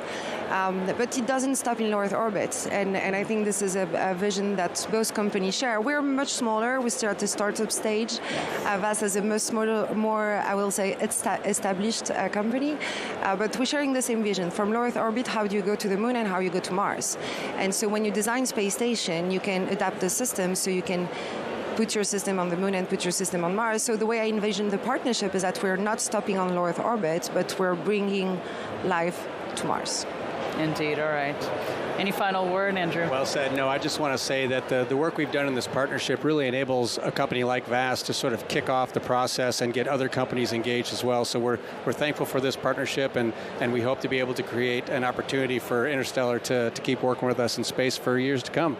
Excellent. All right. Well, I certainly appreciate both of you joining me here to tech all things life beyond Earth. I appreciate it. Andrew Feustel from VAST and Barbara Belvisi from Interstellar Lab. I'm going to say good luck and Godspeed. Let's continue. Keep it going. Make it happen. Thank you. All right, well, the news continues here at Tech Newsroom, and we're going to head back down to the exhibit floor and see how things are shaping up. This as day 2 is slowly starting to wrap up, and I believe we can cross to our reporter, Karine de Bach, who's standing by for us. Yeah, live from the Microsoft booth. I'm going to connect with Arnaud Silva. He's the CEO of WeGrow. It's a French startup focusing on best practices. So how do you help company scaling their best practices? Yeah, so we industrialize the sharing and the scaling of best practices. From my side, it came out as a frustration because I worked for 15 years in Danone and then in General Mills, so I was global business unit director. And in those big companies, we were the champions of the world at reinventing the wheel. There was always a good reason that I'm in Spain, the best practice from Canada is not adapted to me, or I don't know what's happening. So we created an AI machine to go and extract best practices from local markets, push it to the market that needs it, and industrialize really the share and reapply of best practices in marketing, sales, and supply chain. So today, who are your customers? Who are your clients? We usually work with global companies, so a lot of FMCG, for example, Danone, Nestlé, Kraft Heinz, Mars. Luxury companies like LVMH, within VivaTech today is one of our clients, or Puig. Pharmaceutical, group like Bayer or Ganon, and hardware like Hewlett-Packard. Always companies that have got a global footprint, and where if a best practice go from one market to 5 or 10, it creates millions of synergies. Why? I mean, how do you benefit from the partnership you have with Microsoft Gen AI? We realized something from the very early beginning. We are the small fish, and Microsoft is a big whale, a great whale, but we need to be able to integrate them. So with Gen AI, we did 2 things. Full integration in Copilot, in Viva, in Microsoft Teams, because it makes the user journey much easier. And then the second thing is to do dedicated agent. So Copilot doesn't have the purpose to answer every business question in a very contextualized way. So we create agents for marketing, sales, supply chain that add the value that the users get from Copilot or Viva. Could you list a little bit of the savings companies working with WeGrow make, actually? So the first step is to please the local teams, because they are the ones that are always burdened. Sharing a best practice before WeGrow was taking 1 hour to 1 hour and a half. Post WeGrow, it takes 3 minutes. So that's a huge saving on a weekly basis that is operated on the local teams. And then for clients, we follow 5 to 10 projects that are faster in terms of time to market every month. As an example, Nestlé has launched a pack in France, reusing a best practice from the UK, and they launched it in 6 weeks instead of 3 months. And when you have a product that does 10 or 15 million of gross margin on a yearly basis, this impact can then be 1 or 2 million every time there is a reuse happening. How do you see WeGrow in 2 to 3 years? More agent, more precise to go faster from knowledge to action. So we are developing agents, for example, so that you can brief your marketing agency faster, do a client presentation faster, or do a supply chain briefing faster. And we also want to propose, in VivaTech, we spoke to a lot of bank, insurance, construction company, so to also extend the industries that can beneficiate from our approach. Well, thank you so much, Arno, and all the best for WeGrow. Back to you, Molly. Karine, thank you very much for joining us there from the exhibit floor. We're going to bring things back on set for VivaTech on Set.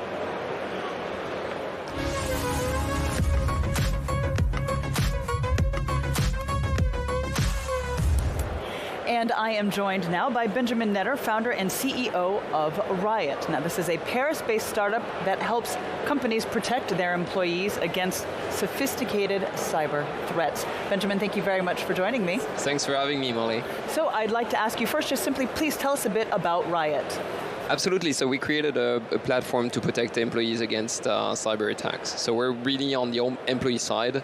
We're protecting more than 1.5 million employees across the world. I started a company 5 years ago now. All right. Well, so then tell us a bit about what makes your approach more effective than, we're going to say, some traditional cybersecurity training. Cybersecurity training usually is a one-size-fits-all method. So you would watch videos that are exactly the same for everyone. We're taking a different approach where what we do is that we created a cyber coach called Albert that would talk directly to your employees. Okay. Because it's chat-based, it's connected to Slack, to Microsoft Teams. Anything that Albert says to you is adapted to the context of the company, the context of the employee. So no one gets the same content. It's adapted so it resonates more. Well, we certainly know that cybersecurity is no longer really just a tech issue. It really is mission critical for all businesses. So how do you convince any possible executives or teams that are, that they really truly need to engage with prevention efforts? Yeah, so we always thought the relationship with potential users the same way. We launch a fake phishing attack on the employees. And usually it's a mess. Like 20% of the employees end up clicking, entering their passwords. And so it moves the topic of, we need to train the employees. Maybe it will come later this year. It's now urgent and you need to do it this week. And so this is usually when we send the order form. It's like the time is now. All right, so now then as digital threats continue to evolve rapidly, how are you saying that Riot can stay ahead of all of the action? And how are you ensuring that your training tools really remain relevant and impactful? And you're completely right. Especially since the launch of ChatGPT, attacks have changed tremendously, and the attacks are much more sophisticated, much more targeted, and also it's not phishing emails anymore. It's also in your WhatsApp messages. Yes. It's your Instagram account, on LinkedIn. I don't know. It's true. Phone calls, voice messages are coming too. So the threat landscape is changing at a pace that we've never seen before, and so it's much harder. For a long time we thought that we would grow the cyber culture of the employees and they would stop clicking, entering their passwords. But that's not the problem anymore. What we need is that we need to instill good cybersecurity measures and adapt the cyber posture of the employees so that they're not targeted anymore. So the approach is now different. It's the approach, that you're seeing shift. Well, now just give us an idea in terms of just the sizing and scale of Riot. How many employees and organizations are you currently protecting? So we currently have more than 1,000 companies using the product in 23 different countries. And we're protecting more than 1.5 million employees. And we're targeting 10 million employees by the end of 2027. Well, all right. Well, then before I let you go, tell us a bit about kind of what you're hoping to achieve, to meet, or what are your goals here at VivaTech 2025? I'm just so impressed by the scale of the French ecosystem now, and it's so exciting to see that Paris is the center of the innovation industry for a few days. So that's why I'm here to feel the vibe. Wonderful. All right. Well, indeed. Well, please enjoy the rest of your time here, and good luck to you in the future with Riot. I appreciate it. Thank you, Benjamin. All right, well now, for years, we've seen Europe that has relied on American and Chinese technology, this to power its digital infrastructure. But this dependency, well, it certainly carries risks. And as a result, European actors are facing a new strategic dilemma between tech and sovereignty. Well, here's what Christelle Heidman, the CEO of Orange, the French multinational telecommunications operator, had to say on this topic. If we look at the digital value chain, there's a lot of dependencies. And if we look at it from the European point of view, actually, the strategic autonomy of Europe when we think about digital is actually very poor. What we call sovereignty at Orange, we've defined it with 4 C's. It's about control, it's about choice, it's about competencies, and it's about critical size. So control is about securing infrastructure, making them resilient. As a telecom operator, we know our services are so essential. Securing, making our services resilient, making our infrastructure resilient. Choice, it's about reversibility, having options, ideally having European options in some cases, and then competencies. Competencies is very critical, because the first thing when we talk to our customers or when we talk to administrations, governments, if you don't have the skills and the know-how to understand, first of all, where you have gaps, what you can do yourselves. We're investing on open source, but to invest on open source, you need to have the competencies, the skills, the know-how. So that's the 4th one about competencies. And then probably the most important in Europe, critical size. If we have tech giants coming from China or America, that's because they have a home market that allows to scale. The issue in Europe is that we are so fragmented. So as Orange, of course, we are trying to be the number 1 in every market where we operate, and we are consolidating, and I think we need to further consolidate the telecom market, because there's no magic. In the world of software, scale matters. And so that's about this 4th T about critical size. All right, well, that was Christelle Heidman, the CEO of Orange, speaking earlier today here at VivaTech 2025. Well, the news continues with VivaTech on set.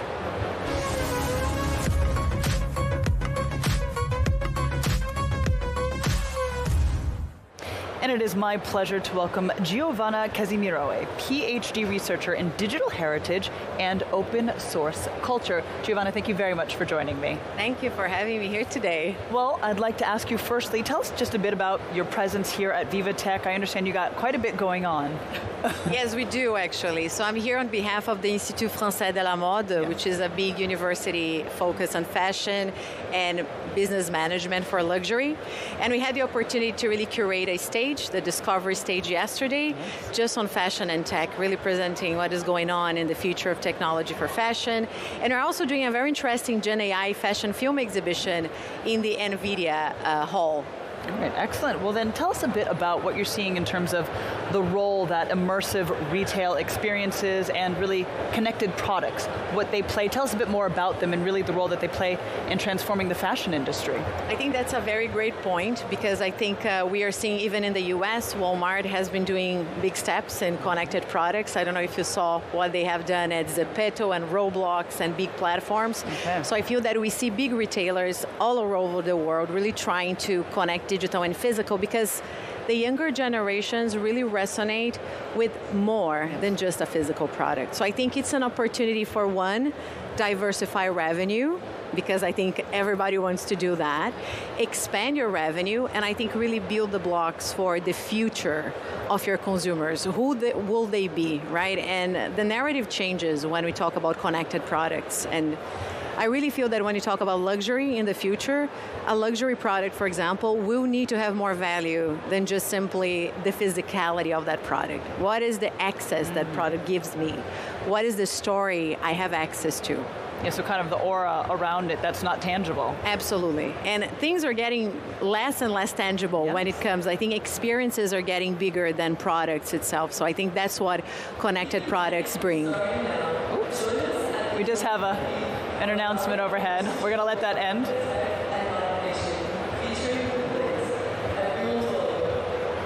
All right, yeah, actually they're announcing we've got a Live Nation stage set up, but bringing it back to us here, I want to ask you about what you're seeing in terms of some of the biggest opportunities and challenges that you're seeing when it comes to AI in the fashion and in luxury. I think that when it comes to AI, the big opportunity right now is really as a corporation, if you're a brand, to try to find which is the pillar that AI can optimize and streamline things. And sometimes it's not just about the content, it's really about infrastructure. So I see a lot of brands that are really using AI to facilitate consumer experiences, for example, which I think it's a big issue nowadays. Like, how can you really create a customized experience for consumers with AI? But also I think in image generation and campaigns, that's something that is getting stronger.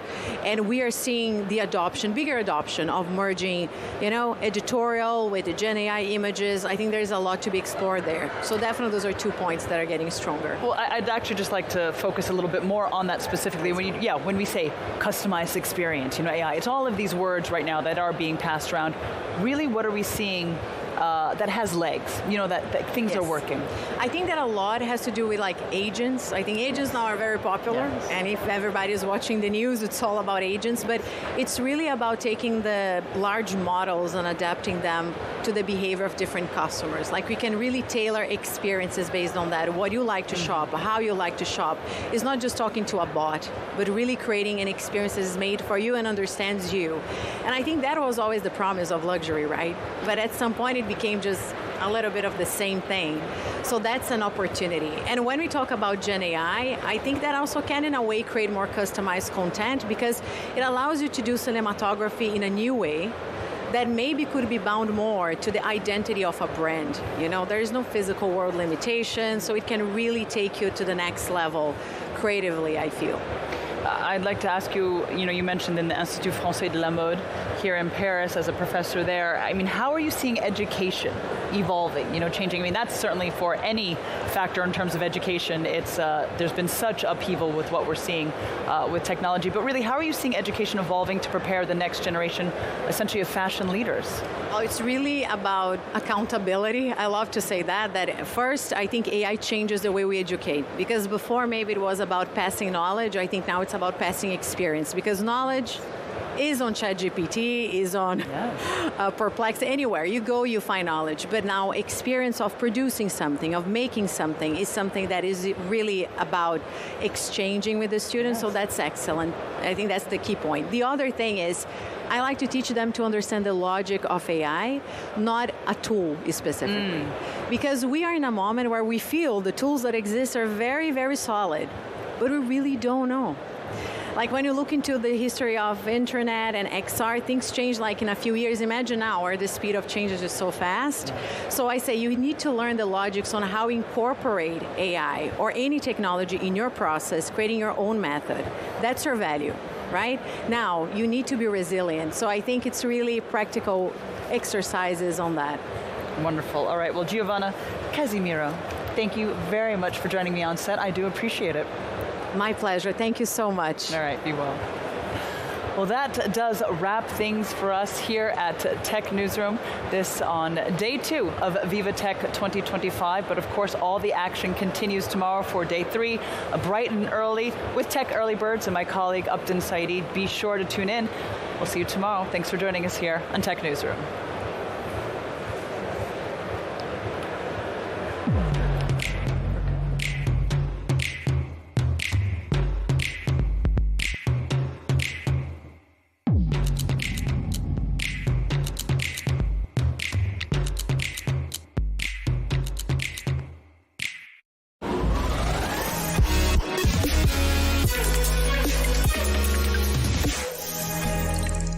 If you're neurodivergent, the internet can feel overwhelming. So we created the TD Accessibility Adapter, a free tool for all. It's nice to know that TD cares about something like this because it makes me feel like they care about me. Our focus is helping you focus. TD, ready for you. The automotive industry is going through an unprecedented period of change. We have been searching for a strategic partnership with a bank which would also support us in new projects. We've assembled people from both organizations, and we've worked with